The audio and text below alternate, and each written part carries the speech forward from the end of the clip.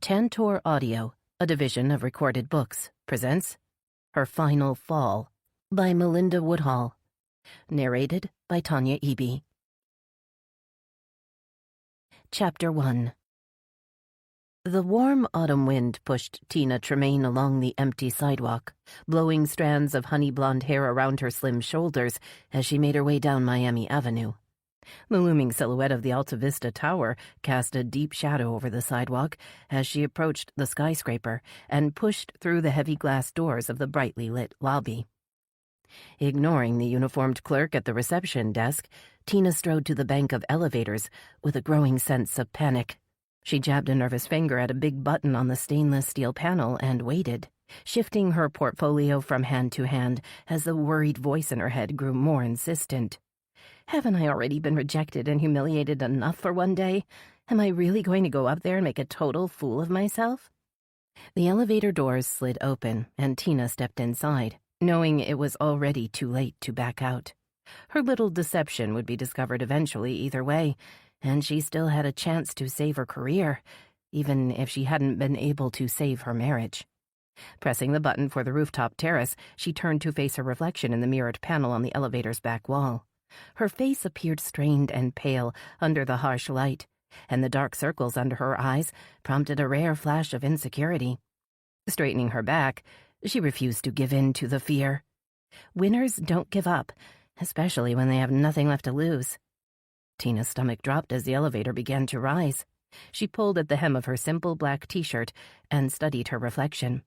She'd been tempted to wear something more colorful or even glamorous, but her agent's disapproving voice had played in her head, convincing her to settle for the standard outfit she always ended up wearing to casting calls. A simple black t-shirt and well-cut jeans are always best. Anything else will make you look like an amateur, or like you're trying too hard. Tina assumed the casting director she was about to meet had heard the same advice. Maybe he'd overlook her bait-and-switch attempt if she showed up wearing the right clothes. As the elevator came to a sudden stop, Tina inhaled deeply and arranged her face into a bored pout. Best not to look too eager. She'd have to play it cool and act like an opportunity to land the coveted cover of High Glamour magazine wasn't a big deal. Stepping out of the brightly lit elevator, Tina squinted into the darkness beyond, dismayed to see that the rooftop terrace appeared to be empty. Chairs had been placed upside down on round-topped tables that normally accommodated sizable lunch and dinner crowds, and the lights were out behind the long bar. "Dining area is closed on Sundays." Tina jumped as a deep voice sounded behind her. A security guard stood in the shadow of a potted palm tree. He moved closer and pointed to a row of twinkling lights in the distance. "You can still get to the observation deck over on the east side if you don't mind the breeze." Tina's pout had disappeared, frightened away by the man's sudden appearance. She took in his thick black belt and shiny badge and tried to catch her breath. Her eyes fell on his name tag, and she resisted the temptation to roll her eyes, wondering why anyone would name their poor child Lester. "Actually, I'm meeting someone up here." Pulling her phone from her back pocket, she checked the time. "I guess I am a little bit early." She looked toward the lights ahead, wrapping her thin arms around her body as another gust of wind blew through the light fabric of her t-shirt. The air felt much colder 50 floors up. "You can always wait down in the lobby if you get too chilly." Lester had adopted a protective tone that reminded Tina of her father. When she didn't respond, he shrugged. "Suit yourself, but bad weather's moving in from the east. Wind's only gonna get stronger as the storm gets closer." Dismissing his warning, Tina edged forward, wanting to get to the observation deck before the rep from High Glamour arrived. She needed time to smooth her tangled hair and regain her composure. "Alrighty then, just follow the lights and watch your step." With a curt nod, Lester turned and walked toward the elevator. He thumbed the single button on the stainless steel panel. Then the big doors slid open, and Tina was alone in the blustery night. Bracing herself against the now constant wind, she hurried across slick concrete, wobbling slightly on her 3-inch heels. The expensive designer pumps had been a present she'd given to herself after she'd booked her last big job, and she felt a little better when she glanced down to admire the sleek shoes. When she looked up, the stunning view of the city skyline was just visible over the waist-high ledge of the observation deck. Forgetting her plan to play it cool, Tina gasped in pleasure and rushed forward to lean against the smooth metal of the guardrail. A million lights spread out before her, and she imagined that each one marked a spot where another person lived or worked or stood, just like her, looking out into the big, shining city. An ache started in her chest at the thought that no one was out there waiting for her to come home. She was all alone now. Determined not to cry, she opened her portfolio and scanned her composite card, wondering how long it would take for the rep from High Glamour to notice the difference. She wasn't the model he'd requested to meet, but maybe he wouldn't notice right away. A casting director must see thousands of headshots and composite cards every month, right? So maybe he'll let me slide, or decide he likes me better. The man from High Glamour had called the Tremaine modeling agency earlier that day, asking to make an emergency booking. A model had canceled on him at the last minute, and he needed to find a replacement before the magazine's cover shoot the next day. Overhearing the agency's booking agent on the phone, Tina had known right away that it was a once-in-a-career opportunity. Unfortunately, the man had already reviewed the agency's online portfolio. Tina wasn't the model he'd wanted. The sound of footsteps started her heart pounding. She closed her portfolio and turned toward the approaching figure, realizing with a flush of embarrassment that she didn't remember the man's name. "You must be the casting director with High Glamour," Tina said as the man's tall frame came into view. "Tremaine Modeling sent me over for the go-see prior to tomorrow's cover shoot." Recoiling as a sudden flash of light illuminated the deck, she managed to raise a hand to shield her eyes, just as the man snapped another picture. The flash on his camera emitted a second burst of light, prompting Tina to take an uncertain step backward.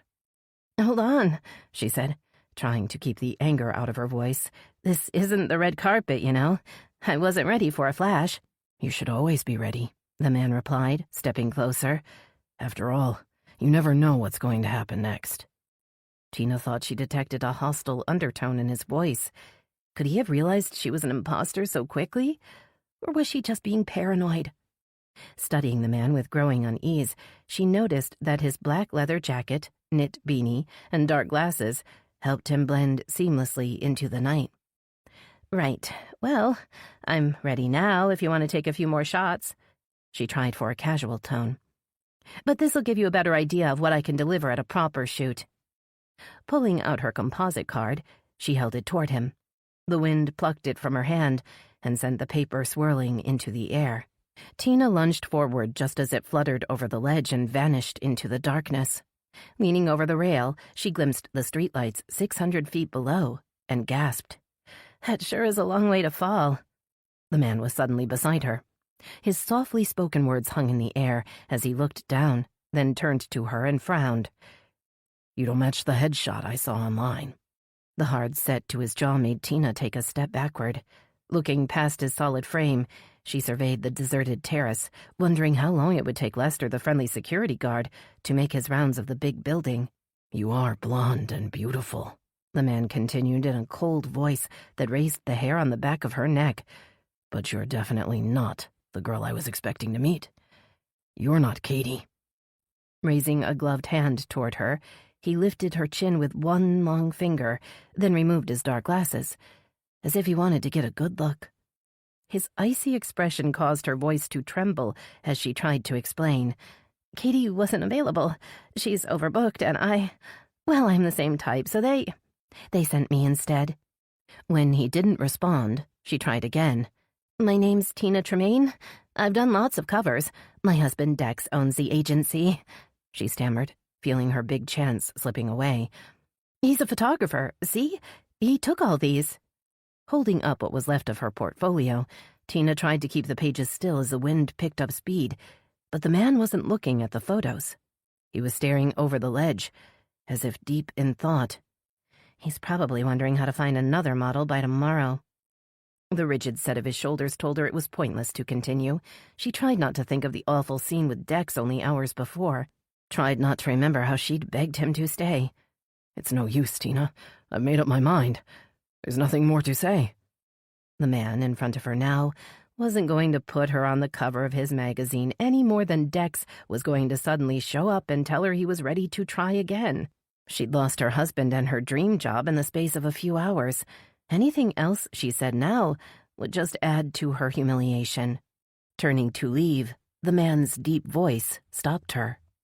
"You can't go." Hope kindled in Tina's heart as she looked around to see him checking his camera with a distracted frown. "We only have a few minutes," he said, looking toward the elevator. "Stay there and give me a pose." Smoothing her hair back as best she could, Tina looked into the camera lens with a sultry pout. She squinted slightly in preparation for the camera flash. "Yes, that's it." His cold voice had transformed into an impatient growl. "Lean back against the rail. Good. Now close your eyes." Tina felt the hard metal rail through her t-shirt and tilted her head back so that her long blonde hair billowed out over the ledge. The gusty air was cold but exhilarating, and she let her body relax, willing the wind to carry her worries away, telling herself she may yet have a chance to clench the cover. Her moment of bliss ended when a strong hand grabbed hold of her arm, causing her eyes to open in surprise. The man stood over her, his eyes gleaming with a frightening intensity. Trapping her other arm in a steel grip, he twisted a plastic cable tie around her wrists with practiced speed, then spun her around to face the darkness beyond the ledge. Tina gazed out at the lights with disbelieving eyes, stunned by the swiftness of his attack. She sucked in a ragged breath before letting out a terrified scream that quickly evaporated into the howling wind that swirled around her. "I'd forgotten how much I like this part." The man's fevered words penetrated Tina's panic, and she looked back to see that a malicious grin had spread across his face. "Don't worry," he grunted out, hefting her up onto the ledge. "After this, you're going to be famous." Staring down at the pavement 50 stories below, Tina strained against his hands, kicking back in desperation. She felt the heel of her shoe connect with the man's body, kicking again and again. She was rewarded by an angry howl, but the iron grip only grew tighter as he shoved her further over the rail. "No!" Her scream ended with an anguished sob as she felt him loosen his hold. Twisting around, she grabbed hold of the rail, clutching at the cold metal with weak hands still bound by the cable ties. A hard shove sent her careening over the ledge, and she shrieked in panic, clinging to the rail. Looking up toward the ledge, she saw the man's face appear, the nasty grin still in place. A flash lit up the sky, and Tina flinched, instinctively turning away from the camera. "Please, help me." But she knew it was pointless to plead for help. The man wanted her to fall. He wouldn't help her. And she was too weak to pull herself up or to even hang onto the rail much longer. The return of the security guard was her only hope. But the man looming over her seemed to have the same idea. He held up the camera in one gloved hand as he squeezed his other hand into a fist and brought it down hard on her trembling fingers. The world slowed down and grew heavy around her as her fingers began their relentless downward slide. The man's face hovered above her in the dark, the light of the camera lighting up his evil grin, then receded quickly as she fell toward the ground in a whooshing, weightless rush. Closing her eyes, she surrendered to the fall. Chapter 2. Veronica Lee looked up from her computer screen and turned tired eyes toward the front door. Frowning at the soft scuffle of footsteps on the porch, she pushed back from her desk and stood up, just as a loud knock reverberated through the quiet room. Crossing to the window, she felt a flutter of hope that Hunter Hadley had decided to stop by to see how her report was coming along. Instead, she saw a white delivery van idling by the curb. A man in a dark brown uniform and matching cap was already jogging back toward his vehicle. A soft whisper of fur against her hand let Veronica know that she wasn't the only one that had been disturbed by the unexpected delivery. Winston gazed up at her with sleepy eyes from his favorite napping spot on the windowsill. "You can see everything from here, can't you, boy?" Veronica ruffled the plush orange fur on the tabby cat's back and rolled her aching shoulders. She'd been working on her latest story all morning and hadn't gotten up to stretch for hours. A break to retrieve the package and refill her water bottle would help her refocus. Brooding over her looming deadline, Veronica crossed to the front door and turned the heavy metal deadbolt that secured the solid wooden door. She peeked through the peephole just to make sure the coast was clear, then pulled the door open. A small brown paper package lay on the welcome mat. Her name and address had been handwritten on the front of the package in large block letters with a black marker. She picked up the package and turned it over to examine it. Winston appeared by her ankles, making a half-hearted attempt to slip out the door into the mid-morning sunshine. "Oh, no, you don't," she murmured, bending to scoop him up just in time. "I've got to get to the station, and I don't know when I'll be back. You better stay in and wait for Ma to get home from school." Carrying the big cat and the package into the kitchen, Veronica set Winston on the floor and examined the brown paper wrapping, noting that a shipping label hadn't been affixed to the lightweight parcel. The sender's name and address also seemed to be missing. Suspecting it might have come from one of the die-hard fans that followed her reports on Channel 10 News, Veronica was tempted to lay it aside and open it later. She'd been preparing a special report on Nick Sargent's indictment and pending trial all weekend, and had already asked to extend her deadline once. If she didn't submit her story by the end of the day, she'd risk the new station manager handing the assignment to someone else. Spencer Nash had joined the Channel 10 team only the month before, and Veronica was determined to prove to him that she was still capable of delivering hard-hitting stories, even after everything she'd been through in the last few months. She hesitated before dropping the package on the counter, recalling the plain white delivery van. No logo on the van and no label on the package? Whoever sent this is too cheap to pay for proper delivery, or they're trying to hide their identity. Curiosity got the better of her. She set the package on the kitchen table and tore off the paper to reveal a simple cardboard box. A silver USB memory stick lay inside. Veronica's green eyes narrowed as she stared at the little device. Whoever had sent her the memory stick obviously had information to share. She couldn't just go back to working on her story. At least, not without finding out what was on the device in front of her first. Hurrying back to her computer with the box in one hand, she hesitated before picking up the USB stick. What if this contained something terrible? Maybe even something illegal. Veronica had gotten lots of fan mail after her last 2 big stories had garnered national attention, and she had also received her share of hate mail and creepy correspondence from would-be suitors. So far, nothing she had received had made her feel seriously threatened, but then most of the mail had been sent to her attention at Channel 10 and not to her home address. The fact that the package had been hand-delivered to her house made Veronica uncomfortable. She knew from recent experience that there were bad people in the world that would go to great lengths to get what they wanted. Using a tissue from the box on her desk, she picked up the memory stick and inserted it into the USB port on her computer. She right-clicked and selected the option to run a virus scan on the USB drive. Winston padded back into the living room as she waited for the results. "Remember what Ma always says, Winston," Veronica called out as the cat jumped onto the windowsill. "You can never be too careful." A message box popped up on the computer screen, assuring Veronica that no viruses had been detected. She double-clicked to open the drive. The memory stick contained a single zipped file named Falling for You. She unzipped the file, extracting a dozen digital images. Opening the first image, she braced herself for whatever might appear. The tall building in the photo was impressive, but Veronica couldn't make out anything particularly interesting or unusual about it. Moving to the next picture, Veronica saw a beautiful young woman in a black t-shirt and jeans. Her honey blonde hair blew around her face as she approached the tall building. The next few pictures followed the same blonde woman out onto the rooftop of the building, capturing her startled expression, as if she'd been taken unaware by the photographer. Disturbed by the voyeuristic vibe of the photos, Veronica hesitated before moving on to the next image, which showed the woman pouting into the camera as if she were posing for a fashion shoot. Veronica began to relax as she viewed the next file. This one was a video clip.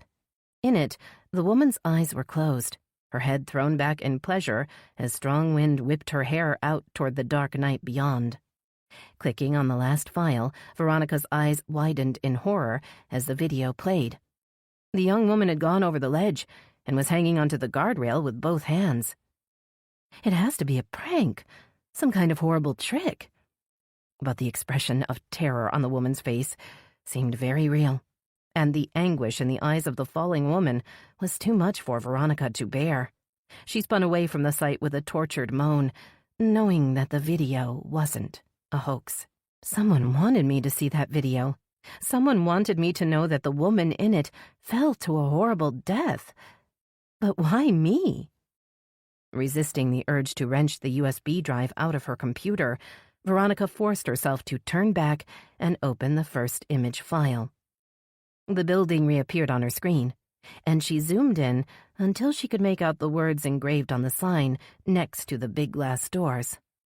Alta Vista Tower, she whispered, typing the name of the building into the computer's search engine and waiting for the results to load.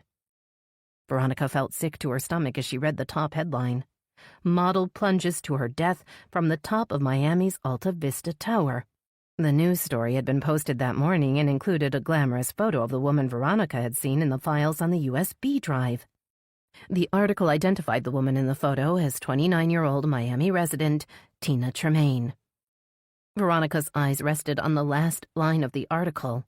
The Miami Police Department is asking anyone who has information related to the death of Tina Tremaine to contact local authorities. Reaching for her phone, Veronica scrolled through her contacts, looking for a number she hadn't called in several months. Tapping on Nessa Ainsley's name, she held the phone to her ear and prayed that Willow Bay's chief of police would answer. The Channel 10 station was humming with activity when Veronica arrived. Dumping her computer and purse on her desk, she made her way to the glass-walled office Hunter Hadley now shared with Finn Jordan. She was still getting used to the fact that Hunter was no longer the station manager and had taken on a new role as Channel 10's senior investigative reporter covering national news. Hunter looked up with a smile as Veronica entered. His smile faded when he saw that the haunted look was back in her eyes. "What's happened?" Veronica lifted a clear plastic bag. The memory stick was inside. "Someone sent me this," she croaked out, then cleared her throat. "There are pictures and video on this of a woman falling." He stood and moved forward just as Finn Jordan stepped into the room, carrying a brown paper bag and 3 coffee cups in a cardboard carrier. The young man's white Labrador retriever followed close on his heels, sniffing at the bag. "This isn't for you, Gracie." Finn stopped short when he saw Veronica. "Oh, sorry, Ronnie. I didn't know you were coming in, or I would have thrown in one of those blueberry muffins you like." "Don't call me Ronnie," Veronica replied automatically. Her voice strained. "And I can't even think about eating now, not after seeing this." Again, she lifted the plastic bag. This time, Hunter reached out and took it from her, his warm hand gentle against hers. "Okay, let's see what it is." He turned to Finn and nodded for the younger man to put the coffee and bagels on his desk. Veronica bent to pet Gracie's soft fur, trying to block out the image of Tina Tremaine's frightened eyes that had stuck in her head. "This was delivered to Veronica's house," Hunter explained as he leaned over to insert the memory stick in his computer.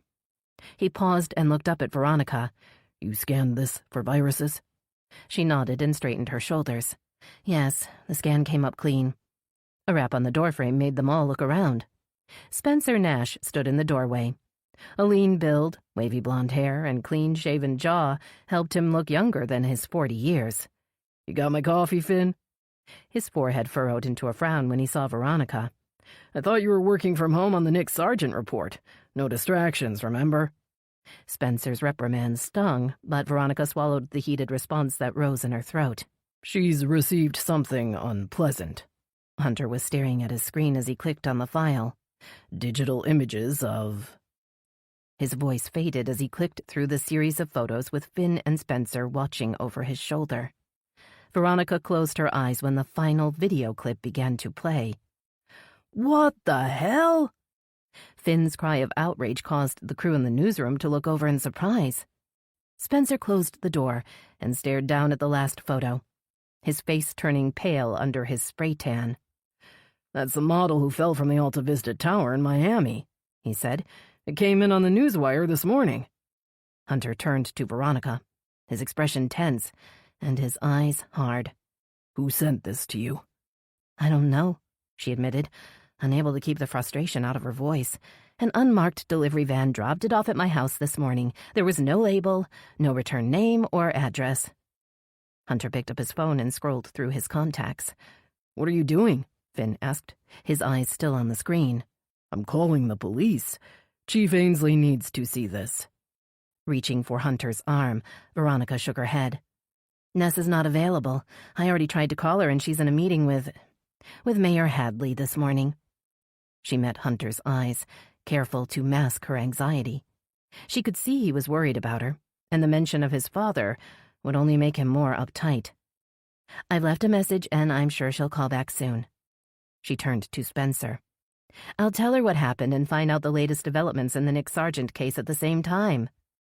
"There's no way you'll be able to make your deadline now," Spencer said, his voice softening. "I'll push the story to tomorrow. That gives you 24 hours. Nodding in agreement, Veronica turned back to Hunter, who had ejected the memory stick and dropped it back in the plastic bag. He handed it to her, then began packing up his travel bag. "Finn and I are going down to Miami," he said, holding her gaze. "We'll find out what's going on with this story and pull together a segment to fill in the open spot in tonight's broadcast." Veronica flinched at his choice of words. Find out what's going on with this story? Her voice vibrated with emotion. Tina Tremaine suffered a hideous death. I'd say it wasn't just a story to her, or to her family. Gracie whined in reaction to Veronica's obvious distress, and Finn knelt to comfort the big dog. Spencer considered Veronica's flushed face with narrowed eyes, but remained quiet. He'd already made it clear that he thought she was still too traumatized by her recent ordeal with Xavier Grayson to come back to work. He'd implied more than once that she was too emotional to remain objective. Veronica knew her outburst would only reinforce his opinion, but she was too upset to care. "I didn't mean for it to sound like that." Hunter stood in front of her, his dark eyes worried, but his voice calm and reassuring. "Finn and I will go to Miami and see what else we can find out. You stay here and work on your story. When Nessa calls back, you can give her the memory stick, and she'll decide what to do with it." Spencer cleared his throat. We aren't going to turn it over to the police before we copy the files, are we?" He sounded unsure. "I mean, we are going to use them in our coverage of the story, right?" His words sent a chill down Veronica's spine. He couldn't really be thinking of broadcasting Tina Tremaine's horrifying last moments. Could he? She searched Hunter's eyes and was stunned to see that he was actually contemplating the question. Shaking her head in disgust, she clenched the plastic bag in her fist and strode out of Hunter's office. Grabbing her purse and computer off her desk, she fled through the station's front door. She needed to leave before she said something she would regret, and she needed to talk to Nessa Ainsley. Chapter 3. Nessa Ainsley felt her phone buzz in her pocket again, but she kept her focus on the infuriating man sitting across from her.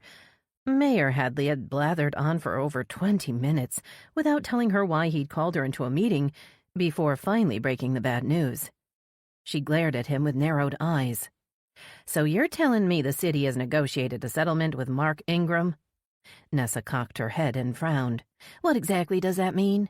That we're going to have to give him some sort of severance payout?" The mayor raised his eyebrows and feigned surprise. "Not at all, Chief Ainsley. I'm saying that we'll be reinstating Detective Ingram to his former position." Ignoring the genuine shock that flashed onto Nessa's face, Hadley sat back and continued. "As I just explained, Judge Eldridge graciously acted as a moderator between Willow Bay's legal counsel and Detective Ingram's lawyer. Luckily, they were able to come to a mutually beneficial agreement." Nessa's stomach dropped as the reality of what she was hearing started to sink in. From her point of view, there was nothing lucky about it. The detective she had recently dismissed for insubordination and misconduct was to be allowed back on the force. "You're telling me that we have to rehire Ingram so that he won't sue us? Isn't that kind of like blackmail?" Mayor Hadley looked peeved. "No, it isn't," he said, folding his hands on the desk and sitting forward. "It's called negotiation." "Well, it sounds like bullshit to me." The words spilled from Nessa's mouth before she could stop them. Mayor Hadley's face reddened, and he banged his fist on the desk. What do you suggest I do? You want me to risk bankrupting this city because you can't manage your department properly? I suggest you stand up for your chief of police, she shot back, her own fist itching to pound the desk. A soft knock followed her angry words, and Tenley Frost opened the door and slipped inside. "Sorry, I'm late, Mayor Hadley," she called out, taking a seat next to Nessa. "Avery's checkup took longer than I expected." Softening at the mention of Tenley's baby daughter, Nessa turned to the news media relations officer and smiled. Just because Mayor Hadley was a jerk didn't mean she could forget her manners. "How old is your little sweetie now?" 6 months and counting." Tenley's mouth turned up in a smile as she tucked a lock of shiny auburn hair behind her ear. She sounded wistful. "It's all going by so fast. I know the feeling." Nessa thought of how quickly Cole and Cooper had morphed from sweet little babies to big, rowdy boys. Mayor Hadley cleared his throat in annoyance. "Yes, well, we all have children and responsibilities at home, but right now we also have work to do." The mayor's glum tone reminded Nessa that Hunter Hadley no longer wanted anything to do with his father. For a split second, she almost felt sorry for the old man. It must hurt like hell to be rejected by your only child. Tenley's voice brought Nessa back to the situation at hand. "Now, Nessa, as you know, the city has agreed to reinstate Mark Ingram to his previous position in the WBPD Major Crimes Unit." "Well, I know now," Nessa snorted, her sympathy for the mayor evaporating. "Mayor Hadley just informed me about the agreement." Tenley shifted uncomfortably in her chair as she spoke. "I'm not sure if Mayor Hadley explained that the agreement also stipulates that the WBPD will make an official statement apologizing for the misunderstanding leading up to Detective Ingram's dismissal. I'm here to help you prepare the statement." Gasping in outrage, Nessa stood and stared down at Tenley, then spun to face the mayor. "You must be out of your mind if you expect me to apologize for firing the man who sat in the Blue Ribbon Diner eating pie instead of responding to my call for backup." Tenley opened her mouth to speak, but Nessa held up a trembling hand to stop her. "The Willow Bay stalker could have killed everyone in that station, Mayor, including your own son. Just imagine the lawsuits the city would have faced if that had happened." "Calm down, Chief Ainsley." Mayor Hadley adopted a disapproving drawl. "No need to be overly dramatic. I'm sure you and Detective Ingram can patch things up." Before she could protest further, the phone on the mayor's desk buzzed, and a woman's voice sounded through the intercom. "Sorry to interrupt, Mayor, but Superintendent Chandler is here for your next meeting." The mayor regarded Nessa with a cold stare as he replied. "Okay, tell him it'll be just a minute. This meeting is over." Standing and checking his oversized watch, he turned to Tenley. "You and Nessa work up the statement and email it to me by end of day. I want it posted up on the city's website before Detective Ingram starts back to work tomorrow." Nessa gasped, as if she'd been punched in the stomach, but the mayor was already heading toward the door. "Tomorrow?" Nessa's voice cracked on the word. "But Ingram won't even have a partner. Not unless we're bringing back Detective Ortiz as well." The comment stopped the mayor halfway across the room. He swung around with an impatient frown. "No, Ruben Ortiz has already found a position up in Gainesville, so we'll need to hire in someone else to partner with Ingram." He dropped his eyes as if checking his watch again. "In fact, I already have someone in mind who would be perfect for the job. A young man from a fine family. His father and I go way back. I'll send you over the details so you can follow up." Trailing Tenley out of the office, Nessa felt her rage begin to build and boil in her chest. "I may have to live with Ingram on the force, but there's not a snowball's chance in hell I'm going to let Mayor Hadley pick my new detective for me." Nessa was still fuming when she made it back to the police station. She pushed through the front door and forced herself to smile and wave a greeting to the desk sergeant behind the counter. "Alma's looking for you, Chief," the uniformed officer called out. "She may still be in the bag with Detective Van Zinger." Making a beeline for Van Zinger and Jankowski's office, Nessa wondered why Willow Bay's senior crime scene technician wanted to see her. Maybe she's found evidence that'll help Riley put away Nick Sargent. While State Prosecutor Riley Odell had managed to indict Nick Sargent on charges of racketeering and extortion, She now had to convince a jury that the former Channel 6 reporter was guilty beyond a reasonable doubt.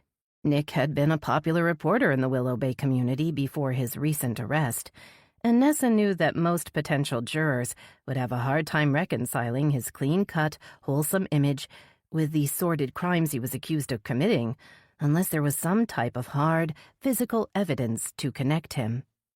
Stopping in the doorway of her former office, she saw that Alma Garcia had settled into a chair across from Tucker Van Zinger. The crime scene technician gazed at the brawny detective with obvious interest. Leaning forward with both elbows on the desk, she looked ready to pounce on her unsuspecting target at any minute. "Morning, Chief," Van Zinger called out as he looked up. "Is this a private meeting?" Nessa laced her southern accent with playful sarcasm. "Or can anyone join in?" Alma sat up straight and threw Nessa a guilty grin. She motioned to the metal folding chair beside her. "Actually, I was waiting for you." Alma's big brown eyes grew serious. "I got an interesting call this morning from the FBI. I thought you and Riley Odell would want to know right away." Van Zinger's face lit up with interest as Nessa frowned in concern. "Okay, you've got my attention, Alma. What did the feds say?" "You want to wait for Riley so she can hear this as well?" Alma asked, letting her eyes slide to Van Zinger with a mischievous gleam. At Alma's mention of the lovely state prosecutor, Van Zinger's face flushed a deep red that matched his crew cut. "Just get on with it, Alma." Nessa wasn't in the mood to play games, not when it came to the feds getting involved in one of her cases, and not after the infuriating news about Mark Ingram's return. "An agent called me first thing this morning," Alma said, unperturbed by Nessa's abrupt tone. "Said that a DNA profile I uploaded to CODIS is a partial match to the DNA found at the scene of a homicide up in D.C. A cold case, I think." "Whose DNA profile?" Van Zinger asked the question before Nessa could open her mouth. Pausing for dramatic effect, Alma leaned forward. "Xavier Grayson." She waited for her words to sink in. "Apparently, his DNA profile is a partial match to this D.C. homicide." Nessa registered the information with instant concern. The DNA of the man that had murdered celebrity author Portia Hart only months before was somehow connected to another homicide. The same man that Van Zinger had shot and killed in a desperate attempt to stop the serial killer from taking more innocent lives. "What do you mean by a partial match?" Nessa demanded. "Who was the homicide victim?" Van Zinger added. Leaning back in her chair, Alma shrugged. "The agent didn't provide further info, just asked for the contact details of the detective working the case." Alma saw the irritation on Nessa's face and quickly added, "I explained the subject of the DNA profile is dead, and that the case has already been turned over to the state prosecutor." Nessa shook her head, holding back her frustration. "Okay. So how do we contact this special agent? We need to find out exactly what the D.C. homicide has to do with Xavier Grayson." "I can email you the contact details, but you should be getting a call. I gave the agent your number as well as Riley's." Glancing down at her phone, Nessa saw that she did have a new voicemail, but it wasn't from the FBI. Putting the phone to her ear, she heard Veronica Lee's familiar voice. "Chief Ainsley, I need you to check your email as soon as you get this message. I just sent you some images that were delivered to my house this morning. They're from a crime scene." The distress in the reporter's voice was palpable. Whatever she'd received had badly shaken her.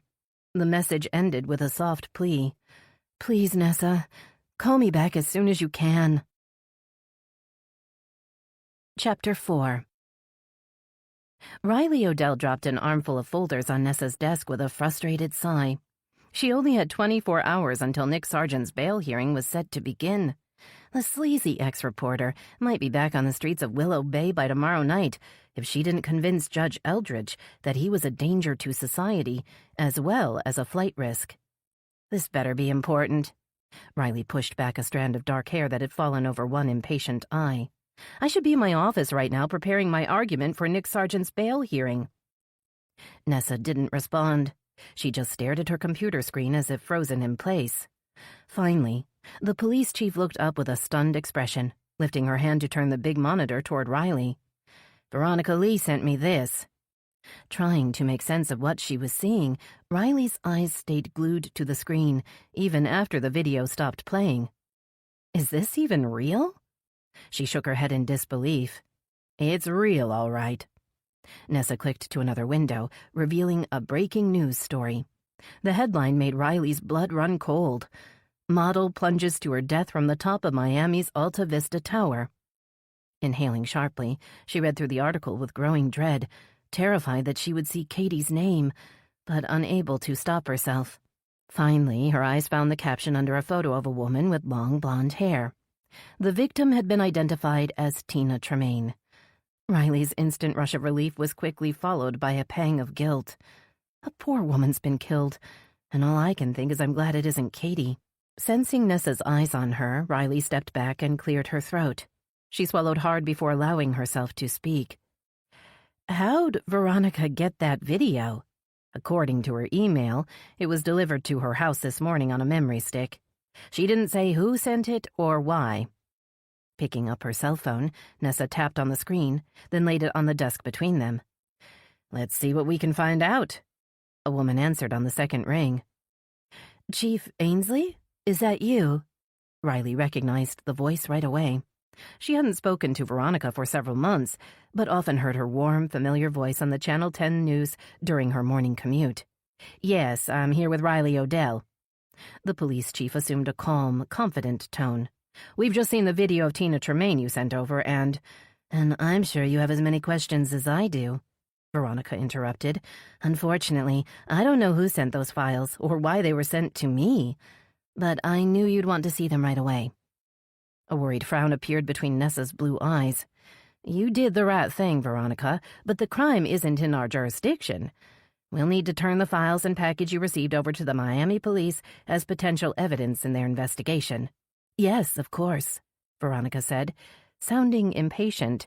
But whoever took these obviously wants to involve me or Channel 10 in whatever sick game they're playing, which means they likely have some sort of connection to Willow Bay. Riley had to agree. The photos and video had clearly been taken by whoever had followed Tina Tremaine up to the roof and witnessed the woman's fall. The person behind the camera was likely responsible for the beautiful model's death. She's right, Riley murmured to Nessa. Someone needs to find out who sent that package, and you have a duty to investigate since the recipient lives here in Willow Bay. Nessa held up a hand to silence Riley, shaking her head in frustration, making her soft red curls quiver. Veronica, who else has seen these files? Just a few people at the station so far. You aren't going to use those awful images on the news, are you? Nessa's cool demeanor faltered. That poor woman's family doesn't deserve that, and I'm sure the Miami police will also object. Riley shuddered at the possibility of Tina Tremaine's terrifying last moments broadcast for all to see on the nightly news. She could see from the way Nessa's hand had clenched into a fist beside the phone that the police chief was thinking along the same lines. The heavy silence on the other end of the connection worried Riley. Veronica might feel that it was her duty to update the public, and the terrifying video would no doubt skyrocket Channel 10's ratings. I hope not, Veronica finally said, sounding unsure. Hunter Hadley and a videographer from the station are driving down to Miami as we speak to get more details and prepare a report about Tina Tremaine's fall. If the station manager wants them to include the photos and video in their report... Her hesitant response wasn't reassuring. Riley waited as Nessa arranged for Veronica to bring down the USB stick and envelope. I'll ask our crime scene techs to pack it up and send it down to Miami right away, Nessa assured her, and I can assign one of the patrols to keep an eye on you if you feel threatened. No, I'm okay, Veronica replied. I doubt it's personal. Whoever sent it probably wants to see his handiwork on the news. Riley suspected she was right. Sending a video of the crime to a reporter was probably the quickest way to make headlines. But why not send it to a reporter in Miami? Why choose a reporter at a small station in Willow Bay? Nessa ended the call and turned to Riley. You used to work in the prosecutor's office in Miami, didn't you? You know someone there we can contact? The question prompted a rush of unpleasant memories. Riley's years working in Miami had been unbearably lonely. and the sprawling city was the scene of her biggest regret. She'd failed to bring down Xavier Grayson before he could go on to kill more innocent victims. Too many people had died because she hadn't managed to stop him when she had the chance. Yes, I keep in touch with a few people at the MPD and the state attorney's office down there, Riley admitted, heading toward the door. I'll go back to my office and make a few calls, and then I've got to prepare for Nick Sargent's bail hearing. Hold on, Nessa called after her. I didn't get a chance to tell you why I asked you to stop by. Turning around, Riley raised her eyebrows. There's more? Oh, yeah, there's always more, Nessa said, and this time it seems the FBI is involved. Riley walked back to City Hall, still hashing over what Nessa had told her about the call from the FBI and the partial DNA match between Xavier and a cold case homicide in Washington, D.C. Every time I think I'm finally done with Xavier Grayson, he comes back to haunt me. Even now that he's dead, I still can't find closure. She'd been working for months to complete the case files on all of Xavier Grayson's crimes. Now she'd have to follow up with the FBI before she could officially close out the case. She wasn't willing to leave loose ends or lingering questions, not when the case involved a serial killer like Xavier Grayson. Surprised to find the door to her office open, Riley stepped in the doorway and peered inside. A woman stood at the window with her back to the room. For a minute, Riley thought she was looking at Tina Tremaine. The tall, slim figure and long golden hair matched the woman in the photos. Then the woman turned, and Riley gasped in recognition. "Katie!" She hurried forward, pulling her younger sister into a hug. "What are you doing here? And what have you done to your hair?" Stepping back to stare into Katie's bright blue eyes, Riley saw a glimmer of fear, along with her sister's usual defiance. "I'm in trouble, Riley. I didn't know where else to go." A phone buzzed nearby, and Riley looked over to see a man's long figure slumped into an armchair against the wall. The man's pocket buzzed again, and Katie hurried over and pulled out the phone to silence it, apparently afraid the sound would wake him. What's he doing here? Riley glared at Dex Tremaine's slack face, outraged that Katie would bring the older married man into her office. Riley had made it very clear she didn't approve of the photographer taking advantage of her 23-year-old sister. And in return, Katie had refused to talk to Riley for the last 6 months. "Don't wake him up," Katie whispered. "He's been at the police station all night and he's exhausted." "The police station?" Riley refused to lower her voice. "What's he done now?" Katie narrowed her eyes, and Riley braced herself for a stinging comeback. Instead, her sister dissolved into tears, dabbing at her eyes and reaching for the box of tissues on Riley's desk. "You can save the tears for someone who doesn't know you better," Riley snapped, irritated by the attempt to distract her from the question at hand. "Now, what has he done?" "I haven't done anything." Dex's voice was groggy, and he yawned as he spoke. "But the police think I had something to do with Tina's accident. As if I could ever hurt anyone, much less my wife." Spinning to face Dex, the pieces began to fall into place. Tina Tremaine. I thought the name sounded familiar.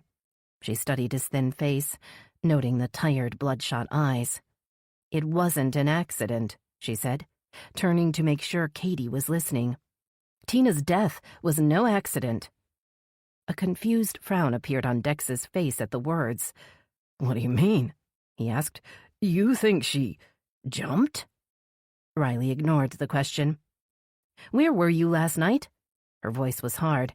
"Where were you when your wife died?" "He was with me last night." Katie stepped between Riley and Dex.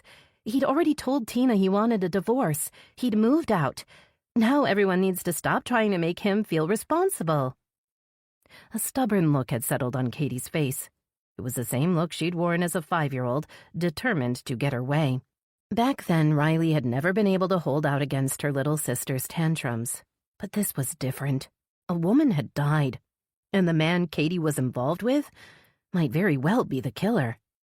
"Well, someone is responsible," Riley insisted. "And if it isn't Dex, then who could it be? Who would want Tina Tremaine dead?" That sounds like something my big sister, the scary state prosecutor, should be able to find out. Katie crossed her arms over her chest. Or have you given up on chasing the bad guys, just like you gave up on me? Stung by her sister's bitter tone, Riley's face flushed with anger. You're the one who gave up on your future and your family when you quit law school and got involved with a married man. Katie's eyes flashed, but Dex stepped forward, stopping her response. Riley saw pain in his eyes as he faced her. I'm sorry for the trouble I've caused between you and Katie, but I swear to you, I had nothing to do with Tina's death. Now, Katie brought me here because she thought you could help us. And how am I supposed to do that? Katie scoffed at Riley's words, but Dex didn't seem offended. You're a lawyer and a state prosecutor. I'm sure you could help us fight whatever bullshit charges the police are trying to pin on me. I'm a prosecutor, not a defense attorney. Riley tried not to sound as helpless as she felt. And the case, whatever case they might bring against you, is out of my jurisdiction. In spite of the crestfallen look on Katie's face, Riley forged on. She'd have to be honest if she wanted to be of any help to her sister. Any interference by me, whether in a personal or professional capacity, would only hurt your chances of getting fair treatment from the prosecutor in Miami. And it would be considered a conflict of interest that could cost me my career. Oh yes, I almost forgot. Your precious career is the only thing you care about.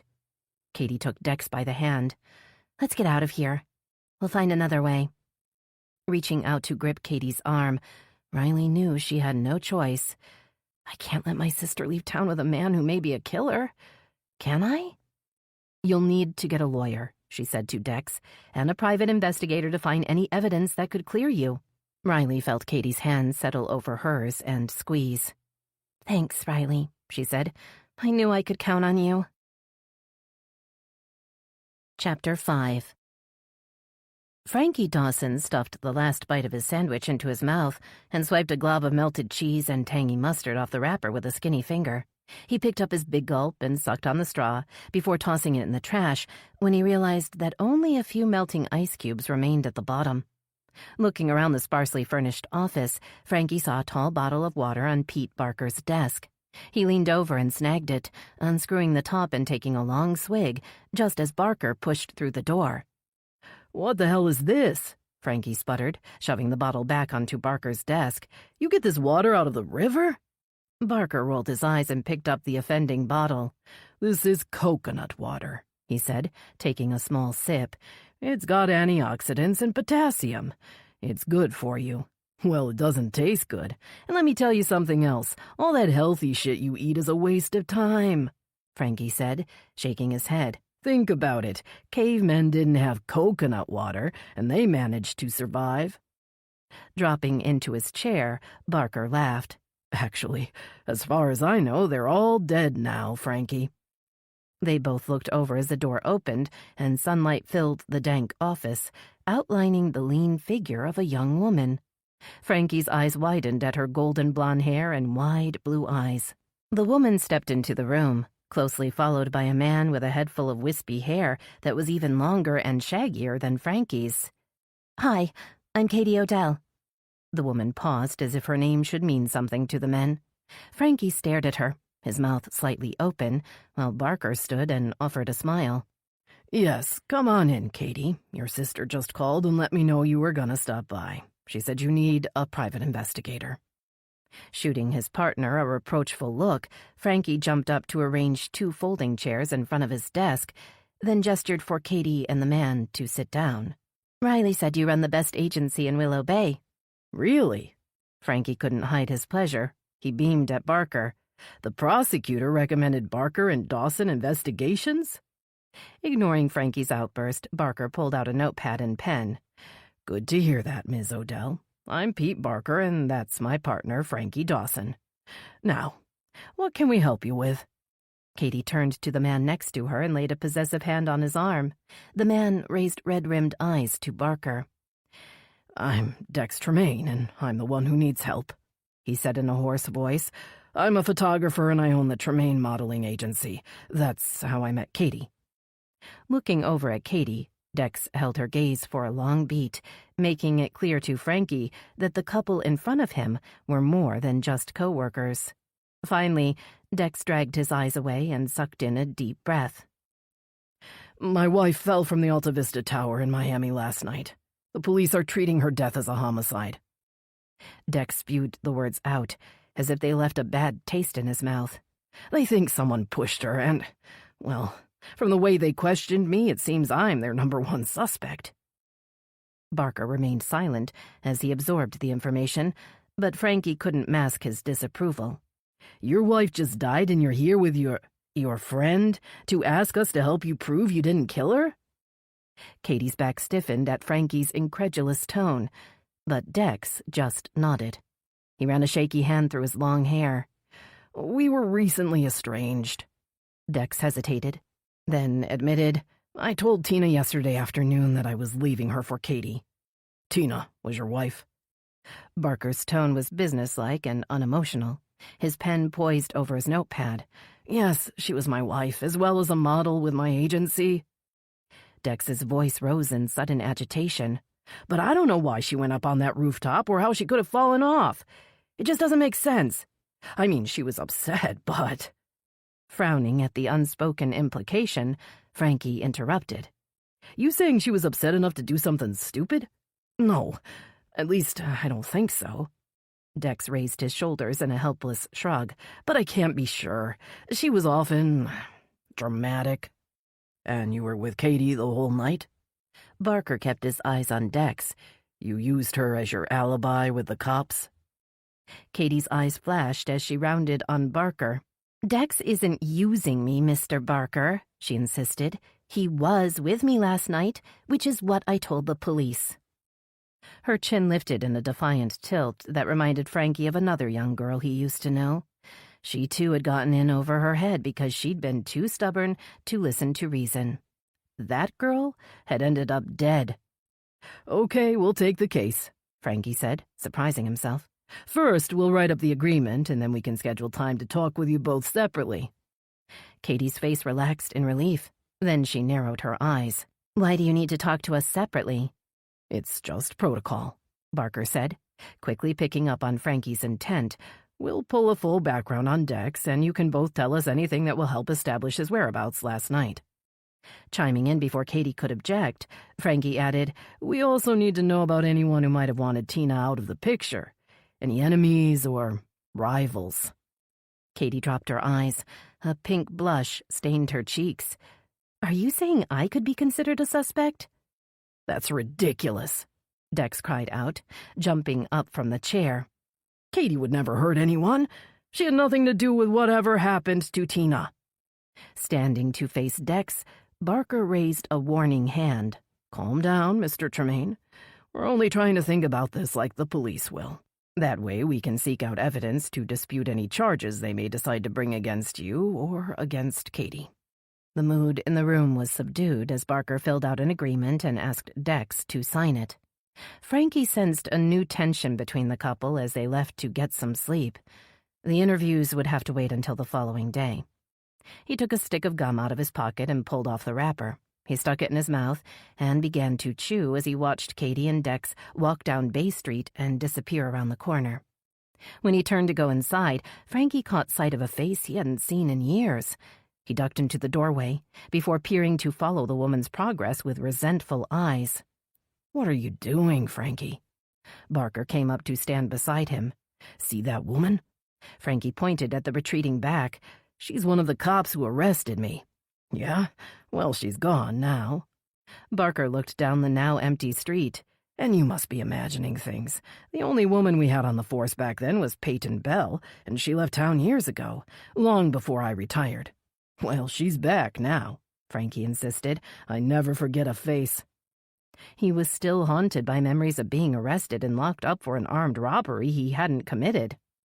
Even though he'd eventually been exonerated, the experience had changed his life and made him wary of trusting anyone, especially the police. Stepping out onto the sidewalk, Frankie forced his mind back to their new case. He wondered if he could trust Katie or Dex to tell the truth. Something about the way they'd looked at each other made him believe their feelings for each other were the real thing, despite the obvious age difference. They could both be just as innocent as I was, but that doesn't mean the cops won't find a way to pin this on them if given half a chance. The thought was unsettling.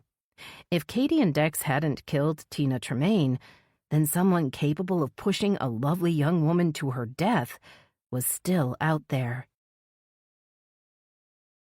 Chapter 6. Xander kept his eyes trained on the tall, skinny man standing outside the unimpressive facade of Barker and Dawson Investigations. He wondered what Katie Odell was up to. The possibility that she'd asked the private investigators to track him down was unsettling, although he knew he had no reason to be worried. The clueless model knew nothing about him.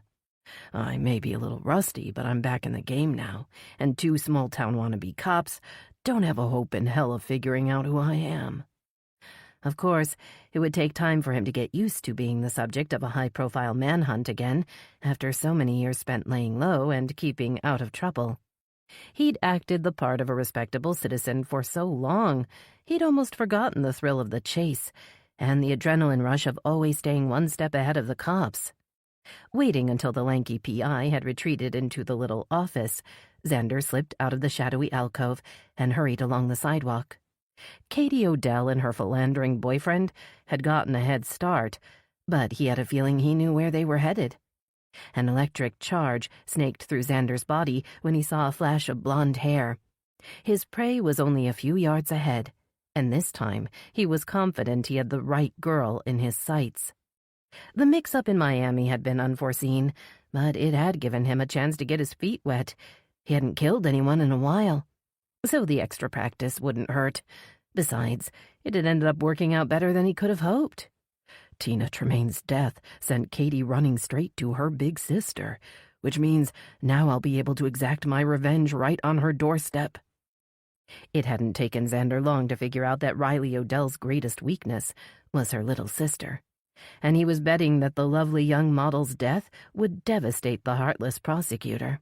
It was to be his first act of retribution for the wrongs that she and her accomplices had committed against him. And once he'd finished with Katie Odell, there would be much more to follow. He had promised himself that he'd destroy everyone who'd been involved, and he intended to keep that promise. They'll all suffer as much as I have before I'm through with them. He was startled out of his dark thoughts when Katie and Dex abruptly stopped to stare at a display of designer handbags and shoes in a shop window. Sidestepping the couple, Xander continued down the street toward the tall, elegant towers of Sunset Terrace condominiums. He didn't look back, not wanting to draw attention to himself. He would find a discreet place to scope out the luxury high-rise where Riley Odell lived. He could use the time to plan his next steps. He wandered past the big building's main entrance, noting the security cameras and entry keypad as he kept moving. The building management had taken the usual precautions, but these didn't worry him. He wasn't planning on breaking through barriers or outwitting the security system. Not when it's so much easier to outwit the users of the system. Sunset Bridge glinted in the distance as Xander made his way to the corner of Sunset and Central. He slid into one of the weathered benches that lined the walkway toward the Sunset Nature Trail. Someone had left behind a copy of the Willow Bay Gazette, and he picked it up and opened it as a shield against curious passers-by. Scanning the headlines, Xander saw that Tina Tremaine's fall from Alta Vista Towers hadn't made the morning edition. That was the problem with print news. They had deadlines, and the last-minute tragedies and breaking stories that didn't respect those deadlines had to wait until the next edition. Footsteps crunched down the leaf-covered sidewalk in front of him, and Xander positioned the paper higher, hoping to dissuade a greeting or a smile. The footsteps slowed and paused. "Sorry to bother you, man. Do you know what time it is?" Xander lowered the paper and smiled at the disheveled young man who'd stopped in front of him. Wearing an ill-fitting t-shirt and baggy jeans, the man clutched a plastic bag from Bayside Market in one hand. A soiled backpack sagged over a bony shoulder. "It's almost noon," Xander replied in a friendly voice, deciding the man wasn't a threat. "Just about lunchtime." "Oh, wow. I'm late for work." The man contorted his face into a worried grimace. "You wouldn't have a few bucks I could use to catch the bus, would you? If I'm late again, I'm gonna get fired." Reaching into his pocket, Xander pulled out a money clip full of bills. He glanced up with a benign smile and nodded, pulling off a crisp 20. The man's eyes widened, and he stuck out his hand, but Xander caught his emaciated wrist in a tight grip. "Does that pathetic line usually work for you?" The man recoiled at the disdain he saw in Xander's face, then dropped his eyes back to the 20, hovering only inches away. "If you want to hustle someone, you've got to look the part." Xander kept his voice low and wrinkled his nose. "And your story doesn't match your stench." The man wrenched his arm away, and Xander let him go with an amused chuckle. He couldn't afford to get into a confrontation outside Riley Odell's building. Besides, the man was probably on drugs. No point in giving him tips to up his game. My days of mentoring young talent are over now, thanks to Riley Odell. A sudden rush of anger caused Xander to clench his fists. He crumpled the 20 into a tight ball and threw it on the ground, watching with narrowed eyes as a man scooped up the wadded bill and scurried down the sidewalk, then turned to hold up a stiff finger in Xander's direction before disappearing around the corner. Lowering himself back on the bench, Xander looked at his watch. He didn't have much time before he'd be missed. Frustration simmered as he realized he'd have to bide his time. His experience with Tina Tremaine had rekindled these savage urges he'd held in check for so long, and now that his reason for enduring the monotony of a normal life had been taken from him, he was impatient to indulge himself once again. The newspaper still lay open on the bench, and Xander's eyes fell on a headline that caught his attention. "Community interest grows ahead of bail hearing for former Channel 6 reporter accused of racketeering and extortion." Scanning the article with narrowed eyes, Xander stopped on the name that seemed to be all over the press lately. Veronica Lee was named as one of the sources in the article. The popular reporter had been covering the story from the beginning, and she was always popping up on the news with a special bulletin about the case. The nosy bitch thinks she can just ruin people's lives and get away with it. Maybe I should have taken her out this morning when I had the chance. But he hadn't known if she would be at home or if she would be alone. Hunter Hadley was always sniffing around, and while he too would have to be taken care of eventually, the reporter looked dangerous. Definitely not the kind of man Xander was ready to take on one-on-one. Not unless he had to, and only if he was armed. So he'd stuck to the plan that morning and left the package on the doorstep. But Veronica Lee's turn would come soon, and she definitely wouldn't be prepared for what he had planned. She's about to find out how it feels to fail the one person you're supposed to protect. How much it hurts to be left alone on this earth without a family. Jumping up from the bench, Xander headed toward Sunset Bridge, striding past a pretty young woman walking her dog. The boxer growled and pulled on its leash as the woman scolded the animal, not sensing the danger that had narrowly passed by. "Nice day, isn't it?" Xander called out in a cheerful voice. "It's finally starting to feel like fall." The woman smiled and walked on, oblivious that she'd just encountered a serial killer who was wanted in several states for multiple murders.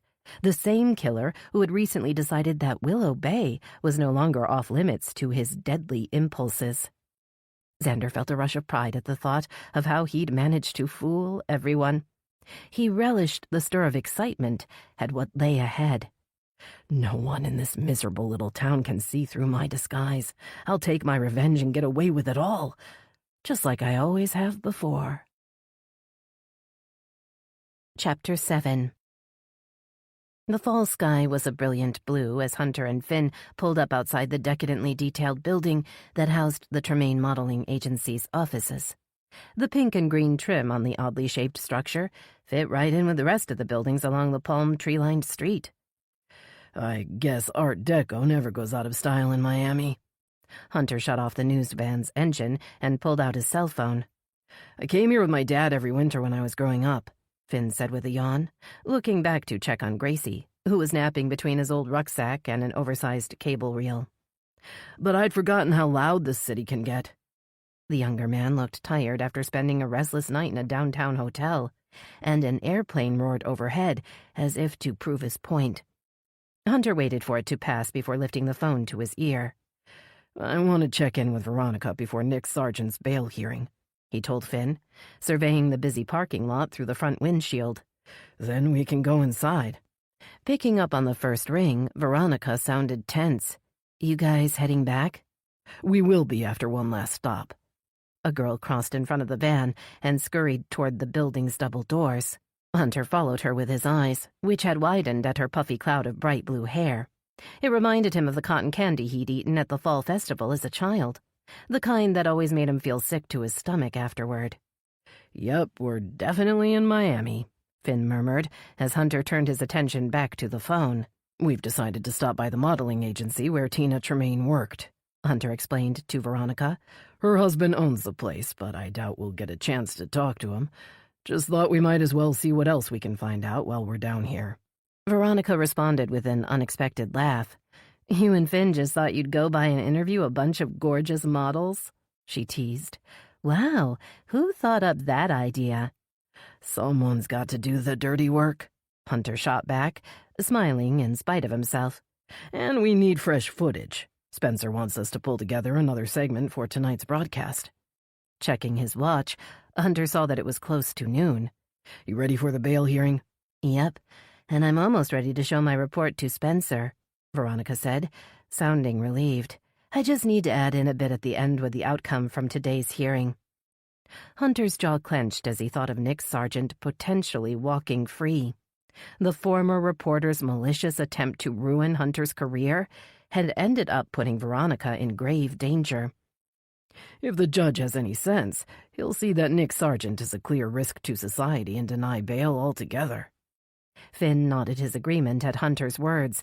As co-owner of Channel 10, he knew that Nick had tried to blackmail a potential investor, intimidated the station's employees and advertisers, and had stolen confidential information from Veronica in a plot to scoop her story and discredit Channel 10. And that was just the tip of the iceberg. Other charges against the disgraced reporter involved the exploitation of vulnerable young women and a role in the illegal distribution of prescription drugs. "I hope you're right," Veronica replied, but she sounded doubtful. "No, I'd better go. And you have models to interview. I'll let you know what happens as soon as the hearing is over." Pushing back the guilty thought that he should be in Willow Bay with Veronica for the hearing, Hunter jumped down from the news van and waited for Finn to retrieve his camera and gear from the back. Time to find out why Tina Tremaine was on that roof. Hunter recognized the bright blue hair as soon as he pushed through Tremaine Modeling Agency's glass door. The young woman from the parking lot was sitting behind a sleek reception desk, sipping from a Starbucks cup. "Good morning." Hunter tried not to stare at her cotton candy hair. "I'm looking for Dex Tremaine. Is he in today?" "You a cop?" The girl's kohl-rimmed eyes narrowed as she surveyed Hunter. She crossed her arms over her chest in a defiant gesture that meant it wasn't going to be easy to get the information he needed. "No, I'm with Channel 10 News," he admitted with what he hoped was an ingratiating smile. "Actually, we both are." He gestured back toward the door where Finn could be seen prepping the camera, hoping the hunky young cameraman might soften the receptionist's stance, but she was unmoved. "The office manager said no reporters are allowed in here." Catching sight of the name scrawled in black marker on the Starbucks cup, Hunter decided to try a different tactic. "You're Ellie, right?" Her eyes narrowed again, but she nodded. "I hear you know everything that goes on around here," he said, inching closer as if he didn't want anyone else to overhear. "In fact, my source said I should interview you for the segment that will be showing on tonight's broadcast." Ellie's expression grew smug. She threw a furtive glance over her shoulder, checking the hallway behind her, then lowered her voice. "The cops barged in earlier wanting to see our bookings and client list, but the office manager said they'll need a warrant. She wouldn't give them anything without Mr. Tremaine's okay, and he's not around. So they left empty-handed." Raising his eyebrows with exaggerated interest, Hunter leaned forward and lowered his own voice to match Ellie's. "Do they think one of your clients is responsible for Tina's fall?" Ellie shrugged, but she pursed her lips as if holding back a secret. Hunter allowed his face to drop in disappointment and waited. As he suspected, she couldn't hold out for very long. All I can say is, if the cops are hoping to find out who booked Tina last night, they're not going to find anything in our records." She paused for effect, holding up a pale hand to study her fingers before continuing. Her fingernails had been painted a bright blue that matched her hair. "The man Tina went to meet last night was expecting a different model. He called after the booking agent left, so I picked up the call. He wanted to meet one of our other models at Alta Vista Tower." Hunter frowned and cocked his head. "So how'd Tina end up on that roof, then?" "The model he requested was Katie Odell." Dropping her eyes, Ellie's tone softened. "She's Mr. Tremaine's new girlfriend." A dozen questions hovered on Hunter's tongue, but he didn't want to risk spooking Ellie. She was just starting to loosen up, so he stayed still and waited. "Tina overheard me on the phone, and when she found out the job was a cover and that the guy had requested Katie, she went nuts. Said that Katie was too busy screwing her husband to go anywhere and that she would go instead." The door opened and Finn stuck his head in. Hunter, we got a problem." Trying to ignore the interruption, Hunter kept his eyes on Ellie. Finn spoke again, his voice more insistent. "The security guy is telling me we can't film inside the building. Give me just a minute," Hunter called over his shoulder, trying to keep his voice calm as he focused on Ellie. "Where's Tina's husband? I just want to ask him for his side of the story." A rough hand settled on Hunter's shoulder. "You guys need to clear out." Turning in surprise, Hunter saw a heavy-set security guard with long sideburns and a thick mustache standing behind him. "I'm an investigative reporter with Channel 10, and I have a right to be here." Hunter shrugged the guard's meaty hand off his arm and reached in his pocket to pull out his press pass. "We're reporting on a crime which is of great interest to the public." The guard smirked at the pass. "Channel 10 in Willow Bay, Florida? Where the heck is that?" Ellie reached out and grasped Hunter's arm. "You're from Willow Bay?" Before he could respond, the security guard inserted himself between them. Gesturing to the door, the guard put a big hand on his gun belt. Hunter could see he was hoping for an excuse to pull out the Colt 1911 resting in the holster. "This is private property, and you and all the other reporters need to stay away or risk a trespass charge." Shaking his head in disgust, Hunter turned and followed Finn out the door and back to the parking lot. The security guard watched from the lobby as they climbed back into the big news van. "You want to get some footage outside the building?" Finn asked as Hunter slid into the driver's seat. "I got about 30 seconds of you talking to the chick with blue hair before the guard showed up." A loud rap on the window made both men jump. Ellie stared through the window, her eyes darting to the building, then back to Hunter as she waited for him to roll down the window. "I'm not sure what's going on, but I thought you'd want to know that Katie Odell called first thing this morning and canceled the job she had scheduled for today. She said she was going to Willow Bay to see her sister. I'm pretty sure Dex went with her." "Are you sure she said Willow Bay?" Hunter asked, unable to hide his surprise at her words. "Yep, I'm sure. She's always bragging about her sister being some kind of hotshot attorney there." Connections started to fall into place in Hunter's mind. "Could Katie's sister be Riley Odell, the state prosecutor?" "That sounds about right," Ellie agreed. "I guess Katie thinks her sister can convince the police that Dex didn't push Tina off that building." Hunter detected a note of doubt in her voice. Or was it fear? "You think Dex Tremaine is capable of murder?" She hesitated, looking toward the building with wide eyes, as if she expected Dex to come running out to silence her at any minute. "When I first started working at the agency, I heard a rumor that his first wife died in some sort of freak accident, and that he never talked about her." Ellie wrapped her arms around her thin body and shivered, despite the balmy Miami weather. "They said she'd been a model, too, and that she'd looked a lot like Tina. So, now his second wife dies suddenly? Let's just say if I were Katie Odell, I wouldn't be volunteering to be the third Mrs. Dex Tremaine anytime soon."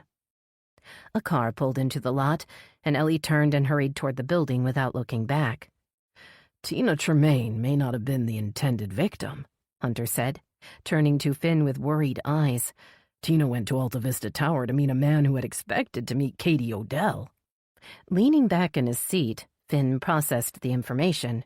"So, you're saying this guy killed Tina Tremaine thinking she was Riley Odell's sister?" "It's a possibility," Hunter said, starting the van. "And I think Riley Odell needs to know what we've found out." He nosed the van into traffic and headed for the highway, his mind racing with the new information.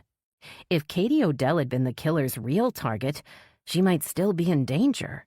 Perhaps the killer had even followed Katie and Dex to Willow Bay. His next thought made Hunter's blood run cold. Did the man who killed Tina Tremaine hand-deliver the package to Veronica's house yesterday? Is Veronica in danger too? Chapter 8. Turning the big red Jeep into the Willow Bay High School parking lot, Veronica checked the clock on the dashboard again. She still had a few hours before Nick Sargent's bail hearing was scheduled to begin, but her nerves were on edge with the worry she might miss it. I'll just drop off Ma's lunch and then head over to the courthouse. Maybe I can even ask Jack to meet me there early so we can get some footage outside before the hearing starts. The thought of Jack Carson's wide grin made Veronica feel a little less anxious. The seasoned videographer had worked at Channel 6 for years before following Spencer Nash over to Channel 10 the previous month, and he'd already demonstrated his competent professionalism both behind and in front of the camera. Yes, I'll call Jack as soon as I leave. He can keep me company and help me shoot additional footage for my segment on Nick Sargent. The idea soothed her. But first, she needed to drop off the lunch bag her mother had forgotten on the kitchen counter that morning. Ling Lee had seemed more forgetful lately, and Veronica suspected that without her special vegan lunch at hand, her mother would likely skip lunch altogether. Hurrying through the big double doors in the wide hallway, Veronica made her way toward the administrative offices, wincing at the echoing click of her heels in the empty corridor. The principal's door was closed as Veronica stepped into the guidance office, and she pulled up short at the sound of angry voices from within. She wondered if her mother was having to discipline a student, or if an unhappy parent had stopped by. "Well, if it isn't the famous television star," the cheerful voice spoke up behind her, and Veronica whirled around to see Jai Patel, the school's assistant principal. The little man's eyes were shining with pleasure as she approached. "Your mother has been sharing all the news with us lately. She is so proud of the work you're doing. Everyone is quite impressed."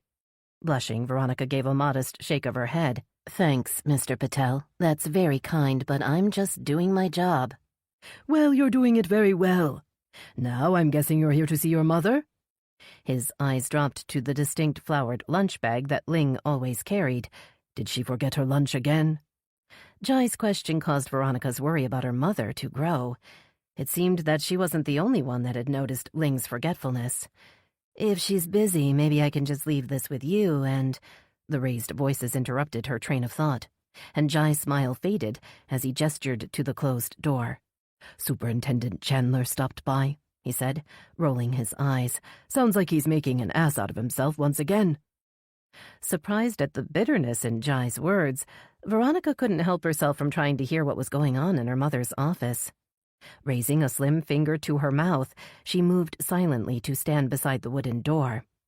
Resting her cheek against a nameplate that identified the office as belonging to Principal L. Lee, Veronica could hear a deep voice. "A principal in our district going on the local news to give interviews and to comment on sensationalized headlines makes this school look like a trashy reality TV show." Veronica's mouth dropped open in outrage at the harsh words. Implying that Ling Lee's behavior was trashy? That was going too far. Veronica reached for the door, but Jai's startled gasp stopped her. "No, your mother wouldn't want you to get involved." His voice had dropped to a panicked whisper. "Don't worry. She knows how to handle bullies like Superintendent Chandler." Hearing the softer tones of her mother's voice, Veronica paused to listen, suspecting that Jai was right. Her mother didn't suffer fools, and she could be tough as nails when needed. "That's ridiculous," she heard Ling reply in a stiff voice. "I was simply asked about my daughter's role in a case, and I gave a brief answer. There was nothing sensationalized or trashy about it." "Well, that's not how Mayor Hadley saw it," the man shot back. "I met with him yesterday, and he seemed very concerned about the impression left on our parents and students." The mention of the mayor caused Veronica's irritation to rise even higher. Hunter's father had no right to be throwing aspersions on her mother. The mayor need not be concerned, but feel free to have him call me directly if he'd like to discuss anything. Ling's voice drew closer to the door, sending Veronica and Jai scurrying across the room. The office door swung open as they reached Jai's desk. Ling emerged, followed by a tall man with broad shoulders that strained against his expensive suit jacket. "The lunch bell will be ringing any minute, and I need to go out in the hall and supervise the students." Ling's voice was firm. "Goodbye, Superintendent Chandler." Striding out of the office without a reply, the big man disappeared into the hall just as a shrill bell pierced the air. Doors banged open and students streamed past as Ling turned to see Veronica. Concern clouded her small face. "Ronnie, what's happened? Is something wrong?" "No, nothing's wrong, Ma." Veronica jumped up from the chair and crossed the room. "I just wanted to bring you your lunch bag. You forgot it on the kitchen counter." Relief flooded Ling's face as she grasped Veronica's hand in hers. "How silly of me. Thank you, honey." She turned to Jai with a rueful smile. "Brock Chandler was in rare form today. He actually thought I'd be worried that Mayor Hadley is displeased with me. As if I care what that sleazy old politician thinks. He'll be lucky to hold on to his own job come election time." Turning back to Veronica, Ling sighed. "I'm sorry to talk badly about your boyfriend's father, Ronnie, but Mayor Hadley and his friends on the city council have intimidated everyone in this town for too long, and I've had about enough." "You don't need to apologize to me, Ma, and you shouldn't have to be bullied by that terrible man. Besides, Hunter wouldn't blame you. He knows the truth about his father." Her words hung in the air and echoed in her ears, resurrecting the question that was never far from her mind. Am I ready to learn the truth about my own father? Pushing the unwelcome thought away, Veronica handed her mother the flowered lunch bag, surreptitiously checking her watch. She didn't want to leave without assuring herself that Ling would be okay, but the bail hearing wouldn't wait. Jai spoke again before Veronica had time to say her goodbyes. "Superintendent Chandler is just jealous that your mother is getting so much attention," Jai insisted with a hint of pride. "The students, teachers, and parents all love her, and he hates that. Besides, that kind of man is always threatened by a strong woman." Ling Li brushed aside Jai's comment, but Veronica wondered if the assistant principal could be right. "Perhaps Brock Chandler thinks you're after his job, Ma," Veronica said with a grin. "Although I think if you're going to run for office, you'd make a better mayor." "That's a great idea." Jai's big brown eyes revealed his delight. "You know everybody in this town, young and old. You practically raised half of them. You might just be the town's only hope to finally get rid of Mayor Hadley." Waving away the suggestion with a small hand, Ling stepped out into the hall just as a boy trundled by on a skateboard. "Don't make me confiscate that board, Luke," she called out. "I've been meaning to get me a new one, so yours would come in handy." The boy grinned and hopped off the board, scooping it up without slowing down.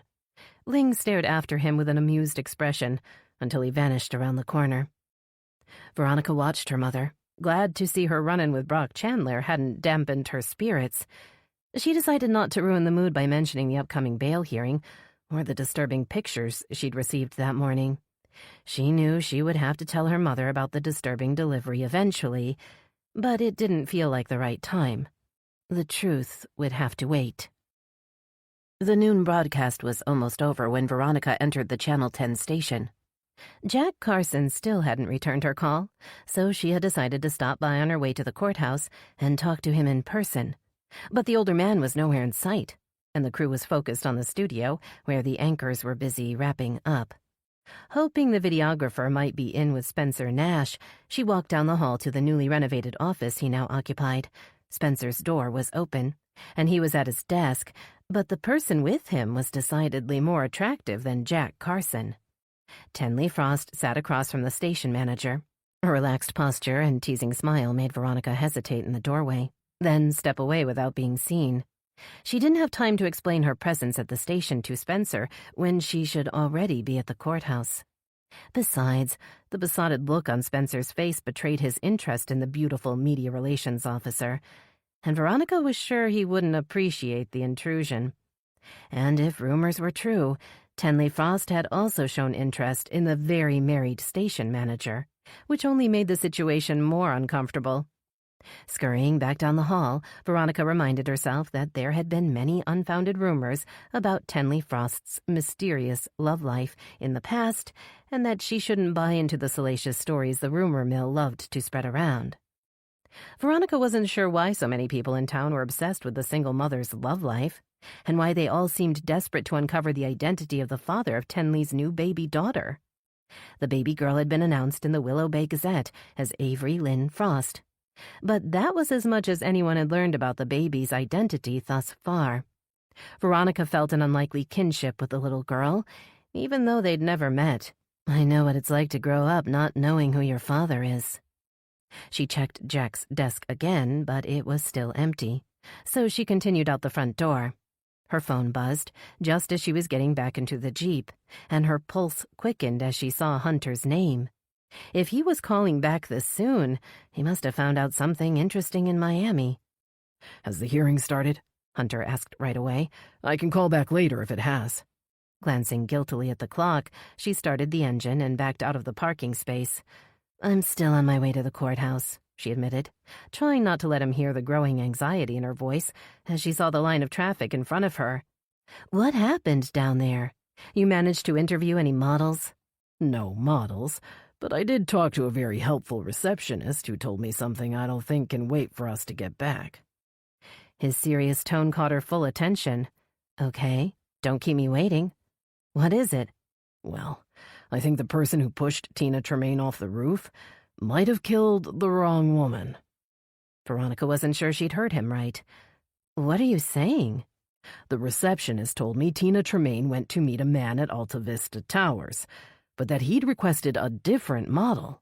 He thought he was meeting a model named Katie Odell, so I'm thinking she's the one he'd intended to kill." Veronica felt a stir of recognition as she waited for the light. "Odell?" she murmured. "Could she—" "Yes, Katie Odell is Riley Odell's little sister," Hunter confirmed before she could ask the question. "And apparently Katie's headed to Willow Bay now with Tina Tremaine's husband to see Riley." Confused, Veronica looked down at the phone, trying to process what Hunter was telling her. How is Tina's husband involved? "Dex Tremaine owns the modeling agency where Katie works. According to the receptionist, he split up with Tina to be with Katie." A horn sounded behind the Jeep, and Veronica snapped her eyes forward. She saw the light had turned green. "I've tried to get both Nessa Ainsley and Riley on the phone to tell them that Katie Odell might still be in danger, and that the person who killed Tina Tremaine might be headed to Willow Bay, but neither of them has answered." Remembering the hearing, Veronica looked at her watch. "They are probably already at the courthouse," she said, her heart dropping as she saw the accident ahead that must be causing the traffic backup. "I can try to talk to them when I get there." She didn't want to say what she was thinking. If I get there in time, if I don't screw this up and let everyone down. "Yes, that would be good, but—" Hunter hesitated. "But what?" Veronica's shoulders tensed as she imagined Hunter thinking that he didn't trust her to relay the information, that he knew she wasn't going to be there on time anyway. "I'm worried that the person who took that video is in Willow Bay," he finally said, "and that maybe he was the one that delivered the package to your house yesterday." Disturbed by the idea, Veronica shook her head in silent denial. "No, he was with a delivery company," she protested weakly, even as she visualized the man's plain white van and generic uniform. "Yes, he could be," Hunter admitted, his voice gentle, "but it's best to assume the worst and take all necessary precautions." Veronica didn't argue as she inched the Jeep forward. The man she'd seen outside her house had to be considered a suspect. After the serial killings she had covered since becoming a reporter and the very real dangers she had encountered in the course of her investigations, she knew that Hunter's fears were justified.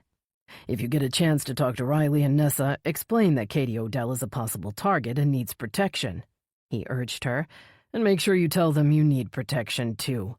"Protection?" Her mouth was suddenly dry. "You think he might come back? But why would he?" She heard Hunter's worried sigh. She imagined him running a hand through his dark hair the way he did when he was worried. "All I know is that it's best to be safe, at least until we find out for sure who delivered that package and why it was sent to you." A sense of foreboding settled over Veronica as a tow truck driver arrived on the scene. Veronica's eyes flicked again to the clock. The bail hearing would begin in less than 30 minutes, and there was no way traffic would be moving any time soon. Steering the Jeep to the side of the road, Veronica pulled onto the shoulder, feeling the big tires crunch over gravel. She rolled to a stop and turned off the engine. Gathering her computer bag and purse, she jumped out of the Jeep and began to walk toward downtown. Chapter 9. Ignoring the buzzing in her pocket, Nessa left her office and hurried toward the lobby. Mayor Hadley had been trying to reach her all morning, eager to discuss the candidate he had recommended for the open position in the WBPD Major Crimes Unit. Nessa was just as eager to avoid the conversation. She had already made up her mind about the kind of detective she was looking to hire, and the mayor's attempt to interfere only made her more determined not to give in to his pressure. "I can make my own hiring decisions. Thank you very much, Mr. Mayor." Stepping out into the lobby, she glanced at the desk sergeant, who was busy chatting with an athletic-looking woman in form-fitting black jeans and a Memphis Grizzlies t-shirt. Nessa crossed the room to the notice board and pinned the job posting above a smattering of missing person notices and wanted posters. There. Now I can tell the mayor that the job has been officially posted. She heard the shuffling of feet behind her and looked around to see Andy Ford. The young uniformed officer strained to see past her, trying to read what she'd put up on the board. "You're looking for another detective?" His freckled face lit up with a hopeful expression. Nessa decided it was best to adjust his expectations before he set his heart on something that wasn't possible. At least, not yet. "We're looking for someone with at least 5 years of experience within a major crime or homicide unit." Nessa kept her eyes on the board so she wouldn't have to see his disappointment. "And I'm expecting the successful candidate to have a criminal justice degree." "I guess that leaves me out," Andy said, his brief dream of promotion dissolving as quickly as it had formed. Nessa adopted the same cheerful tone she used with Cole or Cooper when one of them struck out at bat or missed an easy catch in their Little League game. "With a few more years of experience on patrol and some more of those classes you've been taking at Willow Bay Community College, I'm sure one day you're going to make a fine detective, Andy." "Well, if you're looking for someone in the meantime, Chief Ainsley, I may be able to help." Spinning around, Nessa saw that the woman in the Grizzlies t-shirt was now standing beside her, studying the job posting. Her wide amber eyes were guarded as she slid her gaze to Nessa. "Sorry to butt in on your conversation." The woman's voice was polite, but she didn't offer a smile. "I heard there's a position open in major crimes, and I was hoping to put my name in the hat." Nessa raised her eyebrows. The woman didn't look familiar. She'd be willing to bet she hadn't seen her around town. "How'd you hear about it?" Nessa asked. "I just posted it up on the wall 2 minutes ago." "Sorry, I should have introduced myself. I'm Peyton Bell." She held out a hand. "I used to work for the WBPD. It's been quite a while, but I still have a few friends left in the department." Giving the offered hand a firm shake, Nessa tried to think. Had she ever heard of the town hiring another female detective? "Glad to meet you, Peyton. Although I thought I'd been the first female detective in Willow Bay. Guess I'm not an original after all." "Oh, I wasn't a detective here, just a uniform," Peyton replied, giving Andy an uncomfortable glance as she explained. "I moved to Memphis and got promoted to detective there. I've been working missing persons for the last 5 years, but I had to come back home." Nessa refrained from asking further questions, not wanting to give Andy anything to gossip about. She gestured toward the door leading to the back. "Let's go talk in my office." She ignored Andy's disappointment for the second time. "It'll be more private." Leading Peyton down the hall, Nessa smiled as she felt her pockets start to vibrate once again. Mayor Hadley would have to wait. 30 minutes later, Nessa walked Peyton Bell back to the lobby, satisfied with the woman's qualifications and no-nonsense attitude. She knew that hiring a young female detective would piss off Mayor Hadley, but that was just an added bonus. "You can start tomorrow as long as your references and background check come in clean," Nessa said, sensing the woman's relief. "I'll let HR know you'll be down to see them." "Okay then," Peyton said. "I'll see you in the morning." Watching Willow Bay's newest detective walk away, Nessa felt a stir of sympathy and admiration. It couldn't have been easy for the ambitious young woman to leave a job she loved and come back to this little town. Peyton's stoic words echoed in Nessa's head as she made her way back to her office. "My mother's sick, and she needs my help. I didn't think I'd ever move back here, but, well, sometimes life doesn't give you a choice." Nessa had decided then and there that the young woman would be a good fit for the kind of department she was trying to build. It was just a shame that Peyton would be saddled with Mark Ingram as her partner. At least Mayor Hadley wouldn't get to choose for her. And who knows, maybe Peyton Bell will be a good influence on Ingram. The hopeful thought faded as she imagined telling Mayor Hadley the news. She'd have to return his calls soon. She couldn't keep avoiding him forever, no matter how much she wanted to. Pulling out her phone, Nessa was surprised to see the last few calls hadn't been from the mayor, but from his son. Hunter Hadley had tried to call her twice in the last hour. Tapping on Hunter's name, Nessa held the phone to her ear and checked her watch. She'd planned on attending Nick Sargent's bail hearing, but realized it had probably already started without her. If she hurried, she might still catch the tail end. "Nessa, thanks for calling me back," Hunter said, picking up on the second ring. "Well, I don't have much time." Nessa grabbed her purse and slung it over her shoulder. "I'm already late for a hearing." Pushing out the back exit, she began to make her way along Elm Street as a gust of wind sent her red curls flying. "I'm glad I caught you. I need you to get a message to Riley Odell." Hunter sounded tense, and Nessa had to strain to hear his words over the noise of the traffic as she turned the corner onto Main Street. "What's happened? What message?" A police car sped by, its siren blaring just as Hunter spoke. Nessa waited, then asked again. "What's going on, Hunter?" "I've been in Miami investigating Tina Tremaine's death. I found out something about Riley's sister that I think she needs to know." Reaching the crosswalk, Nessa stopped and held the phone closer to her ear, thinking she may have misheard his words. "Riley's sister? Did you say—" "I can explain later, Nessa, but Riley needs to know that her sister may have been the real target of whoever killed Tina Tremaine." The crowd jostled forward as the crosswalk light turned green, and Nessa tightened her grip on her phone as she crossed the busy street. When she looked up, she saw the courthouse straight ahead. "I didn't even know Riley had a sister," Nessa said, startled by the urgent request. "But then, I guess I don't really know much about her at all." "Well, her sister may already be in Willow Bay, and she could be in danger," Hunter insisted. "Make sure you let Riley know as soon as you see her." Stepping into the security line outside the courthouse, Nessa dug in her purse and prepared to show her badge. "Okay, I'm at the courthouse now," she agreed. "I'll try to get a word with Riley as soon as possible." "One other thing, Nessa." Hunter spoke quickly, trying to get out the words before she hung up. "I'm also worried about Veronica. Whoever dropped off the package at her house yesterday might be involved in some way." The security guard smiled at Nessa and waved her through without examining her badge. She walked directly to the bank of elevators and waited, her mind spinning with all the things she needed to do. "Okay, once the hearing is over, I'll ask a patrol car to keep an eye on Veronica's house," Nessa said, thinking Andy Ford would probably be available. "And you can fill me in on what you learned in Miami." The elevator doors slid open. Nessa stepped inside and thumbed the button for the third floor. Hopefully, Judge Eldridge's courtroom hadn't moved since the last time she'd had the misfortune to testify in front of the unpleasant old man. "Thanks, Nessa. The Xavier Grayson case may be over for you, but Veronica is still dealing with the fallout. The last thing she needs is to become the target of another psycho."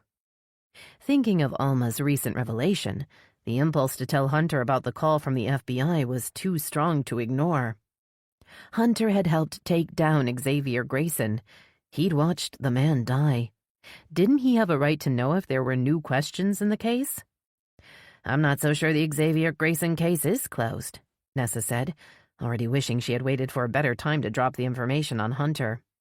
"Our lab got a call from the FBI about a DNA profile we submitted to CODIS. Apparently, Xavier Grayson's DNA is a partial match to an old homicide in D.C. The feds are interested."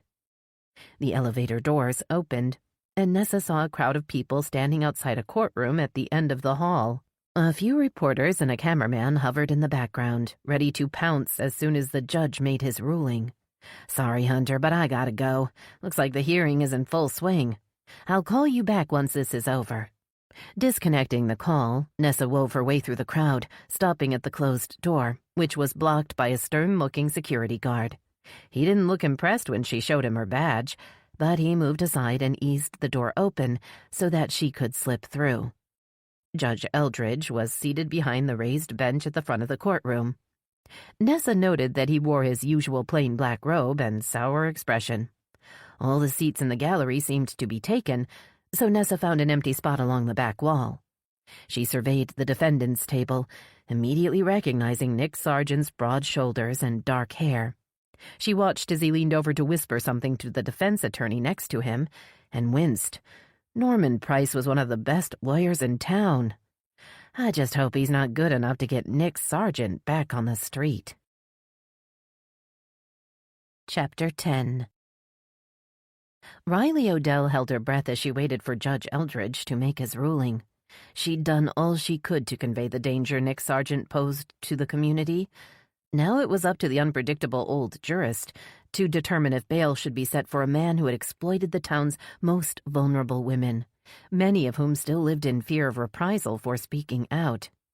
"I've heard arguments from both sides and have decided to set bail for Mr. Sargent at $10,000. The judge pronounced in a scratchy voice. Riley gasped in outrage, jumping up from her seat behind the prosecution table as the courtroom erupted into raised voices. "But the state has requested denial of bail," she called out, even though she knew it was pointless to object. "The amount is ridiculously insufficient based on—" "Sit down, Miss Odell." Banging the gavel on the big wooden bench in front of him, Judge Eldridge scowled in her direction, his face red with indignation. "Any further outbursts from you and I'll have you removed from my courtroom." He turned to Norman Price, who stood beside a beaming Nick Sargent. "My ruling is final. Court is adjourned." Riley sagged back down into her chair with a heavy sigh. She couldn't bear to look over at the defendant's table, where Nick Sargent waited to be escorted back to the holding cell. "Your plan to take down my cousin is already failing, Miss Odell." The deep, gravelly voice interrupted Riley's grim thoughts. Looking up, she saw that a big man in a black leather jacket had slipped into the vacated seat behind her. His dark eyes blazed above a hard jawline and a nose that hinted at his fondness for fighting. "Your cousin?" Riley studied the big man's features. He was older and less polished than Nick Sargent, but she could see a rough resemblance. "This way, Mr. Sokolov." Nick Sargent's attorney hovered at the man's shoulder. "We need to arrange for the bail." "Hold on a minute," he muttered, keeping his eyes on Riley. "I want to introduce myself to the prosecutor. Make sure she knows just who she's messing with." Sticking out a big hand, he produced a sardonic grin, revealing an uneven row of surprisingly white teeth. "I'm Ivan Sokolov. I'm the guy who's gonna expose all the lies you've been telling about my cousin." Riley ignored the hand, turning to see that Nessa Ainsley had come up beside her. The chief of police's angry expression matched her own, and Nessa addressed Ivan with ill-concealed fury. "If you're trying to intimidate the prosecutor, or anyone in this town for that matter, Mr. Sokolov, I'd advise against it." Nessa slid her disapproving stare to Norman Price. "And I think you'd better remind your client that associating with known criminals could violate the conditions of his bail." Ivan raised a hand to stifle the lawyer's response. "I'm a respectable businessman, Chief Ainsley, not a criminal, and I know my rights, so your threats don't worry me." Norman shrugged and returned Nessa's gaze. "I have to agree with Mr. Sokolov, Chief," he said, his tone light. "There's absolutely nothing wrong with a man supporting a family member through a rough time. Now, if you'll excuse us, we have a meeting with the bondsman to get to." Watching the men wind their way toward the exit, Riley wondered what she'd done wrong. How had she allowed a man like Nick Sargent to be released to do more harm? "I know this may not be a good time, but I got a strange call from Hunter Hadley. He wanted me to pass on information he found out in Miami while he was reporting on Tina Tremaine's death." Riley held up a tired hand to stop Nessa. "If it was so important, why didn't he tell me himself?" Nessa shrugged with impatience. I think he tried to call you, she said, but he couldn't get through. Now listen, let's step outside Where's my phone? Riley felt in her pockets, only half listening to Nessa's words. I took it out earlier, but where did I leave it? Listen, Riley, this is about your sister. She may be in trouble. Recalling suddenly that Katie was in town and that she was indeed in trouble, Riley focused her attention back on Nessa. How does Hunter know about Katie? He talked to someone at the modeling agency where Tina worked earlier today. Nessa lowered her voice and looked around the courtroom, clearly not wanting to be overheard. He found out your sister works there too, and that she may be coming to Willow Bay. Riley frowned, not sure what Nessa was implying. She's already here, Riley confirmed, her stomach tightening as she added, she drove up yesterday with her boyfriend. Gripping Riley's hand, Nessa leaned closer. I don't know all the facts, but Hunter thinks your sister may have been the real target of whoever pushed Tina Tremaine off that roof. What? Why would he think that? I'm not sure, but you need to call him and find out. Just then, a deep voice called out across the courtroom. The bailiff stood at the edge of the gallery, gesturing toward the door. Sorry, ladies, but I've got to clear out the room now. I need to ask you both to gather your belongings and head toward the exit. Spinning around to the prosecution table, Riley searched for her phone. Lifting the stack of files on the desk and rummaging through her briefcase and purse, she pushed back the chairs and peered under the table without much hope. I can't find my phone. Riley hated the panic in her own voice. I thought I had it with me, but maybe I left it in the office. She tried to think back to the last time she had the slim black smartphone, but the morning now seemed like a blur. You can use mine, Nessa offered, putting a soothing hand on Riley's arm to tug her toward the open doors in the back. But let's go out in the hall first. The reporters took Riley by surprise, sticking microphones toward her as cameras flashed in her face. Squinting against the bursts of light, she was reminded of the images she'd seen of Tina Tremaine's last moments. Several had shown the doomed model blinking into an unforgiving flash as she'd tried to smile. Anxiety swelled in Riley's chest, and her throat constricted, strangling the response the reporters expected. She clutched at Nessa's hand in alarm, needing to escape the swarm of faces and cameras around her.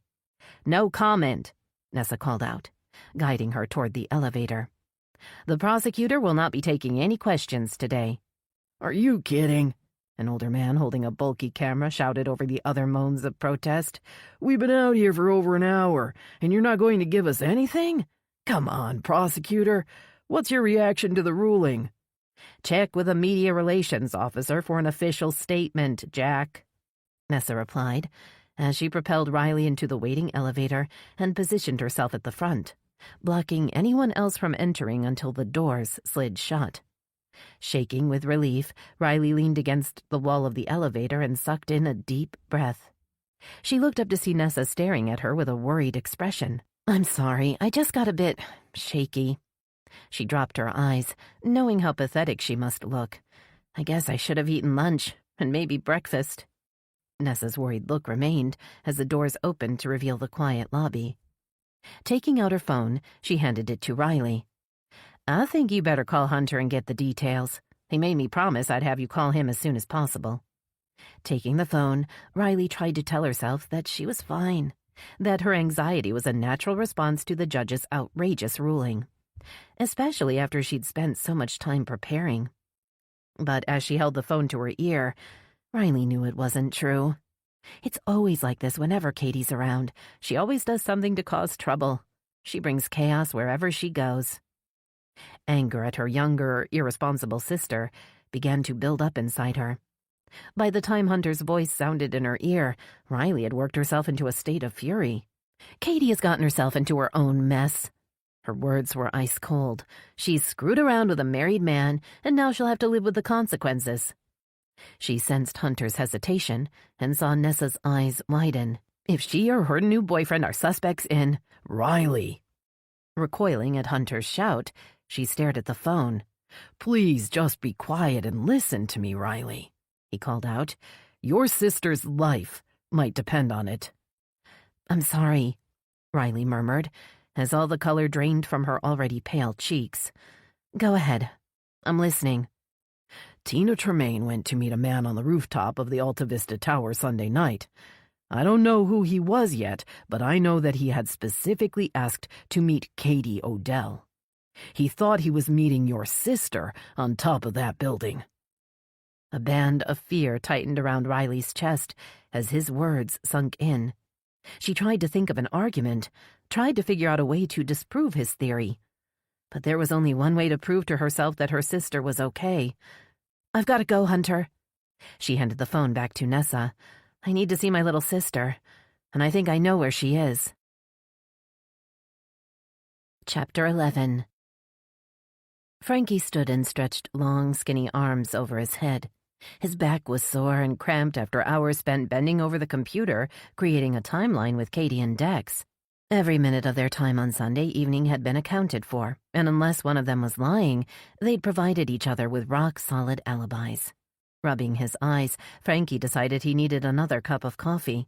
He'd been up most of the night. Flashbacks of his time in prison had kept him tossing and turning.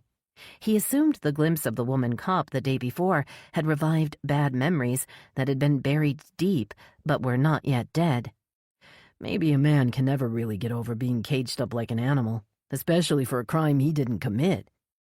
An unsettling thought had occurred to him as he'd stewed in the dark over the injustice.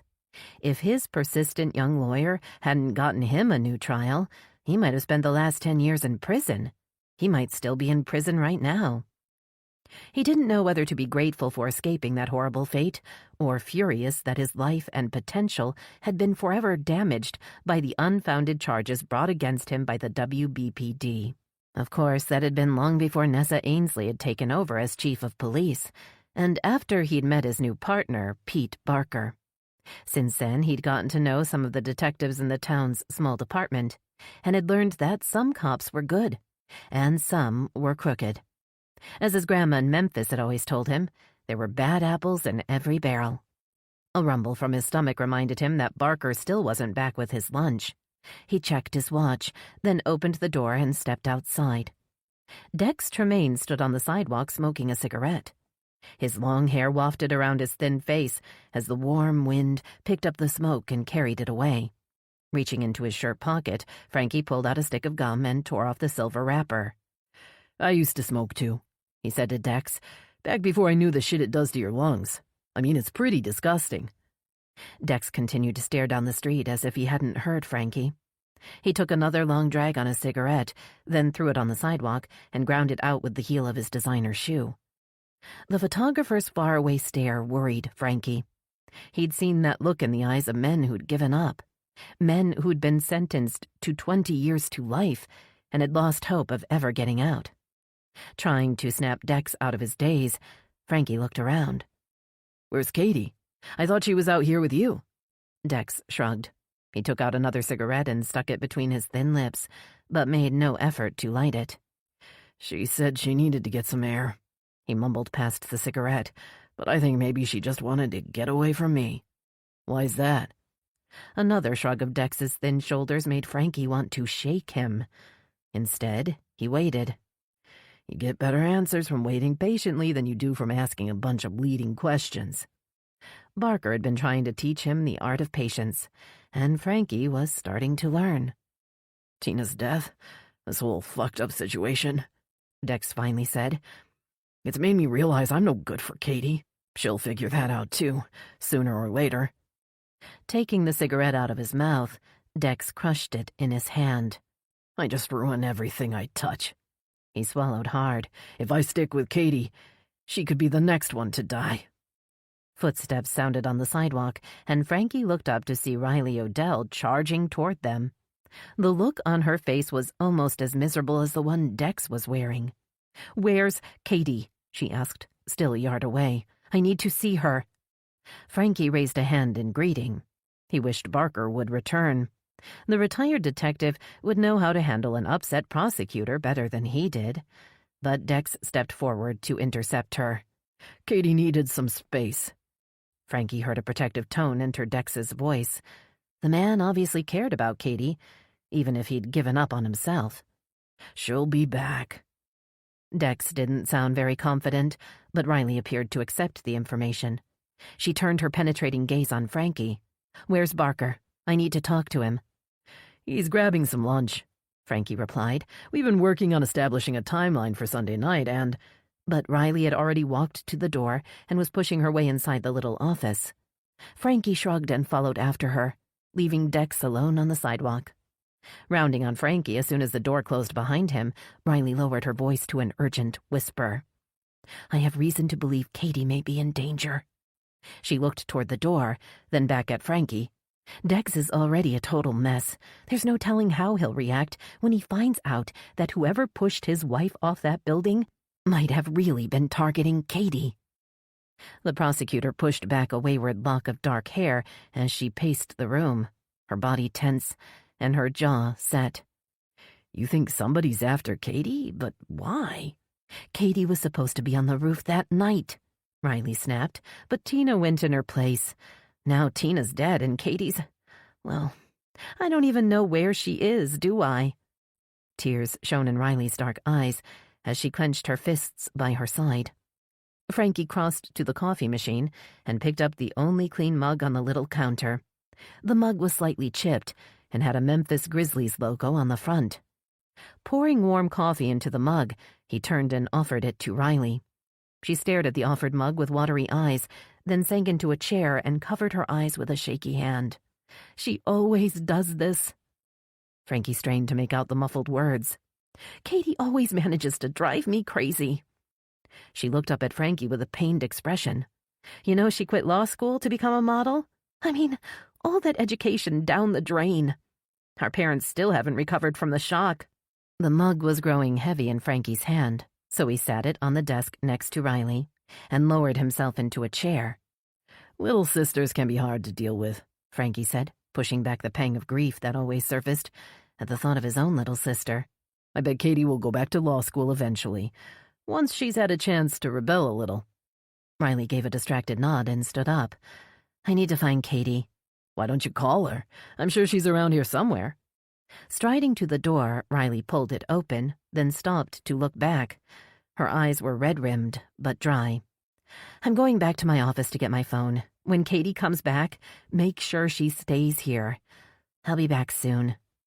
The door swung shut behind her, and Frankie breathed a sigh of relief.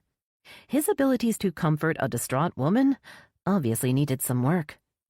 He opened the front door to ask Dex if he wanted the coffee Riley hadn't touched, but the sidewalk was empty. Only a few mangled cigarette butts revealed that Dex had ever been there. Leaning against the building, Frankie crossed his arms over his chest and exhaled, wondering what he should do next. He considered searching for Dex or Katie, or maybe calling Barker. Or maybe I should go inside and take a nap. I need one after last night.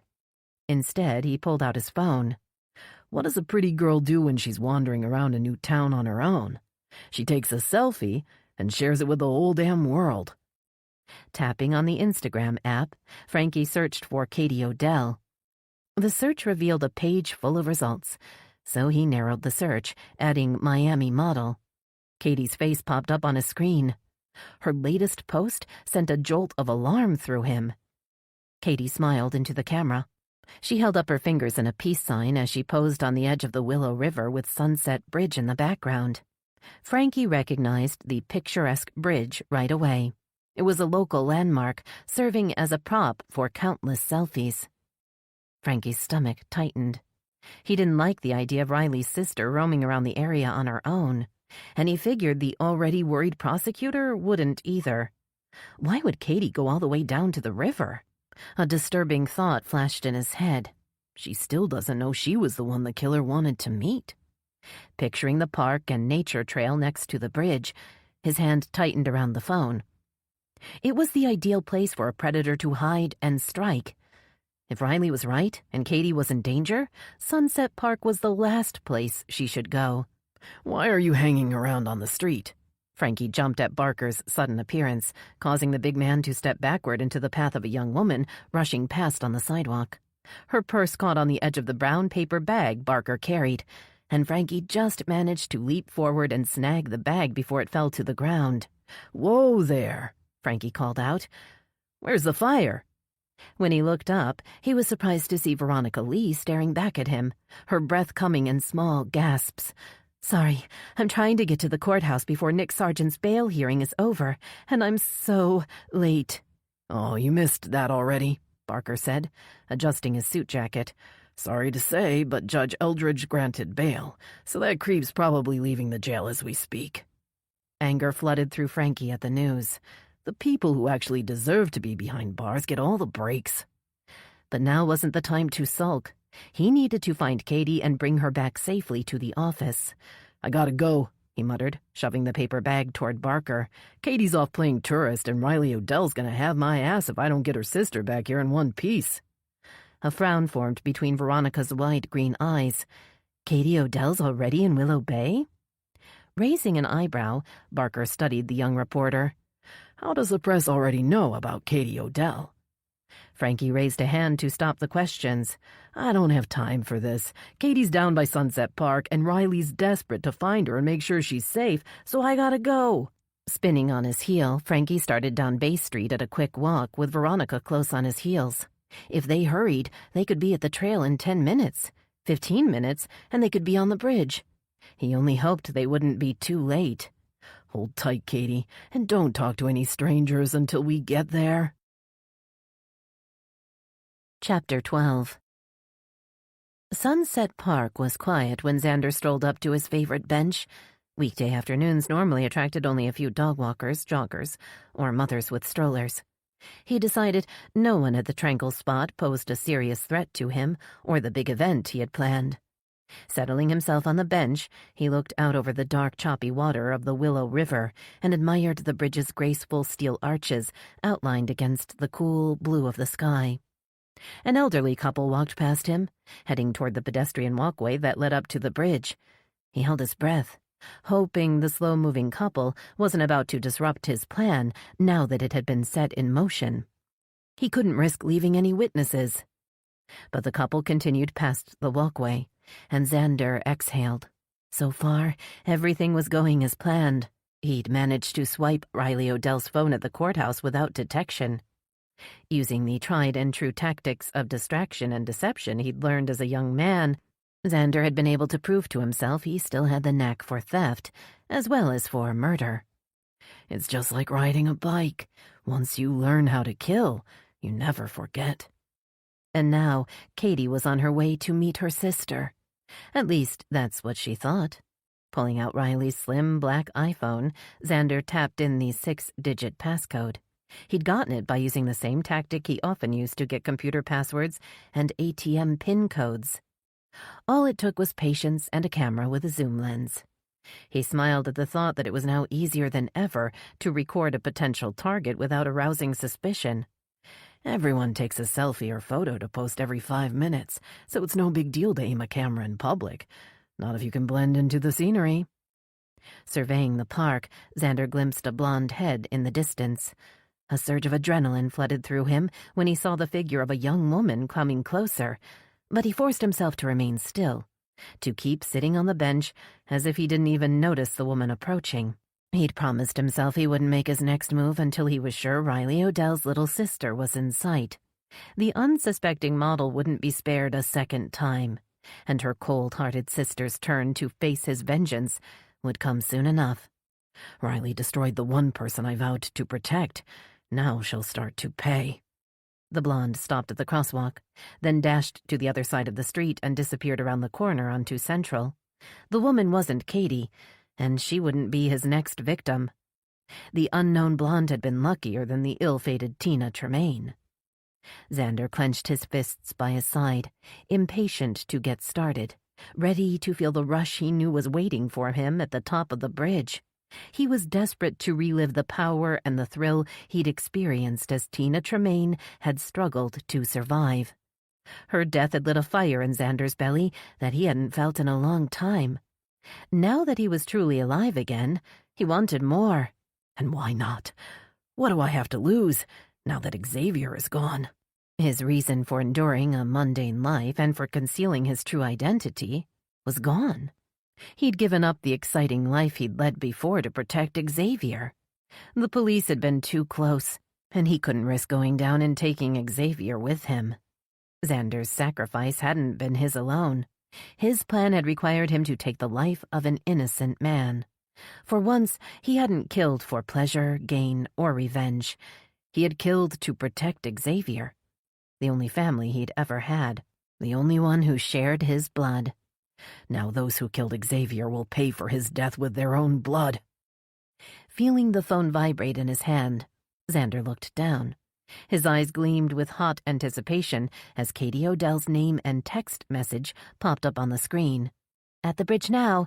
We'll wait at the lookout." He resisted the urge to jump up and race toward the pedestrian walkway. Instead, he carefully thumbed in a message. He'd read through enough texts on Riley's phone to mimic her blunt style. "Almost there. Don't leave." Rising from the bench, Xander held the phone in front of him, as if taking a touristy photo of the bridge ahead. He recognized Katie Odell's tall, slim figure right away. She wore a brilliant blue dress and strappy sandals, letting the wind off the river blow her blonde hair around her pretty face and slim shoulders. Holding up her own phone, she snapped another selfie, unaware of the killer standing only yards away. Xander smiled as he also snapped a photo, imagining Riley looking at the picture later, knowing that she would see her sister's last few moments on Earth and that she'd hate herself for doing nothing to save her. A dog growled suddenly at his feet, and Xander looked down to see the same boxer he'd encountered the day before, straining at his leash. Resisting an impulse to deliver a swift kick to the dog's snarling face, he glanced up at the attractive woman struggling to control the animal. "Hey there, big fella," he said, forcing the sides of his mouth up into a smile. "No need to worry. I'm not gonna bite." The woman didn't return his smile. Her brow furrowed into a suspicious frown as she pulled the dog along the sidewalk. Xander stared after her, deciding he may come back to the park another day. "I could follow the snotty bitch home and teach her how to control that dog. I bet we could have a lot of fun." But it wasn't the right time to pursue new interests. He had Katie Odell in his sights, and he couldn't lose focus now. Thrusting Riley's phone in his pocket, he adjusted his baseball cap and sunglasses before walking directly toward the bridge. Positioning the camera so that the river was behind her, Katie was engrossed in her own reflection as he sauntered by. She didn't glance over as he proceeded up the ramp to the walkway that provided a safe way for pedestrians to cross the wide river. The lookout deck was located at the midpoint of the half-mile-long bridge, providing a perfect photo opportunity for anyone unafraid of the dark water swirling below. But Xander didn't bother stopping to look out at the vista beyond as he approached at a fast walk. He observed the deserted deck, made sure no one was approaching from either direction, then slid into a recessed nook next to the massive pylon that marked the halfway point. A permanent shadow concealed the small alcove from anyone casually walking by. The mask and coil of rope lay undisturbed, just as he'd left them earlier after parking west of the river and crossing the pedestrian bridge toward the park. Leaning his back against the cool concrete of the pylon, he removed his cap and glasses and slipped on the generic black ski mask he'd purchased in Colorado the winter before. Winding the thin nylon rope around one hand, he held Riley's phone in the other. Tension hardened the muscles in his arms, and his jaw clenched under the wool mask as he started to sweat. Buzzing from the phone in his hand announced another message had come in. "Why won't you answer? What's going on?" The message was from Tucker Van Zinger, and a grim jolt of satisfaction flashed through Xander as he thought of Riley's brawny boyfriend. The ruthless man who had shot Xavier down like a dog would soon find out exactly what was going on. "Your turn's coming soon, detective. Just be patient." Scuffling sounds on the deck made Xander forget about everything but Katie. He peered out at the deck, ready to act quickly, but Riley's sister wasn't anywhere in sight. 2 ospreys had landed on the deck railing, their long talons clutching at the metal handrail. Xander glared at the big birds as they flew off into the blue sky, leaving him behind in the shadows to wait for Katie to arrive. Chapter 13. Katie decided that the sun was too high in the sky to take a flattering selfie, Dex had always warned her that natural midday light created harsh shadows, and that it was best to shoot outside during something he called the golden hour, but she always tried anyway. Maybe just a few of the bridge behind me to post to my timeline. The view from Sunset Bridge was impressive, although it was nothing like the view from the Golden Gate Bridge. Katie had been awed by the sweeping views of the harbor when she'd gone to San Francisco with her family. It had been the last vacation they'd taken before she'd started college, and the last time she remembered them all being happy together. Back then, Katie had been convinced she would be a lawyer, just like her big sister, and just like both of her parents. Her future had seemed set in stone, and she thought there was no way of getting out of it, not unless she was willing to be disowned by her family. Glancing around, she couldn't see Riley yet. Her always busy sister was probably managing another crisis, or saving the world again. There was always something important going on for Riley to brag about, always something more impressive than Katie's modest modeling success. Heading toward the pedestrian walkway, Katie silently rehearsed what she was going to say to Riley.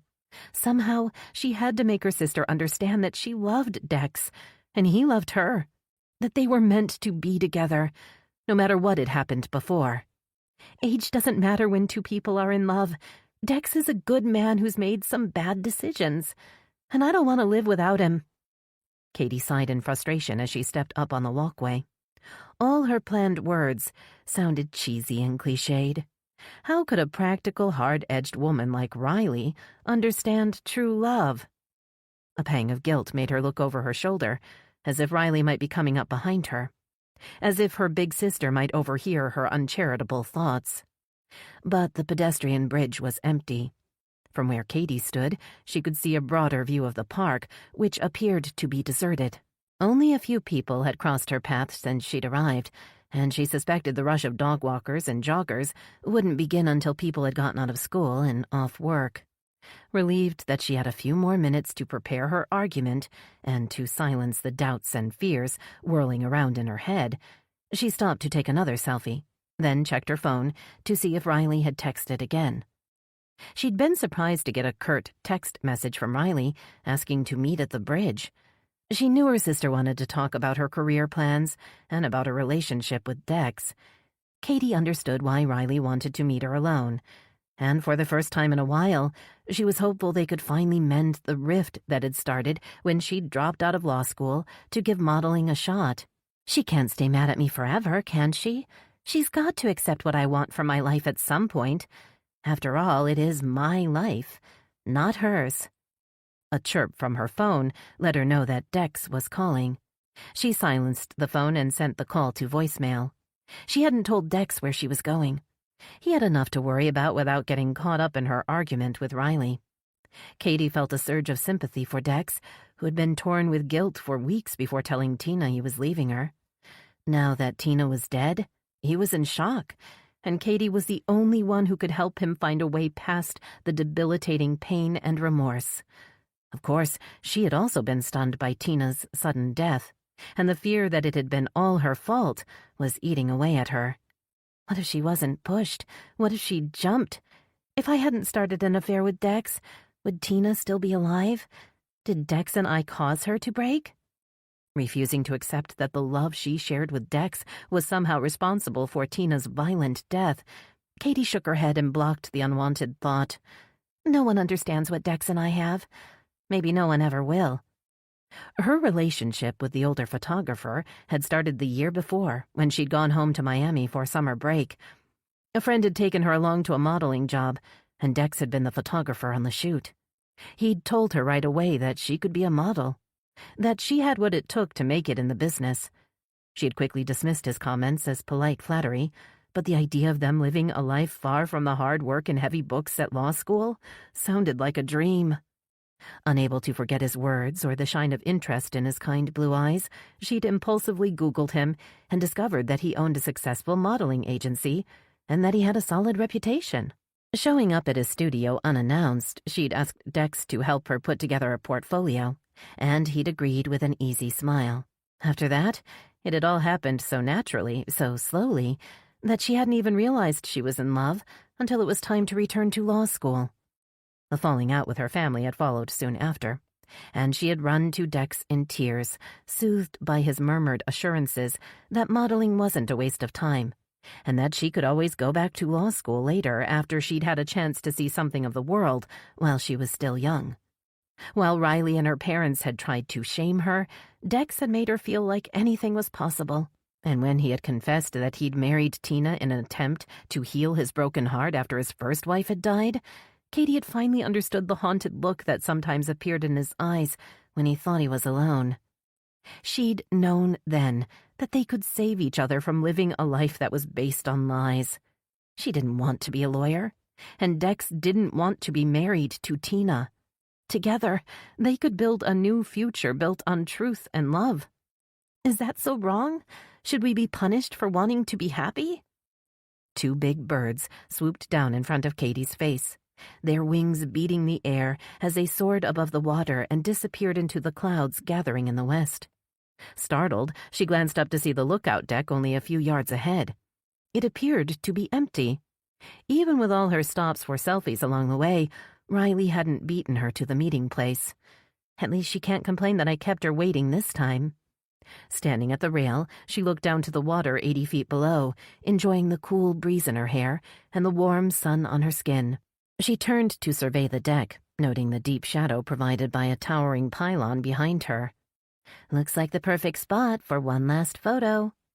The shadow would soften the light around her face, even if the day hadn't yet reached the magical golden hour Dex raved about.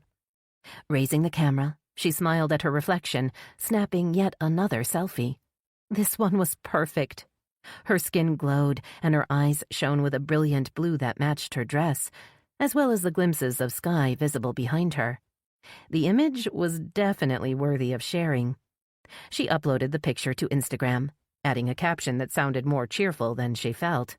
Enjoying the view. It's finally feeling like fall here in Florida. Admiring her post, Katie noticed an odd shape in the shadowy background. Frowning, she zoomed in closer, trying to make sense of what she was seeing. The faint outline of a man's head and shoulders were visible. Katie squinted, then whirled around as she realized the two specks of light in the photo were the gleaming eyes of a man standing in the shadows behind her. The man leaped forward without warning, a black ski mask hiding his features as he looped a rough rope around Katie's neck and pulled tight, stopping the scream that had risen in her throat before it could escape into the silent afternoon. Dropping her phone, Katie clutched at the rope with frantic hands, gasping for air as the sky blurred and faded in front of her bulging eyes. He wrenched her around so that her back was pressed to his heaving chest as he shoved her forward. Katie's legs buckled underneath her, and she stumbled, feeling the rope tighten around her neck.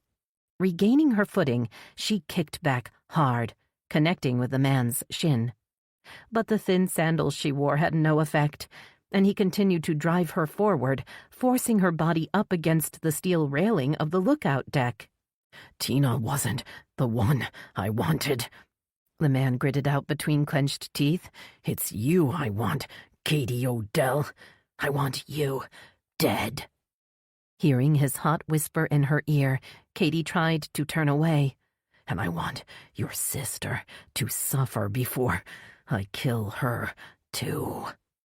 His hands continued to tighten the rope as his words sunk in.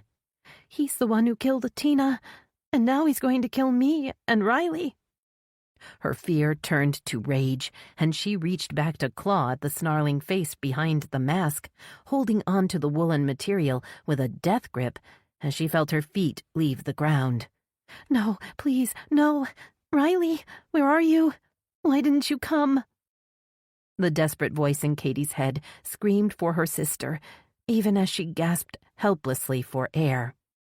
Using her last surge of strength, she lifted her hand again and grasped a handful of the man's hair just as he heaved her up and over the rail.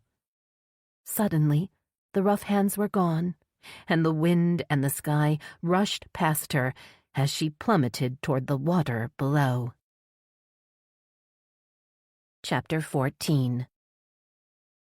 Veronica heard the terrified scream just as she and Frankie reached Sunset Park.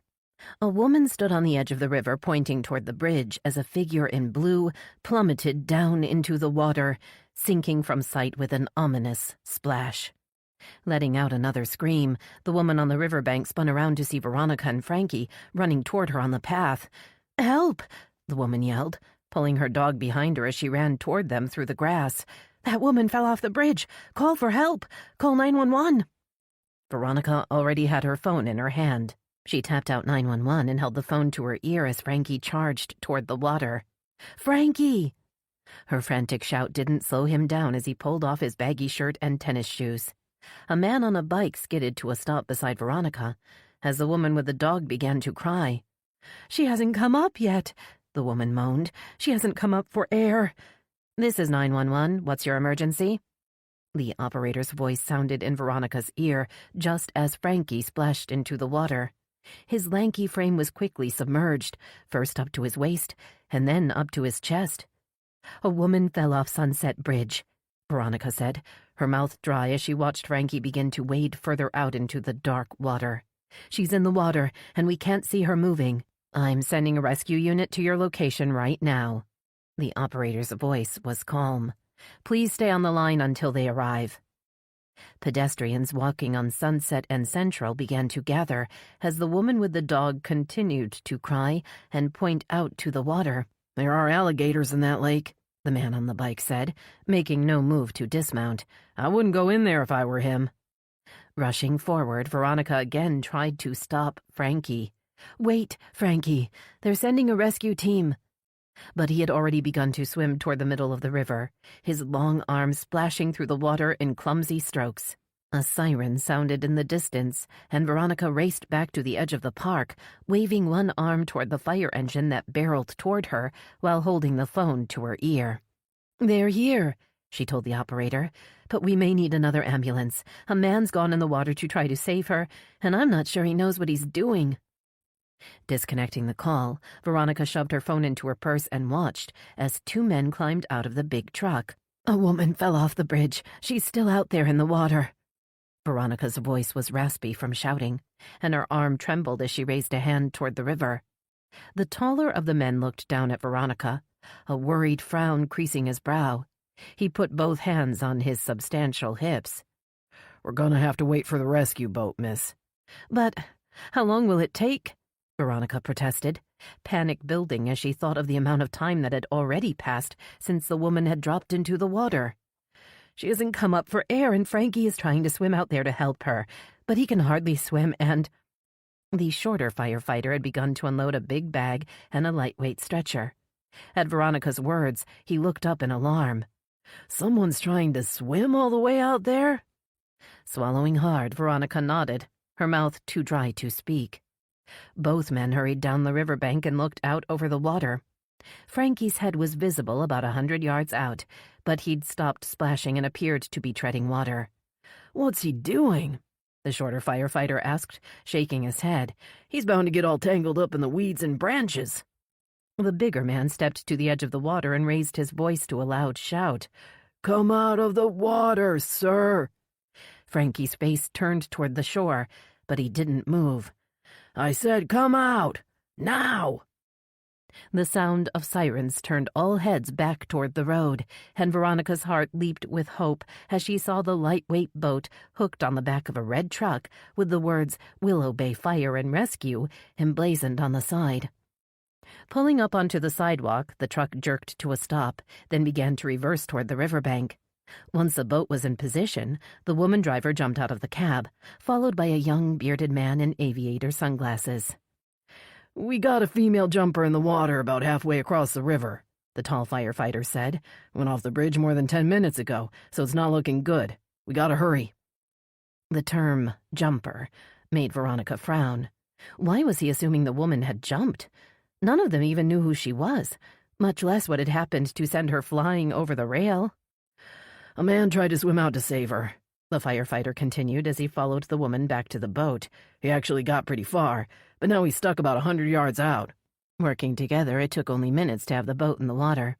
The rescue crew motored toward the middle of the river, pausing briefly to check on Frankie, who was dragging himself back toward the shore. Veronica stood on the riverbank, glad to see that Frankie at least was going to make it out alive. Looking past him, she doubted the woman who had gone into the water would be as lucky. "What were you thinking of?"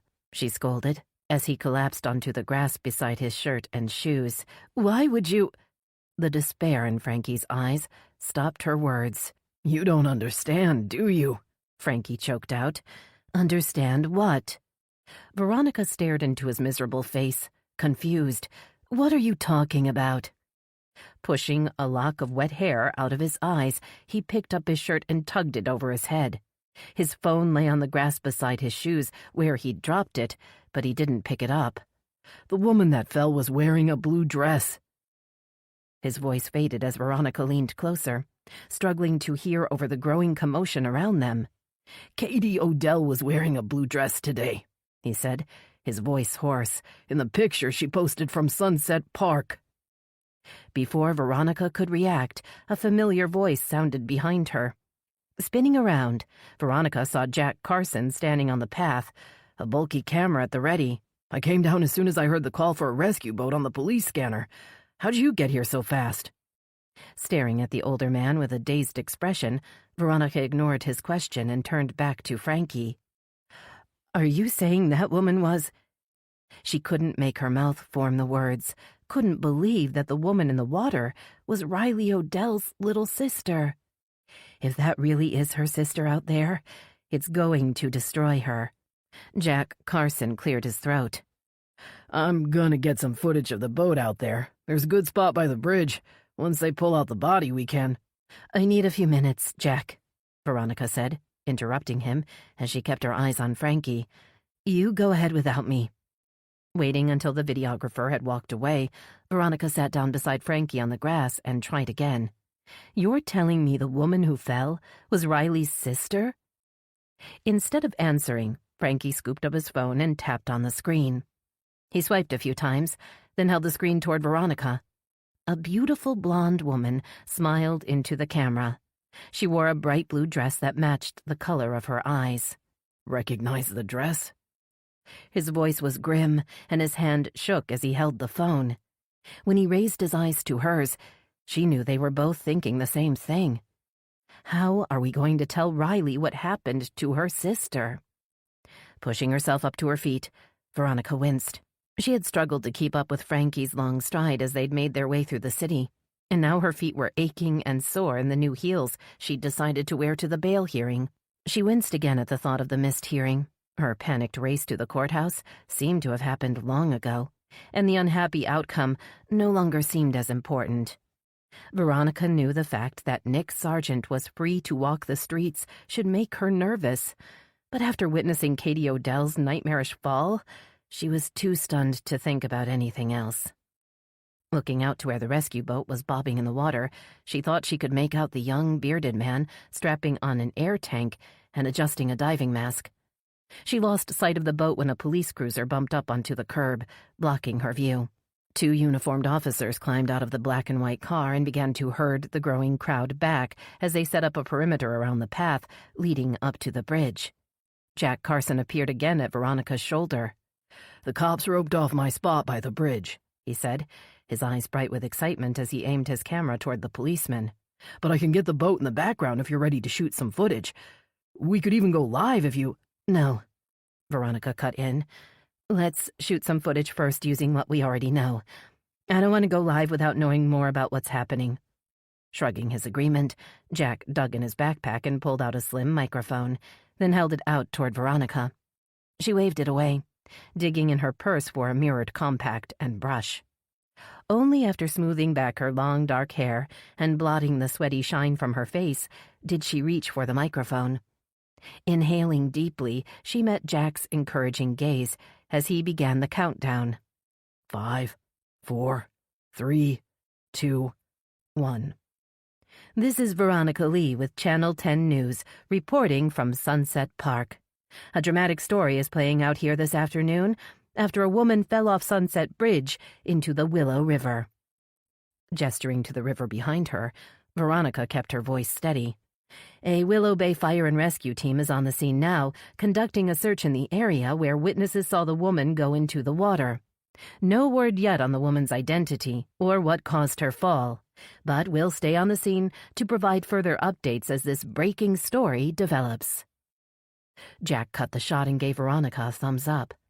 Over his shoulder, she saw the Channel 10 news van pull up to the curb. Rushing forward, she handed the microphone back to Jack, then pushed past him.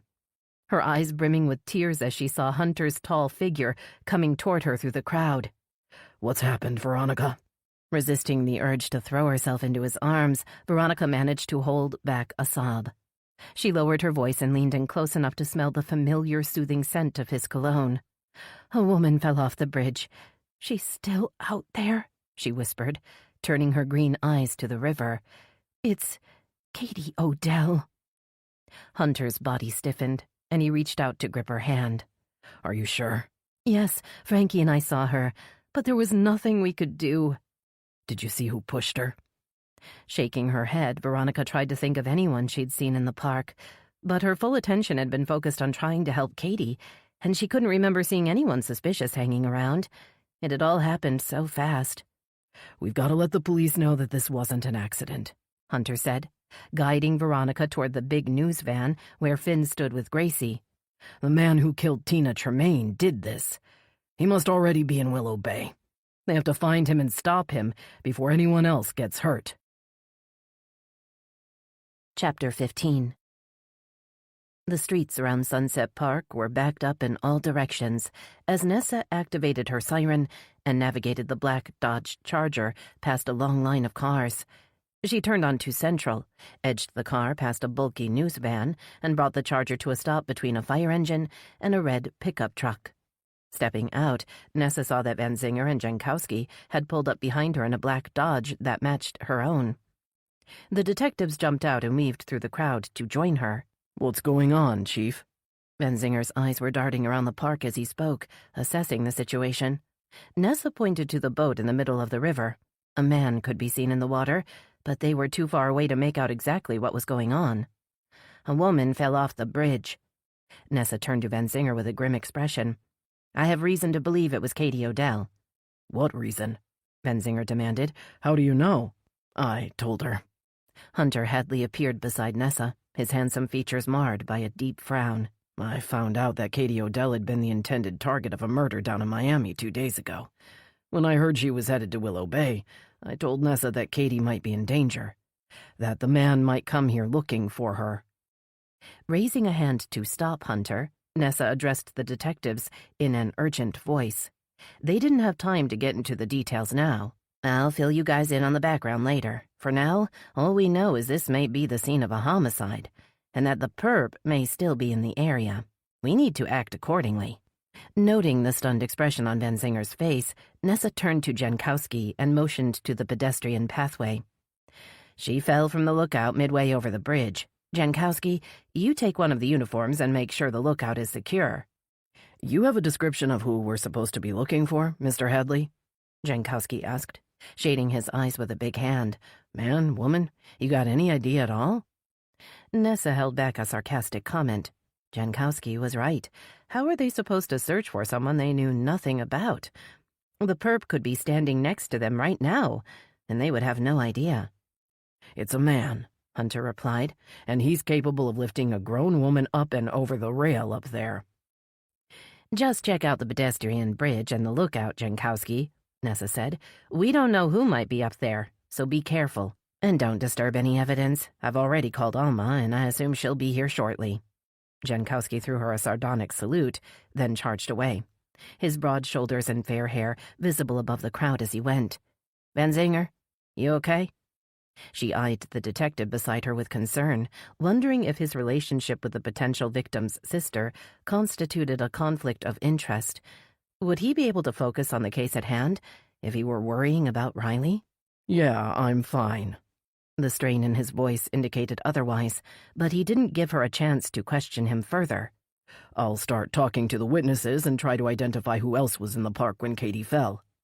"Veronica saw the fall," Hunter admitted, nodding toward the news van where the reporter stood with a young black man and a white Labrador retriever. "She was here with Frankie Dawson at the time. They'd come looking for Katie." "Then I need to talk to both of them," Van Zinger said, his voice all business. "If we can determine..." A shout echoed over the water, stopping his words. "They found her!" An excited voice in the crowd called out. "They've got her in the boat now!" Nessa's heart jumped with hope as she strained to see what was happening in the rescue boat. The man in the dive mask was still in the water, but the rest of the crew had gathered around to stare down into the bottom of the boat. A sick certainty settled in her chest when the crew sat down, and the boat began to motor slowly toward shore. That boat would be going a lot faster if they'd found her alive. Turning to Van Zinger, she saw that all the color had drained out of his face.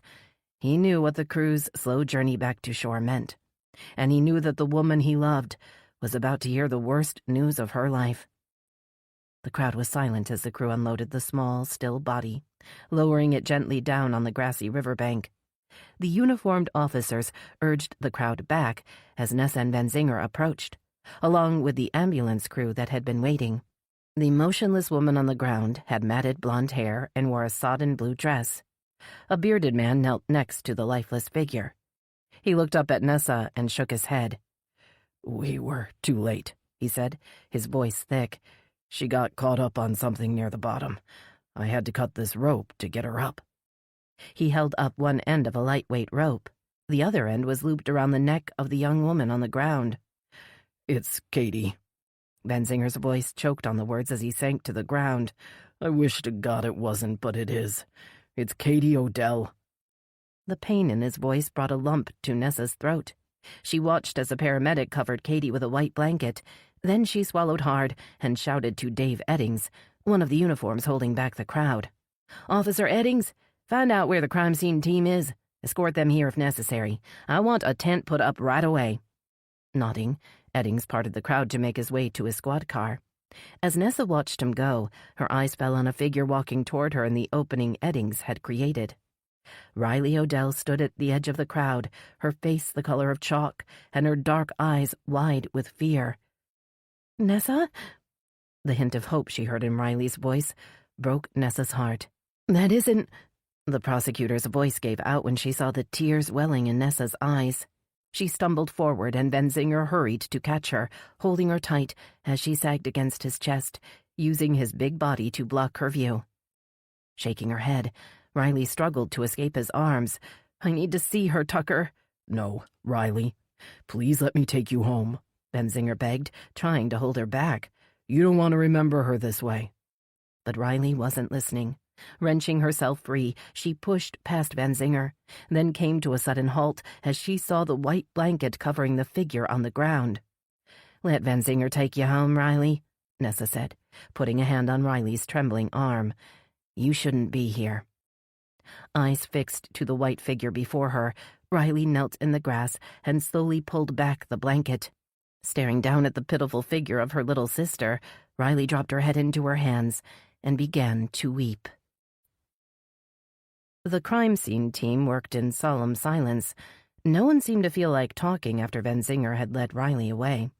The crowd of onlookers had begun to disperse once the tent had been set up to protect the body, and a wider perimeter had been established around the pedestrian bridge and surrounding pathways. Nessa was determined to prevent the contamination of any trace evidence left at the scene. She'd need every bit of available evidence she could find if she was to have a hope of hunting down and bringing in the man who had taken young Katie Odell's life. "Nessa, Hunter said you and Detective Jankowski needed to talk to me about the fall." Veronica Lee stood barefoot on the path, her shoes in her hand. "Is this a good time?" "Yes, you need to tell me what you saw while it's still fresh in your mind," Nessa agreed, taking her little notepad and pen from the pocket of her suit jacket. "So, you were in the park when Katie fell?" Veronica swallowed hard and nodded. "I'd followed Frankie Dawson here to look for Katie. We'd just gotten here when a woman screamed." She shivered at the memory. "I looked up and saw someone falling into the water. I didn't know who it was. Not until Frankie told me." "You said a woman screamed. Did you see anyone else around?" "A man on a bike came up when I was calling 911. Veronica said, "but he didn't see the fall. At least I don't think so." Nessa cocked her head. "Why were you and Frankie trying to find Katie in the first place?" she asked. "And what made you look for her at Sunset Park?" "Frankie said Riley was trying to find her, and that she could be in danger," Veronica explained. He saw a picture of Katie at Sunset Park and wanted to make sure she was safe. I decided to follow. Holding up a hand, Nessa frowned. Frankie Dawson saw a picture of Katie at the park? Veronica nodded. That's why he knew she was wearing a blue dress. That's how he knew it was Katie that had fallen. We saw her blue dress. Veronica closed her eyes, as if blocking the remembered image. I need to see that picture. Nessa looked around for Frankie. I need to see what she was doing, and if she was with someone. Frankie isn't feeling very well. Veronica pointed toward the road, so he's resting in the van with Hunter and Finn. Making her way across the grass, Nessa had just stopped outside the Channel 10 van when her phone buzzed. She hesitated when she saw the area code. It must be the FBI agent Alma had mentioned. This is Chief Ainsley, Nessa said, holding the phone to her ear. I've been expecting your call, Agent Day. Please call me Charlie.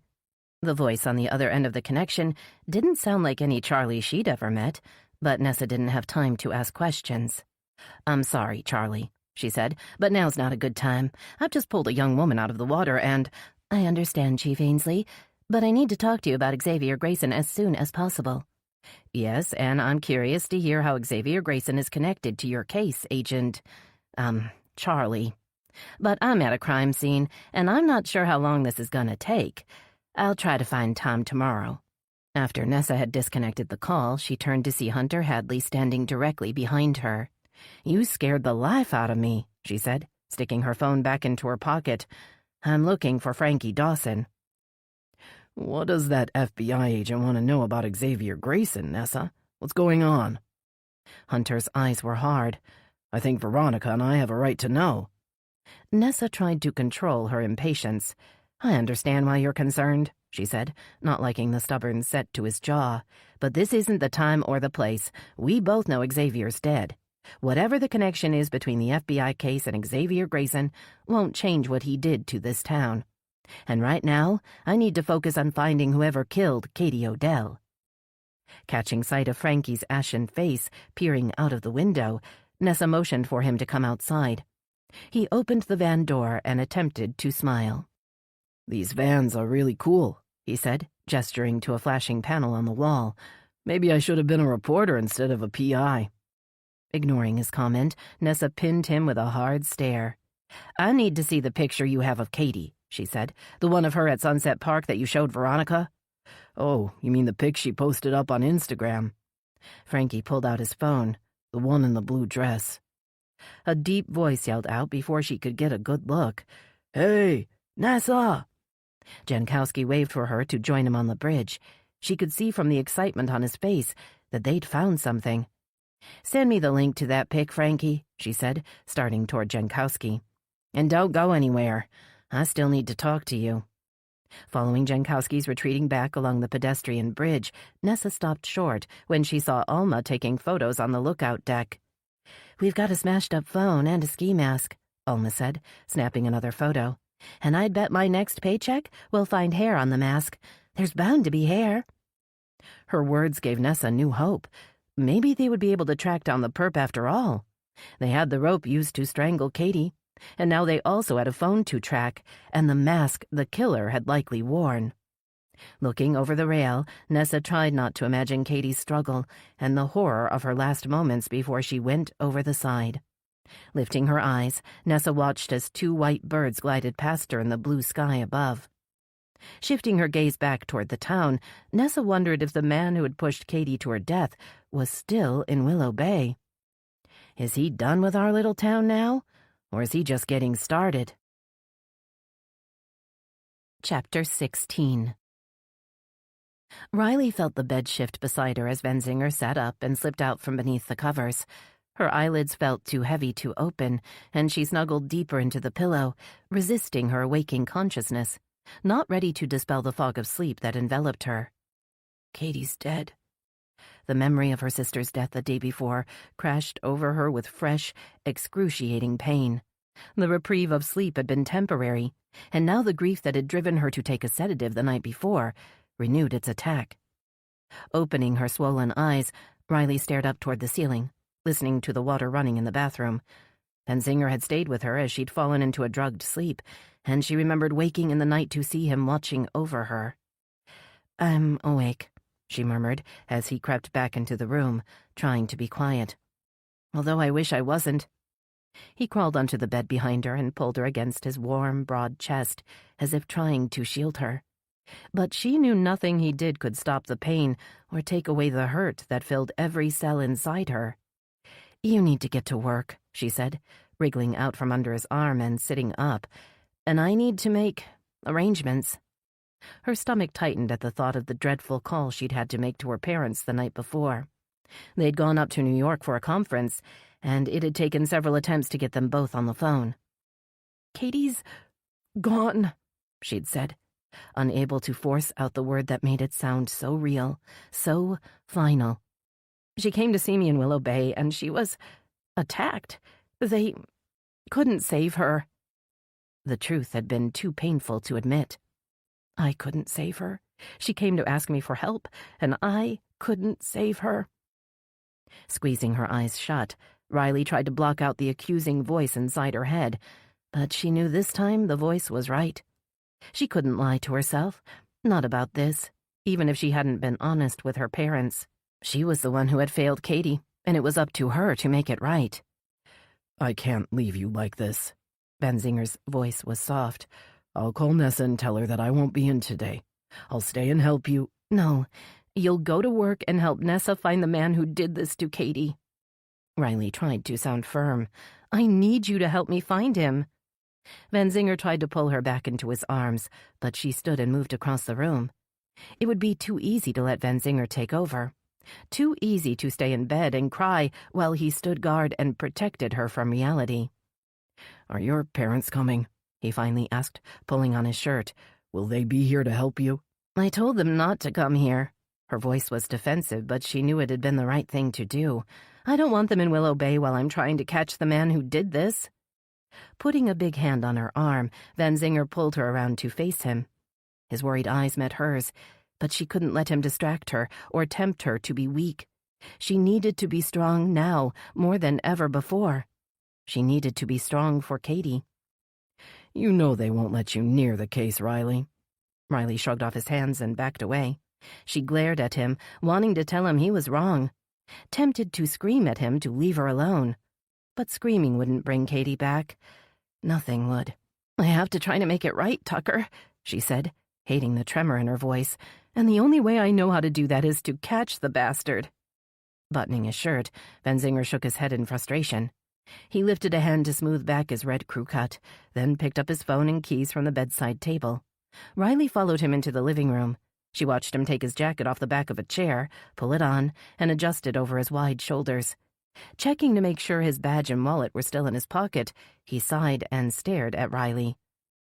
I can stay, you know. His blue eyes pleaded with her, but she looked away. At least promise me you'll be careful. He sounded miserable, but Riley refused to give in. Go on, Tucker, and do your job, she said, opening the front door. Go catch the bad guys, and I'll do whatever it is I have to do. Once the door had closed behind him, Riley crossed to the big window and pulled back the blinds. Her 12th floor unit in the elegant Sunset Terrace condominiums overlooked the park, and she stared out toward the big bridge in the distance, now hating the view she'd once loved. I'm sorry, Katie. I'm so sorry I let you die. Riley took a deep breath and opened the door to Barker and Dawson Investigations. She was surprised to see a man slumped over the desk on the far side of the room. Dashing forward, Riley put a hand on the man's shoulder and shook him, sure that he would be dead, just like Katie. What the hell? Frankie Dawson sat up with a start, then squinted at Riley with bloodshot eyes. The smell of alcohol hung in the air around his head, and she took a step back, her fear draining away. Riley, what are you doing here? Frankie rubbed his eyes and wiped his mouth with the back of a shaky hand. I should ask you the same thing, she said, pointing to the empty whiskey bottle on the floor. But I can guess what you're doing. Picking up the bottle and throwing it in the trash can under his desk, Frankie shook his head. You shouldn't be here. You should be with your family. She crossed her arms across her chest and glared at him. Where's Dex? Her question seemed to take Frankie by surprise. He shrugged and glanced around as if maybe it was a trick question, and the photographer was actually there in the little office with them. "I saw him last night," Frankie finally said, still looking confused. "He was pretty torn up, and, well, I think the police took him in for questioning." "You think?" Riley tried to contain her anger. Frankie dropped his head back on the desk. "Man, I can't believe I'm so stupid," he said. "After being sober for so long, now I go and screw it all up. Barker's gonna kill me." He winced and looked up at Riley with wide eyes. "Shit, I'm sorry. I shouldn't have said that." "Shut up, Frankie," Riley ordered. "I need to talk to Dex, but I lost my phone and I don't have his number." Digging in his pocket, Frankie pulled out his phone and held it up as if he'd just won a prize. "I've got Dex's number," he said, tapping on the phone and sliding it across the desk to Riley. "Here, talk to him." The call had already rolled to voicemail by the time Riley picked up the phone and held it to her ear. She waited for the beep. "Dex, this is Riley. I need to see you." She thought for a second, then added, "I lost my phone, but Frankie's going to let me borrow his for the time being, so call his number when you hear this." She ended the call and stared at Frankie, not sure if she should be angry with him or pity him. She thought of the empty bottle in the trash can and frowned. "You were at the park yesterday, weren't you? You saw what happened. You saw Katie?" Looking away, Frankie nodded. "I'm sorry," he said, banging his fist on the desk. "I tried to get there in time, but I was too late. I should have run. If only I'd gone faster, maybe—" His voice faded, and he wiped his mouth again. "I know you don't need to hear this right now," he said. "It's just so fucking hard to stop thinking, what if, you know?" A lump threatened in Riley's throat. She knew too well. "Why do you want to see Dex anyway?" he asked. "You think he was involved? You think he could have done this to your sister?" Riley had been asking herself the same question all morning. She kept coming back to the same answer.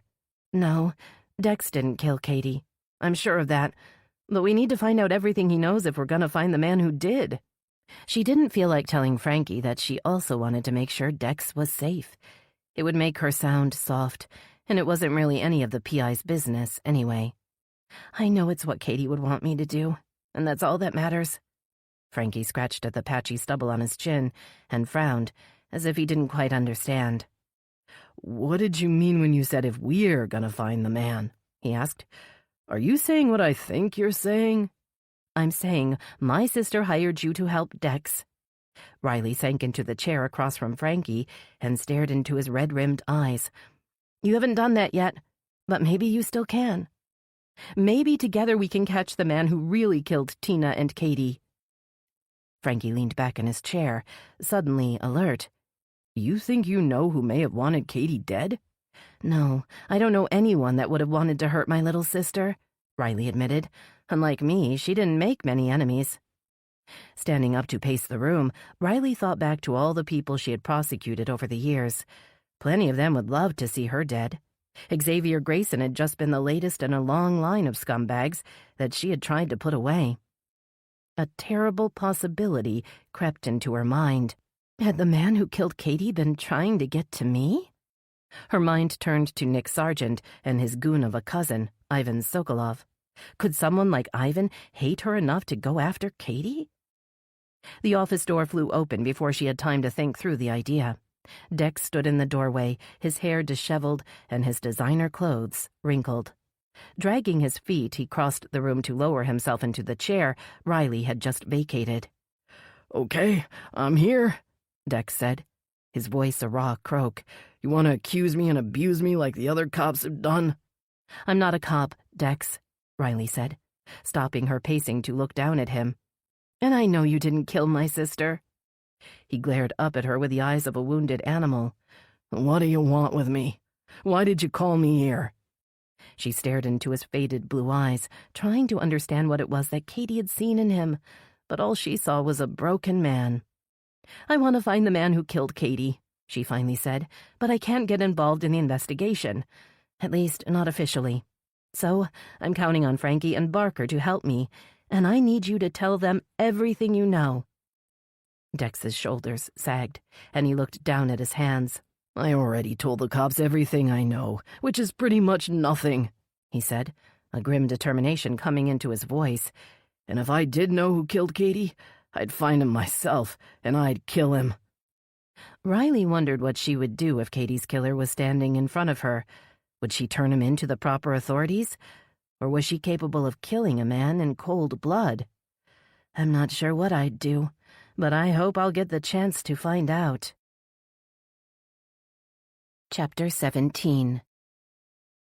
Barker burst through the office door, his big frame moving faster than usual as he strode over to Frankie's desk. Darting a guilty look at his trash can, Frankie wondered if Barker somehow already knew he'd fallen off the wagon the night before. You made the front page, Barker said, slapping a copy of the Willow Bay Gazette down in front of him. That's you, all right. Picking up the paper, Frankie studied the headline. Woman has fatal fall from Sunset Bridge. His chest tightened as he saw the picture beneath it, and he looked over to where Riley and Dex stood by the coffee machine. Barker followed his gaze, then flinched.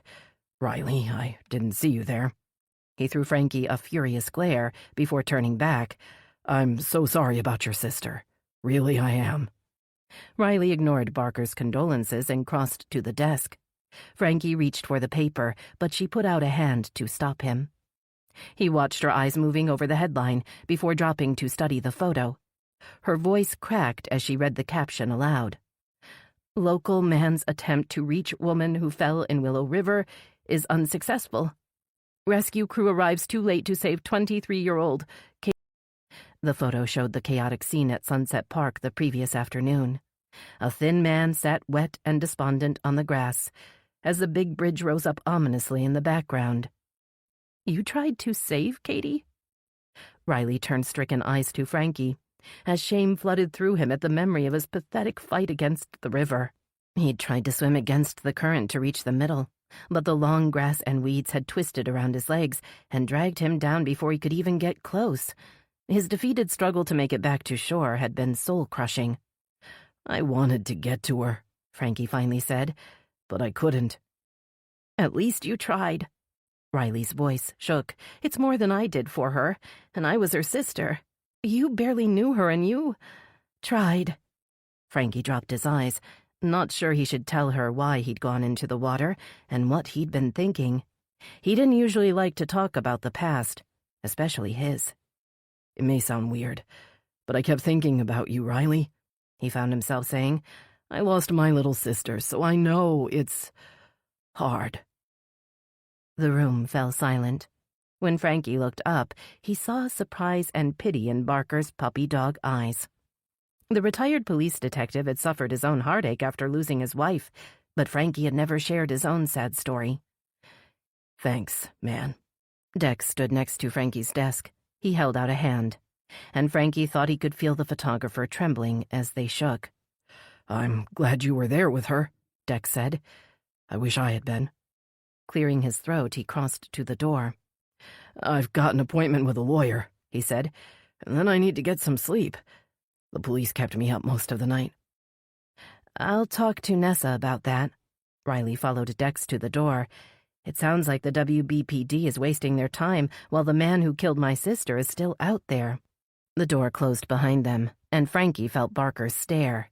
There's something you want to tell me? Deciding Barker must have smelled the stench of alcohol in the room, he decided to just come clean. He didn't have the energy or the will to make up a lie or an excuse. Reaching into the trash, Frankie pulled out the empty bottle and set it on the desk. Okay, you got me. I was feeling like crap and I needed something to help me sleep, so sue me. That's not what I meant. Barker kept staring. I meant, why didn't you tell me you had a little sister? That you lost her. Frankie shrugged. I don't like to talk about it, he admitted. Now, what are we going to do to find the fucker who killed Katie Odell? The Blue Ribbon Diner was crowded when Frankie and Barker walked in. Frankie slipped past the hostess stand when he saw Veronica Lee waving to them from a table by the window. How are you holding up? Frankie asked, as he slid into the booth across from her, followed by Barker. You managed to get any sleep? Not much, the young reporter confessed. Every time I closed my eyes, I'd see Katie Odell coming out of the water. Frankie shivered and looked around for the waitress. I need some coffee. He rubbed his eyes and yawned. As you can tell, Frankie didn't sleep well either, Barker said, picking up a menu. I don't know how anybody in this town can sleep, knowing that a man's running around pushing people off bridges. The door to the diner opened again, and Frankie saw Nick Sargent walk in with 2 other men. He recognized one of the men as Nick's lawyer, Norman Price, but the other man didn't seem familiar. The handsome ex-reporter caught sight of Veronica at the same time she looked up and spotted him. Don't forget we also have predators like Nick Sargent to worry about, Veronica said, not bothering to keep her voice down. Barker looked toward the door and gave a disapproving shake of his head. Nick caught the gesture and frowned, before turning away. You'd think he'd have the decency to stay at home, Barker muttered, after everything he's done. I can't believe the judge granted bail to a man who's tried to intimidate, extort, or victimize so many people in this town. Veronica said, her green eyes flashing. What does he think will happen now that he's back out to confront his victims? Barker snorted. You'd believe it if you knew Judge Eldridge. Throwing Nick another dirty look, Veronica picked up the steaming mug in front of her and blew on the dark liquid within. So, what is it you guys wanted to ask me? Riley Odell told us about the video you got, the one of Tina Tremaine right before she fell. We're hoping you can send us a copy. Veronica took a tentative sip of coffee. Riley asked you guys to investigate her sister's murder? Technically, we're working for Dex Tremaine, Barker said. He retained us to help him prove he didn't kill his wife. Frankie put his elbows on the table and leaned forward, not wanting to be overheard in the crowded diner. Unfortunately, Katie was killed before we could really get started. Now the cops think he killed his wife and his girlfriend. And you're sure he didn't? Sitting back, Frankie considered the question. Before he could answer, Barker cleared his throat. The server was standing next to the table, her pencil poised over her order pad. What can I get you all? Just a glass of water for me. Frankie fought back a wave of queasiness at the thought of food. I'll have a black coffee for here and one to go, Barker said. Once the server had walked away, Barker looked toward the door. I asked Nessa Ainsley to join us, Barker explained, seeing Veronica's curious expression. But as you can imagine, she's busy. I had to bribe her with coffee. She's coming, but she can't stay long. You never answered my question, Detective Barker, Veronica said in a tone that reminded Frankie that she was a reporter. This is all off the record, right? Veronica frowned. If that's what you want, but what does your client have to hide? Nothing, Barker said. Dex didn't kill Tina or Katie, but we still need to find out who did. And we're asking you to help us, not splash our faces on the nightly news. Will you send us the video? Nodding grimly, Veronica drained the last bit of coffee in her cup. Okay, I'll email it to you, she agreed. Whoever sent me that video wanted the people of Willow Bay to see what he had done. If we want to find out who he is, we need to figure out why he chose me, and why Willow Bay. She stood and pulled her purse over her shoulder, not looking toward Nick Sargent's table. You still have that photo of Katie in the blue dress? She asked Frankie. The one you showed me yesterday? It should still be up on Instagram, Frankie said, unless someone took it down or deactivated her account. Whose account? Nessa stood behind Veronica. Frankie noted that her red curls hadn't been combed, and her eyes were almost as puffy as his own. Sorry, but I've got to run, Veronica said, checking her watch. I should already be at the station. I can't stay either, Nessa added, watching Veronica disappear through the door before turning to Barker. You got my coffee? It's on the way. Barker gestured to the booth where Veronica had been sitting. Just give me a few minutes. Hesitating, Nessa glanced around. Her eyes stopped on Nick Sargent, who appeared to be deep in conversation with the men at his table. She sank into the booth with a disgusted sigh. Can this week get any worse? She muttered, then looked around the table. On second thought, don't answer that. Okay, then how about you answer my question? Barker said. Nessa raised her eyebrows and waited, obviously not in the mood for Barker to play games. Do you and your detectives really think Dex Tremaine killed Katie Odell? He asked. Because Riley doesn't think he did. What I think is that Riley needs to be careful. Nessa's tired eyes showed genuine alarm. I know she's torn up in grieving, but she can't interfere with the investigation. If it looks like there's some sort of misconduct, the state or the feds will come in and take over. The server set a paper coffee cup on the table and Nessa grabbed it, immediately removing the lid and inhaling the rich aroma. "You look like you need that with everything going on," Frankie said, studying the police chief's strained face. "I bet that shit-heel Nick Sargent getting out on bail doesn't help." "Oh, it gets even better than that." Nessa rolled her eyes and stuck the lid back on the coffee. "Mark Ingram has been reinstated to the department as of today, against my protests, of course." Barker groaned. "You gotta be kidding me." He raised an eyebrow at Nessa. "Let me guess. This was Mayor Hadley's idea?" Nessa nodded and gave Barker a weary smile. "The good mayor managed to bring that little weasel back, but what he doesn't know yet is that I've hired in a woman to be Ingram's partner. She starts today, which means I have to go." "Good for you," Barker said. "Anyone I know?" "Actually, you might," Nessa replied. "She used to be a uniform at the WBPD before she moved away. Her name's Peyton Bell." Stifling a laugh, Barker turned to Frankie. "That's the woman you saw the other day." Barker grinned at Nessa. "Apparently, your new detective and Frankie have history." "You knew her?" Nessa asked. "What did you think of her?" Barker shrugged. "It was a long time ago, but she seemed like a good cop. Of course, the guys gave her a hard time, but she could hold her own." Picking up her coffee, Nessa moved to stand up, then paused as her phone buzzed in her pocket. She pulled it out, checked the number, then dropped it back in her pocket. "You avoiding calls again?" Barker teased. "I am if it's the FBI calling about a closed case, when I have a new case to handle. Seems that Xavier Grayson's come back to haunt me." The name made Frankie's skin crawl. "Xavier Grayson? Why is the FBI involved with the Grayson case?" "That's what I need to find out," Nessa said, standing up. "Apparently, Xavier Grayson's DNA matches an old John Doe homicide up in D.C. The agent considers it a new lead on her case." Frankie's eyes followed Nessa to the door. The sick feeling in his stomach grew stronger as he considered her comment about Xavier Grayson coming back from the dead. He could think of several people in town that would be on the dead killer's hit list if he were resurrected. If evil spirits really could walk the earth, Xavier Grayson would definitely choose to haunt Willow Bay. He'd have plenty of scores left to settle. But Frankie didn't believe in ghosts, and he suspected if the man who killed Katie wasn't caught soon, the reality of what would happen to the town would be more frightening than anything an evil spirit might conjure. Chapter 18. Xander smiled, recalling Veronica Lee's grim face and downcast eyes as she'd left the Blue Ribbon Diner. She'd obviously been disturbed by Katie Odell's death, but was still blissfully unaware of the starring role she was about to play in the plan he was orchestrating.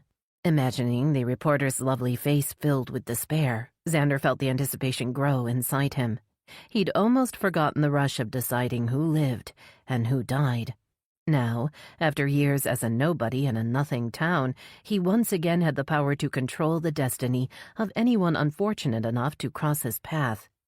We'll see how Veronica Lee reacts to being the subject of a tragic story instead of the one reporting on it. Then it'll be time for me to move on. Surveying the Blue Ribbon Diner with contempt, he compared the modest establishment with the elegant restaurants he'd dined in on his travels around the country. The diner, like the rest of Willow Bay, was unimpressive when matched against the rest of the big, exciting world that lay beyond. Yes, definitely time to travel. Perhaps I'll even go back to D.C. for a visit. But first, he needed to finish up what he'd started. After his first botched-up attempt had ended up with him killing the wrong woman, his second attempt had worked like a dream. The thrill of sending Katie Odell soaring over the rail had been electrifying. He'd controlled his impulse to lean over and watch her vanish into the water, and the scream from below had sent him scurrying down the west side of the bridge. He'd forced himself to walk back to his car at a normal pace before releasing an exuberant shout of victory once he was safely in his car. Driving to the next overpass, Xander had been careful to adhere to the speed limit as he circled back to the park. The 5-minute journey seemed to take forever, and his excitement had reached fever pitch by the time he'd pulled into a parking space a few blocks down from the nature trail. He'd kept his expression properly solemn as he joined the growing crowd, hiding his delight as the drama unfolded around him. He'd had a brief scare when the rescue team pulled Katie's body up from the depths of the river, but then had witnessed the slow return of the boat to shore with relief. Ecstatic at his success, he'd watched Riley's priceless reaction, and had silently congratulated himself on getting his revenge. An eye for an eye. Isn't that what's fair? Riley took someone from me, and now I've taken someone from her. But I don't plan to stop there. Sure, he'd managed to kill Katie and thus devastate Riley and her redneck cop boyfriend as a result. But he wanted so much more. Riley was the one who started the family feud, and he would be the one who would end it. But first, he'd have his fun. The urge to make Riley suffer had prompted him to smash her phone and leave it on the bridge. He liked the idea that the self-important prosecutor would know it was her own carelessness that had allowed him to kill her sister. He enjoyed the thought that her error had been his lucky break. If she hadn't left her phone unguarded, I wouldn't have been able to snatch it and send Katie the text that lured her to the bridge. Now Riley would be blaming herself for not protecting Katie, just as he had blamed himself for what had happened to Xavier. Xander's self-satisfaction began to fade as he drove away from the diner. He'd only managed to activate part of his plan so far. He still had plenty of work to do if he hoped to bring Veronica Lee to justice. He'd known her interfering boyfriend would be a problem, but now that he'd seen her at the Blue Ribbon Diner meeting with private investigators, as well as the chief of police, he feared getting to the young reporter might not be as easy as he'd planned. Pulling his car into an empty parking space along Elm Street, Xander shut off the engine and pulled out his phone. Navigating to the page on the Channel 10 website he had previously bookmarked, Xander waited for the video to load. He'd watched it so many times, he could repeat the story word for word. Rage simmered in his chest as Veronica Lee's pretty face filled the screen. She stood in front of Willow Bay City Hall, her dark hair blowing around her in the breeze as she held up a microphone. I'm here outside City Hall with State Prosecutor Riley Odell, who announced today that no charges would be filed against the police detective who shot and killed serial killer Xavier Grayson. Veronica Lee addressed the camera with grave eyes. As most of our regular viewers know, I witnessed the events leading up to the shooting and was a victim of Xavier Grayson's crimes. While I personally believe that Detective Enzinger had no other choice than to shoot to kill and that it was the right thing to do, I realize the state prosecutor is the only one who can make the final decision. Xander clenched his fist as Riley turned bored eyes to the camera. The state prosecutor's office, working in cooperation with Willow Bay's chief of police, have determined that the officer involved in the shooting acted in accordance with the policies of the WBPD and used justifiable force to stop Xavier Grayson from killing more innocent people. Xander narrowed his eyes as the camera shot widened to show both Veronica Lee and Riley Odell as they faced each other. Thanks to Detective Enzinger, Willow Bay and the entire state of Florida is a safer place to live, Riley concluded. Zooming in for a close-up, the camera focused on Veronica Lee's face as she responded to the prosecutor's comments. Well, you heard it here first. Riley Odell has determined Xavier Grayson's shooting death to be justifiable, and the detective involved has been cleared to return to duty. Xander stared with hatred at the reporter's cold green eyes as he listened to her words. Her voice was filled with satisfaction, and she showed no remorse for the injustice that had been done. Reporting live from Willow Bay, this is Veronica Lee. Thank you for tuning in to Channel 10 News. See you next time. Oh yes, you'll definitely be seeing me very soon, Xander muttered. But first, I need to pay someone you love a little visit. Starting the car, he nosed back onto Elm Street and drove north. He had a meeting to attend. It was time to get back to work. Chapter 19. Hunter Hadley leaned over Finn's shoulder to watch the segment he'd put together on Katie Odell's murder. Spencer Nash walked up to peer over Finn's head as the video started. All three men stared at the monitor as the story headline appeared. Death on Sunset Bridge, Spencer read aloud. I like that. They watched the segment in rapt silence, and when it ended, Hunter dropped a paternal hand on Finn's shoulder and squeezed. "That's good work, Finn." He glanced over at Spencer. "Jack managed to get some excellent footage. He's certainly not afraid to get in and do what's needed to get the shot." "Morning, everybody." The three men turned to see Veronica standing behind them. "I thought you need a break after the day you had yesterday," Hunter said, searching her face for signs of stress or fatigue. "I'm fine." Her voice tightened as she glanced at Spencer. "And I need to finish up my story on Nick Sargent." Hunter stopped himself from protesting. He'd have to wait until they were alone to express his concerns, but he was determined not to let Veronica make the same mistakes he had. Traumatic scenes often took a terrible toll on a reporter, and the emotional fallout could last for years if not dealt with properly. His own experience witnessing carnage as a correspondent in the Middle East had left Hunter with a debilitating case of PTSD that still came back to haunt him. Paws scuffling against the concrete floor announced Gracie's arrival at Veronica's side.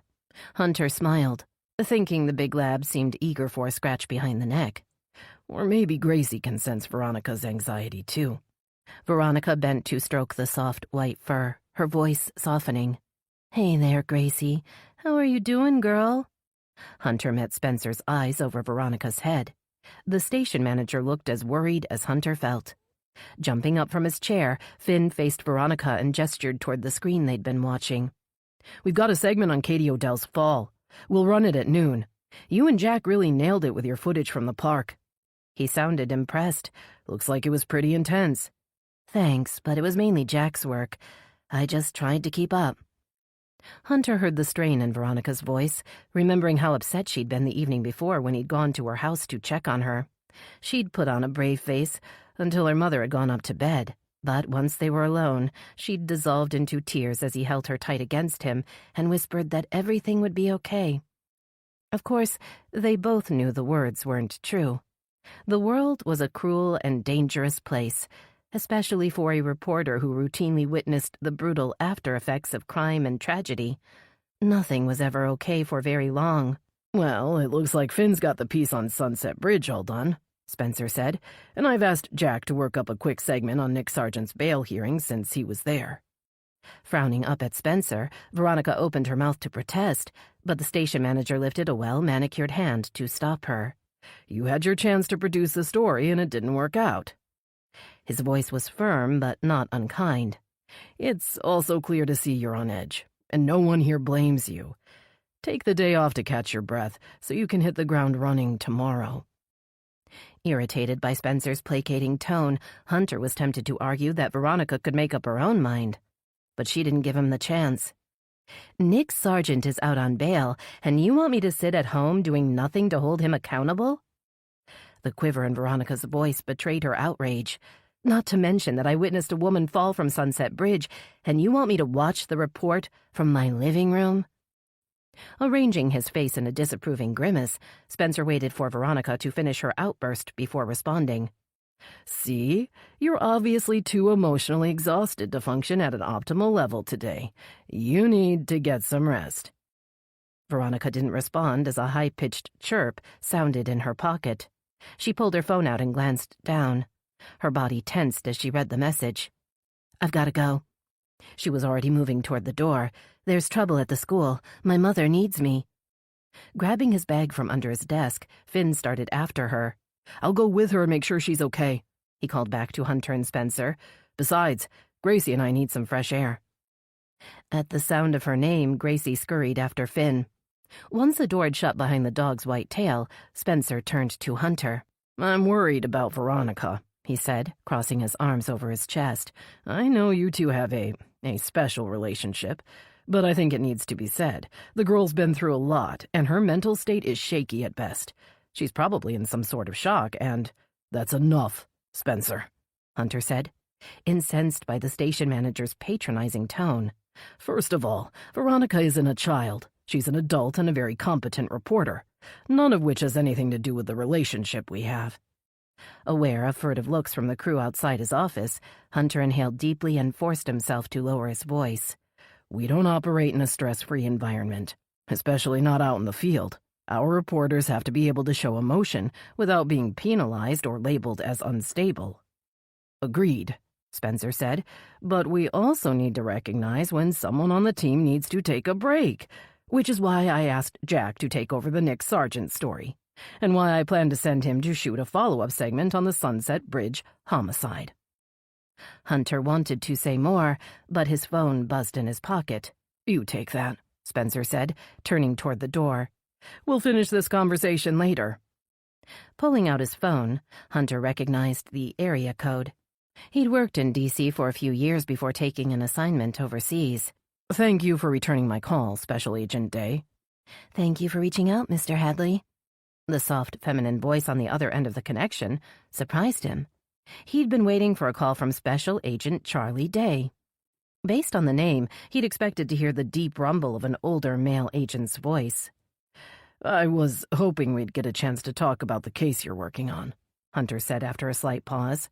Chief Ainsley in Willow Bay told me you're running a cold case homicide investigation, and you've uncovered some type of connection to Xavier Grayson. Yes, that's right, the agent said, and I'd be interested in hearing any information you have about Grayson. I understand you were there when he was killed. The woman obviously had already done her homework. Is this a good time to begin? He asked, or would you like to schedule time to talk later? I could even fly up for a meeting if there's information or evidence to review. No need for that, she said, sounding amused. I've taken the liberty of flying down to Willow Bay. In fact, I'm at the airport now. Hunter hesitated, then laughed. You don't waste any time, do you, Agent Day? Please call me Charlie, she said. And no, I'm not a very patient person, Mr. Hadley. Or can I call you Hunter? Of course, he replied, his mind filling with questions. I'm guessing you've come down for a meeting with the police chief or state prosecutor that worked on the Grayson case? An announcement sounded in the background as she responded. Sorry, I'm still at the terminal. It's a bit noisy. But to answer your question, no, I don't have anything scheduled with the local police or the prosecutor's office. At least not yet. I can't get either one to commit to a time to talk, so I thought I'd come down and push the issue. Checking his watch, Hunter wondered how quickly he could get to the airport. If he played his cards right, before the day was over, he might discover how the homicide in D.C. was linked to Xavier Grayson. Special Agent Day was waiting outside of the arrivals lounge when Hunter pulled up in his black Audi sedan. The agent wore a white blazer and dark jeans that appeared to have been tailored for her willowy figure. Her fair, shoulder-length hair was pulled back into a loose bun that accentuated fine, patrician features. Hunter hid his surprise as she hefted her small rolling suitcase into his trunk. Charlie Day appeared to have stepped out of the society pages of a magazine rather than an FBI field office in Washington, D.C. Thanks for the ride, she said, as he pulled away from the curb and merged the sleek car into traffic. Although I could have arranged for a rental. It's a quick drive to the hotel. He glanced over to offer a guilty smile. And, of course, I did have a selfish motive for picking you up. I'm not surprised, she countered. Most people have a self-serving motive for everything they do. Why should you be any different? Her tone was light, but Hunter thought he detected a hint of bitterness under her words. I was hoping to hear all about the connection between your case and Xavier Grayson, he admitted. It sounds like you probably already know why I'm interested. Looking out the window, Charlie nodded. Yes, I ran a background on you before coming down here, she said bluntly. You and the other people involved in Grayson's death? Hunter absorbed the words, wondering what she'd thought about his arrest record, and if she'd been able to access his medical file. Don't worry, she said, still looking out the window. Your background is tame compared to most of the people I look into. Can you tell me about your case? He asked, deciding to jump right in. And what it has to do with Xavier Grayson? She turned to him, and he saw that the sunlight coming through the windshield lent a silvery shine to her light gray eyes. I've already told you more than I should have without getting an okay from the local police or state prosecutor's office to talk to the press, she admitted. The Grayson case is high profile, and it's their call as to what they want to share. Her words caused his stomach to drop. You know, I used to be a correspondent in the Middle East and Asia. I was even embedded with a regiment in Iraq. So I know all about red tape and jumping through hoops in order to cover a story. Looking to see if the agent was still listening, he again met Charlie's steely gaze. This time he smiled. My working with law enforcement on this case wouldn't be much different than that, would it? And I'd get a chance to show the public how smart you all are at the FBI. Charlie couldn't hold back a matching smile. You missed your true calling, Mr. Hadley. You would have made a wonderful politician. You'd certainly have my vote. Her playful words stung. I consider that an insult, he said, focusing on the road ahead. My father is a politician, and let's just say I won't be following in his footsteps. Raising a smooth eyebrow, Charlie didn't respond. She stayed silent as they sped down the highway, and Hunter suspected he'd offended her. But he wasn't ready to give up. Once he'd taken the agent to the Riverview Hotel to check in, they'd go to see Nessa. He planned to find out everything he could about Xavier Grayson's past and anyone connected to it. Chapter 20. Veronica brought the Jeep to a jerking stop in the wide bus lane outside Willow Bay High School. She didn't wait for Finn as she opened the door and hurried toward the front entrance. Wrenching open one of the double doors, she almost collided with a teenage boy carrying a stack of textbooks. "Wait up, Ronnie," Finn called, coming up behind her. "I don't think dogs are allowed in the school," the student mumbled as Gracie trotted in after Finn. "She's no ordinary dog," Finn said, giving the boy a dazzling smile. "And she'd make a great school mascot." Grabbing Finn's arm, Veronica pulled him behind her toward the administration office. "Stop playing around and stop calling me Ronnie," she ordered through clenched teeth. "Now, come on." The door to the guidance office was open, but the room was empty. Rushing forward, Veronica pushed open the door to her mother's office. Ling Li sat at her desk, staring at her computer monitor. Her eyes watered as she looked up to see Veronica in the doorway. "Ronnie, you're here." "I came as soon as I could, Ma. What's happened?" Turning back to the computer, Ling's voice faltered. "Someone wants me dead." A shiver ran up Veronica's spine at the softly spoken words. She felt Finn and Gracie come up behind her and stepped forward to allow them to crowd into the little office. Lifting a small hand, Ling turned the monitor toward Veronica. A newspaper clipping had been taped to the big screen. Leaning closer, Veronica saw that the clipping contained a black-and-white photo of Ling Li. Her mother's face had been circled, and angry words had been scrawled in red marker across the paper. "She dies next." Gasping in outrage, Veronica lifted her hand to rip off the threatening message, but Finn caught her arm and held it back. "Leave it, Veronica," he said, his voice low. "You need to call the police and let them see this before you touch anything." Footsteps sounded outside the office, and they all turned to see Jai Patel's worried face in the doorway. The assistant principal sighed with relief as he saw Veronica standing beside her mother. "Thank goodness you are here." Jai looked over at Finn, then down at Gracie, and adjusted his round-framed glasses. A puzzled smile appeared. "Is this one of those sniffer dogs? Can it track down the person who left your mother this terrible note?" "Actually, Gracie is a sniffer dog," Finn interjected before Veronica could respond. "She was trained in the army as a puppy, but only for sniffing out dead bodies. She's not trained to find people who are still alive." Circling around behind the desk, Veronica knelt in front of her mother's chair and reached for her hands. "Who could have done this, Ma? How'd they get into your office?" Ling Li shrugged and shook her head. "I don't know, Ronnie. Why would anyone want to kill me?" Detecting a defensive tone in Ling's voice, Veronica stared at her mother's flushed face. Was she trying to hide something? "Could it have been one of the students?" Finn suggested, studying the clipping and the scrawled words. "Maybe someone you expelled, or even some dumbass kid who likes to pull pranks?" Jai cleared his throat in disapproval at Finn's words, but Ling nodded slowly, her face brightening. "Yes, it's probably just a prank," she said, looking into Veronica's worried eyes. "Report cards went out last week, so maybe someone is angry and is playing a cruel trick." Veronica frowned at the words, unconvinced that a disgruntled student would have the initiative to find a newspaper clipping, sneak into the principal's office, and leave the threatening message. "If it is a student, the child must be a sociopath," Veronica said, standing and smoothing down her skirt. "In any case, I'm calling the police. No way am I letting this go." Ling reached out and grabbed Veronica's hand. Her grip was fierce, and Veronica stared down in alarm. "No, Ronnie, no police," Ling insisted. That would only give whoever did this the satisfaction of knowing they've upset me. Besides, it would draw unwelcome attention to the school. Are you saying this because of Superintendent Chandler? Are you scared he'll make a stink about this to the mayor?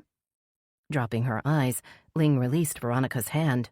I'm not scared of Brock Chandler, but I want us to handle this without causing more trouble. She stood and ripped the newspaper clipping off the monitor.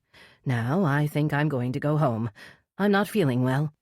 Veronica watched as Ling gathered her purse and lunch bag, then followed her out into the guidance office, where Jai hovered with an anxious expression. Don't mention this to anyone, Jai, Ling said, pausing to give the little man a smile. I'll check in with you later. Walking Ling to the sensible white sedan she'd driven for the last 5 years, Veronica couldn't shake the feeling that her mother knew more than she was admitting. What is it, Ma? What aren't you telling me? But Ling only patted her cheek and sighed. I want to go home now, Ronnie, she said. We can talk later. Finn was waiting by the jeep with Gracie, and he could sense her unease. He didn't seem surprised when she pulled into traffic behind the white sedan and followed her mother as she headed east on Park Avenue. Just need to make sure she gets home all right, Veronica said, but Finn only nodded and began checking messages on his phone. Unlike Veronica, he didn't see Hunter's black Audi waiting at the light to turn into the Riverview Hotel, and he didn't notice the attractive woman sitting in the passenger seat. A horn honked behind Veronica's Jeep, and she pulled her eyes away from Hunter's car and back to the road, reminding herself that she needed to make sure her mother got home safely.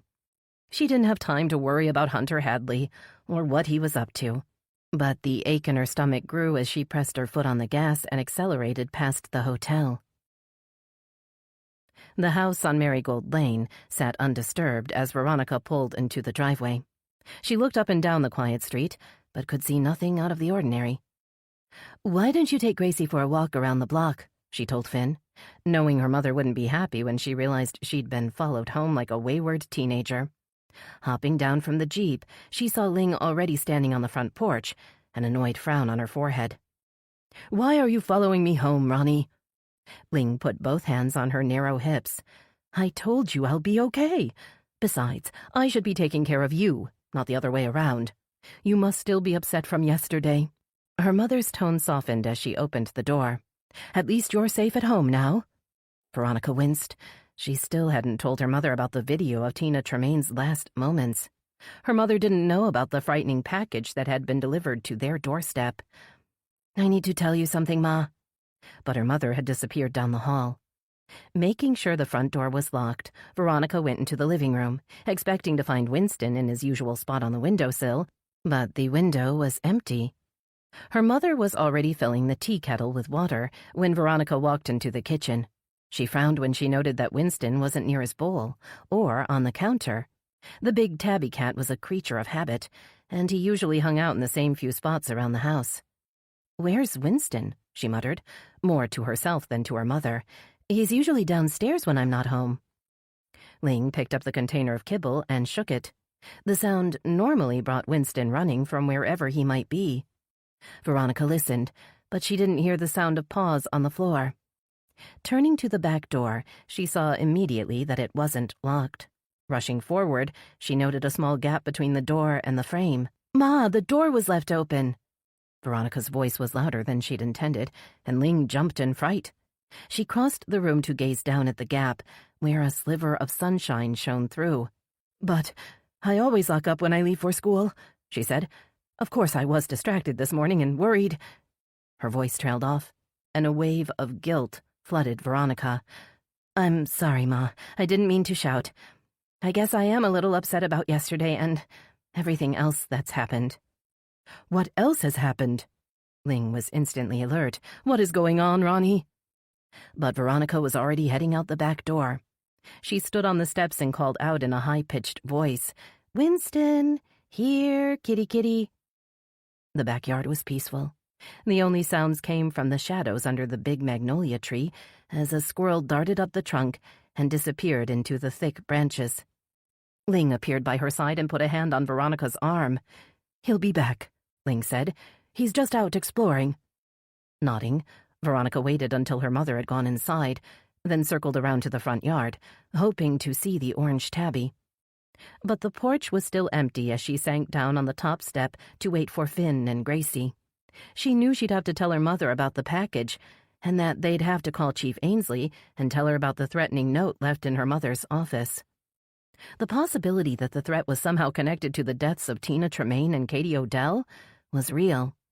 If she and her mother had become the targets of a deranged predator, she needed to let Nessa know. Maybe I can even tell Nessa that Winston is missing. She tried to smile at the silly thought, but instead, the tears she'd been holding back began to brim over, and she dropped her head in her hands and let herself cry. Chapter 21. Nessa listened to the message from Veronica Lee with mounting frustration. Katie Odell's homicide investigation was currently the WBPD's top priority, but she couldn't just drop everything else that was going on. Too many people were needing her help. Something had to give. A threat or prank or whatever it is that happened at the school just doesn't make it to the top of my priority list right now. There was no way she could ask Van Zinger and Jankowski to follow up while they were lead detectives on the Katie Odell case. And she needed to be working the investigation with them, while also helping Riley prepare the pending case against Nick Sargent. Nessa couldn't let the prosecutor down when she was still reeling from losing her sister. And she also couldn't put off Special Agent Day from the FBI forever. The woman was very persistent, and she claimed to have information involving Xavier Grayson that Nessa felt compelled to hear. The man had terrorized her town, and she wanted to make sure there was nothing about him or his crimes that would come back to haunt her. Gritting her teeth, Nessa knew she was going to have to assign the department's newest detectives to their first case. They could investigate the threatening note that had been left for the principal of Willow Bay High School. Nessa looked at her watch. She had about 20 minutes until she needed to be at the medical examiner's office for Katie Odell's autopsy. Forcing herself to get up and walk down the hall, Nessa stopped outside the door to the office she'd assigned to Mark Ingram and Peyton Bell. "Good morning, detectives." Both detectives were sitting in front of their computers as Nessa appeared in the doorway. Peyton Bell stood and offered a greeting. Her Memphis Grizzlies t-shirt and the jeans she'd been wearing the last time Nessa had seen her had been replaced by a pressed blouse and slim-fitting pants. A matching jacket was draped over her chair. Ingram looked up at Nessa with wary eyes. His pale hair was styled in the close-cropped crew cut she remembered, and his narrow face was clean-shaven. "I hope you're both settling in," she said, ignoring Ingram's sour expression. "I need you two to investigate a reported threat made against the principal at Willow Bay High School." Picking up a pen, Peyton sat down and prepared to take notes. Her amber eyes glowed with interest as she waited to hear more. "Ling Lee is the principal at the school," Nessa explained, liking the way Peyton immediately wrote down the name. "Apparently, someone left a death threat on her computer. Her daughter called and gave me the basics, but I need you two to follow up and find out what's going on." "So, this is how it's going to be?" Ingram muttered, shaking his head. "You're going to send me out to check on high school pranks? What's next? Chaperoning the prom?" Meeting his insolent gaze, Nessa stepped further into the room and pinned Ingram with a hard stare. She knew this would be the only chance she got to make a first impression on Peyton Bell. If she allowed Ingram to disrespect her, then the new detective wouldn't be able to respect her either. "You'll be assigned to whichever case needs investigation, Detective Ingram," she said, her voice laced with steel. "And if chaperoning the prom is needed to keep this town safe, then that's just what you'll do." Nessa moved back to the doorway and paused, then turned to meet Peyton's wide eyes. "I'll expect your first report on my desk sometime tomorrow," she said. "I also expect you to treat this matter seriously. The death threat was left for Veronica Lee's mother, and Veronica recently received a video of a homicide that took place in Miami. We need to see if there's any possible link." Jotting down more notes, Peyton looked up with a curious frown. "Which homicide, Chief?" "A woman named Tina Tremaine was pushed off the roof of a Miami high-rise. The next day, someone delivered a video of her fall to the Lee residence." Peyton seemed to consider the information, then nodded, and scribbled a few more notes. "The Miami homicide? Is that linked to the Katie Odell homicide?" Ingram asked, still scowling. "I mean, they both fell to their deaths, right? So, looks like the killer used the same M.O. Nessa didn't like the thought of Ingram butting into the Odell investigation, but she reminded herself that whether she liked it or not, he was back on the team. "We aren't sure yet, but I'm on my way to attend Katie Odell's autopsy," she said, already feeling queasy at the thought of what lay ahead. "Hopefully I'll know a lot more after that." Nessa recoiled as Iris Newen lifted back the white sheet that covered Katie Odell, trying to mask her horror at the grisly sight. The once beautiful model's face was discolored and swollen, and the rope around her neck had fallen away to reveal a hideous wound. "Wesley, you ready?" "Yep. The recorder's ready to go. Just tell me when." The husky forensic technician waited for her signal, then clicked on the handheld recorder as Iris began to dictate in a clear voice. "The body is that of a well-developed, well-nourished white female, measuring 69 inches and weighing 118 pounds. Overall appearance is consistent with the victim's age of 25 years. The body is cold and unembalmed." Resisting the urge to look away, Nessa tried not to imagine what Riley's reaction would be when she came to the medical examiner's office to identify her sister's body. Instead, she focused on Iris's calm, steady voice as the medical examiner worked her way down the body. "A thin rope is looped around the neck, and a ligature mark of approximately 1 inch wide encircles the neck below the mandible." Iris continued the external exam, methodically moving to the chest, torso, and then the limbs. When she examined Katie's hands, her voice rose with excitement. "Several strands of hair are wrapped around the left hand." Nessa's pulse quickened as she watched Iris use long tweezers to pull a hair from Katie's lifeless hand and place it carefully into a small container. After she'd collected several more hairs, Iris signaled to Wesley, and he stopped recording. "That's it for the external exam," Iris said, her voice grim. "It's going to get pretty messy once we open her up. She's suffered massive internal injuries, and I'm not sure you're going to want to be here for that." Nessa didn't argue, but she hesitated. "You able to figure out the cause of death yet?" Nodding, Iris stepped back from Katie's body and sighed. "I suspect her cause of death is massive pulmonary contusion caused by the fall. I believe the internal exam will confirm that." "Then she didn't die before she went into the water?" Nessa asked. "He didn't strangle her to death first?" Iris shook her head. "The ligature around her throat wasn't fatal, but it certainly was a contributing factor," she explained. "That and the multiple defensive wounds indicate the manner of death was homicide."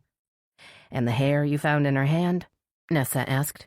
"How long until we can find out who that belongs to?" This time Iris shrugged. "I can ask Alma to run it through her rapid DNA machine, so it should only take a few hours to get a profile," she said. "But at that stage, we'll have to submit it to the state and federal databases to see if there's a match. And that can take days or even weeks if there's a backlog."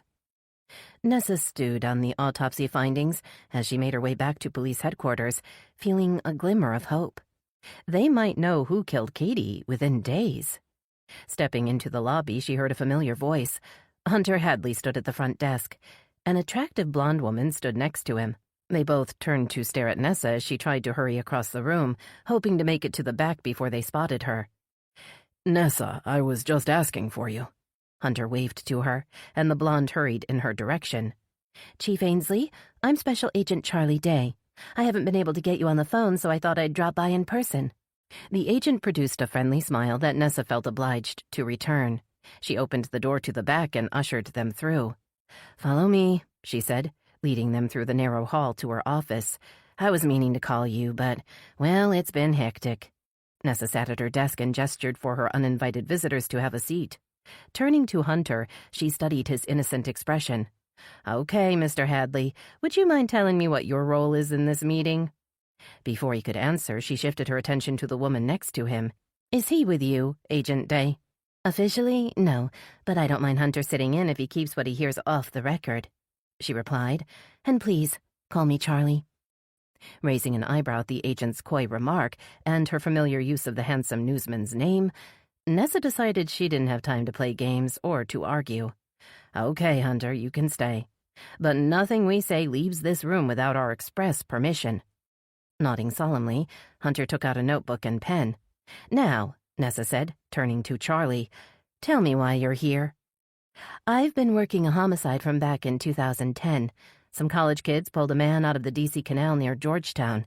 He had a knife in his back. Charlie's voice had lost its playful quality. I always suspected the homicide was related to a string of unsolved murders in the same area, but I could never prove it.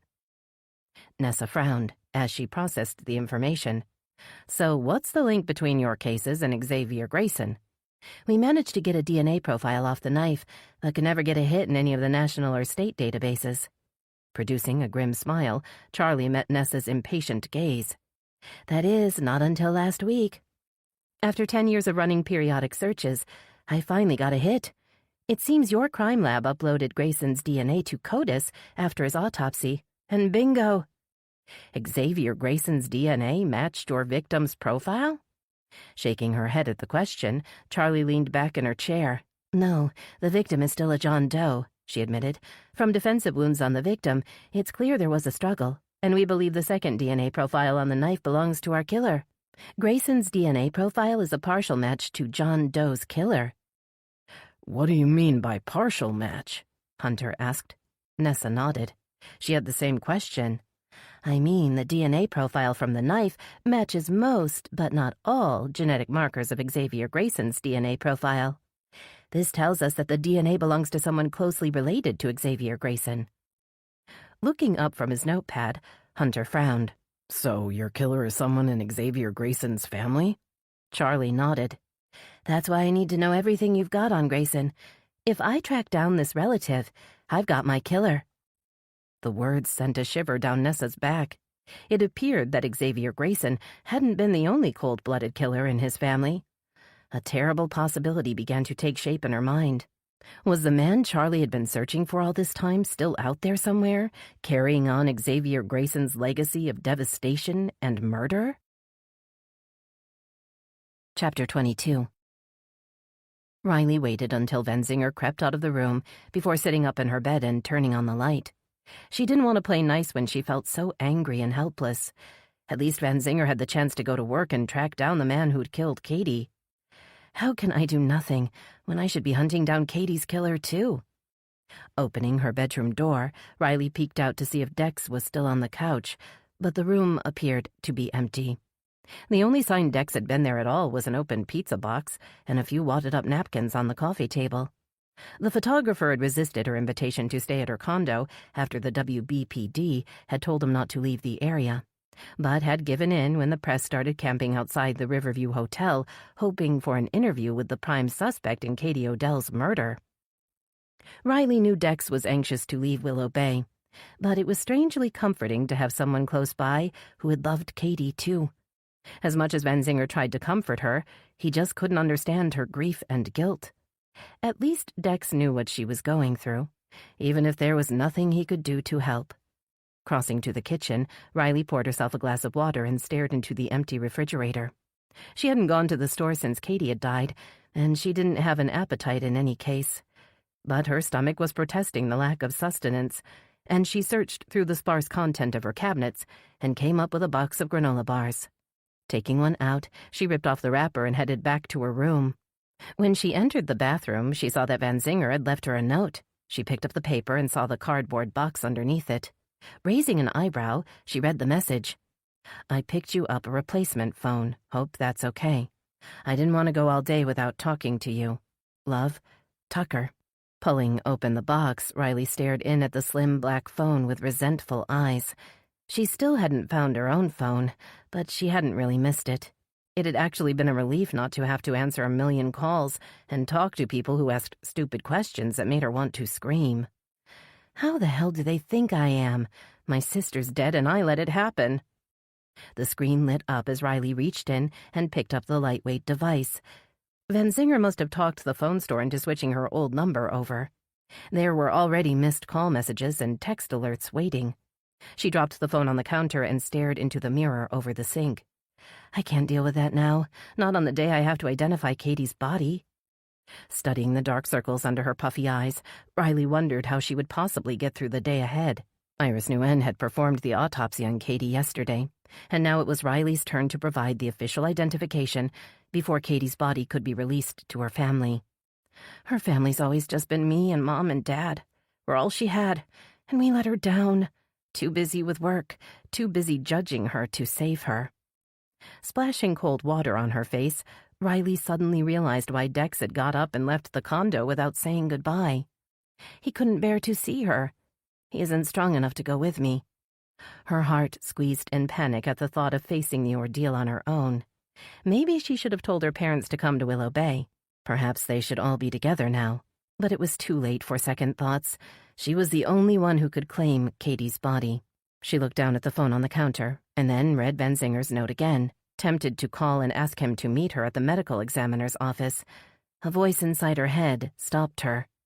Tucker never lost a sister, and he doesn't understand. I guess no one can. But the thought triggered a memory. Words that had been spoken to her just the day before. Taking the phone with her, Riley went back into the bedroom to get dressed. She needed to make a stop before she went to see her sister's body.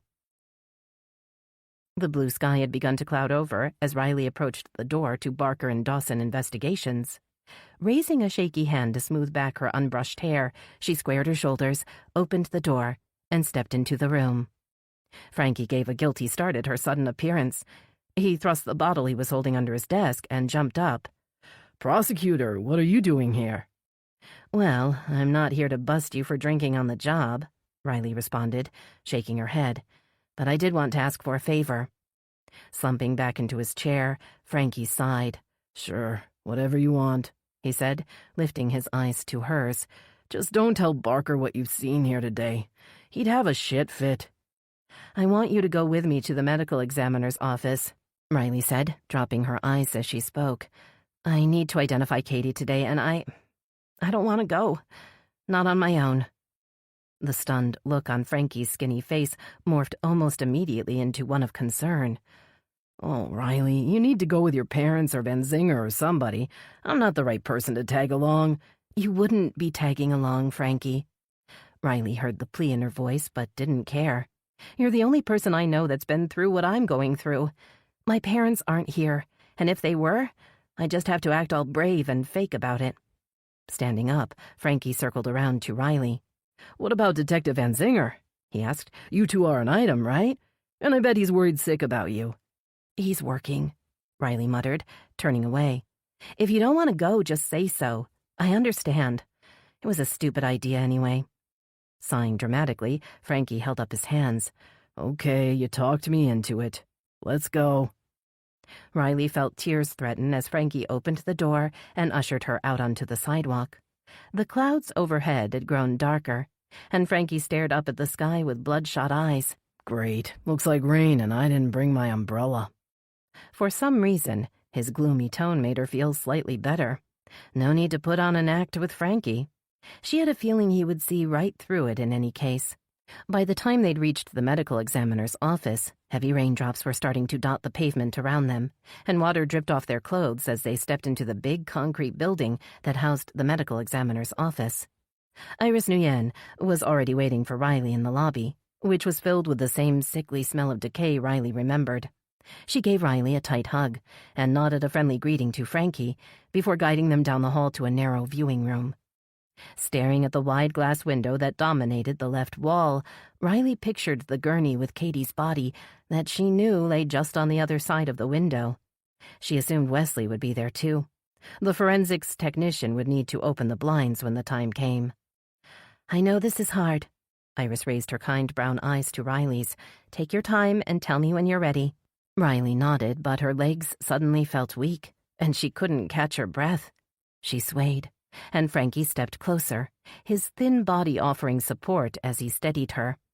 When she felt him give her hand a soft squeeze, she swallowed hard and turned to Iris. Okay, I'm ready. Iris walked to the window and pulled on a cord. The blinds opened to reveal a gurney covered in a crisp white sheet. Wesley Knox stood next to the gurney wearing scrubs and a protective mask. Iris nodded at Wesley, and he pulled down the sheet to reveal Katie's discolored face. Riley cried out in anguish, unable to look away from the pitiful sight. Her sister's blonde hair had been cleaned and brushed back off her face, and her eyes were closed, but she looked anything but peaceful, with the deep ligature mark encircling her thin neck. A wave of dizziness washed over Riley, and she struggled to keep upright as she stared through the cold glass. It was true. It hadn't just been a terrible mistake or a nightmare. Katie was dead. "My sister," she murmured in a thin voice that she didn't recognize as her own. "That's Katie. That's my little sister." Iris nodded to Wesley. He pulled up the sheet as she closed the blinds, then turned to look at Riley with a worried smile. "I'm sorry you had to go through this," Iris said. "So very sorry." Wincing at the medical examiner's kind words, Riley didn't trust herself to speak. She rushed to the door and back up the narrow hall to the lobby. She made it outside just as her stomach heaved up the remaining bits of granola she'd managed to get down. The rain had stopped for the time being, but angry clouds still hovered overhead. And as she stared down, Riley realized she was standing in a shallow puddle. "You want me to hold back your hair?" Frankie asked as she looked up, only half joking. "No, I want you to bring back my sister," Riley said, straightening and wiping a trembling hand across her mouth. "If you can't do that, then I want you to find the bastard who killed her." Heels tapped across the pavement and stopped next to her. Riley looked over to see Alma Garcia. The crime scene technician's face was pulled into the same sympathetic grimace that everyone seemed to be wearing lately. "I'm so sorry for your loss," Alma said, shifting the files she carried to her other arm. "But at least we've got something to work with now, and with the DNA match, Nessa's team will have a better idea of who they're looking for." Staring at Alma in confusion, Riley tried to make sense of what the technician was saying. "What do we have to work with?" she asked, grabbing Alma's arm. "What DNA?" Alma tried to step back, but Riley refused to let go. "We managed to get a DNA profile from the hair Iris found during the autopsy," Alma explained. "I ran it through our local database this morning and got a hit. I thought you knew." "Tell me who," Riley gritted out, tightening her grip on Alma's arm. "Whose DNA was on my sister's dead body?" Frankie put a hand on her shoulder, but Riley shrugged it off. She felt like shaking Alma, but the crime scene technician already looked ready to bolt. She couldn't scare her off before she had the information she needed. "Please, Alma, who was the match?" "Well, it was only a partial match," Alma admitted, her voice faltering. "Xavier Grayson's DNA came up as a partial match." The words vibrated in Riley's ears. She couldn't believe what she was hearing. Xavier Grayson was dead. She had seen him die with her own eyes and had read every line of his autopsy report. "How?" she whispered. "How is that possible?" Alma shrugged. "A partial match indicates a familial connection, so—" "Do Nessa and Van Zinger know yet?" This time Alma nodded, obviously relieved to be able to give a positive answer. "Yes, they do. I sent them all the details this morning." Anger burned in Riley's chest at the thought that she was the last one to find out something so vital to solving her sister's homicide. Releasing Alma, she dug in her purse and pulled out the replacement phone Van Zinger had left for her. "Oh, I see you got a new phone," Alma said, massaging her arm. "That's probably best because yours looks like a total write-off." "What do you mean?" Riley was barely listening as she tried to think what the DNA match could mean. "Your phone was on the bridge," Alma said. "It was broken, but we tracked it back to you through the serial number." Alma backed away when she saw the stricken look on Riley's face. I thought Van Zinger would have let you know," Alma stuttered. "I mean, it was your phone, and—" But Riley wasn't listening. She was looking down at the text messages on her phone. The data from her old phone had been stored in the cloud and was accessible from the new phone Van Zinger had set up for her. The texts between her and Katie the day she died were all there. Only she hadn't sent them. The killer had. Chapter 23. Frankie struggled to keep Riley in sight as she stomped back to the parking garage. He'd barely made it into the passenger seat of the white Land Rover when she reversed out of the parking space and squealed down the exit ramp and out onto Main Street. She pressed her foot on the gas and headed west. "Where are we going?" he asked, strapping on his seatbelt and sliding the seat back to accommodate his long legs. "My office is back that way in case you want to give me a ride." "Katie thought I wanted to meet her at the bridge to patch things up," Riley said, her eyes on the road. She got a text that she thought was from me, but it was from him, whoever he is. Trying to think of something to say that wouldn't piss Riley off, Frankie looked out the window at the people on the sidewalk. He dug in his pocket for a stick of gum, but came up empty. When the car jerked to a stop at a red light, he looked over and sighed. "You've finally got some evidence that can help you find the guy who did this," he said.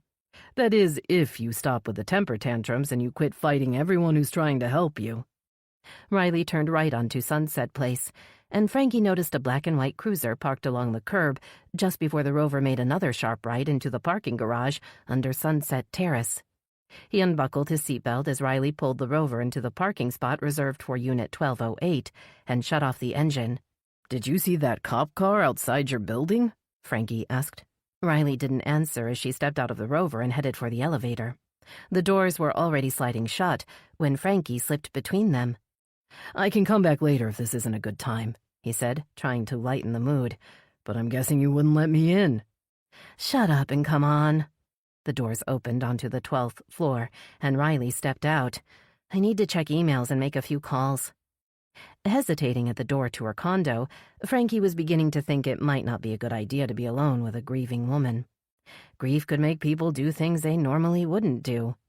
"Maybe I should get out of here before the shit really hits the fan." But Riley waved him inside and shut the door before he could think up an excuse. She motioned for him to stay quiet as she took out her phone and tapped on the screen. Crossing to the window, Frankie looked out toward the river. His eyes fell on the bridge, and he glanced back to see Riley looking past him. She stared at the scene of Katie's death with wounded eyes, then turned away as a voice sounded on the other end of the connection. "Damn, it's her voicemail," she muttered. "Agent Day, this is State Prosecutor Riley Odell returning your call. Sorry it's taken me a while, but I need to speak to you at once. Please call me back." Frankie unlocked the door to the balcony and stepped outside. The sky had cleared, but a stiff wind still blew, lifting his shaggy hair. Standing a few feet back from the ledge, he leaned forward and looked down 12 stories to the street below. The sidewalk was empty, and only a few cars were in the street next to the park. A subtle movement on the edge of the park caught his eye. Frankie squinted to get a better look. A man was sitting on the park bench directly across from Riley's building. Training his eyes on the little figure, Frankie could see that the man was holding something up toward the building. Was it a phone or maybe a small camera? "What are you doing out there?" Riley stood just inside the balcony door. Her eyes were bright as they flicked first to the bridge and then back to Frankie. "I don't want you out there," she said in a strained voice. "In fact, I don't want you in my house at all. Now go." Frankie opened his mouth to speak, then closed it again. He wasn't going to argue with a woman who made her living by winning arguments. Besides, Riley had a long road ahead of her, and she might need to walk some of it alone. He understood that need better than most. After all this time, he was still making his way through the pain of his past on his own. Some days he thought he would always be alone. Closing Riley's door behind him, Frankie rode the elevator down to the lobby and walked outside. Looking around, he saw that the black and white cruiser was still parked at the curb. He glanced over at the park and saw that the bench across the street was now empty. The man with the camera was gone. "Hey, officer," he called out, approaching the cruiser. "You wouldn't be watching this building by any chance, would you?" The young officer leaned over to look out the window. "Hey, Frankie, it's me, Andy Ford." "Officer Ford?" Frankie bent down to see Andy Ford's freckled face. "What are you doing out here?" "Detective Benzinger has me watching the building," Andy replied. "Wants me to keep an eye on the prosecutor after, well, you know, after what happened to her sister." Nodding solemnly, Frankie held up a skinny thumb. "Sounds like a good idea to me," he said. "You keep an eye on her and make sure she stays safe." But as he began the long walk back to his office, Frankie looked back at the silhouette of the big bridge in the distance, wondering if anybody in Willow Bay was really safe. By the time Frankie reached his office on Bay Street, Barker had already started in on his lunch. A sandwich and chips were spread out on his desk, and he was wiping mustard off his chin with a napkin sporting the Bay Subs and Grub logo. "Where the hell have you been, Frankie?"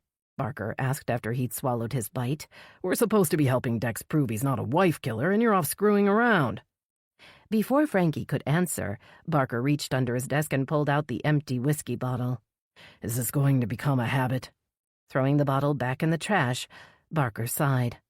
I don't know what's going on with you, but if anyone gets wind that you're working cases while under the influence, our license will get pulled and Barker and Dawson Investigations will close up shop. Shame flooded through Frankie at the reprimand. Barker was right. He was risking their new enterprise. He needed to get control of himself before he ruined everything. Don't worry, partner. Frankie threw Barker a sarcastic salute. Message received loud and clear. I won't let the troops down again. Giving Frankie a long, suspicious glare, Barker finally nodded and turned back to his sandwich. I actually spent the morning with Riley Odell, Frankie said, eager to change the subject. You heard the latest news? Barker's mouth was full, so he just shook his head. They linked Xavier Grayson's DNA to Katie Odell's murder. Barker blinked as he swallowed a big bite of the sandwich. How's that possible? Barker demanded, his voice wary as if he thought Frankie might be trying to trick him. Xavier Grayson's dead, so I don't think he's still going around killing people. No, but Alma said the match was some kind of familial match with Grayson. So that means someone in his family is the guy they're looking for. Sticking the last bite of his sandwich into his mouth, Barker wadded the wrapper into a ball and held it in his clenched fist. Nessa must be pulling her hair out about now, Barker said, worry for his ex-partner showing in his big brown eyes. If someone related to Xavier Grayson is out for revenge, there could be a whole lot of people on his hit list. Frankie nodded and plopped down in his chair. Remember what Nessa told us at the diner? Barker asked. He paused, but the blank expression on Frankie's face prompted Barker to answer his own question. She said that some FBI agent was calling her because Xavier Grayson's DNA matched an old John Doe homicide up in D.C. Oh yeah, I know all about that, Frankie said. Riley was trying to get a hold of the agent earlier when I was at her place. Recalling Riley's anger at being the last to know about the DNA match and about her phone being found on the bridge, he suddenly remembered that he'd never told Riley about the pictures Katie had uploaded to Instagram the day she died. He didn't want to face the prosecutor's wrath if the photo turned out to be important and he hadn't mentioned it. Tapping on the Instagram icon, Frankie waited for the app to open. Suddenly, Katie appeared on the little screen, vibrant in the bright blue dress and very much alive. So different than the pitiful figure he'd seen on the gurney at the medical examiner's earlier. Zooming in on Katie's brilliant smile, Frankie shook his head at the thought that the smile had probably been her last. Then his eyes fell on the outline of a man's head and shoulders in the picture's shadowy background. He squinted and zoomed in even closer. Yes, there was definitely a man standing in the shadow behind Katie. Frankie shivered as he made out two specks of light.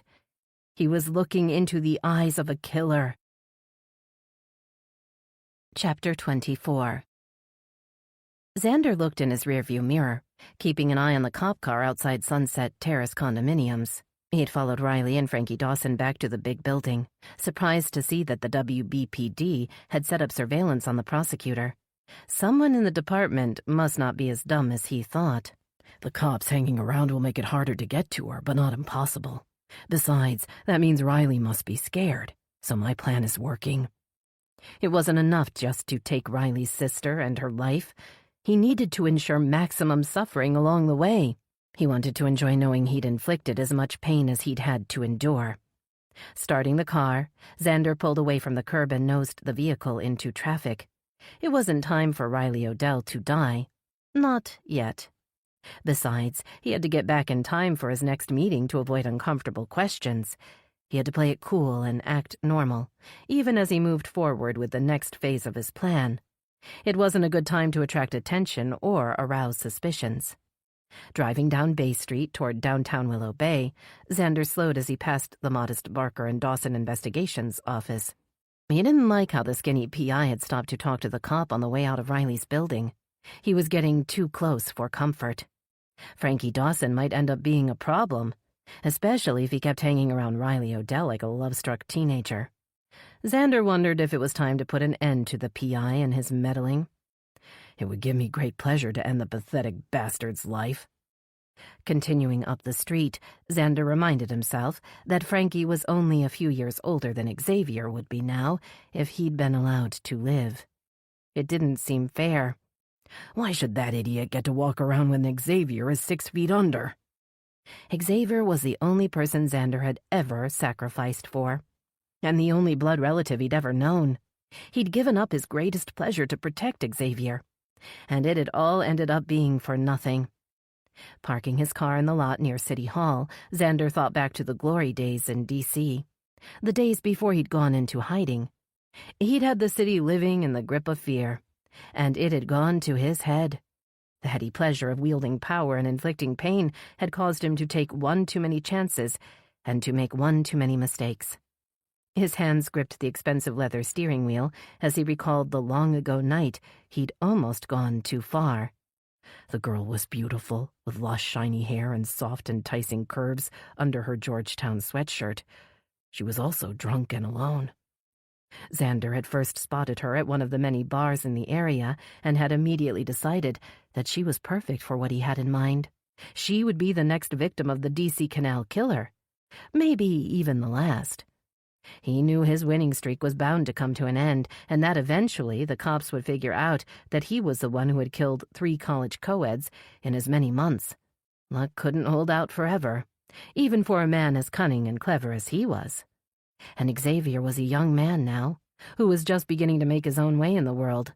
Xander knew if he went down, he'd likely take Xavier with him. And that was one thing he wasn't willing to do. Xavier had always been his only responsibility, and his only weakness. But one more girl wouldn't hurt, not when the girl had left her friends and was walking alone by the canal. It was almost too good to be true. One last lovely girl to remember his time in D.C. Then he could move on to another town and another life. His heart quickened as he made his way through the darkness, binding his time in the shadows as the girl weaved along, oblivious of the danger lurking behind her. Each of the 3 girls he'd chosen before her had also been young and unaware of the evil that waited for them in the dark. They'd been privileged college girls that were just starting to spread their wings and live a little. Then he had decided it was their time to die. Following the girl across the old stone bridge, he had a rope around her pretty little neck before she had a chance to scream. Twisting with practiced efficiency, she was slumped against his chest within minutes, and offered no resistance as he dragged her to the stone ledge and pushed her over to the dark water below. Pulse racing, Xander heard a splash and couldn't resist leaning over to take one last glimpse of the lovely girl. But he wasn't the only one who had heard the sound of her body hitting the water. A policeman looked up at Xander from the path running alongside the canal. The cop was only 50 yards away, and his hand was already on his holster as he ran toward the bridge. Shouting into his radio, the cop was calling for backup, and his words sent a chill down Xander's spine. Canal killer suspect spotted on Stone Bridge. In pursuit now. There's a woman in the water. Send backup and an ambulance. A bullet whizzed past his head as Xander started toward the opposite side. Racing down the stairs, he turned to see the cop aiming straight at him. Stop right there or I'll shoot. Realizing the cop must have been patrolling the area in hopes of catching him, the man they'd named the D.C. Canal Killer, Xander continued to run. He knew the area like the back of his hand. If he could make it only a little further. Another shot rang out, and a blast of pain radiated through his arm. Staggering to the side, he stumbled close to the edge of the canal. Then felt his knees give way under him. He hit the water hard and sunk toward the bottom. Pushing himself forward with his one good arm, he held his breath as long as he could, then came out of the water with a gasp close to the edge. Looking behind him, he saw the cop racing back toward the spot where the girl had fallen. Moving through the dark water, Xander made his way toward the opposite side of the canal, grasping onto the rough canal wall and pulling himself up with one arm, using his legs as leverage to lift himself up and over the edge. Laying in a thick patch of grass, he gritted his teeth as the wound on his arm throbbed. Sirens sounded in the distance as Xander rolled back onto the path and forced himself to his feet. Sticking to the shadows, he slunk away into the cover of the night, knowing that his reign of D.C. was over.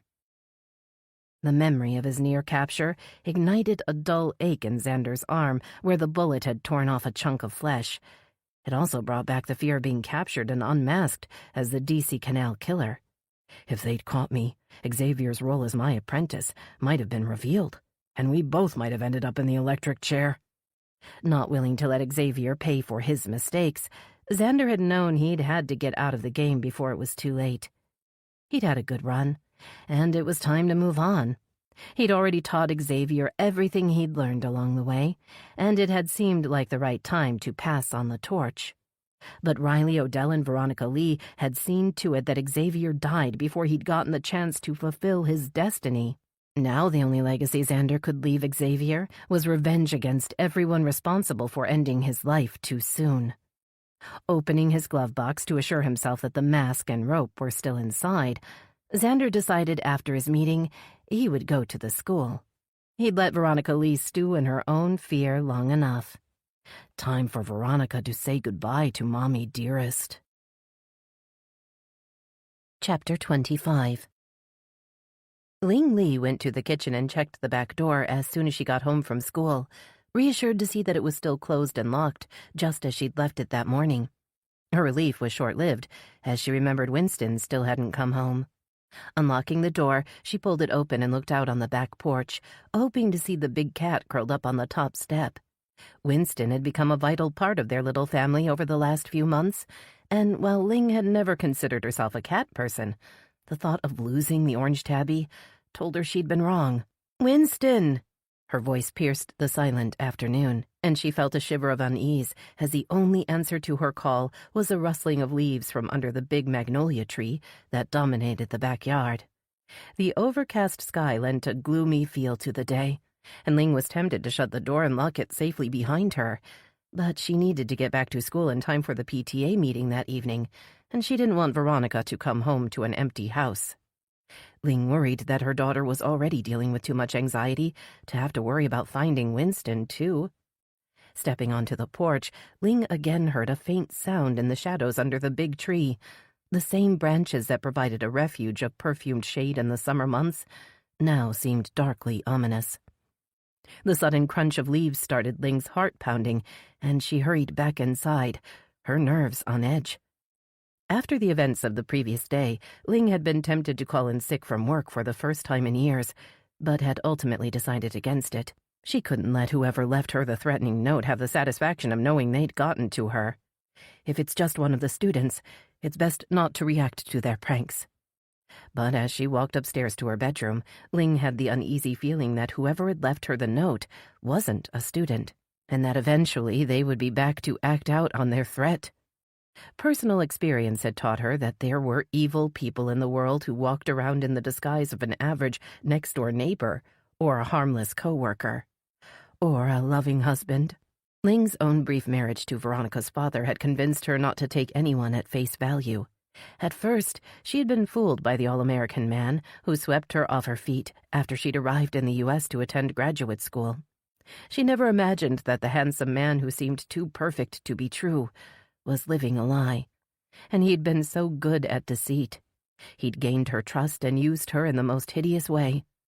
Shuddering at the memory of his violent reaction when she'd uncovered his web of lies, Ling crossed the room to her bedside table and pulled open her drawer. The Glock lay nestled inside, its shiny black surface giving her an instant sense of calm. Lifting the gun out of the drawer, Ling held it tightly, liking the heavy weight of it in her hand. The gun made the memories and the fear easier to handle. Learning how to use the weapon had been the only way Ling had been able to feel safe again after she'd escaped Veronica's father to start a new life in Willow Bay. But her husband's threat to kill her and Veronica if she left him still echoed in Ling's dreams. He'd vowed he wouldn't rest until they were both dead and buried, and she had believed him. Since the day she'd left, Ling had been terrified that someday he would find her and Veronica, and she'd tried to prepare them both for that day. Together, they had gone to the gun range and learned how to shoot, and Ling had warned her daughter over and over about not trusting strangers. Recently, Ling had even started going to therapy, trying to find peace with the past, but she still couldn't bring herself to tell Veronica the whole story. How can you explain pure evil to a girl who is so full of light? She looked down into the drawer and saw the letter she'd written to Veronica. The whole terrible story was included in the letter, and Ling had offered Veronica the chance to read it if she wanted to learn the terrible truth about her father. So far, Veronica had let the past stay hidden. And now, after 25 years had passed, Ling wondered if the man described in that letter had finally found her. Had he left the note on her computer? Was it his way of letting her know that he was coming to take his revenge? Dropping the gun into her big purse, Ling hurried down the stairs. She wanted to get to the school before the PTA meeting was scheduled to start. She needed time to prepare before Brock Chandler and the rest of the school board representatives showed up. Putting a hand on the front door, Ling paused and listened. Was that furtive movement outside? She leaned forward and put one eye to the peephole, but could see nothing. Again, a soft scraping against the door made the hair on the back of Ling's neck rise. Reaching into her purse, she put a shaky hand on the Glock. Would she have the nerve to use it if her ex-husband was standing outside her door? Wrenching back the lock, Ling flung open the door and stared out at the empty street. A flash of orange fur darted past her feet. "Winston?" Ling clasped a hand to her chest and turned to stare after him. "You scared me to death, you little rascal." Winston patted down the hall toward the kitchen, his orange fur ruffled, and his tail held high. Ling shut the door with a sigh and followed Winston into the kitchen to pour him some fresh kibble and water. Patting the cat's soft head, Ling began to feel better. Maybe she was overreacting to the recent events in town. Even so, she checked the locks on the front and back door one last time, before getting into her white sedan and heading toward the school. Jai Patel's green Toyota was the only other car in the teacher's lot when Ling arrived. Pulling into the spot reserved for the school principal, Ling felt the same warm sense of pride she felt on the first day she'd started working at the school as a substitute teacher. By the end of her first year, Ling had been hired in as a permanent history teacher, and she'd quickly become a favorite of both the students and the other teachers. She'd been happily teaching for 10 years when the school principal had called her into his office and told her he was retiring. By the time she'd walked out of his office, she had agreed to become the first woman principal in the history of the school, and her new career in school administration had begun. And while she was still inspired to lead the school she'd come to love, she had to admit she sometimes missed the classroom. Especially on a night like this one, when she was set to have a PTA meeting that would be anything but inspiring if it turned out to be like the last meeting she'd had with Brock Chandler. The newly hired superintendent had been insufferable since he'd started in his new role, and Ling figured this meeting would give him yet another opportunity to flaunt his authority. But as much as he annoyed her, she thought she knew the underlying cause of his confrontational behavior and was determined not to react.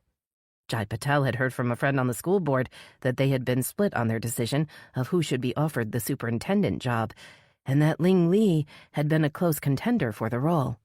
Ling imagined Brock Chandler must have heard the same information. Surveying the empty campus with a wary eye, Ling pushed back a sense of foreboding. As she stepped out of her car and crossed the asphalt, she scolded herself for not asking the school's liaison officer to attend the PTA meeting. She should have ensured someone would be available to guard the campus against unwanted intruders. The feeling that something wasn't right grew stronger as Ling approached the front door and found it slightly ajar. Had Jai left it open in case one of the attendees showed up early? But the assistant principal was nowhere in sight, and there were no welcoming lights to greet Ling as she entered the building. Spooked by the echo of her own footsteps in the empty hall, Ling hurried toward the administration office. The door was closed when she reached the guidance office, but she could see something on the floor as she looked through the glass pane. Trying the doorknob, she was surprised to find it locked. She jiggled the knob again, just to make sure it wasn't stuck, then pulled out her set of keys, searching for the right one. Inserting the big silver key in the lock, Ling pulled the door open, then hesitated as she heard a noise.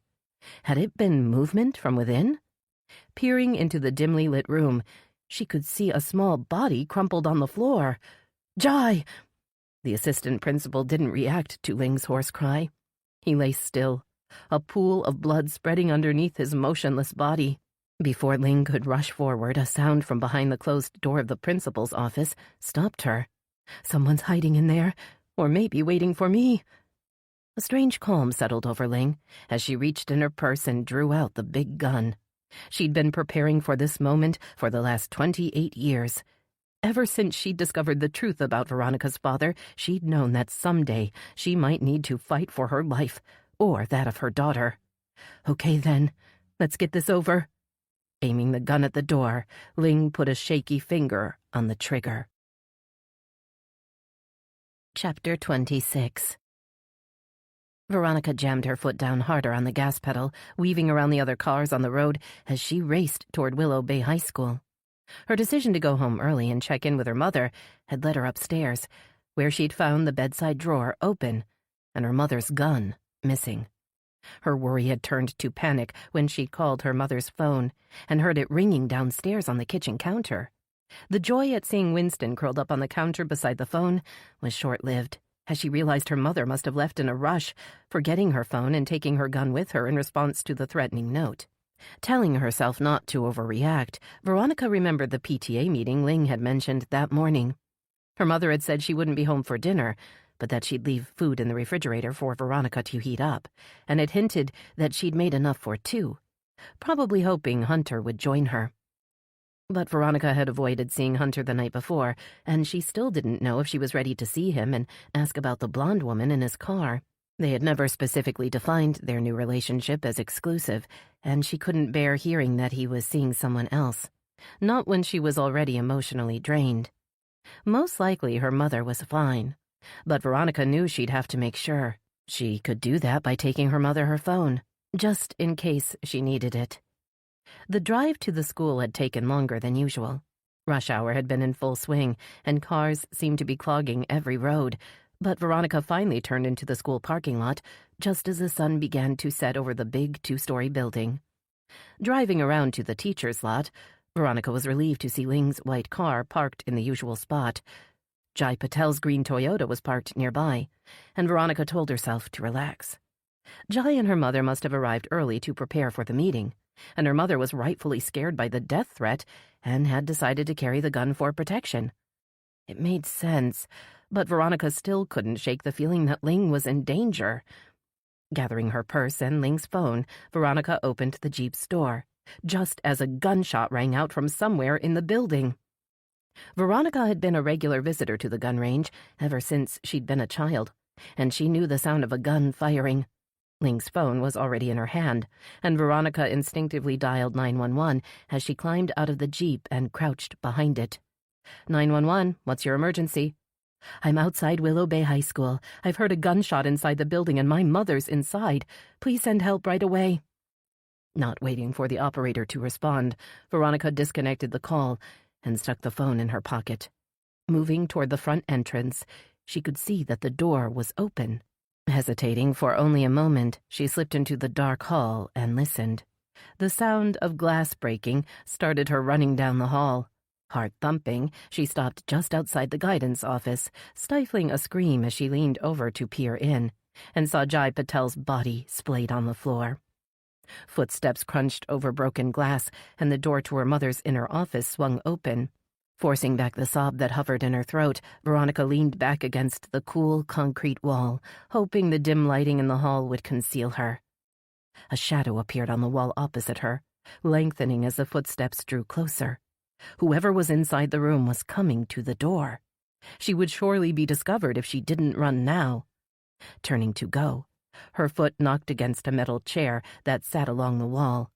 The shadowy figure stepped out into the hall, and Veronica screamed as she stared into the barrel of a gun. "Ronnie!" Ling's terrified whisper released Veronica from her state of shock.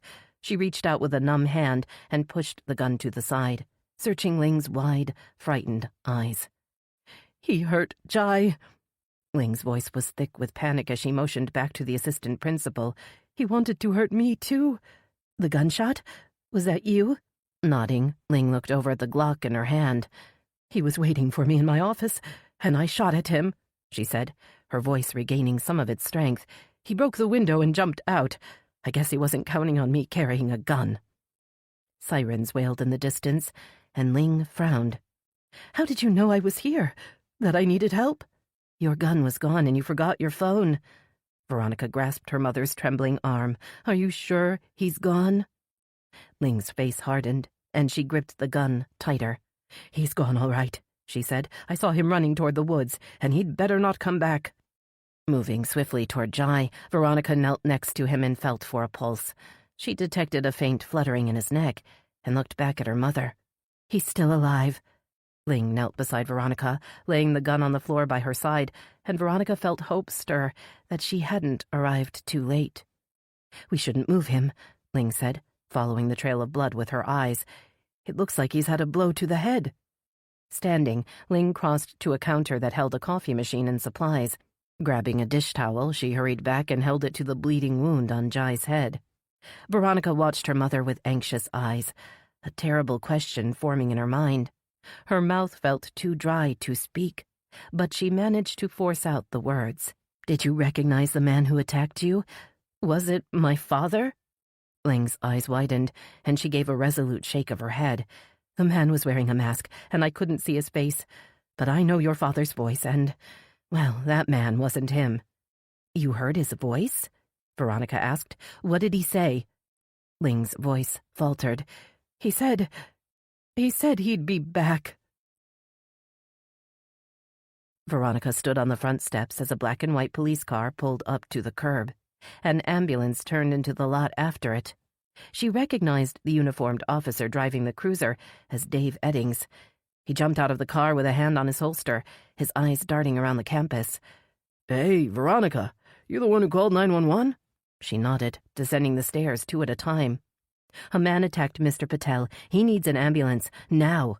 "Where's the attacker?" Eddings asked, looking past her toward the school. "I can't bring in the ambulance crew until it's all clear." Lifting an impatient hand to point toward the woods beyond the school, Veronica tried to control her frustration. "The man broke through a window after my mother shot at him. He ran out toward the woods. Now, please, Mr. Patel needs help." Frowning, Officer Eddings held up a hand. "Whoa there, Veronica. You're saying Principal Lee's in there with a gun? And that she shot at someone?"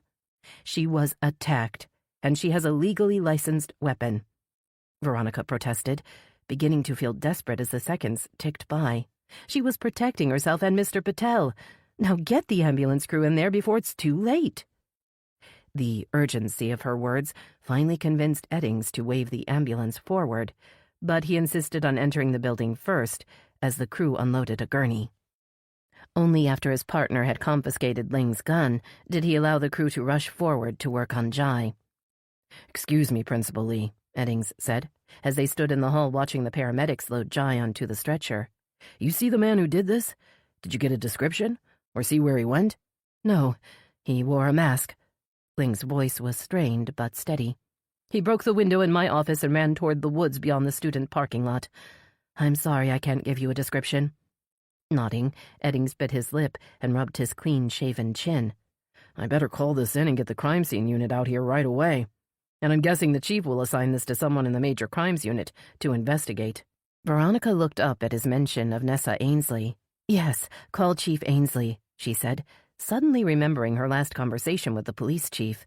"I filed a report with her yesterday about a death threat my mother had received, and she said a detective would be in touch, but I haven't heard anything yet." "Someone made a death threat against Principal Lee?" Eddings had gone to school at Willow Bay High like most people in town, and he was obviously surprised that anyone would want to harm the popular principal. As the young police officer returned to his car to call his request into the station, Veronica stared out into the woods, wondering if the man who had attacked her mother was still out there, and if he really would be back. Chapter 27. Nessa glanced at her watch, then picked up the phone to call Jerry. She knew her husband wouldn't be surprised to hear she'd be working late again, not with Katie Odell's homicide plastered all over the news. But she wanted to say goodnight to Cole and Cooper before they went to bed. It was a school night, and there was no way she'd be home in time to tuck them in.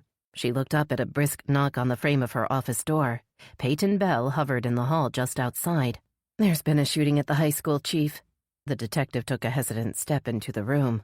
"I don't have all the details yet, but the responding officer is asking for backup, and I'd like to respond." Nessa's heart clenched as Peyton's words sank in. Oh no, not the school, not our kids. Jumping up from her desk, Nessa stuck her phone in her pocket and grabbed the keys to her charger. "Where's your partner?" she asked, already moving toward the door. "We need to get over there now." The uncomfortable look on Peyton's face brought Nessa to a halt. "Where's Detective Ingram?" "He took off a little while ago," Peyton admitted. "Said he had a few things to take care of and just left." Irritation worked its way up Nessa's back, but she forced herself to let it go. She didn't have time to be distracted by Ingram now. "Well, come on then." Nessa motioned for Peyton to follow. "You can ride along with me. We'll get more details on the way." By the time the Dodge approached the school, Peyton had managed to find out that one shot had been fired and one person injured.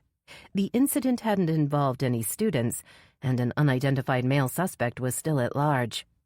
"You sure Principal Lee was the one who fired the gun?" "That's what the officer on the scene said," Peyton replied with a shrug. "He said someone attacked her and she pulled out a gun." Pulling up behind a line of cars waiting to get into the school's parking lot, Nessa activated her lights and bumped over the curb to get past them. She had to swerve to miss a tall man in a suit striding across the lot toward the front entrance. "Isn't school over now?"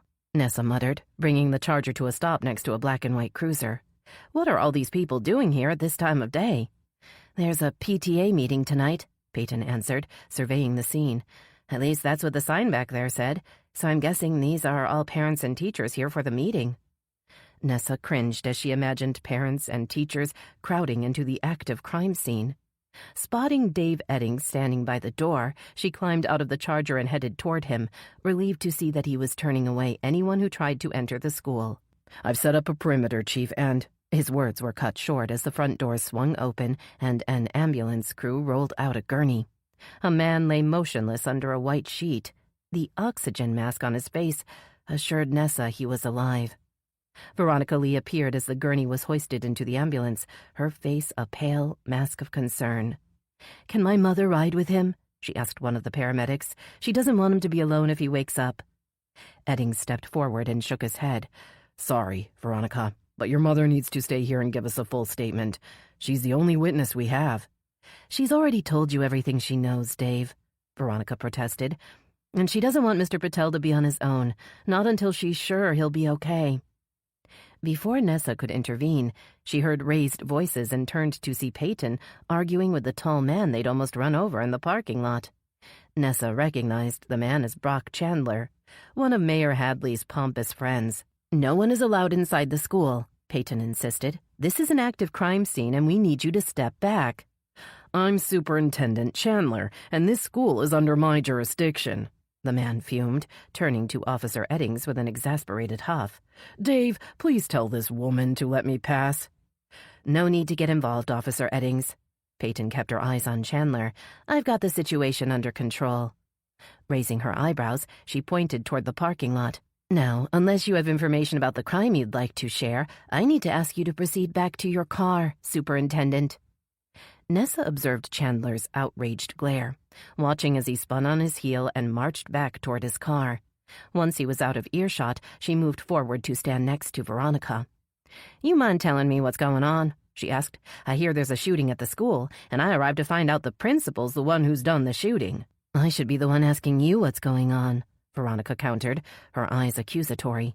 "I asked you to investigate a threat made against my mother, and nothing's been done. She ended up having to protect herself, and now you're confused?" Looking past Veronica, Nessa met Peyton's wide amber eyes. "Detective Bell, did you and Ingram follow up on the case I assigned to you yesterday?" Peyton ran a nervous hand through her short hair, causing a few dark strands to stand on end. Opening her mouth as if to explain, she quickly closed it again and shook her head, looking miserable. Nessa stared at the new detective for a long beat. She thought she knew what was going on. Most likely, Ingram had resisted following up on a case he thought was beneath him, and Peyton was trying to stick to the unspoken no-snitch rule most departments followed. Making a mental note to have a long talk with Peyton Bell very soon, Nessa turned back to Veronica. "Looks like I dropped the ball," she admitted. "I should have followed up. Should have known they weren't working the case yet." She gestured to Peyton, whose cheeks had flushed a bright pink. "Veronica Lee, I'd like to introduce you to Detective Peyton Bell. She's going to run lead on this investigation. She'll find out who broke into the school and attacked your mother and Mr. Patel." "I hope she finds him soon, Chief Ainsley." Ling Lee walked toward them, her hands and the knees of her pants stained with blood. Nessa tried to hide her shock at the older woman's appearance. "The man who broke into my office wants me dead," Ling said, her voice quiet. "He told me he'll be back and I believe him." "Principal Lee, do you have any idea who this man could be?" Shaking her head, Ling looked over at Peyton with a sad smile. "I wish I could give you some idea of where to start looking, young lady, but I don't know who would want me dead, or why." "Veronica!" A man stood behind the police tape holding a camera. He waved at the young reporter and called out again. "What's happened here? Is there anything I can do to help?" "Jack, how did you—" The man ducked under the tape and hurried forward, lugging his camera and a large rucksack with him. Nessa knew he worked on one of the news channels. "I heard about a shooting on the police scanner, and I thought I'd come over and see if I could get some footage." Dave Eddings appeared behind the man and dropped a hand on his shoulder. "Press area is being set up over there, Mr. Carson, as I told you." "Sure, I was just checking on my co-worker here." Waiting for the man to retreat back behind the tape, Nessa figured it would only be a matter of time before the rest of the reporters arrived. Between Katie Odell's murder, Nick Sargent's bail hearing, and now a school shooting, it had proven to be a big news week. She looked toward the woods, wondering if the would-be killer was still lurking among the trees, or if he was already miles away. Or maybe he's right here in the crowd, hoping to blend into the scenery, wanting to see the pain and fear he's caused firsthand. Her phone buzzed in her pocket and she dug it out, thinking it must be Jerry calling to see where she was and if she was all right. But the call wasn't from her husband. Nessa stared at Riley Odell's number, the pressure mounting in her chest. The prosecutor would want to know what had been done to find her sister's killer. With a heavy heart, Nessa sent the call to voicemail and went into the school to survey the scene. Chapter 28. Sunset Bridge taunted Riley as she stared out the window and listened to the automated message that told her Nessa Ainsley wasn't available. Thumbing the screen to end the connection, she dropped the phone on the table and let her brooding thoughts return to Katie. I can't just wait here and do nothing, not while the man who killed my little sister is still out there walking free. Tortured by the memory of Katie's face under the harsh light of the autopsy suite, Riley squeezed her eyes shut, trying to push away the pitiful image. The time for mourning would come later. Now was the time to find the man who had taken her sister's life and bring him to justice. It was the only way she would be able to survive the guilt, the only way she knew to make it through the unbearable loss. The metallic click of the deadbolt sounded behind her, announcing Dex Tremaine's return. Riley had given him the spare key to the condo so he could come and go as needed. "I've retained a lawyer, supposedly one of the best in town." Riley didn't look around. "Where were you when Katie fell off that bridge?" Her voice was dangerously calm.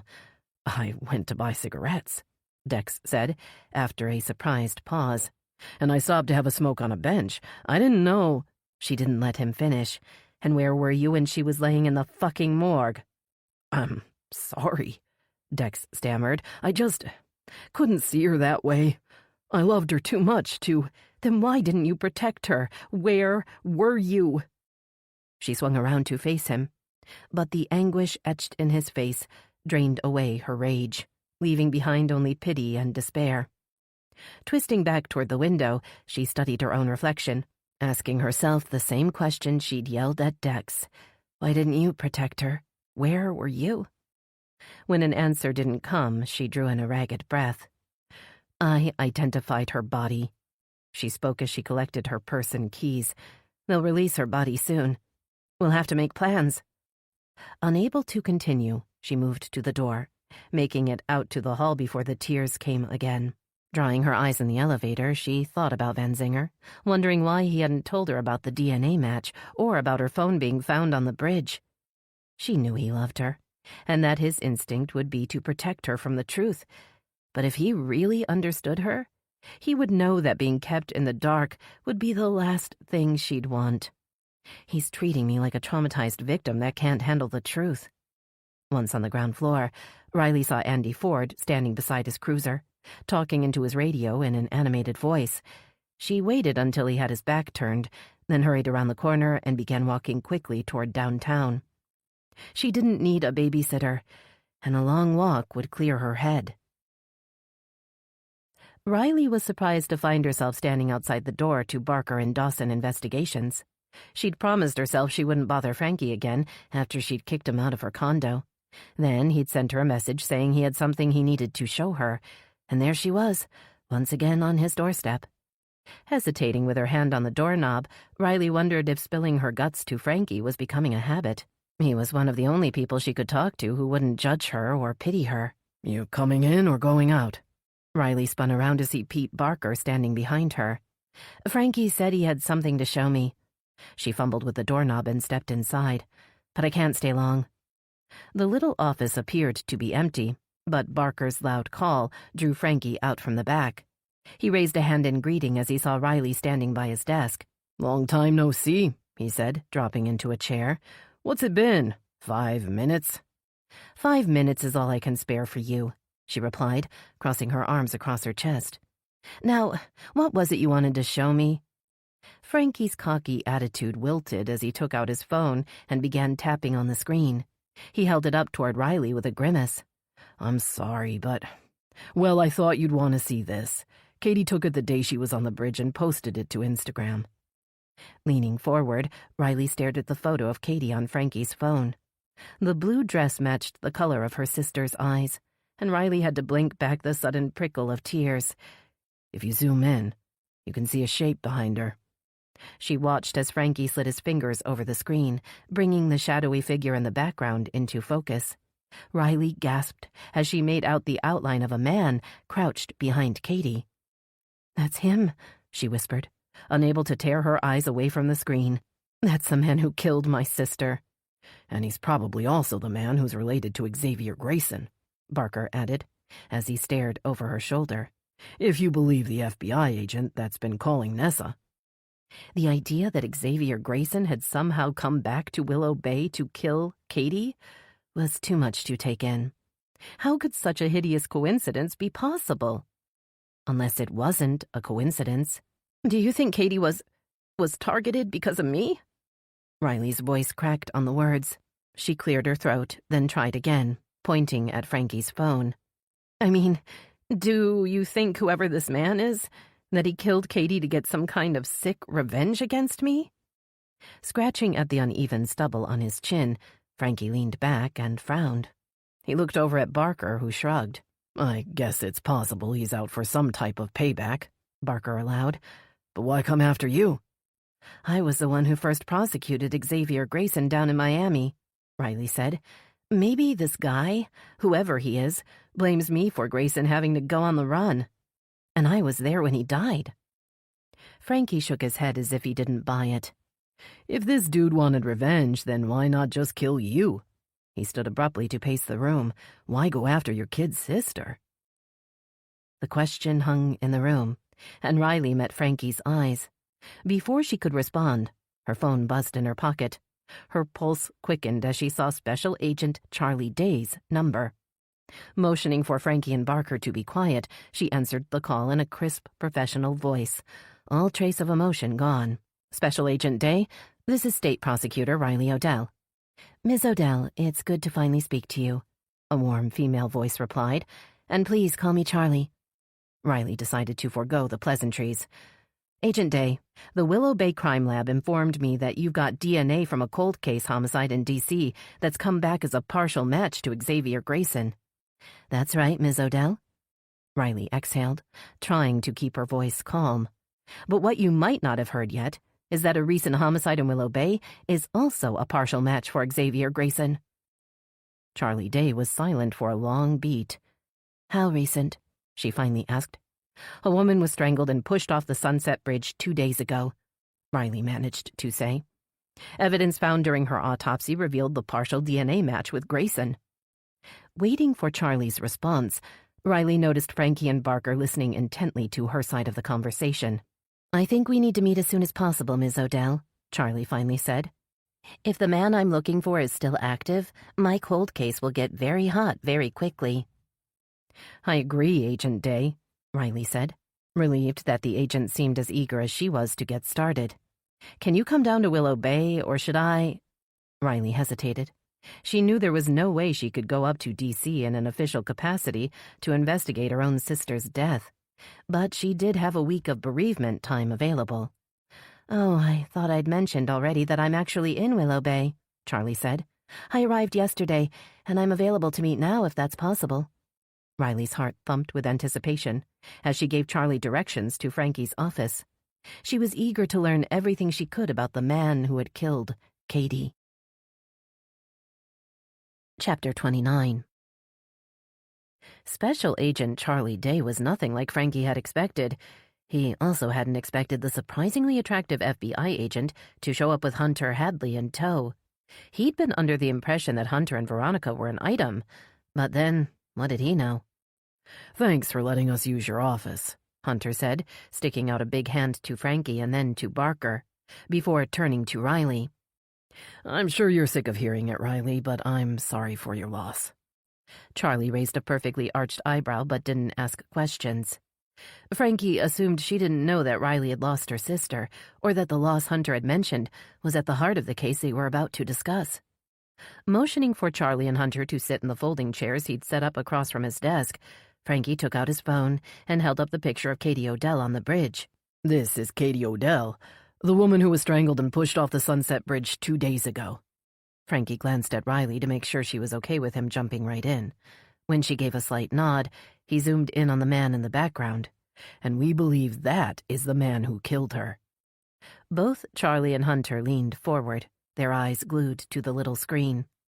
The FBI agent lifted a finger to the screen, as if she might be able to touch the man in the shadow.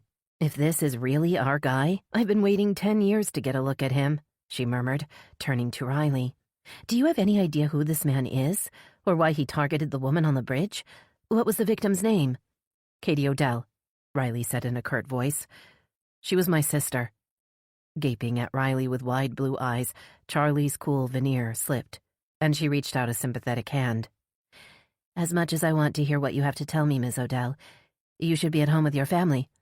I'm sure local law enforcement would agree." "I'm sure they would, Agent Day, but I don't plan to involve them," Riley replied with the stubborn lift of her chin Frankie had come to recognize. "But Katie was my family, and I'd rather be finding her killer than hiding at home. I'll run my own investigation in my own way, and I've hired Barker and Dawson to help me." A ding from Hunter's pocket ended the awkward pause that followed.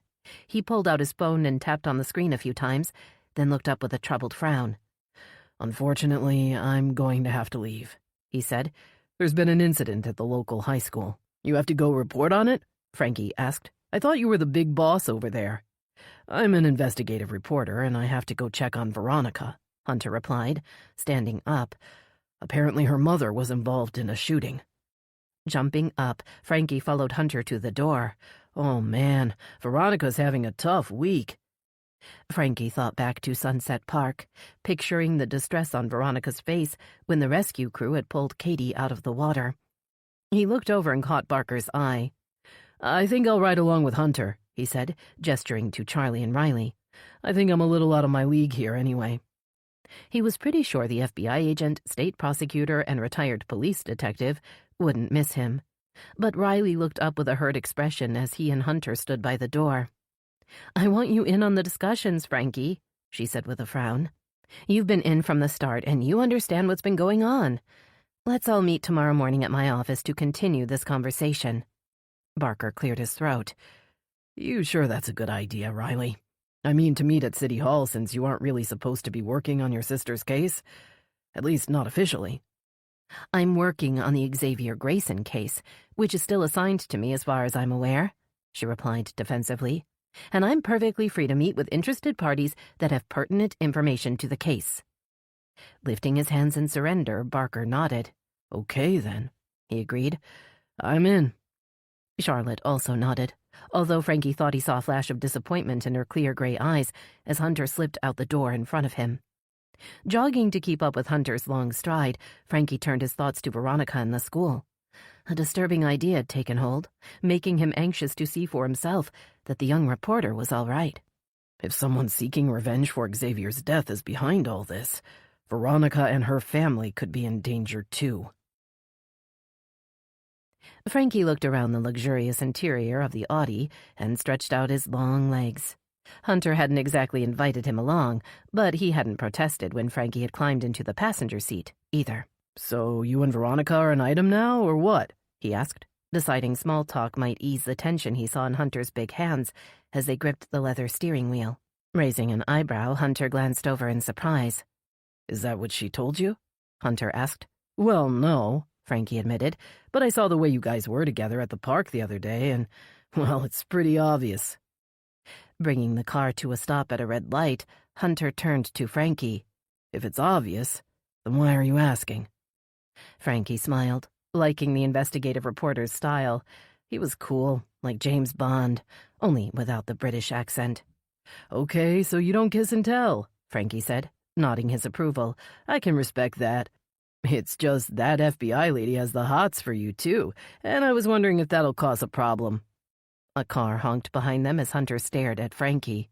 "Special Agent Day is here on an investigation, not because she has the hots for me or anyone else," Hunter replied, turning his attention back to the road. "Her interest is in finding whoever stabbed a man in D.C. and left him to die in a canal." Cringing at the image Hunter's words conjured, Frankie shrugged. "If that's what you say. Just don't say I didn't warn you."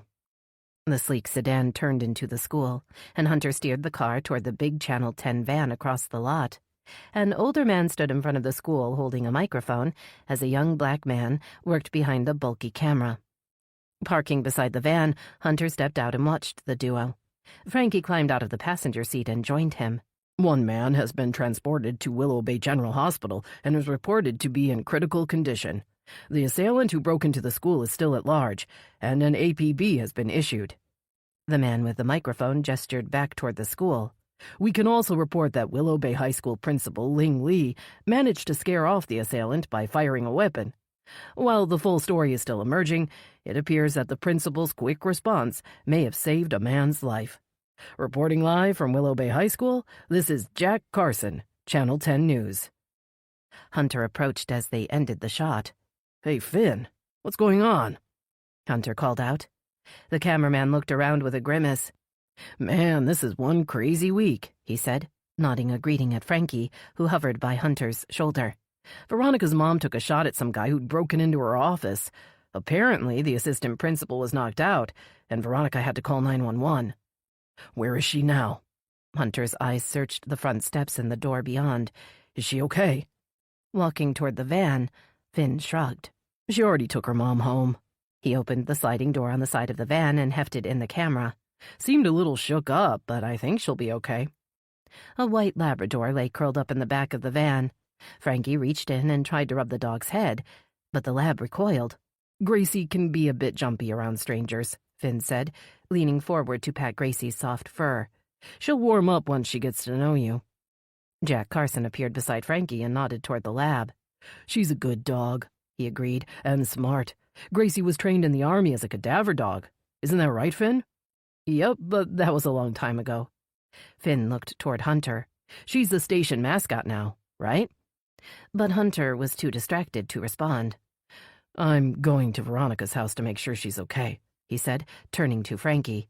"You coming with me or staying here?" "I'm coming," Frankie responded. "You might need my help again, like with the Nick Sargent situation." Finn slapped Frankie's bony shoulder. "Yeah, I never did get a chance to thank you properly for that one," he said. "You helped get that scum off the street." Jack Carson frowned. "Don't forget Sargent's back on the street already," he complained, "and it's a shame. I worked with the guy for years and I should know. He's a real piece of work, and not in a good way." Studying the older man, Frankie nodded. "You sound like a man after my own heart there, Jack." He stuck out a skinny hand. "Nice to meet you. I'm Frankie Dawson of Barker & Dawson Investigations. If you ever need—" "I'm leaving, Frankie," Hunter interrupted, his voice tense. "So if you're coming with me, then let's go." Hunter turned on his heel and strode back toward the car. Before Frankie could follow him, Gracie jumped down and trotted after the reporter's tall figure. "Hey, Hunter, looks like Gracie's worried about Veronica, too," Finn called out. "Just have her home before her bedtime." The white lab jumped into the back seat as Hunter held open the door, and Frankie settled into the passenger seat. "Just like Batman and Robin," he muttered, strapping on his seatbelt. "And this time we're gonna beat the Joker's ass."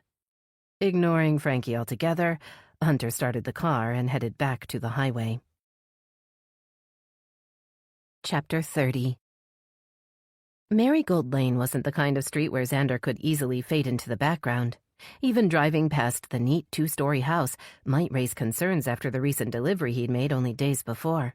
He continued past Veronica's street as Hunter Hadley's Audi sedan turned into the neighborhood with Frankie Dawson riding shotgun. Xander's rage boiled over as he circled the quiet neighborhood, infuriated and humiliated that he'd almost been shot and killed by Veronica Lee's mother. The bitch nearly took my head off. Now that would have made headlines. His plan had been to kill the principal in time for the entire PTA association to find her broken body strung up in the auditorium. But he'd been foiled by the meddling assistant principal, who had surprised Xander as he'd climbed in through the back window. Slamming a heavy paperweight over the little man's head had been easy, but then Ling Lee had arrived before Xander had a chance to dispose of the body. She'd managed to turn the tables and take him by surprise. Xander banged a clenched fist on the steering wheel as he recalled opening the office door and looking into the barrel of a gun. He was still stunned by the unexpected shock of it. Why would that silly woman carry a Glock? Who's she trying to kill? Instinctively turning to flee, Xander had been driven by the debilitating fear of guns he'd developed after being shot in D.C. He hadn't handled a gun since, having no use for one in his newly respectable life. Feeling the shot whiz past his head, Xander had lunged toward the window, accidentally breaking a pane of thick glass with the bloody paperweight he'd still had clutched in his hand. A shard of glass had pierced his palm, leaving a trail of blood behind him as he'd clambered out the window and sprinted for the cover of the woods. Xander lifted his head to gaze at the minor battle wound. He'd been able to staunch the flow of blood and conceal the cut once he'd made it back to his car, and then he'd immediately driven around to observe the crowd beginning to gather in front of the school. Confident that no one would consider his appearance at the school to be unusual during such a time, he'd hidden his true feelings of rage and frustration behind the mask of normalcy he'd earned during the last 10 years. While Xander knew some people in town may not like him, they had no reason to suspect him of breaking into the school or attacking anyone, and he'd felt free to walk around wherever he liked. Looking down again at his wounded palm, a disturbing possibility occurred to him, prompting a frown. My blood is at the school now. If they do suspect me, it would take only an easy test to prove I was the one that broke the window. He knew such a test would prove even more troublesome for him if one of the hotshot detectives ran it through CODIS. After all the dirty deeds he'd done in the past, he wasn't sure what an analysis of his blood would uncover if anyone started looking for connections, but it would surely be the end of the new life he'd built for himself. Deciding it would be too dangerous to stake out Veronica's house tonight, Xander steered the car back toward downtown. He'd drive by Barker and Dawson Investigations. Since Frankie was busy with Hunter Hadley and Veronica Lee, perhaps the little office would be empty. If so, Xander might be able to find out how the skinny PI and his ex-cop partner were connected to Riley Odell. Why would a hard-ass prosecutor entrust those two bumbling PIs with finding her sister's killer? She must be getting pretty desperate. Of course, he knew that Frankie and Barker had been involved in taking down a number of bad guys that had turned up in Willow Bay over the last few years. But Xander had put it down to their relationship with Nessa Ainsley and the detectives on the force. Perhaps it was time to see what they were really up to. Cruising down Bay Street, Xander stared in horror at the elegant blonde woman standing outside Barker and Dawson Investigations. Forcing himself not to slow down and not to turn his head, he let the car roll past, holding onto the steering wheel with numb hands. Special Agent Charlie Day was in Willow Bay. Somehow she'd tracked him down. But how? He'd left D.C. 10 years ago, under a new name and identity, and he'd never heard of any new developments in the high-profile case that had gripped Washington, D.C. in the fall of 2010. The scar where the bullet had entered his arm began to throb as Xander drove past City Hall and found an empty parking spot. He needed time to calm down and to think. If Charlie Day knew he was in Willow Bay, she would undoubtedly initiate the kind of intense manhunt that had forced him into hiding up in D.C. Her persistence had gotten her within inches of his capture back then, and it was only luck, combined with a ruthless willingness to do whatever was required, that had allowed him to escape D.C. with his freedom. Xander knew that now he was older and out of practice, it was unlikely he'd be able to outsmart the FBI agent a second time once she was on his trail. Her arrival in Willow Bay meant his endgame needed to be adjusted. He'd have to come up with a new exit plan. In D.C., Xander's plan had required him to steal a man's life.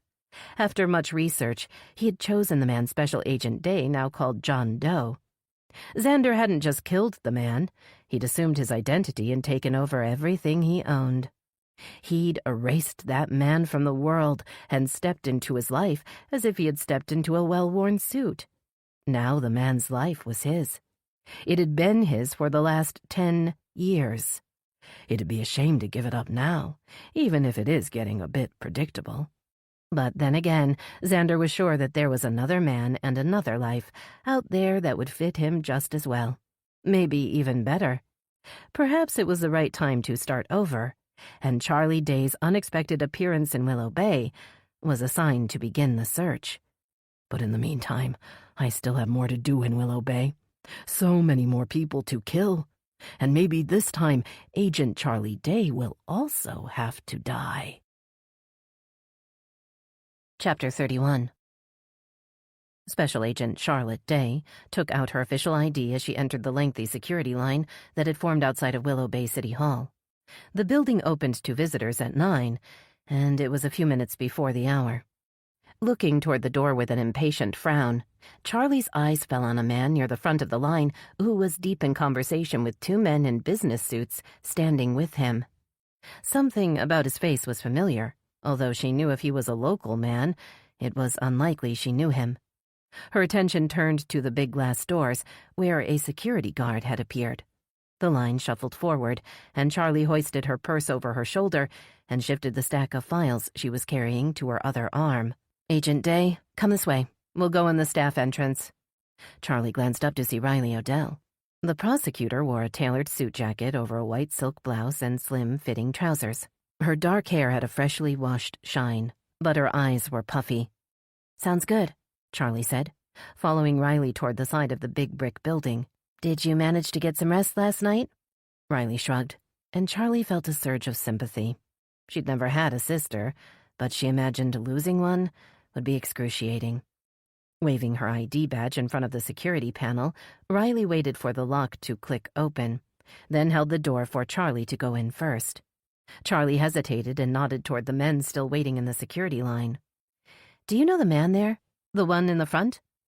Riley's expression hardened as she eyed the men in line. "That's just a local con man and his entourage," Riley said. "I finally managed to get him indicted, and a judge grants him bail. So he's right back out on the street." Charlie took another long look, convinced she'd seen the man's face before, then slipped past Riley into the cool interior of the old building. The prosecutor's office was just down the hall, and she led Charlie to a small conference room next door. "We can meet in here," Riley said. "I let my assistant know that we're expecting a few people to join us." The image of Hunter Hadley's handsome face and broad shoulders sent a shiver of anticipation down Charlie's spine. It felt good to be attracted to a man again, even if it wouldn't lead to anything more than a few steamy daydreams. It had been too long since Charlie had felt such a visceral attraction to any man, and the investigative reporter's appeal went beyond his undeniable good looks. The brief interaction they'd had so far had shown her that Hunter Hadley possessed a single-minded focus and passion that mirrored her own. That kind of intensity was hard to find in the jaded career agents she normally worked with. Forcing her thoughts back to the case at hand, Charlie began to arrange the files she'd brought with her, preparing to go over the background of both cases that may be involved. A knock on the doorframe started Charlie's heart thumping, and she allowed herself a smile as Hunter entered the room, followed by the less impressive figures of the 2 private investigators. "Thank you all for coming in this morning." Riley's voice was crisp. "I've asked Special Agent Day here to review her case files with us in detail so that we can offer her any insight we may have into the cold cases she's working on." Frankie raised a hand. "Yes, Frankie?" Riley raised her eyebrows, clearly impatient to get started. "What is it?" Well, you said cold cases. Does that mean the FBI is working on more than one case connected to Xavier Grayson? Riley looked to Charlie, who nodded. There are 2 cases that I believe are connected, although I've never been able to prove that conclusively, she admitted. I guess you could say it's a hunch. All eyes focused intently on Charlie as she stood to face the group. Back in the fall of 2010, a serial killer was terrorizing the Georgetown area of D.C., she continued. The killer's M.O. was to target a co-ed walking home alone, strangle her, and then dump her body in the canal. The perp had killed 3 women in a 3-month period when I was assigned to start up a task force. Hunter sat up straighter, his eyes meeting hers. I remember that, he said. I lived in D.C. for a while before I went to the Middle East. They called him the Canal Killer, right? Charlie nodded. Yes, the D.C. Canal Killer was big news for a while. We knew it was only a matter of time before he struck again, and we knew where he liked to hunt, so we coordinated extra patrols in the area. Taking a photo of a pretty young woman out of a folder, Charlie held it up so everyone at the table could see it. Lizette Wells was a co-ed who'd moved to D.C. a few months before she was attacked on a bridge by the canal.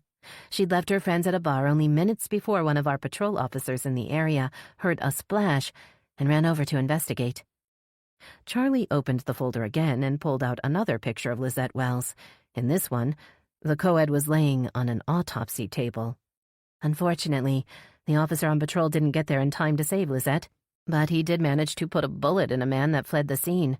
The suspect fell into the canal and disappeared. Recalling the horror of that night, Charlie suppressed a shiver. Lizette was pulled from the water, but it was too late. She'd been strangled to death before he dumped her body in the water. And you guys couldn't find the scumbag? Frankie asked, his eyes blazing. Maybe he died, drowned in the canal or something.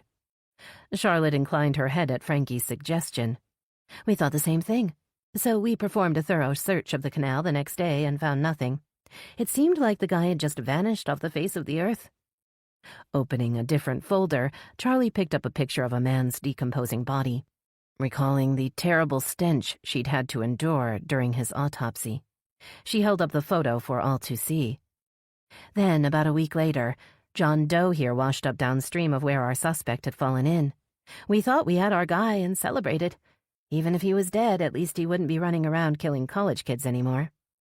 She met Frankie's troubled gaze and produced a rueful smile. Unfortunately, the medical examiner didn't find a bullet hole in John Doe's upper body. This man had been stabbed to death. He still had the knife in his back, which is how I got my DNA profile. Laying the grisly photo on the conference table, Charlie arranged 2 documents beside it. There were 2 different DNA profiles taken from the knife. One matched John Doe's DNA as expected, but the other profile was unknown. Neither profile had a match in CODIS or any other database I tried over the years. And your hunch is telling you that this John Doe was a victim of the D.C. Canal Killer? Riley asked, her voice betraying her doubt. Charlie hesitated. She couldn't blame the prosecutor for being skeptical. She'd questioned her own theory for 10 years and still wasn't 100% sure. But John Doe was roughly the same height and weight as the man seen fleeing the patrol officer, and he'd been found in the same body of water only a week later. It had always seemed like a hell of a coincidence to Charlie, and she didn't like coincidences. As I said, it's just a hunch, but I always felt there had to be a connection, Charlie insisted. That maybe the John Doe was a witness the killer wanted to get out of the way, or maybe an acquaintance who knew too much. I thought if I knew the identity of our John Doe, he would lead me to the Canal Killer. Taking a deep breath, Charlie pushed back the frustration of a fruitless, decade-long search. She'd finally gotten her match, and that was all that mattered. The canal killings stopped after that, but I suspected the killer had simply moved on to a new hunting ground, she said, reaching for the bottle of water she'd brought with her, which is why I kept both the Canal Killer investigation and the John Doe investigation open, and why I continued to run both DNA profiles through the available databases every few months, hoping to get a hit. She allowed herself a long sip of water. Then last week I got a match, or I should say a partial match. You found out Xavier Grayson was related to whoever stuck that knife in your John Doe? Frankie asked, leaning forward and putting his elbows on the table. And maybe whoever killed those girls, too? Charlie nodded. Yes, that's right. She met Riley's tortured eyes. And yesterday I was told the DNA profile also matches the man who killed Katie Odell just days ago. So our guy's still out there killing women, Barker concluded, and he's come back to the same town where Xavier Grayson was operating last summer. That can't be a coincidence either. It was Riley's turn to stand and open a folder. She arranged 2 pictures in front of her. Charlie could see that the first was a stark photo of Xavier Grayson's lifeless face taken at his post-mortem. His skin was a sickly alabaster that contrasted with the gory wound in his forehead, where a bullet had entered. The photo beside that was a striking headshot of Katie Odell. Her hair was down, and her eyes seemed to be focused on a spot just beyond the camera. Charlie mused that she appeared to be daydreaming, although about what or who, no one would ever know. Xavier Grayson was tracked down and killed after he'd murdered multiple people in the Willow Bay area last summer. Riley's voice was stiff as her eyes studied Katie's photo. Before that, I'd encountered Grayson in Miami when I was just starting out at the state attorney's office. From what I can work out, he began targeting women in the Miami area around the same time the canal killings stopped. Lifting her eyes to Charlie, Riley sighed.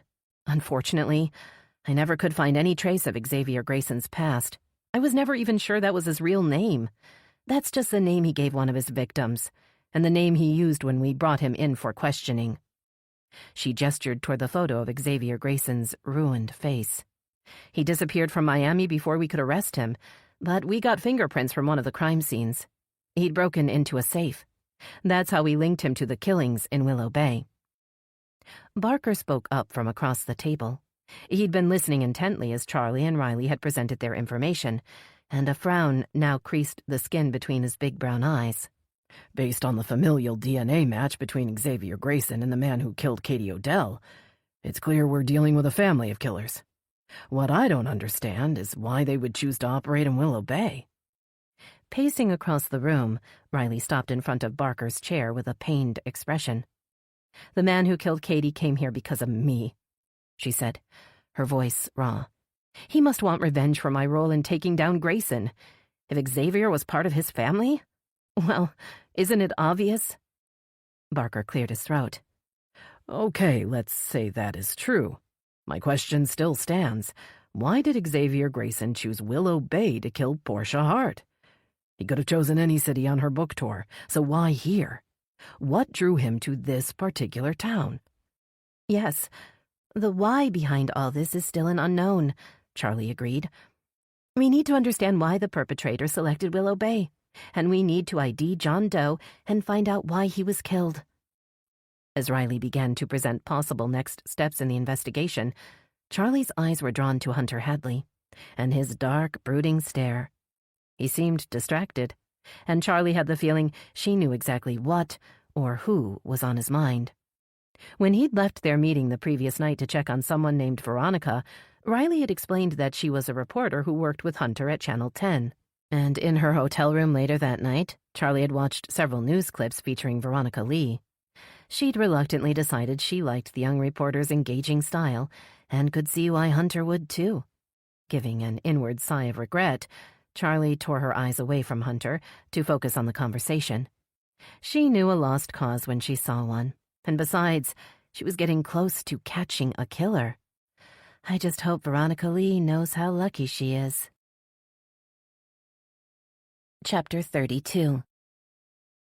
Winston jumped up on the kitchen counter as Veronica poured hot coffee into a Channel 10 news mug and added a splash of milk. Scooping the tabby cat up in one arm, she picked up the mug and crossed to the table where Ling Lee sat staring out the window. I should be at work, Ling protested, keeping her eyes on the back garden. I haven't called in sick for years, and with Jai out... Her voice trailed off at the mention of the assistant principal, who had still been in intensive care when they'd called earlier to check. You need to rest, just like you always tell me, Veronica answered, taking a half-hearted sip of her coffee. And in any case, the police haven't released your office yet. It's still a crime scene, and you can't be in there until they're done with it. A bright yellow butterfly flitted past the window. Veronica followed it with her eyes as it landed briefly on an azalea bush before flying off toward the big magnolia tree near the back fence. If only I could forget everything and just fly away. Resting her chin on her hand, she exhaled with a deep sigh. What's wrong, Ronnie? Her mother reached out a small hand to grasp her arm. Are you sure you're okay? Veronica dropped her eyes to the table, feeling childish and knowing it was selfish to make her mother worry. She needed to find a way to protect her mother, not waste time pining over a man. Why didn't you ask Hunter to stay longer last night? Ling asked, as if reading Veronica's mind. He was worried about you and about me, too. He came over to check on us, but you were so cold. You don't know the whole story, Ma, Veronica protested, hating the whine she heard in her own voice. You kept telling me to date Hunter, and I told you he was out of my league, that he was a player. Raising her eyebrows, Ling stared at Veronica. He's playing around on you, Ronnie? Are you sure? Tears threatened, and Veronica blinked hard, not wanting her mother to see her cry. Ling needed her to be brave now more than ever, but she wasn't feeling very courageous. I'm not sure of anything, Veronica groaned. I'm not sure how he feels about me, and I'm not sure if I should even expect an exclusive relationship at all. I mean, we just started dating, and you deserve to be respected. Ling interjected. You deserve to be treated kindly, no matter how long you've been dating. Guilt prompted Veronica to avoid her mother's gaze as she held Winston's soft body against her and scratched behind his ears. She knew she was making it sound like Hunter had mistreated her, and that wasn't true. He'd rushed to see her as soon as he'd heard about her mother, genuinely concerned for them both. Hunter had even accepted Veronica's aloof behavior last night as a normal reaction to the traumatic situation she'd been through, and he hadn't pressured her into talking or explaining her moody silence. Veronica's insecurity about their relationship had prevented her from asking Hunter about the woman she'd seen in his car.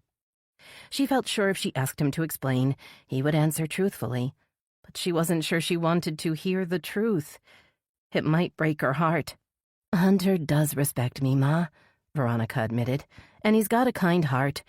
It's just we haven't discussed, well, about seeing other people, and I saw a woman in his car, and I just got scared.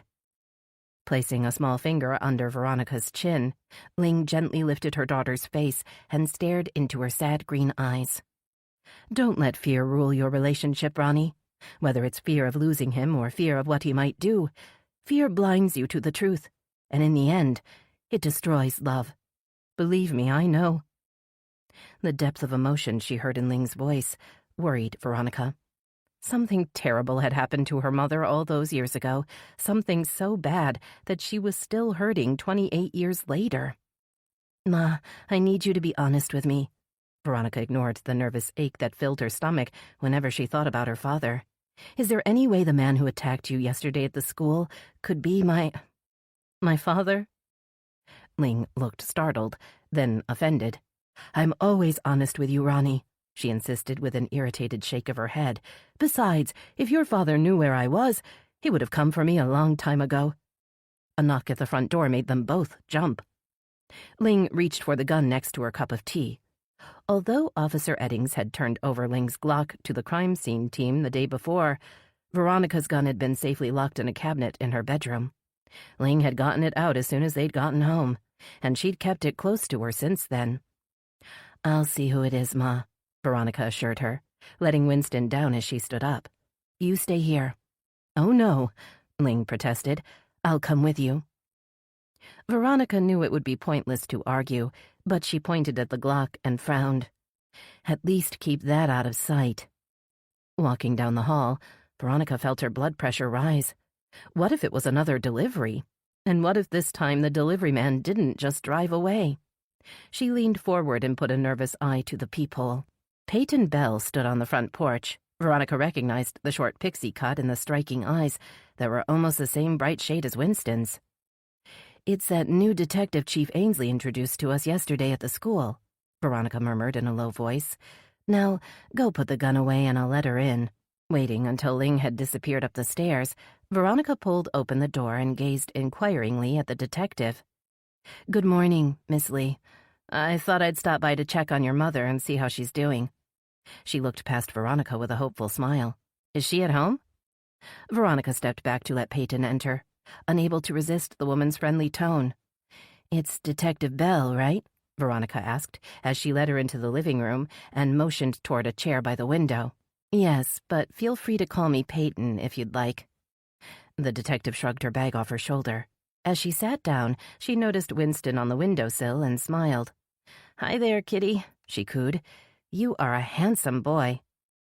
How'd you know he was a boy? Veronica asked, taking a seat on the sofa across from the detective.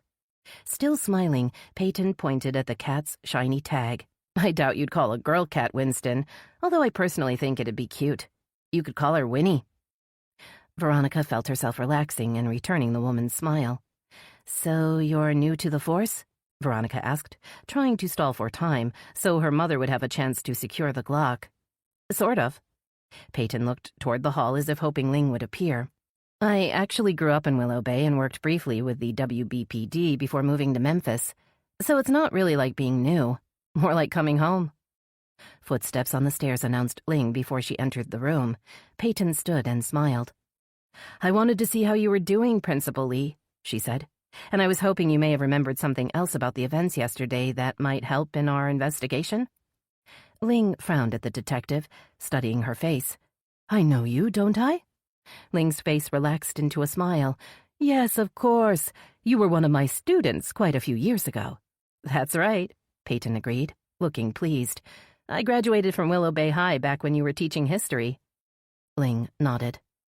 And now I'm the principal and you're a police detective, Ling said. My, how time does change us all. A blush reddened Peyton's cheeks, and she cleared her throat. I don't want to take up your time, but I was hoping you may have remembered something since we last spoke. I find it's always good to check back with a witness after a day or so.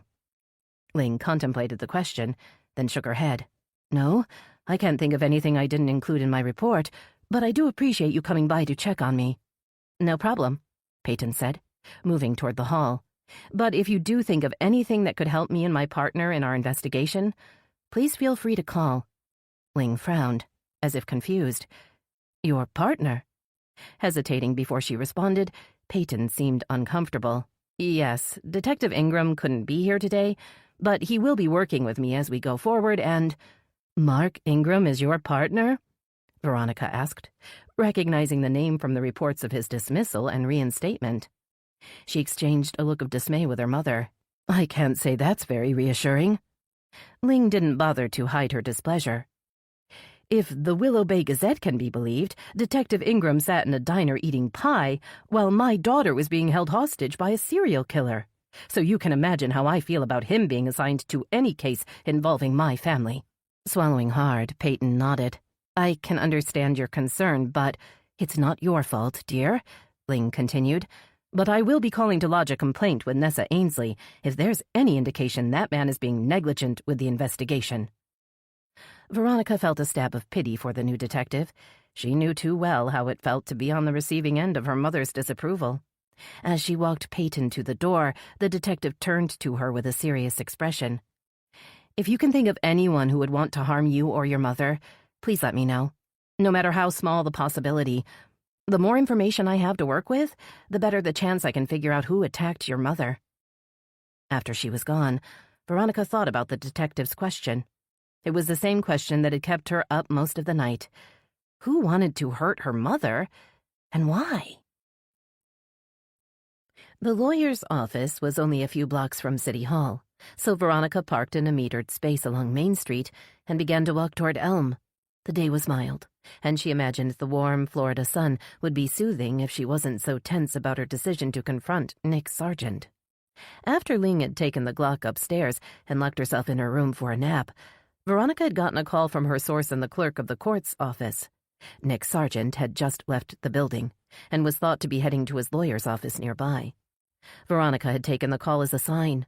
Nick Sargent was at the top of the list she'd compiled of possible suspects behind her mother's attack. He had already tried to destroy her career, so she couldn't put it past him to try to destroy her family as well. And the shocking list of crimes in the indictment against him proved he could be ruthless in his quest to take down anyone who got in his way. So she'd left the house, determined to investigate the possibility before she lost her nerve. She couldn't miss her chance to track the corrupt ex-reporter down and confront him. If she caught him by surprise, she just might get him to slip up and reveal something she could use against him. Or if he has a valid alibi, then I can cross him off my list. Turning left onto Elm Street, Veronica checked the building numbers, looking for Norman Price's office. The row of neat houses had been converted into offices, and several of Willow Bay's lawyers had taken advantage of the street's close proximity to the courthouse and the WBPD headquarters. A sign reading, "The Law Offices of Norman Price, P.A., hung outside a newly renovated building with a pretty stone pathway leading up to a covered porch. Veronica hesitated at the foot of the path, then made her way to the door, preparing herself to face Nick Sargent. But as she opened the door and stepped inside, she saw only a young blonde woman sitting behind a mahogany desk, typing in a lackluster fashion on a computer keyboard. Veronica cleared her throat, and the woman looked up with a vague smile. When she saw Veronica standing just inside the doorway, her eyes widened with excitement. "You're that reporter from Channel 10, aren't you?" Standing and coming around the desk, the woman clasped her hands together in delight and stared at Veronica expectantly. "Yes, I'm Veronica Lee with Channel 10. I'd like to speak to Norman Price about one of his clients." "You want to interview Norman?"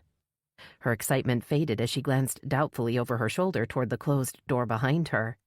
"He doesn't like giving interviews to the press," she said, not giving Veronica a chance to reply. "He thinks it'll turn off our clients, but I don't agree. I think it would be good publicity." Taking Veronica's arm and leading her toward a small waiting area arranged by the window, she gestured for Veronica to sit down. "I'm Bridget, by the way, Bridget Price." She sat next to Veronica and smiled. "You want me to spell that for you?" "No, that won't be necessary," Veronica replied, looking toward the door, then back at Bridget. "Is Mr. Price in?" The inner door swung open before Bridget could respond, and Nick Sargent was suddenly standing in the small lobby. Norman Price and a bulky man Veronica didn't know followed behind him. Standing on shaky legs, Veronica moved past Bridget and approached the three men, who all turned to stare at her in surprise. "What the hell are you doing here?" Nick asked, his eyes narrowing in displeasure. "Are you actually following me?" "Where were you yesterday afternoon, Nick?" she demanded, ignoring his question. The big man next to Nick stepped forward with a hostile glare, but Norman Price stuck out a hand to stop him. "No need for a scene, Mr. Sokolov." The lawyer turned to Veronica with a frown. "Reporters aren't allowed in my office, Ms. Lee." Pointing toward the door, he kept his tone calm, but Veronica could sense tension in his face. Perhaps the lawyer was as scared of the thugs behind him as she was. "Now I need to ask you to leave." "It's a simple question, Nick," Veronica insisted, straining to look around Norman. "Where were you yesterday afternoon?" Nick's face twisted into a contemptuous sneer. "What is it I'm supposed to have done now?" He cocked his head as if trying to think. "Let me guess. You want to blame me for what happened to your mother at the school yesterday. Is that it?" Hard thumping, Veronica studied his hateful face, trying to see the truth behind his facade of offended indignation. "Oh, Mr. Sargent was here yesterday," Bridget said, her eyes wide. "He couldn't have been at the school when all that ruckus started." Norman spun to Bridget and shook his head. "Not another word, Bridget," he ordered. "Mr. Sargent has a right to his privacy, and the press has no right to invade it." "Nick Sargent was here all yesterday afternoon?" Veronica asked Bridget. "Are you sure?" Glancing at Norman, Bridget nodded, then dropped her eyes. "My wife doesn't have to answer any of your questions, Miss Lee," he said, placing a firm hand on Veronica's arm. "Now please leave before the situation escalates." "I'd listen to the lawyer if I were you," the big man muttered. "I'm sick of everybody making false accusations against my cousin." Nick put a hand on the man's meaty shoulder. "Don't waste your breath, Ivan," he said with a laugh. "She's just a wannabe reporter that makes up stories because she's not good enough to report on real ones. She'll be back on the weather desk before you know it." His words stung, and Veronica turned to the door, realizing there was no reason to stay. Nick Sargent had an alibi for the previous day. He couldn't have been the one that attacked Jai Patel and her mother. Walking back to her Jeep, Veronica brought up her mental list of suspects and crossed off Nick Sargent. She was back to square one. A small crowd had gathered outside City Hall, and Veronica saw that Mayor Hadley appeared to be giving a statement of some kind. Her pulse raced as she saw Hunter Hadley and Jack Carson in the small group of reporters listening to the mayor. The recent escalation of violence at our schools must be dealt with, and I've asked Brock Chandler, the school district superintendent, to form a task force to investigate the situation. Crossing the street to get a better view, Veronica saw Brock Chandler's tall figure approach the podium. "What are you doing here?" Hunter stood by her arm, his face a mask of concern. "I thought you were staying at home with your mother today." Looking past him to where Jack Carson was filming the superintendent's statement, Veronica felt a hot flush of anger warm her cheeks. "You don't think I'm capable of covering a press conference?" Veronica snapped back. "And that man is going to investigate violence at the school?" She turned her eyes up to him in disbelief. "He's now at the top of my list of suspects in the attack on my mother, and he's going to be forming a task force." "What are you talking about, Veronica?" Hunter took her arm and guided her back toward her jeep. "You can't really think Brock Chandler broke into the school and, well, why would he?" Opening the door for her, Hunter helped Veronica into the driver's seat. Then he circled around and climbed into the passenger seat. Once the doors were closed, he turned to Veronica. "Now, tell me what you're talking about." Veronica looked through the windshield to where Brock Chandler was still making his speech and sighed. "I'm trying to figure out who attacked my mother, and that man has always had something against her. Maybe he thinks she's going to get his job and—" "And that's highly unlikely," Hunter said, putting a warm hand on hers. "I've known Brock Chandler for years, and he's been a respectable citizen and friend of the family." His voice trailed off as he saw Veronica's face harden. "Okay, I guess being a friend of my father doesn't help Chandler's case in your eyes, but I just can't see him breaking through windows and leaving death threats." "Then who is doing this?" Veronica cried, surprising them both with the intensity of her outburst. "Who hates my mother enough to want her dead?"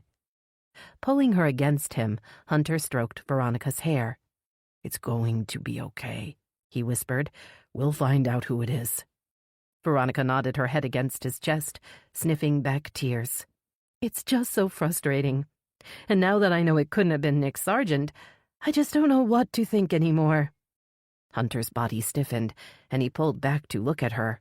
"What do you mean, now you know Nick isn't guilty?" "I went to see him," Veronica admitted, "and he has an alibi." Alarm widened Hunter's eyes. His hands tightened on her arms. "You can't be going around confronting dangerous criminals," he insisted. "There's a lot going on, and, well, a lot I need to tell you." "I'm an investigative reporter, Hunter," Veronica said, shrugging off his grip. "That's what I've got to do. Go into dangerous situations and tell the story. That's what you do, isn't it?" Shaking his head, Hunter hesitated, trying to find the right words. "A lot has happened in the last 24 hours. I've had a chance to talk to Charlie Day, the FBI agent who had information about Xavier Grayson." He paused, and Veronica could see he was reluctant to tell her what he'd found out. He was trying to protect her again. "Stop shutting me out, Hunter. Tell me what's going on." Taking a deep breath, he nodded. "DNA analysis showed that the man who killed Tina Tremaine and Katie Odell is biologically related to Xavier Grayson." Stunned by the words, Veronica shook her head in disbelief. "But what does that mean? Why would he—" "We think he's targeting Riley and the people close to her." Hunter's eyes held hers. "We have to assume anyone involved in taking Xavier Grayson down or their loved ones could be a target." A heavy weight settled in her chest as she began to understand what he was saying. If it was true, it could explain why she'd been sent the video. But the attack on her mother? This man is killing people because we stopped Xavier Grayson? "It's still a theory, but it makes sense based on the evidence Charlie and Riley went over with me," he said, then winced. Veronica frowned. "Riley Odell is working on her sister's homicide investigation? Is Nessa okay with that? I mean, is that really a good idea?" "Nessa and Benzinger don't know that Riley's been involved," Hunter admitted. "She personally hired Frankie and Barker to help her, and somehow she talked Agent Day into cooperating under the radar as well." Still trying to make sense of everything Hunter had told her, Veronica didn't react. She listened numbly to his plea for her to be careful, then watched him climb out of the Jeep and jog back to stand next to Jack Carson. As Hunter picked up the microphone and faced the camera, Veronica figured Brock Chandler must be close to finishing his statement. She wondered if Hunter had even listened to her suspicions about the superintendent, and why he hadn't wanted to share what he'd been working on with her. The image of the attractive blonde woman in Hunter's car flashed again in her mind, stirring a rush of insecurity. Why hadn't he trusted me with the truth? What else is he hiding? The uneasy sensation grew stronger as Veronica remembered she hadn't been the only one kept in the dark lately. Chief Ainsley wasn't going to be thrilled to find out about the investigation Riley Odell was organizing behind the chief's back. In spite of all the theories she'd heard, it was clear that no one really knew who had killed Katie Odell and attacked Ling Lee. The man was still out there, and so far, he had fooled them all. Chapter 33. Nessa didn't stop and listen to Brock Chandler's self-important speech about tackling the problems in their school system. The idea that Mayor Hadley and one of his connected cronies were going to address the rising problem of violence in Willow Bay schools was laughable. For one thing, the school district already had one of the state's highest safety ratings. The incident at Willow Bay High School was a rare occurrence that Nessa didn't consider to be part of the alarming trend Mayor Hadley seemed to fear. And, more importantly, the mayor and the superintendent both had earned zero respect in her book. She wouldn't count on either of them to do anything other than lobby for their own self-interests, as they'd always done in the past. Catching sight of Veronica Lee's big red Jeep parked in a metered space across the street, Nessa headed in her direction. She wanted to ask the reporter how her mother was getting on. The thought of the feisty little principal scaring off the attacker brought a grim smile to Nessa's face. Principal Lee should be the one up there making a speech about the school, not that pompous jackass Chandler. Tapping on the driver's side window, Nessa smiled as Veronica turned startled eyes in her direction. "How's your mom doing?" Nessa asked as Veronica rolled down the window. "She must be rattled after yesterday." "She's resting at home today," Veronica said, "but she's not very happy about it. It's the first school day she's taken off in ages." Nessa saw the strain in Veronica's face and leaned forward to rest her elbows on the window frame. "You must be pretty shaken up as well," she said. "I know Detective Bell has been working on the case this morning, talking to all the teachers and school staff, as well as any students who may have had any problems with your mom." "Yes, we spoke to Detective Bell this morning. She stopped by to check on us. Unfortunately, we had nothing new to tell her." Nessa frowned. Detective Bell was on her own? Her partner wasn't with her? "No, Mark Ingram couldn't be bothered, I guess," Veronica said, rolling her eyes. "Although I'm not sure Ma would have let him in if he had shown up. She's not his biggest fan." Fighting the urge to tell the reporter how she really felt about Mark Ingram, Nessa straightened and ran a hand through her red curls. "I'm sorry to hear that, but I will check in with both detectives to make sure they are following up on every lead." Veronica opened her mouth, as if she wanted to say something, then closed it again with an unhappy huff. "There's something you want to tell me." "I don't think any of the students or teachers at Willow Bay High attacked my mother," Veronica said, then hesitated. "But there is someone involved with the school who has had several run-ins with my mother. I'm not sure if I should mention it, but—" "You should tell me anything that might have the tiniest impact on the case," Nessa insisted. "Don't hold anything back. It might just be the one thing that helps us catch the guy." Wondering why the reporter seemed so uncomfortable, as if she felt the need to choose her words carefully, Nessa waited. "Well, it's just that Superintendent Chandler seems to have a grudge of some kind against my mother, and, well, he gives me the creeps." Nessa didn't react to Veronica's blunt assessment of the man speaking to the crowd behind her, but she had to agree with the young reporter. Brock Chandler was creepy. However, it wasn't a valid reason to bring him in for questioning. "I'll let Detective Bell know Brock Chandler is someone she should look at as soon as possible," Nessa assured her. "And please, if there's anything else you think we should know, call me right away." "Chief Ainsley?" Veronica's voice was quiet. "Have you spoken to Riley Odell lately? Do you know how she's doing?" The niggling feeling that Veronica wanted to tell her something was back. Nessa paused to consider the question. When was the last time she'd talked to Riley? I haven't spoken to her for a few days, Nessa admitted, feeling a flush of guilt that she'd been avoiding the prosecutor. I planned to call and check on her later today. I think that would be a good idea, Veronica said, before rolling up the window and steering the Jeep out onto the road. Noticing Andy Ford hovering at the edge of the crowd, Nessa crossed over to stand beside him. What exactly are you doing, Officer Ford? Nessa asked. Aren't you supposed to be patrolling the area around Sunset Park? Well, Detective Ingram told me the mayor wanted extra protection for this gathering, Chief, the young officer stammered. He said he would clear it with you, and so I... The dismay on Andy's face stopped Nessa from saying what she wanted to say about Ingram. She needed to set an example for her team, especially the younger members who looked up to her. Okay, Andy, but get back to your post as soon as this wraps up. Skirting the crowd outside City Hall, Nessa walked the few blocks back to the police station, deciding she'd swing by the crime lab on the way to her office and see what else Alma Garcia had for her. But the lab was dark, and the door was locked when she arrived. Nessa pulled out her phone to call Alma, then dropped it back in her pocket as she remembered there was one other place the crime scene technician liked to hang out lately. She heard heated voices as she made her way down the hall where the detectives had their offices. Peyton Bell and Mark Ingram abruptly stopped speaking when they saw Nessa coming toward them. Something wrong here? She asked, staring at Ingram.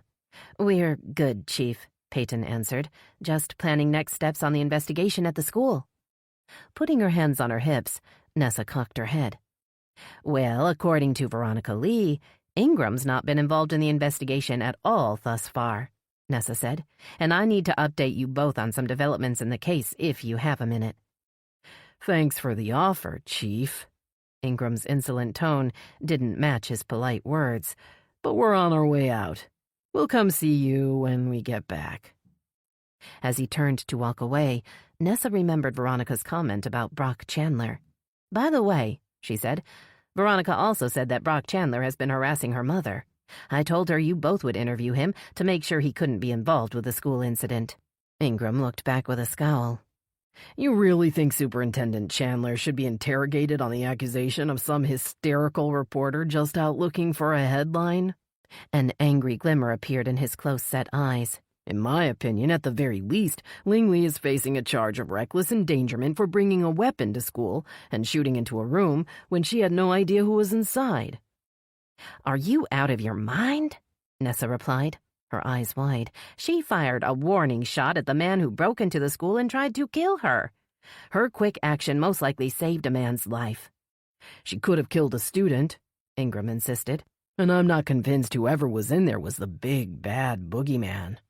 It was probably some high school kid who snuck in and got scared. Spinning on his heel, Ingram stormed off down the hall.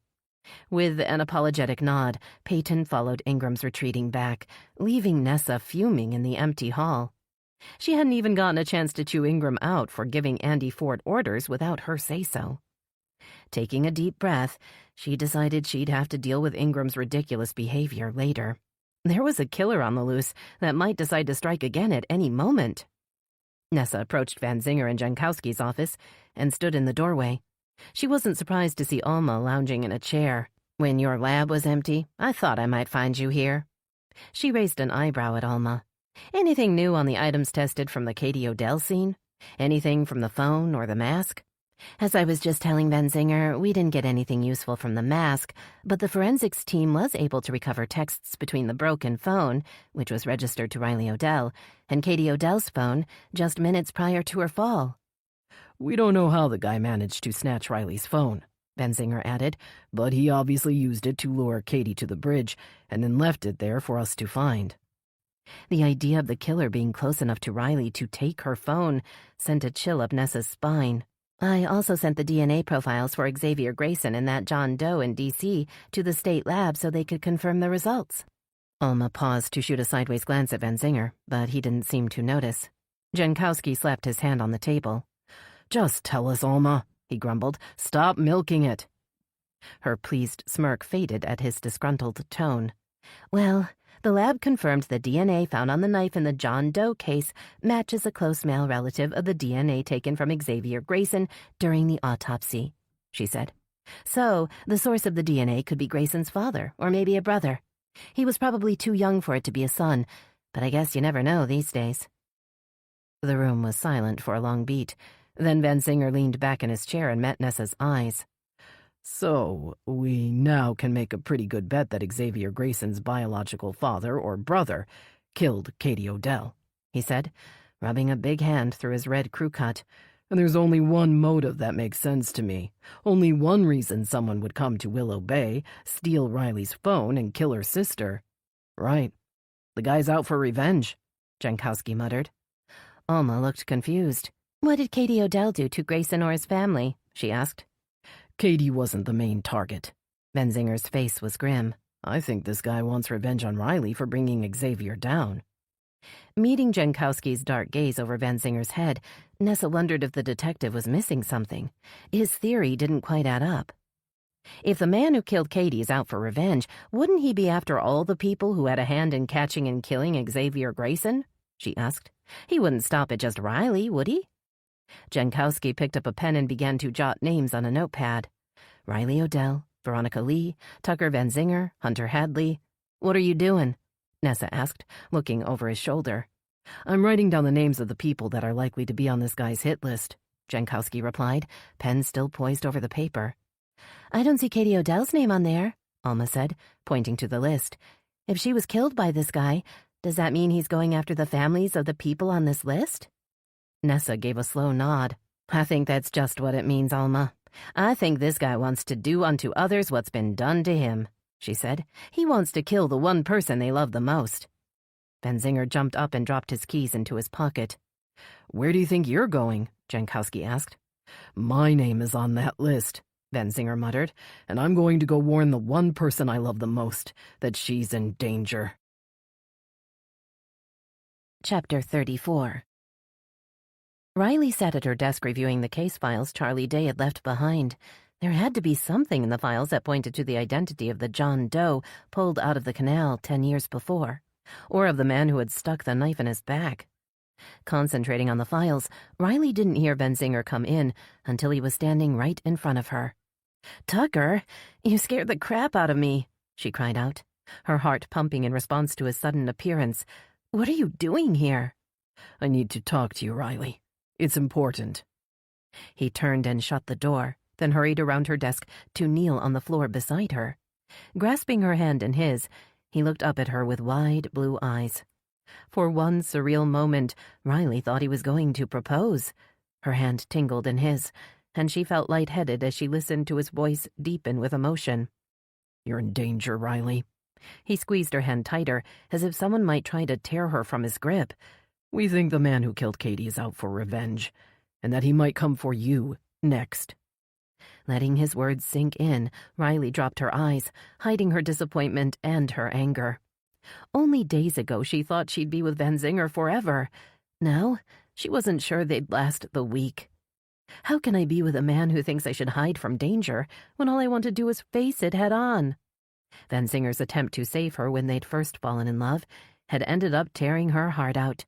She'd promised herself that she would never let another man in, never let anyone hurt her again. But when Van Zinger came back into her life last summer, and they'd brought down Xavier Grayson together, she thought he had finally accepted who she was. They'd agreed then to have a relationship that was built on trust, even when it got difficult or dangerous. Now it seemed he hadn't really changed at all. He still wanted to be the hero, and he still expected her to play the helpless victim who would hide away while he fought her battles. I know all about it, Riley said, pulling her hand away and pushing back her chair. I've been working with Special Agent Day to find out what you wouldn't tell me. Van Zinger sat back on his heels, stunned. And I hired Pete Barker and Frankie Dawson to run a private investigation, she added. They're helping me hunt down my sister's killer, since you and Nessa won't let me work on the official investigation. But why didn't you tell me? Standing and pacing to the window, Riley didn't trust herself to speak. The truth was, she hadn't trusted Van Zinger enough to tell him what she was doing. She knew he would try to talk her out of it, and she couldn't bear the thought of sitting at home, doing nothing, while Katie's killer roamed free. If you aren't worried about your own safety, at least think about the damage you could do to the case we will have to build against this guy once we do catch him. Van Zinger stood and faced Riley. You know better than anyone how a case can be derailed by claims of police misconduct or undue influence by a prosecutor. And you'd hate yourself if Katie's killer got to walk free because you were involved in the investigation. I already hate myself, Riley muttered, keeping her eyes on the window. My sister was killed because of things I did or didn't do. The only way I could hate myself more would be to do nothing to bring her killer to justice. Taking a deep breath, Riley turned to pick up her purse and collect the files on her desk. She was done with hiding and pretending. "I've got to go," she said to Van Zinger, not meeting his eyes. "You can see yourself out." As she left the office, she didn't look back. The lobby of the police station was quiet when Riley walked in and crossed to the front desk. Minutes later, she was heading back to Nessa's office, the stack of case files growing heavy in her arms. The police chief looked up with a sympathetic smile that set Riley's teeth on edge. She dropped the files on Nessa's desk and sunk into a chair. "Tucker came to my office and I told him what I'm going to tell you. It's up to you to decide what to do with the information." Nessa sat up straight, propping her elbows on the desk. "I'm all ears. I've been working with Special Agent Day to find out everything I can about her case and how it relates to Katie's homicide." Ignoring Nessa's raised eyebrows, Riley continued with a defiant tilt of her chin. "I also hired Pete Barker and Frankie Dawson to help me conduct a private investigation into my sister's murder." Nessa remained silent as Riley crossed her arms over her chest. "Okay, now you know what Van Zinger knows," Riley said, getting to her feet. "I'll leave it up to you to decide what to do about it." "Riley, you know how I feel about this." Nessa reached across the desk to lay a soft hand on the prosecutor's arm. "But I'm not going to try to stop you from doing what you think is right." A lump rose in Riley's throat, and she fought the urge to tell Nessa just how tired she was and how utterly alone she felt. Instead, she lowered her head in a curt nod and collected her files. "I believe we're all working under the same theory. The man who killed Katie is seeking revenge, and he'll likely go after the other people involved in Xavier Grayson's death." Nessa nodded her agreement as Riley continued. "And based on our theory and everything I've uncovered, I'm convinced Dex Tremaine couldn't have killed Katie." Riley knew she was getting close to crossing an ethical and professional line. Using her position to influence the police chief's decision to pursue an investigation against a personal acquaintance would be grounds for her dismissal from the prosecutor's office. Shifting the folders in her arms, she decided to speak her mind and leave it at that. She'd have to trust Nessa to make the right call. "The only thing Dex Tremaine is guilty of is loving my sister. Focusing more energy on him is just a waste of time. Based on the DNA evidence we collected, Dex is an unlikely suspect in Katie's death," Nessa agreed. "But the Miami PD is asking to have him detained for questioning in Tina Tremaine's fall. I assume they'll send someone to question him once we bring him in." Annoyed by the thought of Dex facing more questioning from the Miami PD, Riley left Nessa's office in a dark mood. She'd need to go home and have a frank conversation with her houseguest. Riley hurried out to the parking garage and climbed into her Land Rover, piling the case files on the passenger seat beside her. As she accelerated toward Sunset Terrace condos, she tried to block Van Zinger's hurt expression from her mind. She needed to stay focused on her task at hand.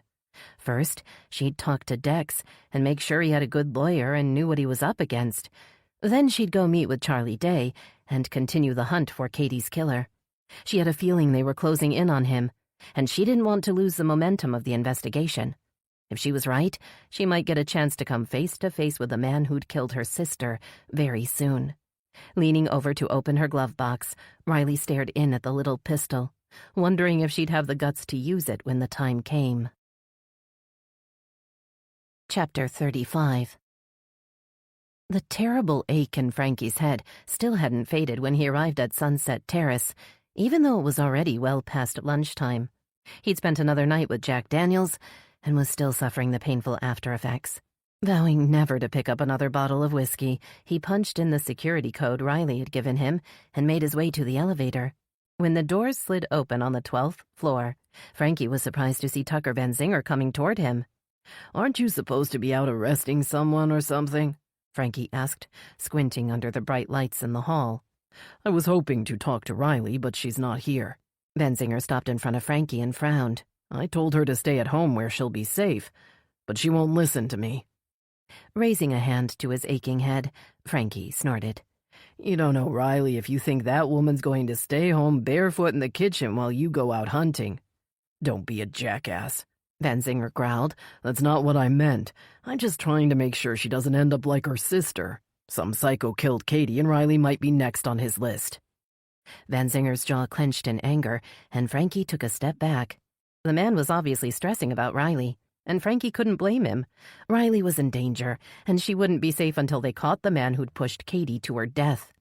Scratching at the stubble on his chin, Frankie tried to think of something to say that wouldn't piss Benzinger off. Listen, I'm supposed to meet Riley here to pick up some files, he said. I'll try to talk some sense into her. Tell her to be careful. Sure, you do that. Benzinger's voice was bleak. I just hope she'll actually listen to you, 'cause she's been shutting me out. With a dejected slump of his shoulders, he turned to the elevator. Keep an eye on her for me, man, Benzinger said. She's not as tough as she seems. Frankie waited for the doors to close behind Benzinger, then made his way to Riley's condo. The door was locked, but Riley had told him Dex would be inside, so he knocked and waited. After a few seconds, he heard the bolt slide back in the lock, and the door swung open. Hey there, Dex, what's up? The photographer looked rough. The uneven stubble on his chin made it clear he hadn't shaved in days, and his eyes were puffy and red. Frankie wondered if the man had been hanging out with Jack Daniels, too, but he decided not to ask. Riley's not here, Dex muttered. She's gone to work. Yeah, well, she's supposed to meet me here to give me some files, so I'm going to hang out if that's okay. Shrugging his shoulders, Dex shuffled toward the balcony and dropped into a chair facing the bridge. He closed his eyes and tilted his head back, allowing his shaggy hair to be ruffled by the light wind blowing in from the river. Frankie turned when he heard a key in the lock. He was shocked at Riley's drawn appearance. Her face was thin, and there were dark circles under her eyes. She looked past him to where Dex sat on the balcony and sighed. He's probably been out there most of the day. Moving to the dining room table, Riley set a stack of folders down and began to sort through them. Agent Day said we can go through these, but we can't keep them. She kept her eyes on the files. Once she goes back to D.C., these will have to go with her. Frankie put a hand on Riley's shoulder. You sure you should be doing all this? He asked, dropping his hand as she looked up. I saw your man out there when I was coming in, and he's worried sick about you. Narrowing her eyes, Riley looked over to make sure Dex wasn't listening, then spoke in a low, angry voice. Tucker was here? Yeah, the poor guy doesn't want to lose you, you know? Frankie began to stammer as he saw the rage in Riley's eyes. He just wants you to chill, you know, like lay low for a while. What I'm doing is none of his business. Riley shot back, her hands clenched into fists at her side. He doesn't understand. Suddenly her voice broke, and she dropped her head into her hands. Frankie was startled to hear muffled sobs. He stepped closer, giving her back an awkward pat. Before he knew it, Riley had leaned into him, her body shaking against him with sorrow and rage. Wrapping a thin arm around her, Frankie held her to his chest, his own eyes growing misty as he listened to her crying for her sister. It's okay, he murmured. Just let it out. Nothing else to do. Riley lifted her tear-stained face to stare up at him, searching his eyes for something he couldn't understand. When she raised her mouth to his, Frankie turned his face away, his heart dropping. Oh, no, we don't, he murmured, stepping back. I can't give you what you want, Riley. I wish I could, but nobody and nothing can. Shaking her head in protest, Riley pulled him toward her. You want your sister back, and you want the pain to go away, Frankie said, holding her at arm's length. But screwing up your relationship will just make it all worse. I'd be your biggest mistake. Dex cleared his throat behind them, and Riley spun around, wiping her eyes and pushing her hair off her face. I've got to go downtown to see my lawyer, Dex said, turning to the door. I'll be back later. Frankie will go with you. Riley prodded Frankie toward the door. He'll make sure you get there okay.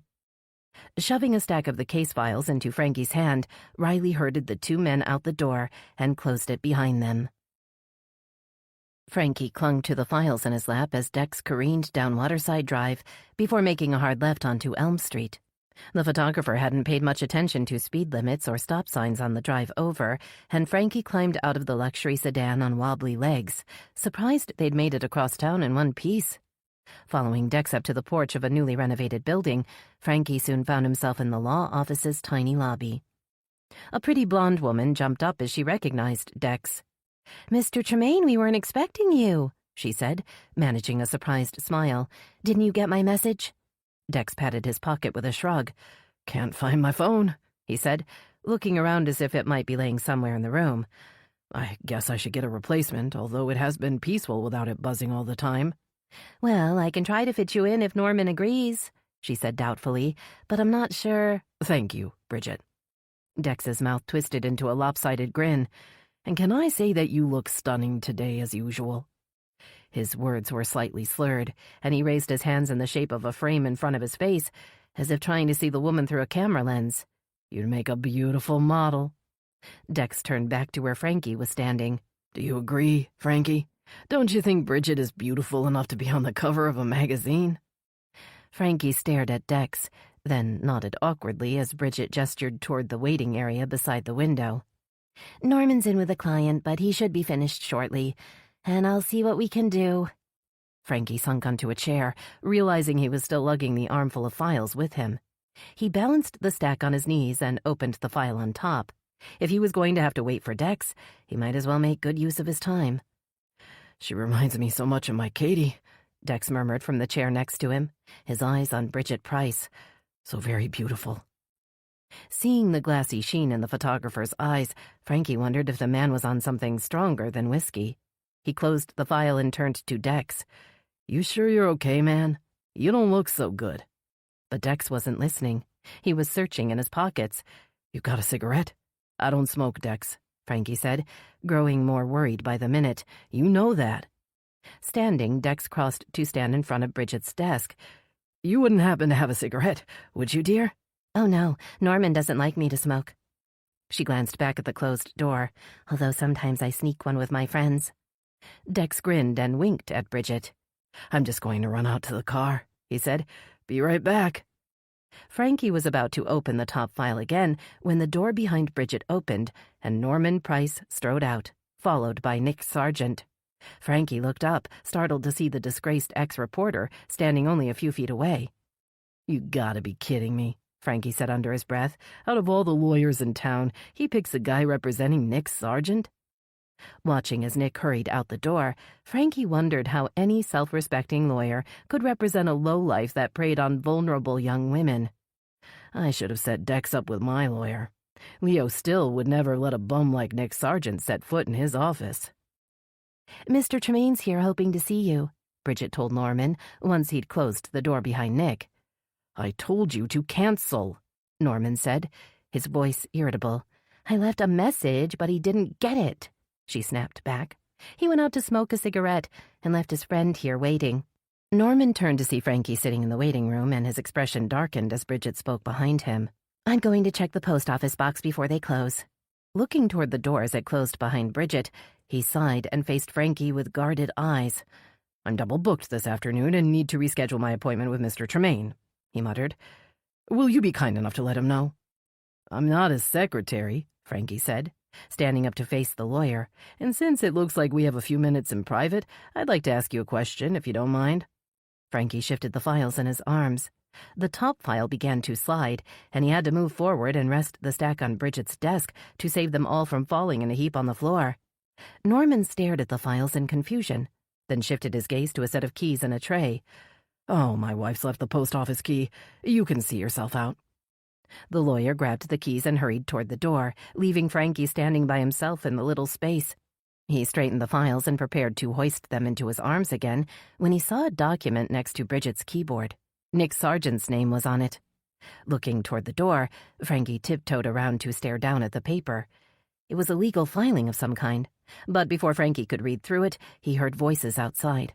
Crossing to the door, he saw several boys on bikes riding past. He stepped out on the porch and glanced toward Dex's car, but he couldn't see the photographer anywhere. He wasn't inside the car, and he wasn't standing beside it. Figuring he must have gone to get more cigarettes, Frankie turned to go back inside for his files, then recalled the photographer's strange behavior. I can't leave Dex wandering around town on his own. If anything happens to him, Riley will have my head. Chapter 36. Xander's heart thumped heavily in his chest as he waited across the street from the little law office. This was the day he had been dreaming of for months, but so far it hadn't gone at all to plan. It seemed that every time he turned around, there had been another distraction or delay, and now he was way behind schedule. Looking up to see Frankie Dawson step out onto the covered porch, Xander ducked behind a flowering azalea bush that covered half the sidewalk. He watched the PI descend the porch steps and walk down Elm Street. Once Frankie had disappeared around the corner onto Waterside Drive, Xander moved quickly across the street and up the stone path to the porch. Twisting the doorknob with a savage impatience, he entered the lobby just as the phone in his suit pocket buzzed. He pushed the door shut behind him with one foot as he pulled out his phone. He gritted his teeth when he saw Mayor Hadley's number pop up for the second time that day. The old man is starting to be fucking annoying. Thumbing the screen to send the call to voicemail, he saw a stack of files perched on the edge of the desk, as well as a few papers scattered around. What had the skinny PI been looking at when he'd been in the office on his own? He'd probably snooped around the whole place, helping himself to any information he could find. If I had more time, I'd get rid of that two-bit loser as well. He turned his attention to the files Frankie had carried into the office with him, hoping there would be something in the files to reveal how much the PI knew about him and his activities. Opening the top folder, Xander's eyes widened in shock at the FBI logo at the top of the first document. Scanning the paper with growing panic, he turned to the next page, and then the next, realizing that Special Agent Charlie Day must have shared the whole file on the D.C. Canal killer case with Frankie and his partner. He closed the folder and moved on to the next one, shock sizzling through his veins as he saw the autopsy photos of the man named in the file as John Doe. The man had been in the water for several days before he'd been pulled out of the canal, and Xander could barely recognize the remains of the man he'd befriended all those years ago. Flipping through the contents of the file, he slowed down when he came to several pages that listed leads and persons of interest in the case. Skimming through the handwritten notes, his heart stopped when he saw John Doe's real name carefully printed on the top line of a missing person report near the bottom of the file. He pictured the face of the man he had so carefully selected, the decent, respectable man who had met all of Xander's requirements and who had welcomed Xander into his life without ever suspecting the danger he represented. He'd stolen everything that man had owned, including his life. Even the knife I stuck in his back belonged to him before I took it. Sweat trickled down Xander's face as he imagined Frankie Dawson reading through these papers and seeing that name. Would he assume it was just a coincidence? Many people had the same name. Or would he start digging and uncover the truth? Absorbed in the file, he didn't hear anyone at the door until the handle began to turn. Darting into the back room, he closed the door behind him and leaned against it, trying to catch his breath. Could Frankie have returned? Had he already seen John Doe's real name in the file? Was he coming back with Charlie Day and a SWAT team to take him in before he had a chance to complete his plan? Listening to the light footsteps in the outer room, Xander tried to calm his breathing. He looked to the big back window, plotting his escape if needed. He'd parked the big delivery van in the alley behind the office. He could be through the window and in the van in minutes. I forgot the darn post office box key and had to walk all the way back to the office. They'll be closed by the time I get back. The words were coming from the lobby, and Xander breathed a sigh of relief as he realized Frankie hadn't come back, and that no one was waiting outside to bring him in. He inched open the door and saw Bridget holding her phone to her ear and looking through the papers in the file. She was reading the missing persons report in the file he'd left open on the desk. Cursing himself for his carelessness, Xander debated what he should do next. I gotta go, Bridget said slowly, staring down at the paper with a curious expression. I'll talk to you later. Lowering the phone, she turned to the first page in the folder and gasped as she saw the grisly autopsy photo. Xander took the opportunity to lunge forward and wrap an arm around her throat. This wasn't in the plan. he grunted out, inhaling the heady scent of her soft blonde hair. "But I think I'm going to enjoy this." Bridget raised her hands to claw at his arm, her long nails gouging into his skin so hard he felt one break against him. Squeezing tighter, he tried to trap her flailing arms against her sides with his other arm, but she thrashed so violently he almost lost his grip. The rattle of the doorknob sent a jolt of adrenaline coursing through him, but Bridget must have turned the deadbolt behind her when she came in, keeping out whoever was on the porch. Clasping a strong hand over Bridget's nose and mouth, he dragged her back toward the inner office and kicked the door shut behind him, just as several loud knocks reverberated through the office. Her struggles started to fade, and Bridget's body finally went limp and she slumped heavily in his arms. Knowing he might only have minutes to get away undetected, Xander opened the big window and pushed out the screen. Looking across the backyard, he saw an uneven patch of grass and a chain-link fence separating the office from the alley. His eyes settled on the old storage shed in the corner. He decided it would serve as a temporary storage solution until he could get to his van. Maybe he would even leave Bridget there while he carried out the rest of his plan. It was getting late after all, and he still had several more stops to make before the day was through. Chapter 37. The door to the little law office was locked, although there was no sign on the door indicating that they were closed for the day. Peyton Bell looked at her watch, wondering if perhaps lawyers closed early on Friday afternoons. Knocking again on the wooden door, she looked around the street for Ingram's Dodge Charger, but could see only her car and a sleek black luxury sedan parked a few spaces down. It didn't look like Ingram had made it to the lawyer's appointment he'd told her he couldn't miss. Just as I thought. The little weasel was making up an excuse so he wouldn't have to go with me to interview Brock Chandler. The idea of asking Mayor Hadley's arrogant friend if he'd broken into the high school and attacked 2 people wasn't exactly on Peyton's list of fun activities either, but she wasn't about to eliminate anyone just because of their position or connections. A tall, thin man turned the corner, heading in her direction. Definitely not the right shape to be Ingram. As the man drew closer, Peyton could see he had longish, shaggy hair, as opposed to Ingram's pale crew cut, and that he was wearing a baggy shirt over faded jeans. No, definitely not Ingram's prissy button-up style. Walking to the edge of the porch, Peyton squinted into the afternoon sun, wondering if she should go to talk to Ling Lee before she tracked down Brock Chandler. At least that way she'd have more background information to help guide her through the interview. She stepped back into the shade and looked up the sidewalk, waiting for the thin man to walk by. Instead, he turned up the path, coming toward her with a pained expression on his unshaven face. "Has Dex Tremaine come back here yet?" he asked, standing at the foot of the stairs. "I've looked all over and—" His voice trailed off as she stepped out of the shadows. "The place is locked up," Peyton said, recognizing Frankie Dawson as he stepped closer. "I was looking for someone too, but it doesn't look like anybody's home." Staring up at her with narrowed eyes, as if he doubted her words, Frankie walked up the stairs and crossed to the door. He jiggled the handle. "I already tried that," Peyton said. Nobody answered. Frankie raised a fist and rapped twice. "Tried that too," Peyton smiled.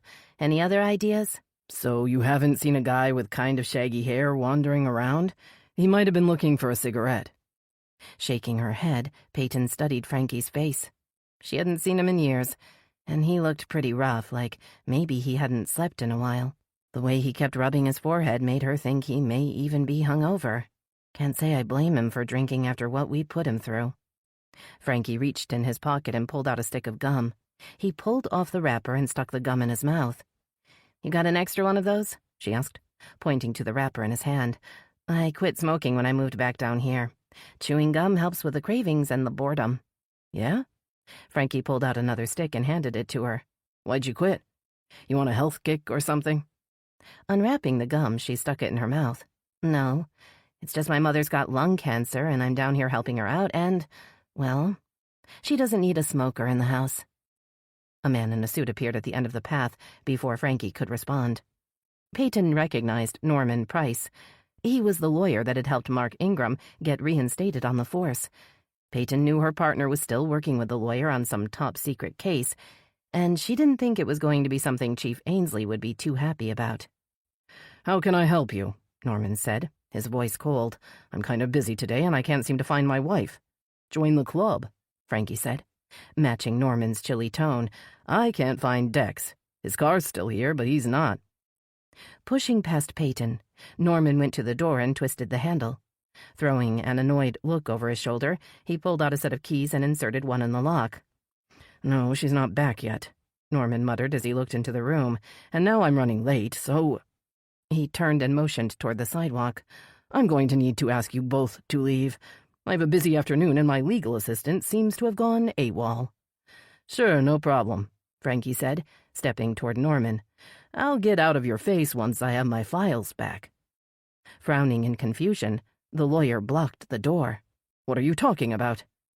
Peering over Norman's shoulder, Frankie pointed into the little room with a skinny hand. Those files right there on the desk, he said, squeezing his way past the disgruntled man. I can't leave without these, now can I? As Frankie began to collect a pile of files that had been spread out on the desk, Peyton turned to Norman. I'm Detective Peyton Bell. I'm looking for my partner, Mark Ingram. He said he had an appointment with you this afternoon. I'm not sure who's scheduled for this afternoon. Norman's voice rose in frustration. My wife, Bridget, makes all the appointments, and she seems to have gone missing, so I just don't know. I used to work in the missing persons unit up in Memphis, so perhaps I can help you find your wife. Peyton had intended the comment to be funny, but he shook his head, seeming to grow more agitated. No need, Detective, Norman snapped. I'll give Bridget a call and track her down. Now, please allow me to get on with my work. Walking behind Frankie down the path, Peyton wondered if she should apologize to him for her role in his wrongful arrest and conviction. She had only been a junior officer following orders, but she'd known what had happened to Frankie was wrong, and she'd done nothing to stop it or fix it. So you were working up in Memphis? Frankie asked, following Peyton to her charger. I grew up there. So why'd you move down here? She asked. Family issues, he said, looking down at his feet and scratching at his chin. Can I ask you a question? She thought she knew what he was going to ask, and she had to fight back the instinct to get in her car and hide. Or I could go to the nearest bar and have a few drinks. That'll work. Knowing it was too late to hide or get drunk, she nodded. You remember me? He asked, raising his eyes to hers. It was a long time ago, almost 10 years. I was just a kid, really. She swallowed hard, suddenly hating herself for what she'd done, and hating him for reminding her what a chicken shit she'd been. No, she said. I don't remember much from back then. I was drinking and, well, I've gotten sober since then. She looked down to open the car door, her face hot with shame. Now, why'd I have to go and tell 2 lies? Guess one's not enough for me. Raising her eyes, she saw the pained look was back. Oh, well, yeah. It was a long time ago. She pretended not to hear the hurt in his voice. Maybe she would stop for just one drink on the way home. But first, she had to figure out where the hell Ingram had gone. I'd better get back to my office and go over these files, he said, adjusting the stack against his thin chest. See you later. Hey, Frankie, where do you work now? The words came out before she could stop them. I'm a private investigator. A hint of pride deepened his voice. I'm part owner of Barker and Dawson's Investigations. She raised her eyebrows. Barker? Like in Peter Barker? Yep, that's him. He's a good guy. She had to agree. Peter Barker had been one of the few detectives that had taken time to chat with her, and he hadn't been under Chief Kramer's thumb. Yeah, he was a real good cop.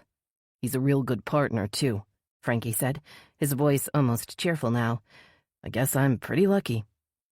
Watching him walk toward Waterside Drive and disappear around the corner, Peyton tried not to think about the day she'd been in on Frankie's arrest. Even as a rookie, she'd known it was a bad call. They hadn't had enough evidence to arrest anyone, so Kramer and his flunkies in the department had listened to an unreliable witness and gone after Frankie. What could I have done to stop a man like Kramer? If she'd spoken up, she'd have been kicked out of the department or worse. So she'd gone along. And when the offer from Memphis PD came, she'd jumped at the chance to get out.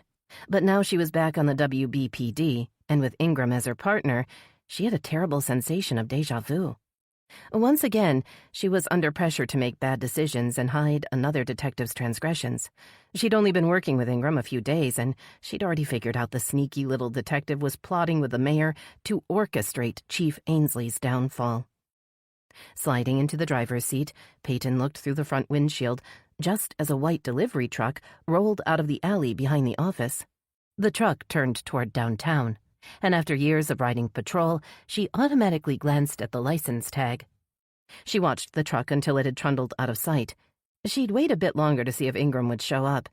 If he didn't arrive in the next few minutes, she'd drive over to Ling Lee's house on her own.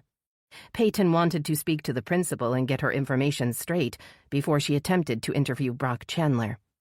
I need to be prepared. No doubt as soon as I approach Chandler, he'll run to the mayor to complain, and the shit will really hit the fan. Chapter 38. Mayor Hadley stormed past Veronica without a greeting as she entered the Channel 10 newsroom. The entire crew remained silent as the door swung shut behind him, and Veronica crossed to her desk with the grim certainty that she knew exactly what the old man had been up to. Veronica, can I have a word? Spencer Nash stood in the hallway leading back to his office. He spun on his heel without waiting for an answer, and Veronica followed. She knew what he was about to say, and her pulse was already racing in response to the lecture she was sure Spencer planned to give her. Mayor Hadley came by in person to complain about you, he said bluntly. He said you've made unfounded accusations in an attempt to sensationalize the story about the incident at the school. And what accusations is he talking about exactly? Putting her hands on her hips, Veronica wanted to hear Spencer say the words. She was surprised that her comments about Brock Chandler had gotten back to the mayor so quickly, although she had known her suspicions would likely get back to both men eventually. He says you've accused Brock Chandler of breaking into the school in some sort of revenge attack on your mother. I haven't accused anyone of anything, Veronica said. I simply told Chief Ainsley that Superintendent Chandler was the only one I could think of that had past disagreements with my mother. She said she would look into the situation, and that was the end of it. Spencer sat on the edge of his desk and sighed. Well, the mayor's threatening to file a complaint with the FCC and pull his re-election campaign ads from the station if we report that Chandler is a person of interest in the break-in. No one suggested any such thing, Veronica replied, dismissing the idea.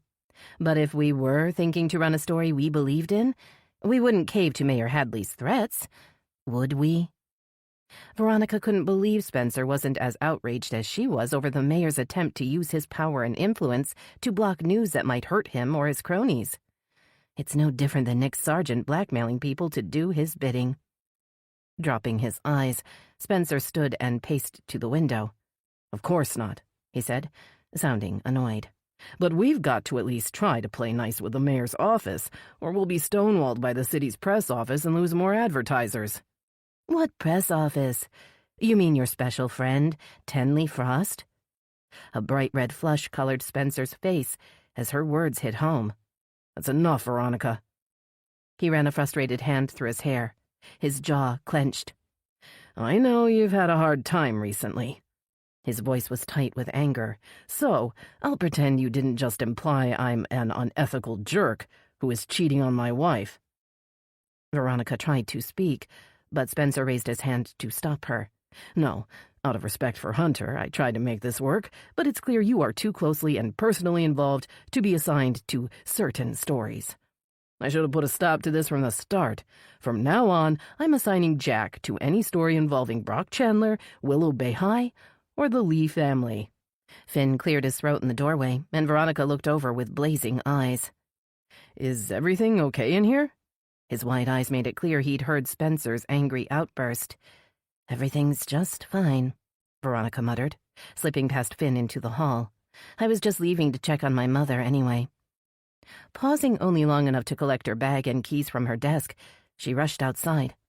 She climbed into the Jeep and shut the door, resting her head on the steering wheel as Spencer's words played over in her mind. Out of respect for Hunter, I tried to make this work. Doubt seeped in. Could she still be an objective reporter after the trauma she'd experienced in the last few months? Or had the terrible things she'd been through impacted her too deeply? She cringed at the thought that Spencer had only kept her on because of her relationship with Hunter. Had Hunter been shielding her from the truth? What else hadn't he admitted to her? The image of the attractive blonde woman in Hunter's car floated through her head, causing her chest to tighten. She squeezed her eyes shut against the unwelcome image, then jumped at the sudden knock on her window. Finn stood by the Jeep, the worry in his face preventing her from telling him to go away, and that she didn't want anyone's pity.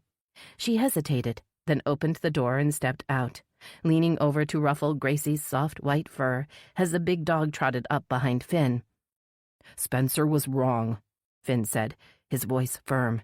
"You're here because you're a good reporter, and we need good people on our team. That's it. End of story." "You'd tell me the truth, wouldn't you, Finn?" Veronica asked, raising her eyes to his. "If there was something I needed to know? Even if it was something that might hurt me, you'd tell me, right?" Raising an eyebrow, Finn thought about the question. "I'll never lie to you, Ronnie." His eyes were suddenly serious. "If that's what you want, then that's a promise I'm willing to make." Veronica nodded, not trusting herself to speak. She saw something in Finn's face that reminded her he had been through a lot during the past year, too. His father had died, and he'd moved to a new town to start a new life. And now that he was part owner of Channel 10, Finn had a lot of responsibility on his young shoulders. He didn't need her and her insecurity making it even harder. Managing to produce a reassuring smile for Finn, she bent to give Gracie a hug and felt her phone buzzing in her pocket. The number on the display sent her heart plummeting. Nessa usually didn't call her unless something was wrong. "Nessa, is everything okay?" "Well, I'm about to meet with an FBI agent to see if we got a serial killer on our hands, but other than that, I guess everything's okay." Veronica motioned to Finn that she had to go, then climbed back into the Jeep. She tried to think up an appropriate response as she watched Finn and Gracie head back toward the station, but nothing came to her. "Sorry, I'm just frustrated," Nessa said with a weary sigh. "I was hoping you had time to come over and meet with Special Agent Day. We're working on a cold case that's related to Xavier Grayson, and I think you may have relevant information to share with each other." A shiver rolled through Veronica at the thought of the cunning man who had almost killed her, and who still chased her most nights in her dreams. "I'll explain everything when you get here," Nessa assured her, "and I think you'll want to hear what Agent Day has to say." Chapter 39. Nessa tried to hide her fatigue as she led Special Agent Charlie Day into the briefing room. Motioning to the long table at the front of the room, Nessa set down her water bottle and notepad and waited for Charlie to arrange the files she'd brought with her. "I let Frankie Dawson take a stack of files with him to review," Charlie said, settling into a chair. "When he returns them, I can bring those over for you to go through as well." Nessa studied the files in front of her, wondering with a touch of irritation just how much information the agent had already shared with Frankie and Barker. She reminded herself that the private investigators had gotten first dibs to go through the files because she'd taken her time setting up the meeting. With everything going on in town lately, we're lucky to be meeting at all. A soft knock on the door announced Dave Eddings. "Sorry to interrupt you, Chief, but Veronica Lee's in the lobby and she says you asked her to come see you." "Yes, that's right," Nessa agreed. "Can you bring her back here?" Pulling over a chair for the young reporter, Nessa noticed Charlie's questioning gaze. "Veronica's a reporter with Channel 10, Nessa explained. "She was the one who discovered Xavier Grayson's secret, and he nearly killed her in return. Luckily, Hunter and Benzinger arrived in time to save her. I'd say she knows more about Grayson than anyone except maybe Riley Odell." "Yes, I know all about Veronica Lee," Charlie said, sitting up straighter in her chair. "I've been wanting to meet her." Both women turned as Veronica appeared in the doorway, her long, dark hair falling over one shoulder and a work bag hanging over the other. She smiled when she saw Nessa and moved forward to drop her bag on the table. "Thank you for coming so quickly, Veronica." Nessa gestured toward the table. "This is Special Agent Charlie Day of the FBI. She's working on a cold case in D.C. that's linked to Katie Odell's homicide." "You're Charlie?" Veronica's eyes widened, and Charlie nodded, clearly amused. "Actually, my given name is Charlotte, but I was a bit of a tomboy growing up, hence the nickname," she explained. "When I joined the Bureau, I never even thought about going back to Charlotte." "And you're the agent Hunter's been working with?" Veronica couldn't hide her surprise. "He said Charlie, and I thought, well..." Charlie's face lit up. "Yes, Hunter's been such a big help this whole week." Clearing her throat, Nessa motioned to a chair and waited for Veronica to set up her computer. If she had any question as to Veronica's relationship with Hunter before, the worried look on the reporter's face told her everything she needed to know. Nessa had also detected an inquisitive gleam in Charlie's eyes, as if the agent was sizing Veronica up, perhaps curious about the kind of woman that had captured Hunter's interest. I don't need to be a special agent with the FBI to see that both these women have the hots for Hunter Hadley. Nessa couldn't say she blamed either of them. She was well aware that Hunter was a sight for sore eyes on his worst day. If I wasn't happily married, I might give these two a run for their money. Hoping to dispel the tension that had suddenly filled the room, Nessa moved to stand by the big whiteboard at the front. Veronica, as you know, Xavier Grayson's DNA profile came up as a partial match with the man who killed Katie Odell. We believe the killer's relationship with Grayson holds the key to his motive. Picking up a dry erase marker, Nessa wrote Xavier Grayson on the whiteboard. Next to his name, she wrote Unknown Perp. Below that, she wrote another pair of names, Riley Odell and Katie Odell. Then, at the bottom, she wrote Veronica Lee and Ling Lee. We know our perp is related to Xavier Grayson, and that he appears to be targeting the loved ones of the people he holds accountable for Xavier's death. Nessa met Veronica's anxious green eyes.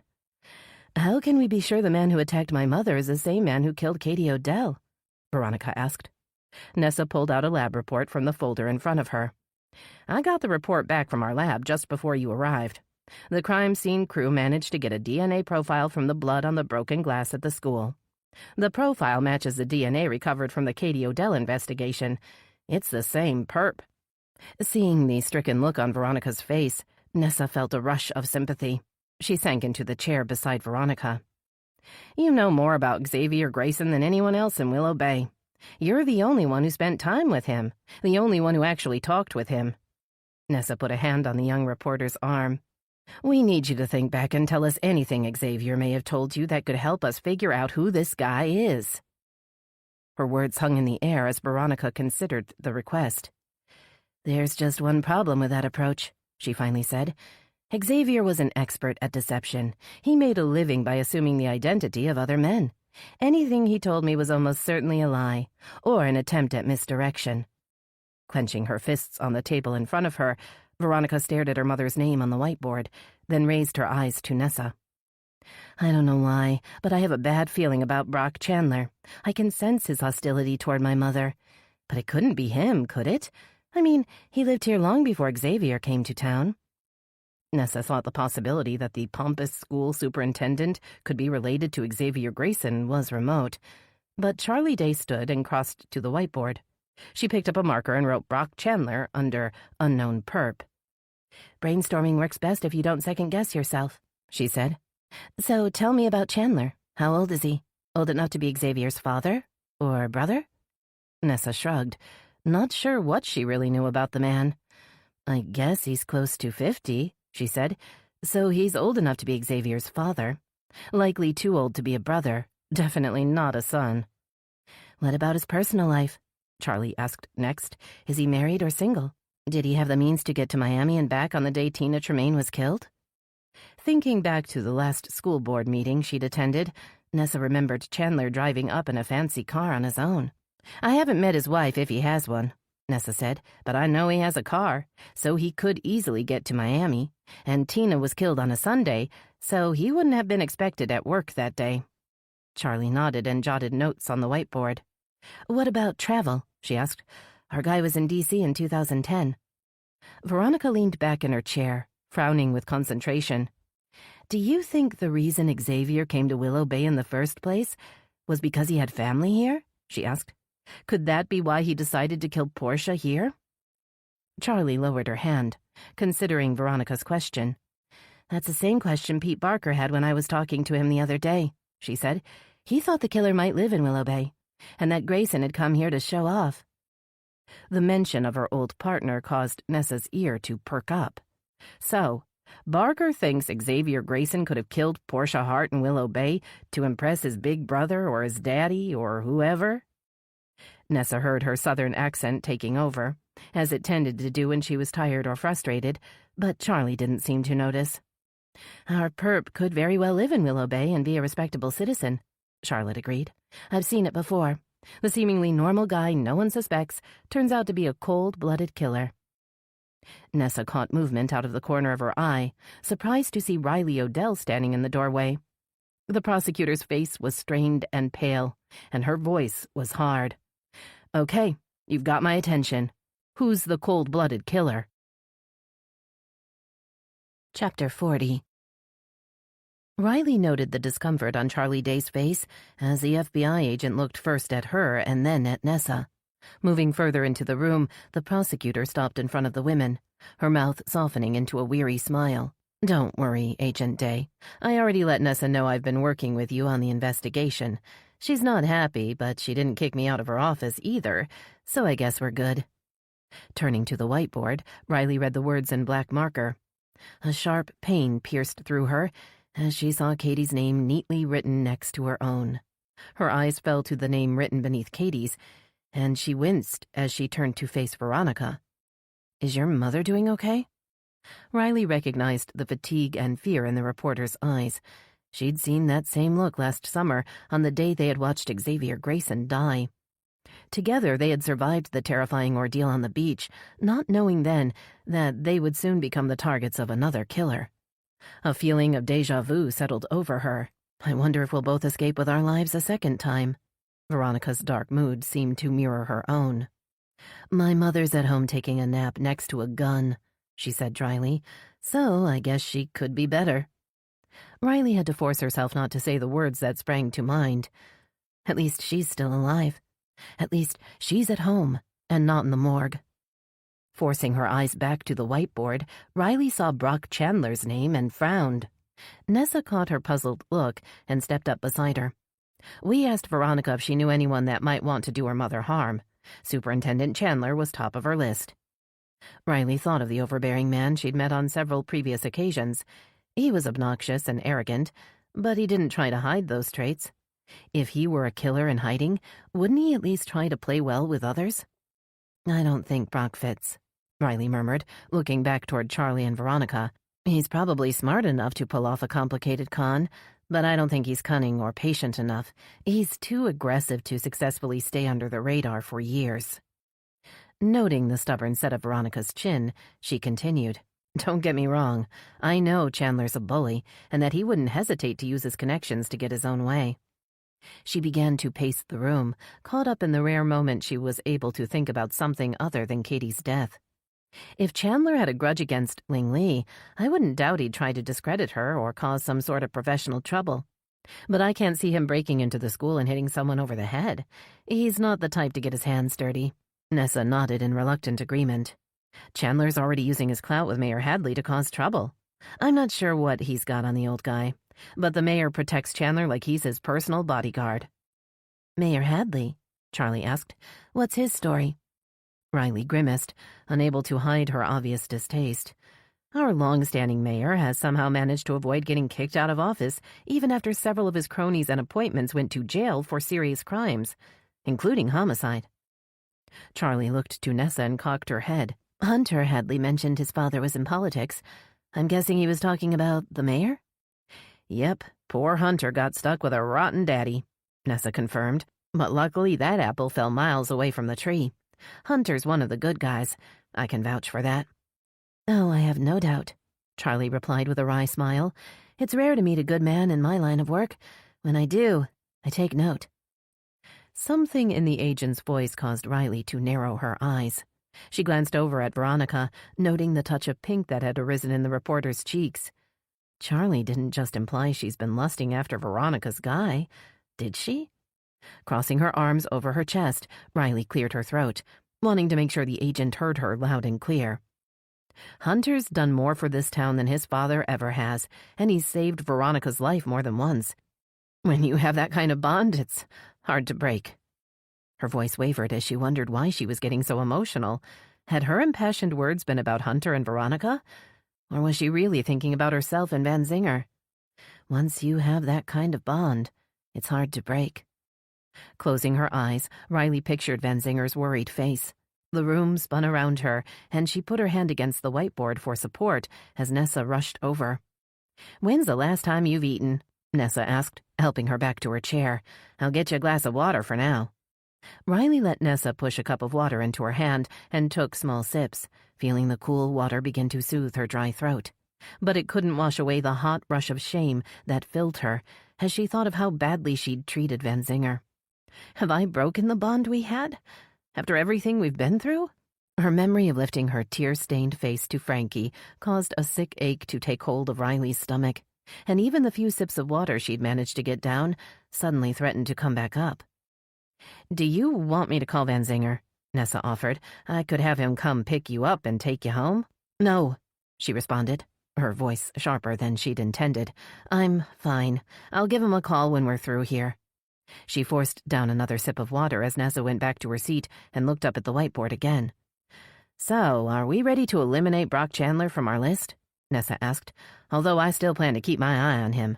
All heads nodded, and as Charlie began to review the contents of her case files with the other women, Riley started to rehearse what she was going to say to Van Zinger when she called him.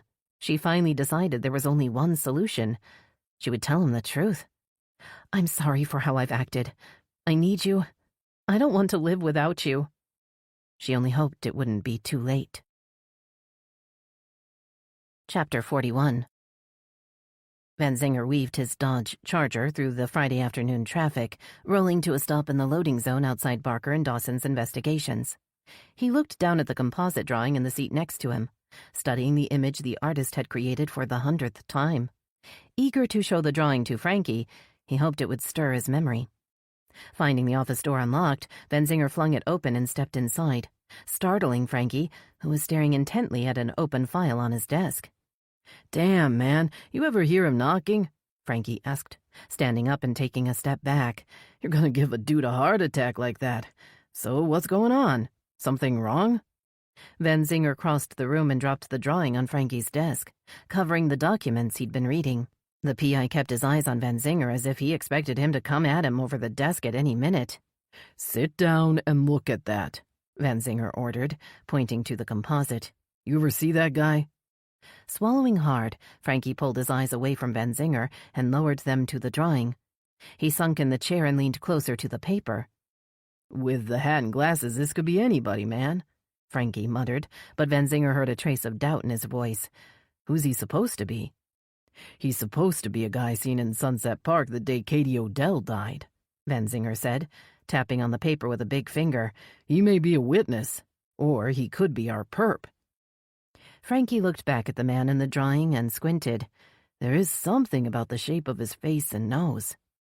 Giving Frankie time to study the drawing, Van Zinger thought back to his interview with the witness. She'd told him and Jankowski that she walked her boxer at Sunset Park every day, and that she may have seen the same guy there before, although she couldn't be sure. What she had been sure of was that a man matching the description she'd given to the sketch artist had been at the park just before Katie had fallen. Van Zinger knew that no one matching the composite had come forward as a witness. "So who is this guy, and why hasn't he come forward?" The question gave him hope he was on the right track. Maybe if he found this guy, he would find his killer. His phone buzzed in his pocket, and his heart jumped when he saw Riley's name on the display. Turning away from the desk, he answered the call in a low voice. "Hey, Riley, where are you?" "I've been at the police station meeting with Nessa and Special Agent Day most of the afternoon, but I'm getting ready to leave." Hearing the fatigue in her voice, Van Zinger had to force himself not to beg her to go home and rest. She wouldn't want to admit she wasn't feeling well, or to show weakness, so he swallowed the words. "I'm here with Frankie, and we're just going over some stuff." He suddenly didn't want to mention what they were doing. If he told Riley he had a composite drawing of a person of interest in Katie's homicide, she would insist on coming right over. And he preferred to show her the sketch once she was safely at home. What stuff? Her voice was suddenly alert, and Van Zinger wondered if she could sense he was keeping something from her. "How about I come over and tell you about it tonight?" Glancing over his shoulder, he saw Frankie watching him with round eyes. He turned back to the phone and took a few steps toward the door, hearing only silence on the other end of the connection. "Is everything okay, Riley?" he asked, knowing the question was absurd even as it slipped out of his mouth. "Of course, I know you're not okay, but are you going to be all right until I see you tonight?" "I'm sorry," Riley said, her voice so low Van Zinger had to strain to hear it. I have to go. We can talk about everything tonight." Benzinger looked at the phone in his hand, realizing Riley had disconnected the call. Dropping the phone back into his pocket, he swung around to face Frankie. "What'd Riley have to say?" Frankie asked, his hand scratching at his chin. "She tell you anything?" Benzinger frowned. "Tell me what?" The PI shrank back in his chair and dropped his eyes. "It's just that I kind of lost Dex. I was hoping she'd seen him." "You mean Dex has gone AWOL?" Benzinger was beginning to understand Frankie's strange behavior. If Dex was missing, Riley would be upset, and she might blame Frankie for letting the bereaved man out of his sight. "Yup," Frankie said, nodding. "That's it. Dex walked off, and I thought maybe Riley would have seen him. Let me get this straight." Benzinger cocked his head and frowned. "You're a private investigator, but you want Riley to track down the guy for you? You try calling his cell phone? That's just it. He lost his phone." Frankie raised his hands in a helpless shrug. "And his car is parked over on Elm Street outside his lawyer's office. He just walked off and left it there." Benzinger gestured to the files on the desk in front of Frankie. "So, instead of going around and looking for the guy, you're sitting here going through what?" Opening the file in front of him, Frankie shook his head. "I'm going through the files that FBI agent gave me to review. She thinks the guy who killed Katie is the same guy who was killing college co-eds up in D.C. back in 2010. Frankie grimaced as he pushed the folder toward Benzinger. "As you can see, it doesn't make for very pretty reading. This guy was a total freak. They called him the D.C. Canal Killer because he'd strangle a woman and then throw her off the bridge into a canal." Benzinger stared down at the horrific picture of a woman's body being pulled out of a narrow canal. His hands clenched into fists at his side as he realized the man who had been capable of such senseless brutality was now on the hunt in Willow Bay. "If this guy tries to mess with me or Riley—" Frankie put a hand on the file and pulled it back to him. "Whoa there, big fella," he said, closing the folder. "You need to keep your cool if you want to catch the fucker before—" Frankie's words faded, but Benzinger knew what he'd been about to say. The man had killed Katie, and he might go after Riley next. "If anybody touches a hair on Riley's head, I'll break his neck." Bringing his fist down hard on the desk, he stared at Frankie, watching as the skinny PI jumped out of his chair. "I think I'm gonna go look for Dex," Frankie said, moving toward the door. "I need to have a break from that shit anyway." "Wait just a minute." Benzinger grabbed Frankie's arm. "You still owe me an answer." He picked up the composite drawing on Frankie's desk and held it out so Frankie could see it. "You were supposed to tell me if you've ever seen this guy." Frankie stared at the sketch and then shrugged. "I don't know. Maybe." "Well, if you think of where you might have seen the guy, let me know," Benzinger ordered, pointing to the desk. "This guy might be responsible for the sick things you're reading about in that folder." Releasing Frankie's arm, he followed him out the building, then walked back to his Dodge. He'd go exchange updates with Ness and Jankowski, and then he'd head over to Riley's. He knew Andy Ford was watching out for her, but he'd feel better once he was with her. He'd never be able to forgive himself if he let anything happen to her. Chapter 42. Xander slowed down as he drove past Marigold Lane, looking toward the white two-story house where his next target waited. He didn't dare turn in yet, not until he'd made sure Ling Lee's white sedan was the only car in the driveway, and that the house wasn't under surveillance. Checking the delivery van's rearview mirror, Xander saw that Townsend Road was practically empty behind him. He was confident he hadn't been followed after he'd left Bridget's body in the shed behind the law office. She would stay safely hidden until he returned. Making a sharp right turn to circle around the block, Xander heard the big cardboard box slide across the floor of the cargo area behind him. He looked back at the box, pleased to have found the perfect prop for the little act he was about to perform. Xander knew he wouldn't have much time once he was inside the house. He would need to be in and out before any of the neighbors got suspicious or raised an alarm. He had one last chance to settle the score with everyone on his list, and if everything went to plan, he would soon be moving on to a new city, and ultimately, a new life. "But first things first, I'm not going anywhere until I take down everyone responsible for killing my son. Once I get my revenge, then I'll be free to go." The idea that he would be free to start fresh somewhere new was exhilarating. He'd felt that same thrill of anticipation the day he'd flown away from D.C. to start his new life in Florida. He hadn't been sure exactly where he would end up, but he'd known that a whole new life was about to begin. That was the day fate had assigned Xander to a first-class seat next to Horace Hadley, a small-town mayor who had gone up to D.C. to visit his only son. By the time Xander had gotten off the plane in Miami, he'd heard all about Willow Bay and had arranged to visit. Within months, Xander had settled into the town under his new identity, quickly becoming a connected and respected member of the community. The town's location near Miami also meant he could be close to Xavier, although it had been way too risky for his son to visit. He'd heard from Xavier off and on through the years, and the last time they'd talked, he'd indicated he had something big planned. After that, Xander had been reduced to watching special bulletins and reading newspaper reports about his son's activities, just like everyone else. Then one day he saw on the news that Xavier was dead, and he realized he was no longer a father. I chose Willow Bay to be my new home, and how do the people repay me? They kill my only son. I think it's about time for a little payback. Once he'd taken his revenge, he'd leave Willow Bay behind and would move on to find a new life, just as he'd done before. Checking the clock again, Xander took a deep breath and steered the car toward Marigold Lane. The street was eerily quiet, and the driveway in front of the Lee house held only a single white sedan. One sharp turn of the steering wheel, and his plan would be in motion. It's now or never. I can't chicken out now, not when I'm so close. The white van lumbered to a stop at the curb, then Xander backed it up onto the driveway. He pulled on a delivery cap and glasses, then hopped out to unlatch the back door of the van. Unloading the dolly first, he reached up to pull down the big cardboard box. Pushing the box up the driveway, he didn't hesitate to ring the doorbell. After a slight pause, he knocked, then checked his watch, as if impatient to get on with his delivery route. "Yes, who is it?"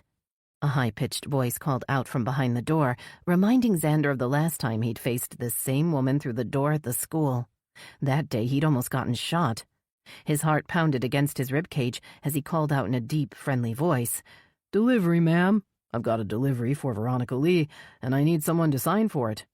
The lock turned, and the door cracked open to reveal Ling Lee's small face behind the chain. She looked at Xander and frowned. "I'm not expecting a package, but maybe Veronica." "The package slip lists the sender as a Mr. Hunter Hadley," Xander said, pretending to check the form he'd created on his computer the night before. "The box shows some kind of cat tower. You got a cat?" Trying to see the box through the crack, Ling peered at the picture of the cat sitting on top of a carpeted platform. "It's pretty heavy, but I've got a dolly under it, so just tell me where you want it," Xander said, shifting his weight as if preparing to enter. "Glad that it's Friday. Just a few more deliveries and I'll be off for the weekend." After a long look at the box, Ling closed the door, then pulled back the chain. She opened the door and stepped back to give Xander room to roll the box into the hall. "Where do you want it?" Without warning, Xander kicked the door closed with one foot and turned to her with the small canister already in hand. He pushed his thumb down hard on the trigger, releasing a long burst of pepper spray as he aimed for Ling's eyes. Gasping in pain, Ling wheeled around, her eyes swelling shut as she reached for the gun she'd stashed on the entryway table. Coughing violently, she felt around in a wheezing panic, her fingers coming within inches of the Glock's barrel.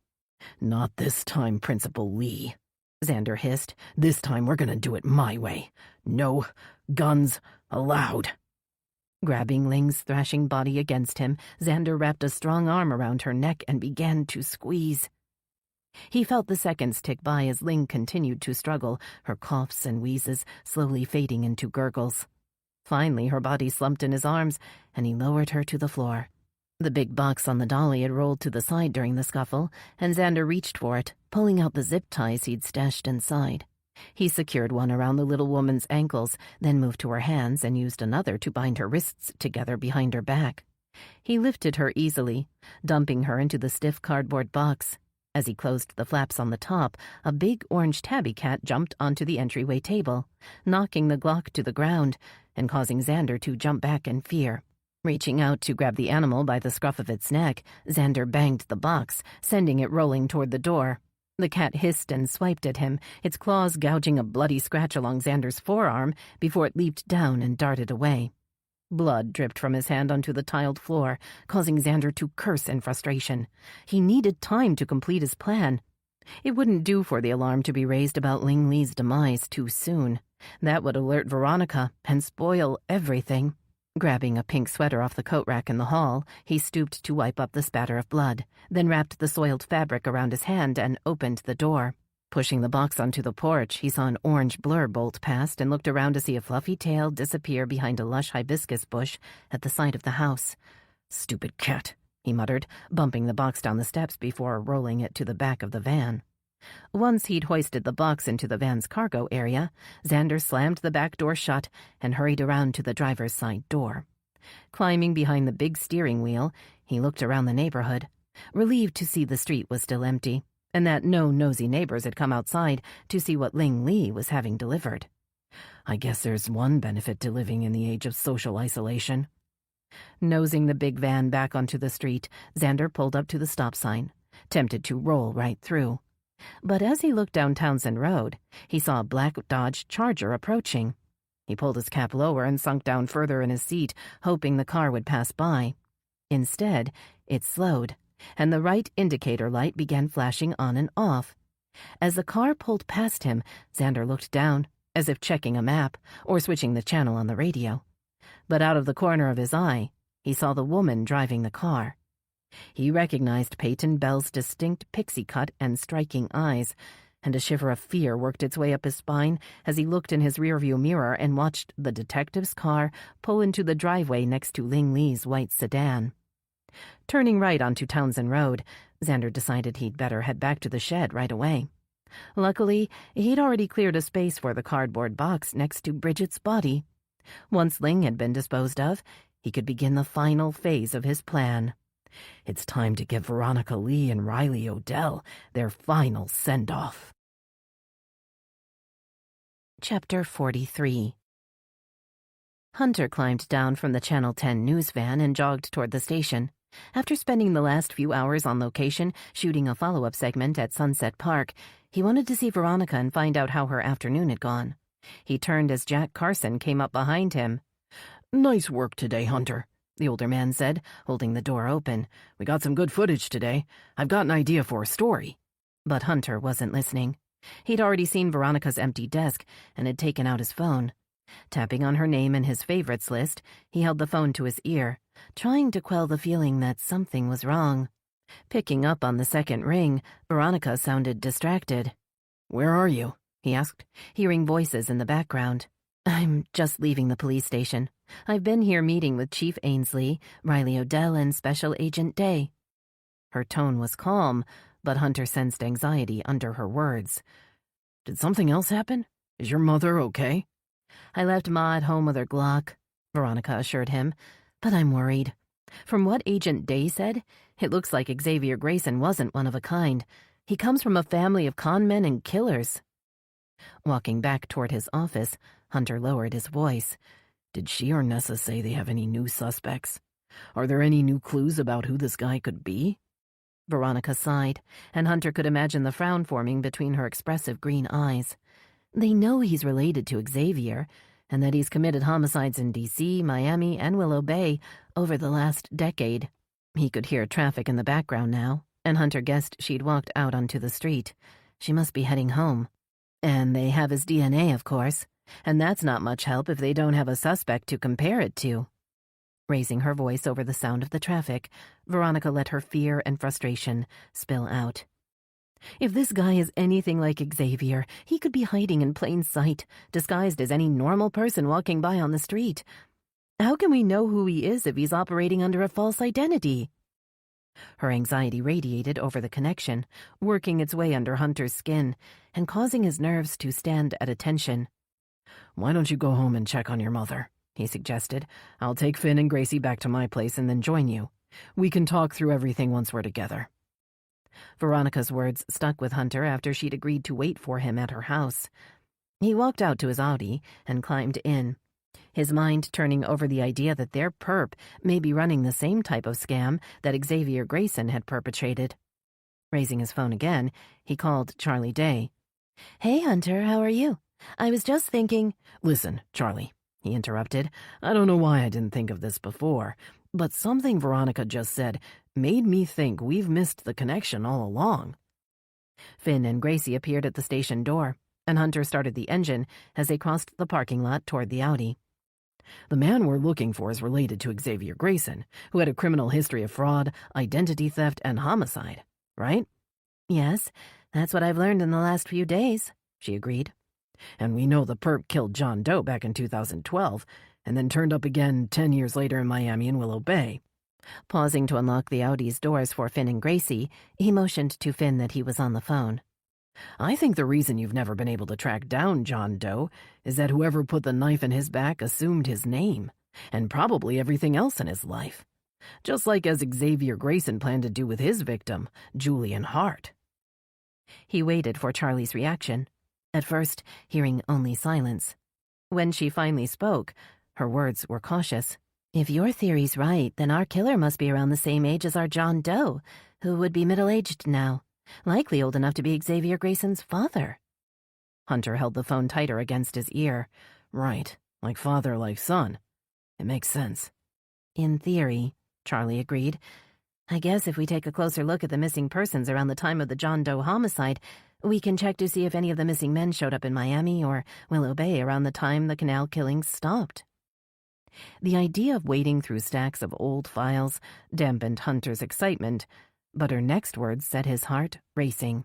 Now that I think about it, there were only a few men reported as missing who met John Doe's description. They're all listed in the files I gave Frankie.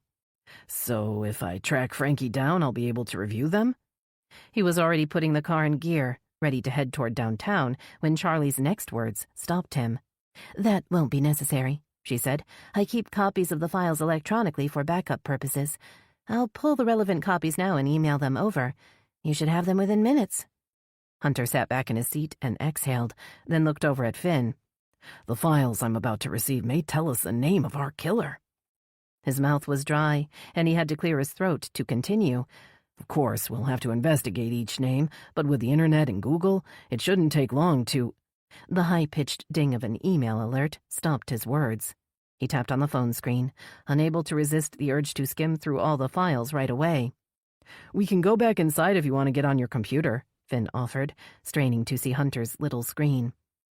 But Hunter's eyes were already glued to the top of a missing persons report. There would be no need for a search. He recognized the man's name, and he knew exactly where he worked. Scanning the report, Hunter couldn't believe what he was seeing. All the information correlated with his theory, but it still seemed surreal. He needed to make sure he wasn't mistaken. He'd have to go see for himself, and he couldn't afford to wait. The sun was just beginning to set in the sky as the Audi pulled up to the curb outside the little office. Hunter hurried up the stone path, followed by Finn and Gracie. It's locked. He raised a hand to knock, then leaned over to look through the darkened window. I can't see anyone in there. Well, it is after 5 on a Friday. The voice came from the sidewalk, and Hunter looked up to see Frankie Dawson turning onto the path. I don't know many lawyers that work late on Fridays. Looking up and down the street, Hunter frowned. What are you doing here, Frankie? Is that your car? He gestured toward the sleek sedan parked nearby. No, man, that's Dex's car. Frankie stooped down to ruffle Gracie's fur, and Hunter was surprised to see the dog allow it. I came by here with Dex earlier, and he walked off, just disappeared. I had to hoof it all the way back to my office. Looks like he's still not back. We've got new information about the man suspected of killing Katie Odell, Hunter said, then hesitated as he saw a car approaching. Watching as a Dodge Charger slowed and pulled to a stop behind his Audi, Hunter descended the steps to stand on the path beside Finn and Frankie. A woman with a dark pixie cut and light eyes stepped out, followed by a man Hunter recognized as Detective Mark Ingram. Frankie straightened as the detectives approached. You back already, Detective Bell? Frankie's gaze slid to Ingram. Looks like you found your partner. Where was he hiding this time? Ingram shot an accusing glare at Peyton, then turned to Frankie. What are you doing here, Dawson? Ingram snapped back. Didn't you see the no loitering sign? Peyton looked up and down the street, ignoring the men's bickering. She turned to face Hunter and Finn, giving a curt nod. Detective Ingram and I are looking for a white van that was seen around here earlier. Any of you guys seen it?" "No," Hunter said, impatient to get on with his search. "We're looking for Norman Price. We need to speak to him urgently." A hostile look fell over Ingram's face, and he stepped forward. "I don't like your tone, Hadley," he said, scowling up at the taller man. "We're on official business, and if the rumors I've heard are true, you just might want to help us find this van." "Yeah? Why's that?" Hunter asked, keeping his voice low. Peyton stuck up a placating hand. "Come on, Ingram. We don't have time for this," she said, moving back toward the charger. "We gotta let the chief know what I found at the Lee residence before it gets too late." Her words set off a spark of fear in Hunter's chest. "You're not talking about Veronica Lee's residence, are you?" Hunter asked, his mouth dry. "She's a reporter at our station." Ingram sneered up at Hunter, but Peyton turned back. "We've been investigating the recent incident at the school where Principal Lee works. When I stopped by this afternoon to speak to her, no one answered the door. And I noticed some odd stains on the doorknob and, well, on the cat. It looked like blood." Hunter's heart began to thump in his chest as Peyton continued. "I saw a van leaving the neighborhood, which appeared to match a van I'd seen earlier today around here. I wanted to check it out." "It's a bit of a goose chase if you ask me," Ingram said, "but my partner here was pretty adamant there was blood on the cat." Rolling his eyes, the detective smirked, but Hunter didn't find anything funny in what he was hearing. "I've got reason to believe Norman Price's information regarding the attack on Ling Lee, as well as Katie Odell's murder," he said, desperate not to waste more time. "I need to get into that office and see if he's in there. Ling Lee's life could depend on it. You must be nuts if you think I'm going to let you break into a lawyer's office based on some crazy story to get more headlines."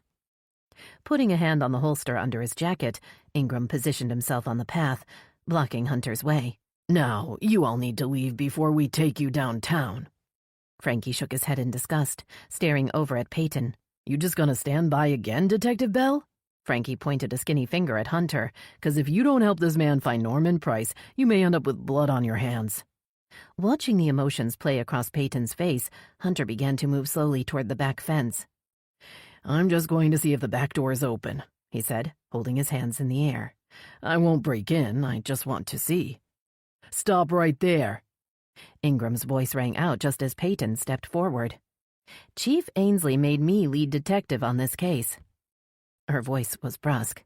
"I've got reason to believe Ling Lee may be in imminent danger, and I'm entering the property to make sure she's not here."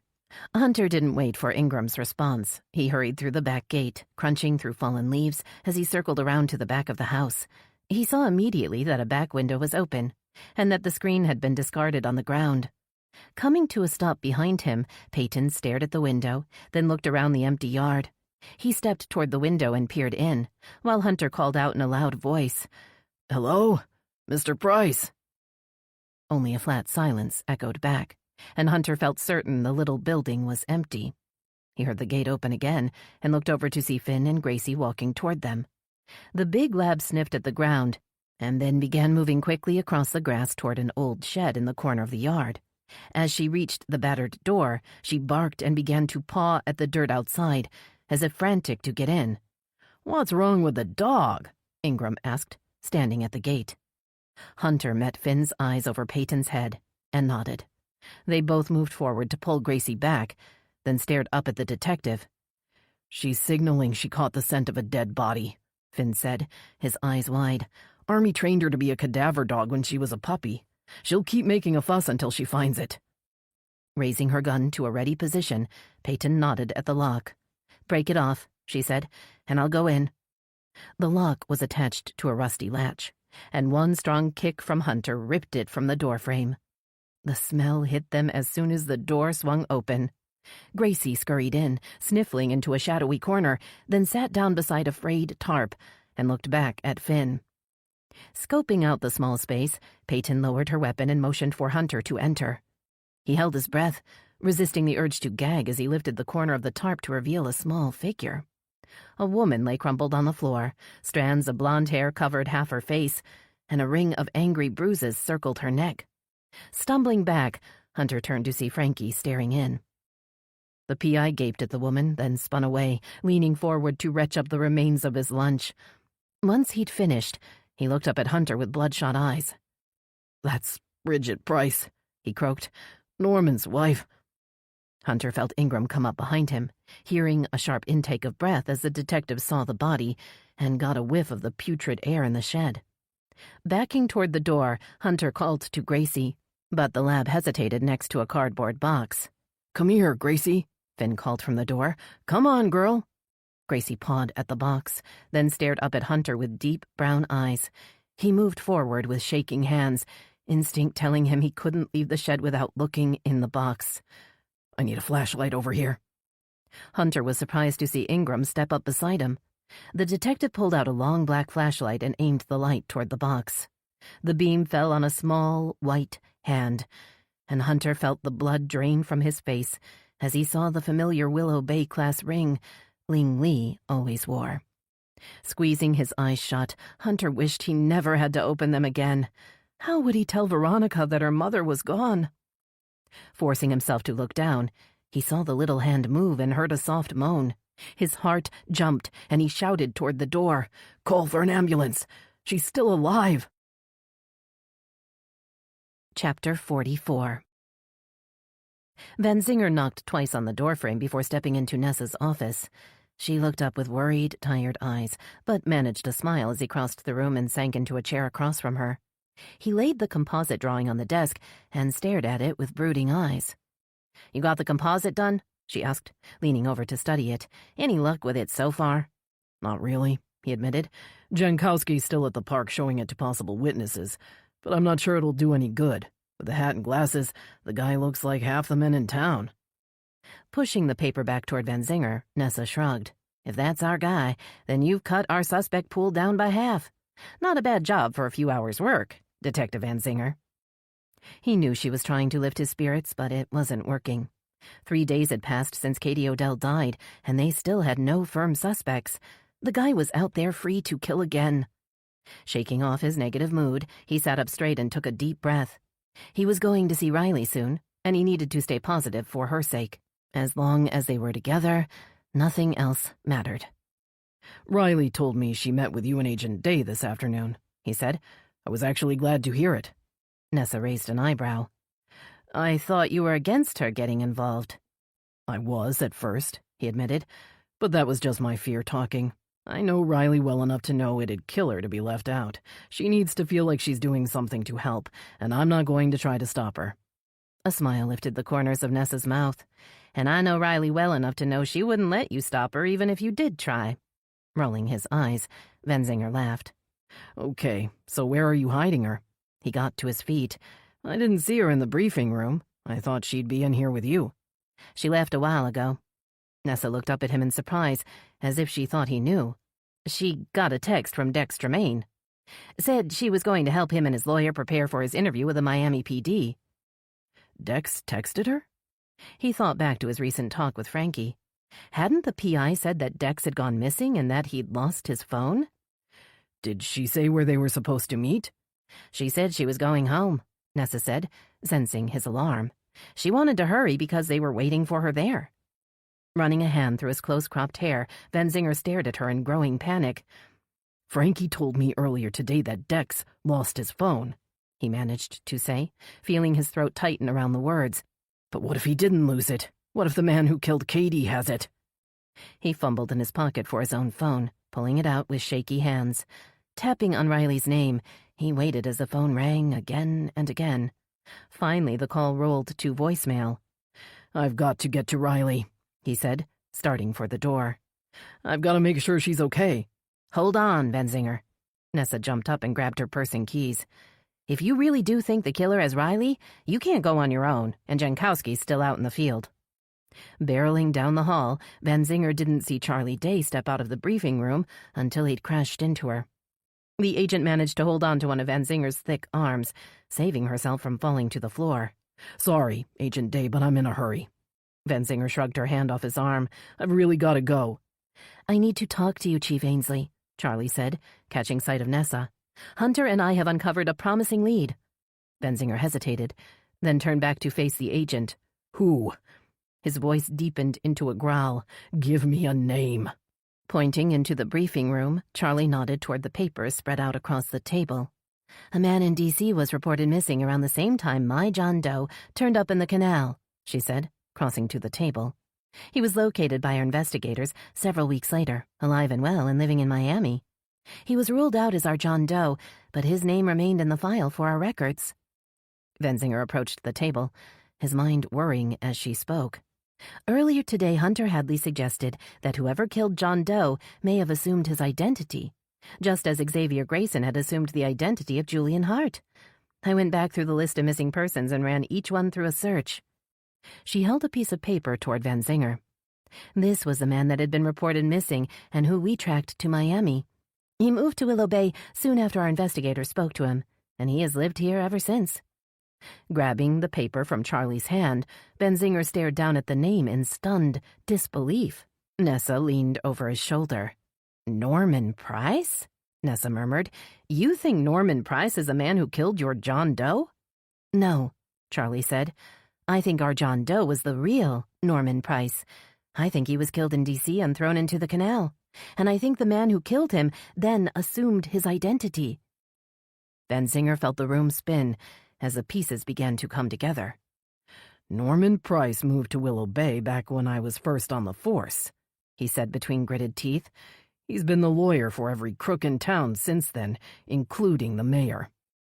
Shoving the paper back at Charlie, he stared into her clear gray eyes, feeling the world collapsing around him. "That bastard's got Riley, and he's going to kill her." Chapter 45. Veronica looked at her watch again as she hurried toward Sunset Terrace condominiums. Her mother would start to worry if she didn't get home soon, but Riley's text had sounded urgent. The prosecutor had new information about Ling's attacker that she wanted to share. The door to the big building was locked. Veronica stared at the security panel, trying to remember Riley's unit number. Pulling out her phone, she thumbed in a text. "Hey, Riley, I'm downstairs. What's your unit number?" Veronica looked around her as she waited, suddenly very aware that she was across the street from Sunset Park. The man who had pushed Katie Odell off the bridge could be lurking nearby. Feeling the phone buzz in her hand, Veronica was relieved to see Riley's response. She punched 1208 into the panel, then heard the responding click of the lock as Riley buzzed her in. The lobby was empty as Veronica made her way to the waiting elevator and pushed the button for the 12th floor. Within minutes, she was standing outside Riley's apartment, anxious to hear what the prosecutor had learned. Was she about to find out who had broken into the school and attacked her mother? Lifting her hand to knock, Veronica saw that the door was ajar. She pushed it open, taking a tentative step into the darkened room. "Riley? It's Veronica. Should I come in?" The lights were off in the living room, but through the big window, Veronica could see the balcony was bathed in the soft light of the sun as it began its descent. It was the golden hour that all photographers lived for, and she could see a man and a woman sitting on deck chairs. They appeared to be staring toward the bridge, waiting for the sun to set over the dark water below. Moving further into the room, Veronica felt a rush of air behind her as the door slammed shut. A strong arm wrapped around her throat, lifting her off her feet and forcing her forward toward the balcony door. She gasped, unable to get enough air to scream, and clawed at the arm around her neck.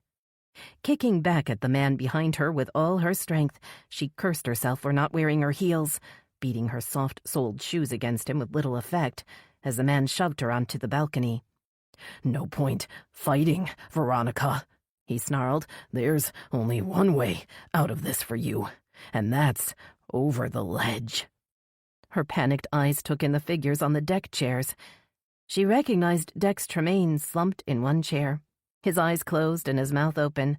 In the chair beside him sat Riley Odell, her hands and legs bound, and her eyes flashing with anger and fear above the scarf that had been fashioned into a gag around her mouth. "See, your little friend is here too," the man panted, forcing Veronica's body against the thick concrete ledge. "Now, which one of you wants to die first?" Grabbing a handful of long dark hair, he wrenched her head back, putting his mouth to her ear. "Don't even think about screaming unless you're ready to fly." Loosening the arm around Veronica's neck, he twisted her around to face him, jerking her arm up behind her back so that she was pressed against him. Shocked to see Norman Price's face staring down at her, Veronica cried out in terror, dizzy with pain. "I told you not to scream." Norman exerted more pressure, causing shooting pain to radiate through her arm. Gasping in agony, Veronica bent forward, her eyes searching for someone to help or some way to escape. As if reading her mind, Norman laughed and jerked her head back, staring into her face with hate-filled eyes. "There's no one to help you now, Veronica Lee. Just like there was no one to help my son when you and your friends killed him." His words sent a ripple of shock through her. "That's right. Xavier was my son, and you shot him down like a dog, then left him to die." His face contorted with hate and rage as he looked toward Riley. "And that bitch told the world my son deserved to die. She made the men who killed him sound like fucking heroes."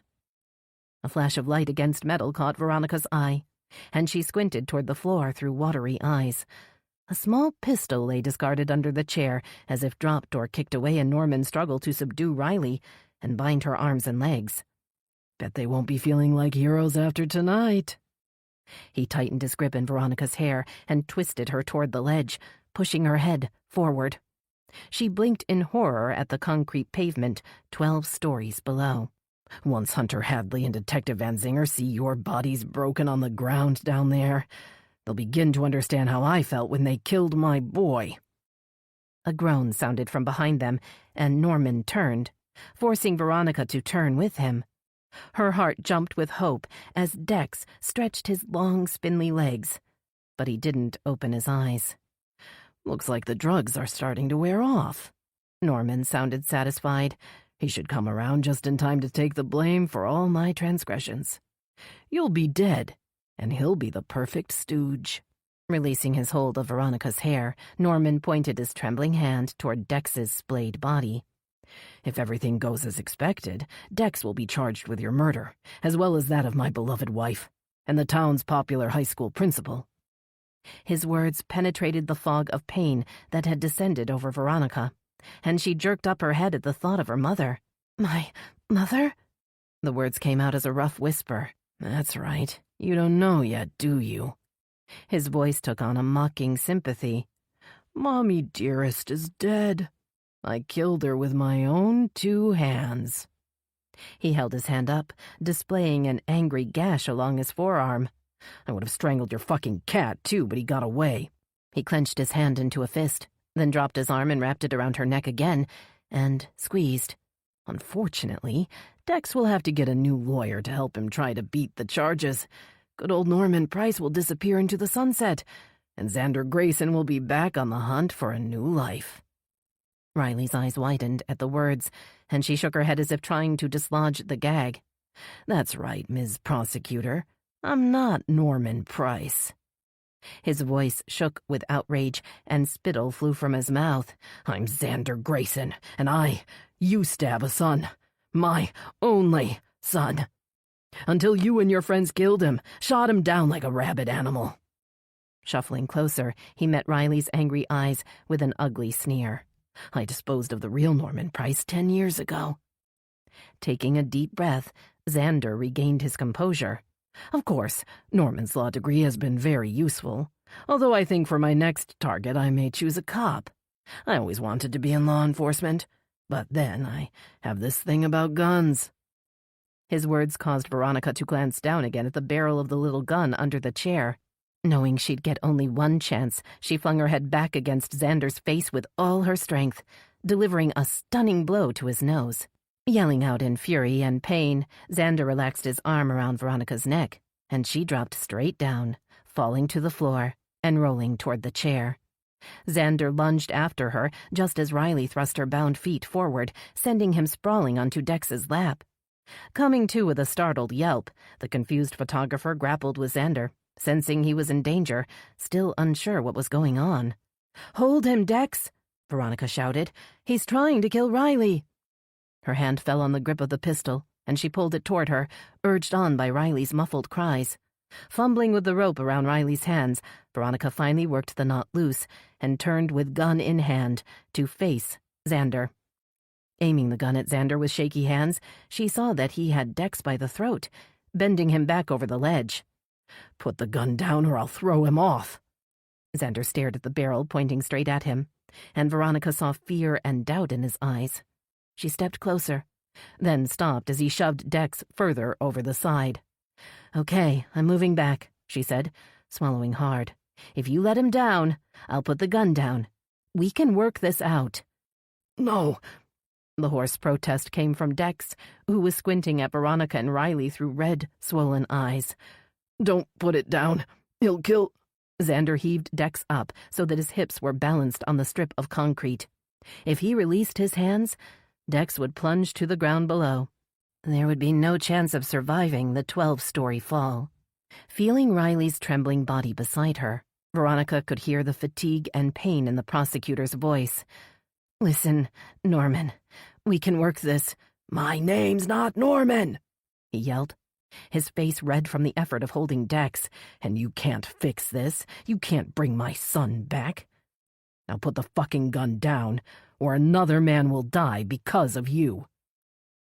Veronica risked a sideways glance at Riley, then lowered the gun slightly. There was no way she was going to give up the weapon, but she had to buy time. She needed time to figure out what to do. "That's it, Veronica," Xander muttered, inching Dex back toward him. "Now, put the gun down and kick it over here." Before Veronica could respond, Dex grabbed Xander's arm. Using both legs to push against the concrete ledge, he propelled himself backward over the rail, dragging a stunned Xander after him. "No, Dex!" Riley dove forward, panic and instinct compelling her to try to save Dex, even as Veronica screamed at her to stop. Xander clutched at Riley's outstretched hand as he slid over the side, pulling her after him. Her body collided roughly with the ledge, and she was hauled over the rail as Xander tried to hold on, then lost his grip and fell back with a terrified scream. Rushing forward, Veronica saw Riley hanging onto the rail with both hands, her feet dangling over the side, and her eyes staring up in shock and fear. Reaching over the rail, Veronica gripped both of Riley's arms and tried to pull her up. "Don't let me fall," Riley gasped. "Please, don't let go." Arms quivering under the strain, Veronica screamed out in terror to several people gathering around the bodies in the street below. "Help!" she screamed. "Someone please help us!" Her scream turned into a sob as Riley's hands, already weak from being bound, began to slip off the metal rail. Veronica didn't realize anyone was beside her until she felt Benzinger's strong hands reach down and close around Riley's arms. Lifting her up and over the rail, Benzinger carried Riley into the living room as Veronica sunk down onto the concrete floor. "Are you hurt?" Raising her face toward the sound of Nessa's soft voice, Veronica shook her head. Her body ached all over, but she didn't think anything was broken. Then she thought of Xander Grayson's words. "Mommy Dearest is dead. I killed her with my own 2 hands." Xander may not have broken any of her bones, but he'd managed to break her all the same. Dropping her head in her hands, she let the tears fall. Nessa sat next to her, resting her cheek against her head as they listened to the sirens start up in the distance. Feeling her phone buzz in her pocket, Veronica pulled it out, dreading the news she knew she was about to hear. She stared at Hunter's name on the display, then raised the phone. "Ronnie?" Ling's voice was weak but clear. "Ronnie, is that you? Can you hear me?" Staring at the phone with tearful eyes, Veronica nodded. "Yes, Ma, it's me," she managed. "Are you okay? Are you hurt?" "I'm at Willow Bay, General, but I'm going to be fine," Ling assured her. "Hunter found me and, well, he's here now if you want to speak to him." Veronica looked toward the bridge as Hunter's voice sounded in her ear. The ambulance had arrived in the street below, making it hard for her to hear his words. "What happened?" he asked, instantly worried. "Are you okay?" "I'm fine," she said, "but we have a lot to talk about." She kept her eyes on the sun as it melted into the river, knowing there would be time to explain everything later. For now, she just wanted to get home to the people she loved the most. Chapter 46. Sunset Park was full of life and activity as Riley and Benzinger walked up the path toward the bridge. The fall sky shone clear and blue over the river, and the water seemed to sparkle like diamonds below them as they made their way to the lookout deck.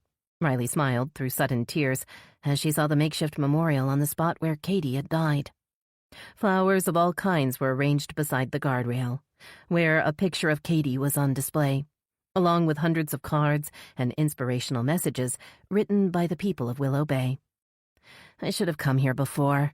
Riley squeezed Benzinger's big hand in hers. I didn't know they'd done this for Katie. And for you, and your parents, Benzinger said. These things are put here so you guys know Katie hasn't been forgotten. Blinking hard, Riley nodded, not trusting herself to speak. You don't have to be strong for me or anybody else. Benzinger's voice was gentle. Go on and cry for your sister if you want to. Riley leaned back against his broad chest, lifting her face to the sun, her tears gone, at least for now. She felt Benzinger's deep inhale and listened, sensing there was something he wanted to say. I got it wrong. I mean, during the investigation, I tried to keep you out and... Benzinger hesitated. And I guess I was just scared. We all do dumb things when we're scared, right? Right. Riley felt her heart quiver a little at the thought of what she needed to say. She'd tried to tell him about her almost kiss with Frankie so many times, but it just never felt like the right time. I got it wrong, too. A tight band settled around her chest, making it hard to breathe. I was hurting, and I pushed you away. I should have turned to you, not away from you. I know that now. 2 joggers passed behind them, and a couple walking a dog was heading toward them. Riley pulled Benzinger back toward the park, wanting more privacy, knowing she could no longer live with the guilt on top of all her pain. Let's go sit down. She pointed toward an empty wooden bench under an old oak tree. There's something I want to talk about. Benzinger smiled, giving her a sideways grin. I got something I want to talk about with you, too. Sliding onto the bench, Riley looked back to see Benzinger digging in his pocket. He glanced around the park with nervous eyes, then sank onto his knee in front of her, his hands shaking a little as he held up a delicate diamond ring. Riley Odell, it'd make me the happiest guy in the world if you'd agree to be my wife. He smiled up at her. Will you marry me? She stared down at the ring in stunned silence, wanting so badly to say yes, but knowing there was no way she could. Not without telling him the truth first. Oh, Tucker, it's beautiful, she said, unable to stop the tear that slipped down her cheek. It's perfect. Benzinger lifted a finger and wiped her tear away. That wasn't a yes, was it?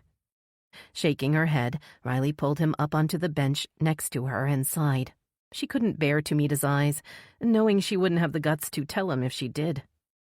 Right after Katie died, when we were looking for her killer, I did something stupid. It was just a little thing and it didn't mean anything. But I can't marry you without telling you the truth. She raised her eyes to his, scared of what she would see in them, but his face was calm, and he didn't seem worried. Don't you want to know what I did? Let me ask you another question first. Riley raised an eyebrow, then nodded. Do you want to marry me and spend your life with me, or not? Of course I do. Riley reached for his hand. I want that more than anything. But you may not feel the same once I... He put a big finger to her lips. Nothing you could say would make me turn your yes into a no. He took her hand and slid the ring on her finger. You mean more to me than anyone else, and you've forgiven me for some pretty big mistakes. Whatever you've done, for whatever reason, it's in the past now. That doesn't matter anymore. You did break my heart into a million pieces, she said, starting to feel better. So you could have a point. And you agreed to forgive me for all that, he teased. So let's not talk about that now. Like I said, it's all in the past. Another tear slipped down her cheek, but she didn't bother to wipe it away. Benzinger was right. After everything they'd been through together, they had to stop looking back. Whatever had almost happened with Frankie was in the past and forgotten. Now it was time to look forward to everything yet to come. Chapter 47. Frankie sat in the passenger seat of Pete Barker's bright blue Prius, staring out the window at the entrance to Hope House. He didn't want to go inside and tell a bunch of strangers that he was an alcoholic, but Barker hadn't given him a choice. The retired detective hadn't minced words. You get some help, or you get a new partner. And Frankie couldn't blame him. Tough love was the only thing that worked with a true addict, and his bottle-a-night habit was taking a toll. It wasn't fair to anyone around him. You go in and ask for Reggie, Barker said. I told her you were coming, and she promised she'll take real good care of you. The thought of Barker's lady friend eased Frankie's nerves. Reggie Horn was the director of Hope House, a rehabilitation facility for vulnerable women that also hosted AA and NA meetings for the wider community. And she also treated patients with PTSD as a counselor. Frankie figured he needed all the help Reggie could give. He'd kicked his addiction to both alcohol and nicotine in the past, but lately, the old demons had been back to haunt him, and he'd needed something to chase them away.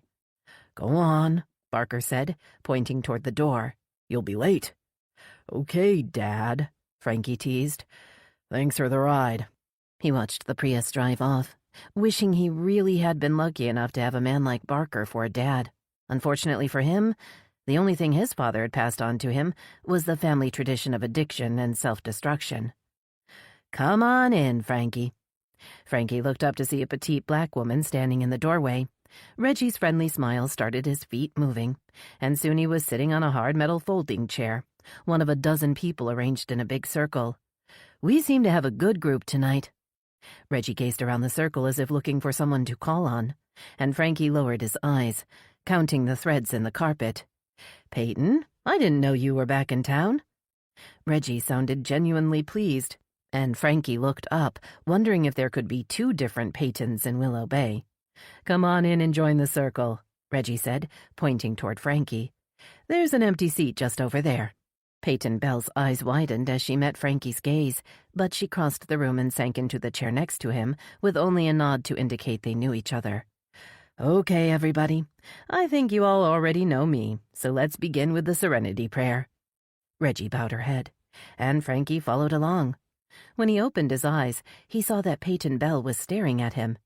He looked away, but he sensed that she was looking at him, and several times during the meeting, he caught her watching him.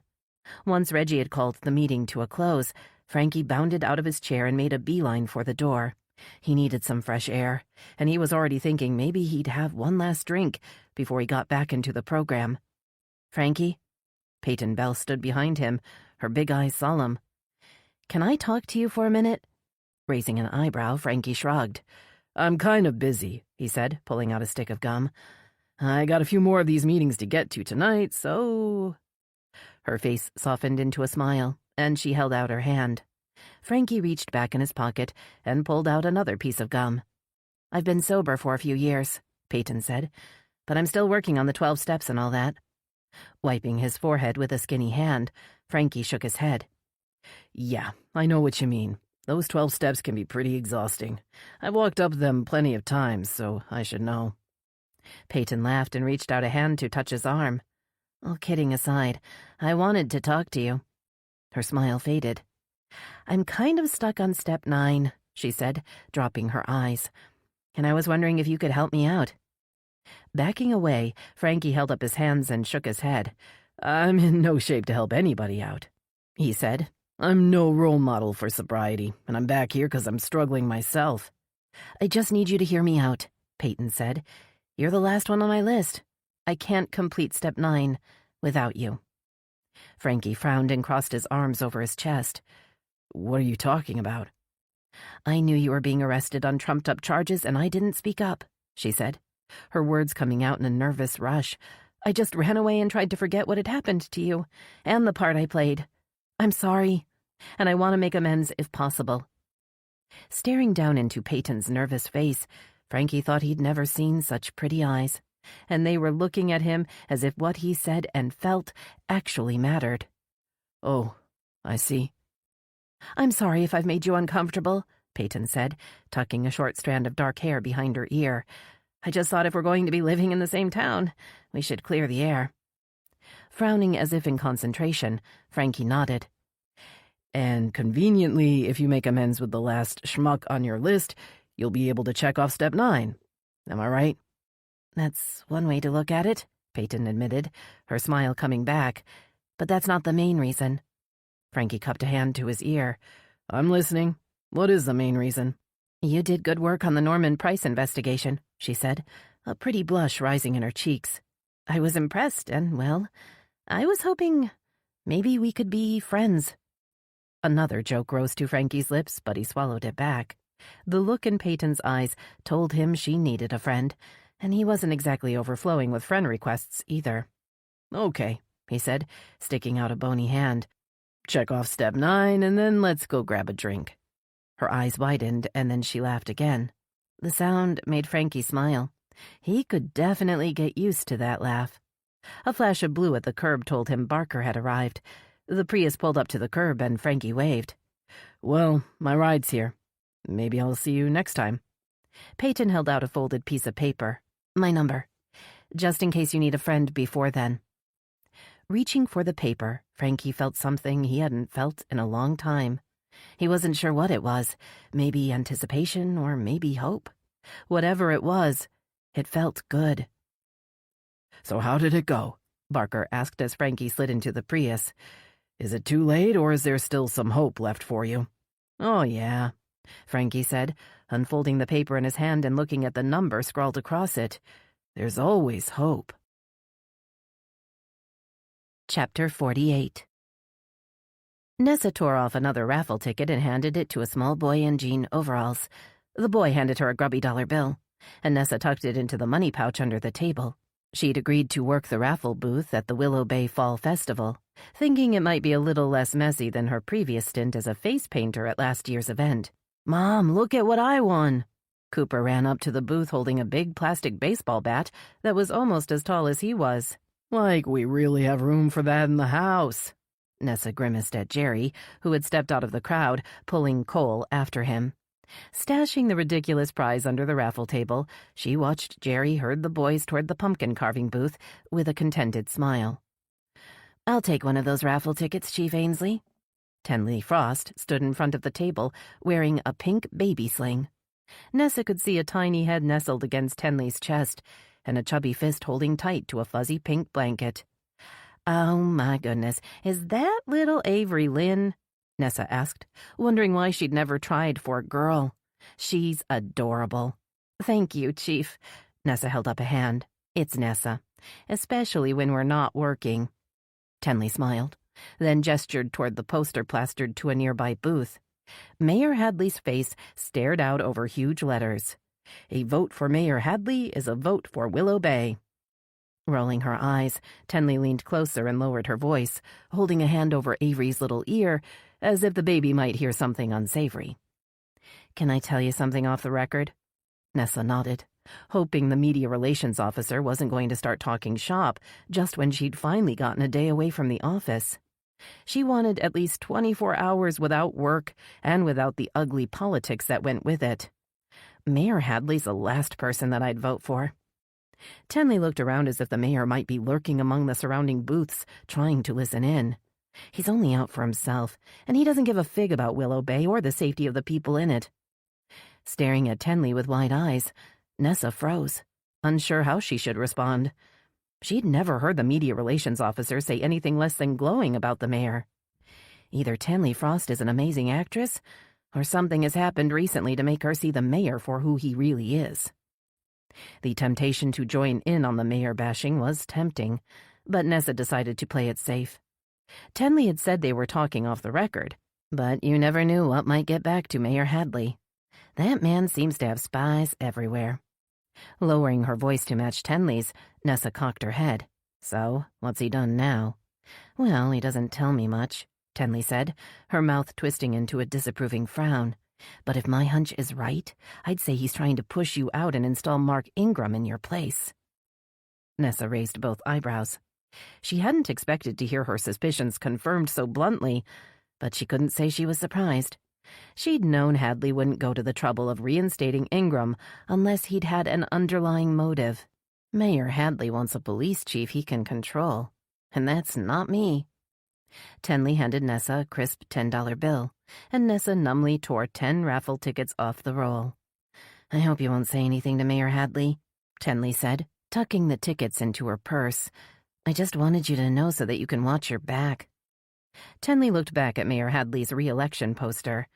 "It's just, I don't want Avery growing up in a town run by men like Mayor Hadley." She put a protective hand on the baby girl's head. "So, I was thinking we need another candidate to vote for. Someone like you, Chief Ainsley." Shaking her head automatically, Nessa backed away. "Oh, no. Politics are the least favorite part of my job," she protested. "I want to be out catching the bad guys, not rubbing shoulders with them." "I'd help you with your campaign," Tenley offered. "I could even be your campaign manager. I'm sure we could—" "No, it's not an option." Nessa's voice was firm. "But I may know someone else who could run against Hadley and win." Noting the disappointment on Tenley's face, Nessa wondered why she was so insistent on unseating the mayor. "Well, don't take too long to think about it," Tenley said, turning toward the exit.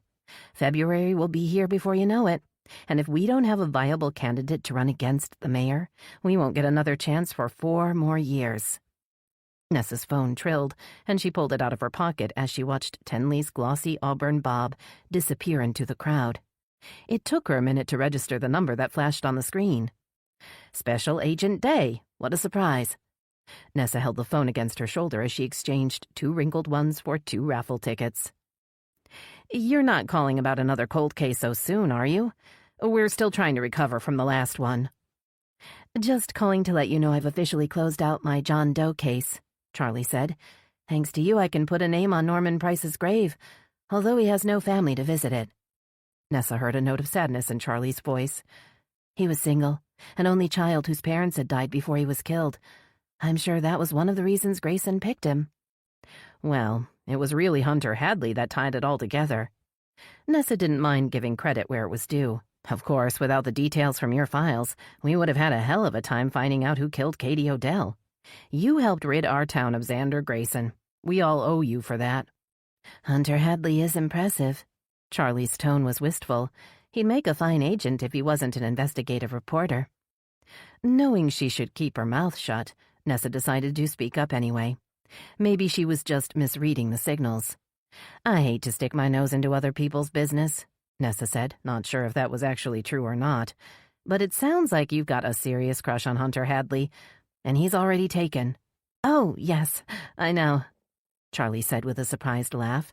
"Despite all that's happened to Veronica Lee, I think she's a lucky young woman. There aren't many men like Hunter Hadley out there." "So you've not been lucky in love, I take it?" Nessa asked. "Not in the least," Charlie admitted. "But that's a story for another day. You ever need help on a case, just let me know." "Back at you," Nessa said, deciding the feds weren't all bad, as she disconnected the call and dropped her phone back in her pocket. She saw Jerry coming toward her through the crowd and began to pack away the money pouch and tickets. The raffle would be starting soon, and she needed to get to the bandstand. Cole and Cooper raced to the cotton candy booth, and Nessa crossed to stand beside Jerry and the boys. "You know that stuff will rot your teeth, right?" But the boys weren't listening to her as they ran ahead, laughing and taking huge bites of the sugary, sweet mess. A camera crew was filming at the entrance to the festival, and Nessa saw Hunter Hadley standing beside the Channel 10 van. "Taking a break from the crime beat?" she asked, as he waved her over. "Slow news day?" "Actually, I just heard some very interesting news," he said, lowering his voice. "Tenley Frost told me you might run for mayor against my father." Nessa shook her head. "Oh, no, I'll do no such thing." "I wouldn't mind, you know. It'd be good for this town to have new leadership. But if you're not interested, I have someone in mind that might be." Producing a mysterious smile, he would say no more. Nessa glared at him and cocked her head. "So, how's Veronica doing?" Hunter dropped his eyes. "She's good, but it's been hard." "Veronica's a strong woman, and I'm sure she'll be fine. Just don't give up on her. She needs you." Rushing to catch up with Jerry and the boys, Nessa pulled a handful of raffle tickets out of her pocket. She watched Cole and Cooper laugh as they ran up ahead, and she slipped her hand into Jerry's. "Let's go watch the raffle drawing," she said, pulling him toward the bandstand. "I'm feeling lucky today." Chapter 49. Hunter jumped out of the Channel 10 news van and jogged toward his Audi with Gracie close behind him. He'd spent more time than he'd intended at the fall festival and was already running late for his next appointment. "Sorry, Jack, I gotta run," he called over his shoulder. Leaving the videographer to park the van and edit the footage they'd shot, Hunter opened the car door for the lab to jump in, then slid into the driver's seat, anxious to get to the school. Ling Lee had readily agreed to meet with him when he'd called earlier, although he hadn't told her what he wanted to discuss. The idea that she should run for mayor in the upcoming election had been growing over the last few weeks, especially after she'd received so much positive press for chasing off the intruder at Willow Bay High School and surviving the brutal follow-up attack by Xander Grayson. The already popular principal had been featured on all the local stations, and she'd had her picture on the cover of the Willow Bay Gazette.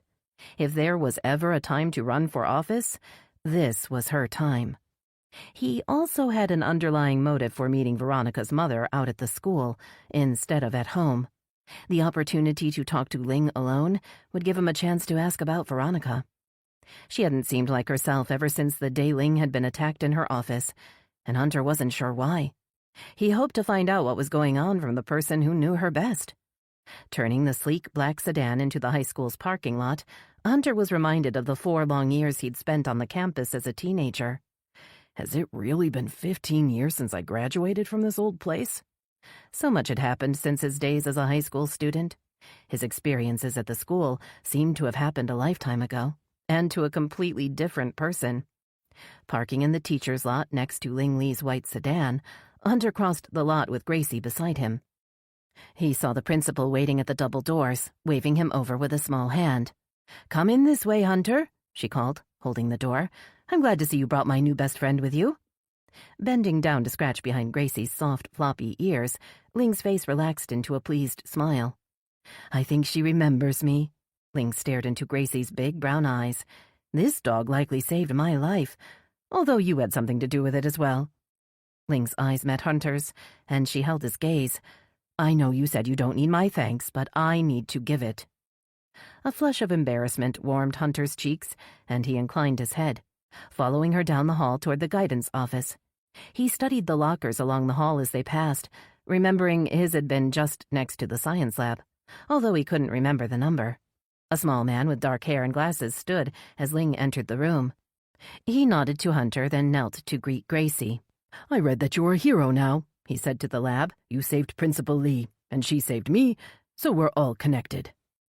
"Hunter, this is Jai Patel." Ling gestured toward the man, who stood and offered a hand.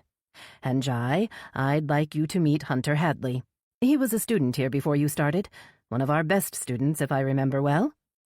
The compliment was far from true, but Hunter didn't protest. "And back then, Ms. Lee was the best teacher in school," Hunter added. "History, if I remember well." "Let's go have a chat." Ling motioned to a small inner office. "Perhaps Gracie can stay and visit with Jai while we talk." As Hunter moved into the other room, he noticed the door had been recently replaced and remembered it had been the scene of Xander Grayson's first attack against her. A chill snaked down his back at the thought of the little woman facing the killer on her own.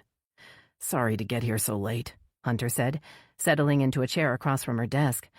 "But I have an idea I wanted to run by you. No need to decide anything today, but I hope you'll at least think about it." Sitting back in her chair, Ling nodded.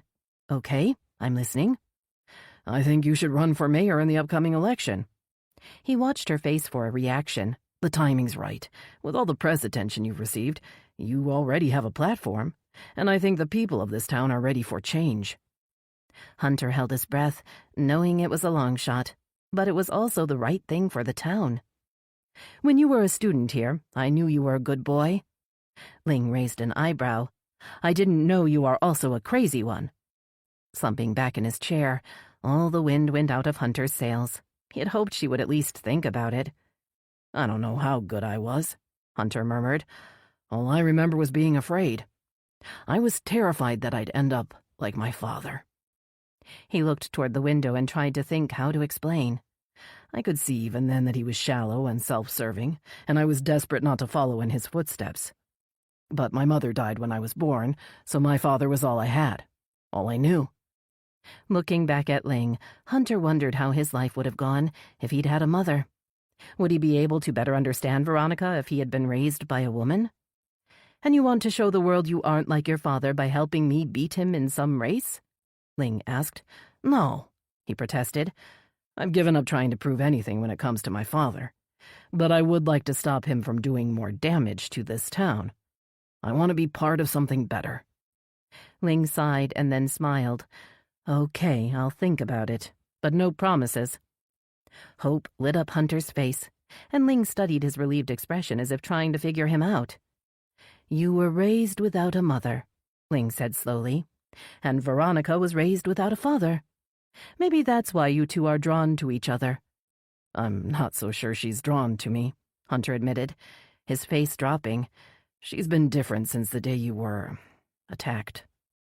He wondered if the reference to her ordeal would bother Ling, but she didn't seem to flinch. Instead, she frowned and leaned forward with her elbows on the table. "Let me ask you a question now." Hunter nodded. "How do you feel about the FBI agent you've been working with?" It was Hunter's turn to frown. "Special Agent Day? What do you mean, how do I feel about her?" He wasn't sure he understood the question, but he tried to answer. "Well, Charlie's good at what she does, and she's certainly persistent. It took her 10 years, but she finally got her man." Ling sat back and smiled. "And now maybe there's another man she has set her sights on?" Confused, Hunter shook his head. "I don't know what." "Oh, you mean she had her sights set on me?" "Listen, Hunter, Veronica is just as persistent as this FBI agent, but my daughter is still finding her way in the world. She never had a father to look up to, and she isn't sure who she can trust." His chest tightened at her words. "She can trust me, Ms. Lee. I can't believe she doesn't know that." "Sometimes we all need a little extra reassurance," Ling said, her voice softening. "She's been through a lot. You both have." "I'll go talk to her now." Hunter stood, feeling the need to see Veronica. "Unless you think I should give her time to." "Go see my daughter, Hunter. She's had enough time. What she wants now is to see you and hear how you really feel." Hunter paused. Ling seemed so sure. "Did Veronica tell you that? Did she tell you she needed me?" "Not in so many words," Ling admitted, "but I know my girl, and I know her heart. She has a good one, just like you." Ling stood and waved him toward the door. "Go tell her how you feel. I have a feeling she's waiting for you." Chapter 50. Winston was curled up in his usual spot at the windowsill when Veronica looked outside to see who was knocking. Her heart dropped when she saw Jack Carson on the step. She'd hoped Hunter might have come by early to surprise her. "Jack, what are you doing here?" The man's normally happy face was creased with worry. "Is everything okay?" "I hate to bother you at home, but Hunter's not at the station, and I just had to show somebody what I found right away." Opening the door wider, Veronica motioned for him to come inside. She led him down the hall into the kitchen and waved him toward the little table by the window. "Sit down and I'll make you some tea." "That's okay, I can't stay," he insisted, taking his laptop out of his bag. "I'm just so mad right now, and I thought you'd want to see this as soon as possible." Veronica was beginning to get scared. The last time she'd had a mysterious video clip delivered to her house, she'd had to witness Tina Tremaine's last moments. "You aren't going to show me someone being killed, are you?" Jack looked surprised, then chuckled. "No, but you may feel like committing murder after you see this." He clicked on a file on his desktop and waited for the clip to load.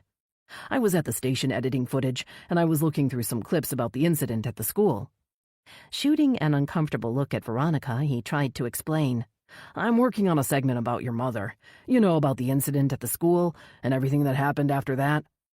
Jack cleared his throat, and Veronica thought she saw a blush creeping up his neck. "Your mom's been through a lot. It's an inspiring story."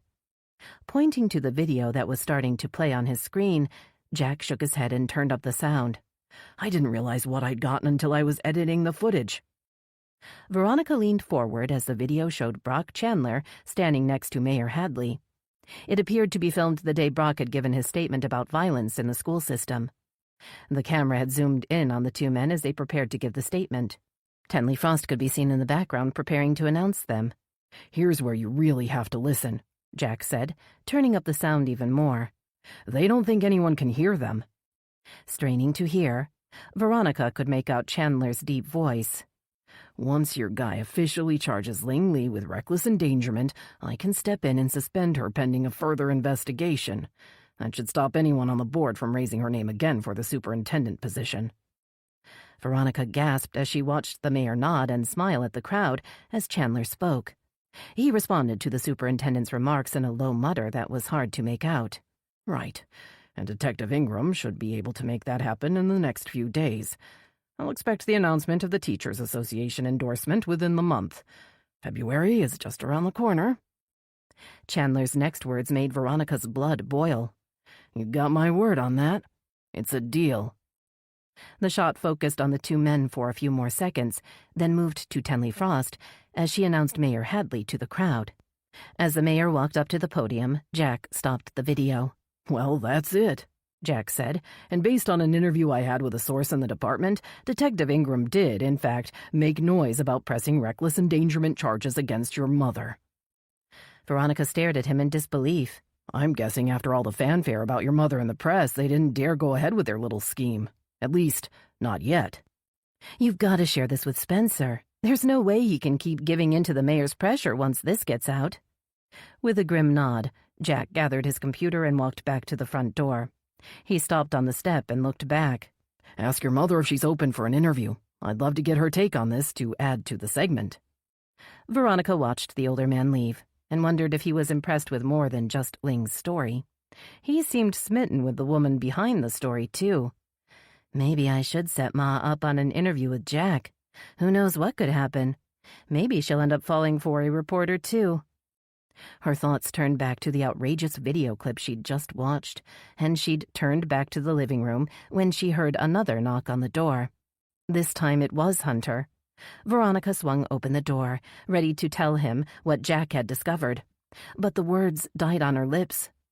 Holding out a mass of red roses, Hunter entered the hall looking slightly embarrassed, and Veronica felt her anger melt away. Stepping back to let him pass, she saw that Gracie was with him. The lab trotted into the room and crossed to Winston's window. The cat didn't react as the dog looked out at the street. Looks like Gracie's found a friend, Hunter said. She doesn't just take to anyone, you know. She's been through a lot. Well, Winston's been through a lot, too.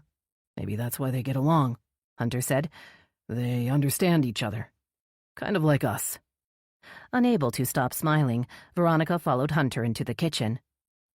I was going to ask where you've been, but I see you've been shopping, she teased. Or was there a breaking story at the florist? Actually, I stopped by the school to see your mother, he said. Gracie was missing her new friend. Veronica cocked her head, surprised her mother hadn't mentioned that Hunter was planning to stop by. Okay, what's going on? Pinning Hunter with a stern look, Veronica took out a vase and filled it with water. She began to arrange the roses as Hunter came up behind her and wrapped his arms around her waist. I stopped by to ask your mother to run for mayor in the upcoming election, he said, bending to whisper in her ear. But that's not what I came here to talk to you about. Stunned by the idea of her mother running for mayor, Veronica turned to look up at Hunter with wide green eyes. Okay, what do you want to talk to me about? She felt the warmth of his body against hers and snuggled closer. I want to tell you about Charlie Day. All the blood drained from Veronica's face as she heard the words she'd been dreading to hear for weeks. Pushing him away, she turned to stare down at the roses, tempted to throw them in the trash. So the flowers are to say you're sorry? The words hurt her throat, but she had to get them out. Of course you have nothing to be sorry about. We never said we would be exclusive, and you have every right to see anyone. The flowers are to say I love you, and I don't want anyone else, including Charlie Day, he whispered, turning her to face him. When your mother said you might think that, well, that you might not trust me, it hurt. I thought you knew how I feel about you. Lifting her eyes to his, Veronica could sense that every word he said was true. She had been foolish to doubt him when he had shown her so many times how much he cared. So, just to be very clear, you're the only one I want, he said, pulling her closer. And I don't need anyone else. Veronica's heart swelled as she rested her head on his shoulder. Well, he leaned back and looked down at her. Well, what? She looked up with wide eyes, not sure what he was asking. Well, aren't you going to tell me the same thing? He said with a frown. Aren't you going to tell me that I'm the only man for you? Laughing at his expectant face, Veronica shrugged. You're the best investigative reporter I know, so I'm pretty sure you already figured that out a long time ago. There's a lot I don't know about you yet, Veronica Lee, he murmured, but I'm sure looking forward to finding out. This concludes Her Final Fall by Melinda Woodhall. Narrated by Tanya Eby. Copyright 2020 by Melinda Woodhall. This unabridged audiobook is published by arrangement with Melinda Woodhall and was produced in the year 2021 by Tantor Media Incorporated, a division of Recorded Books, which holds the copyright thereto. Please visit tantor.com for more information on our growing library of unabridged audiobooks.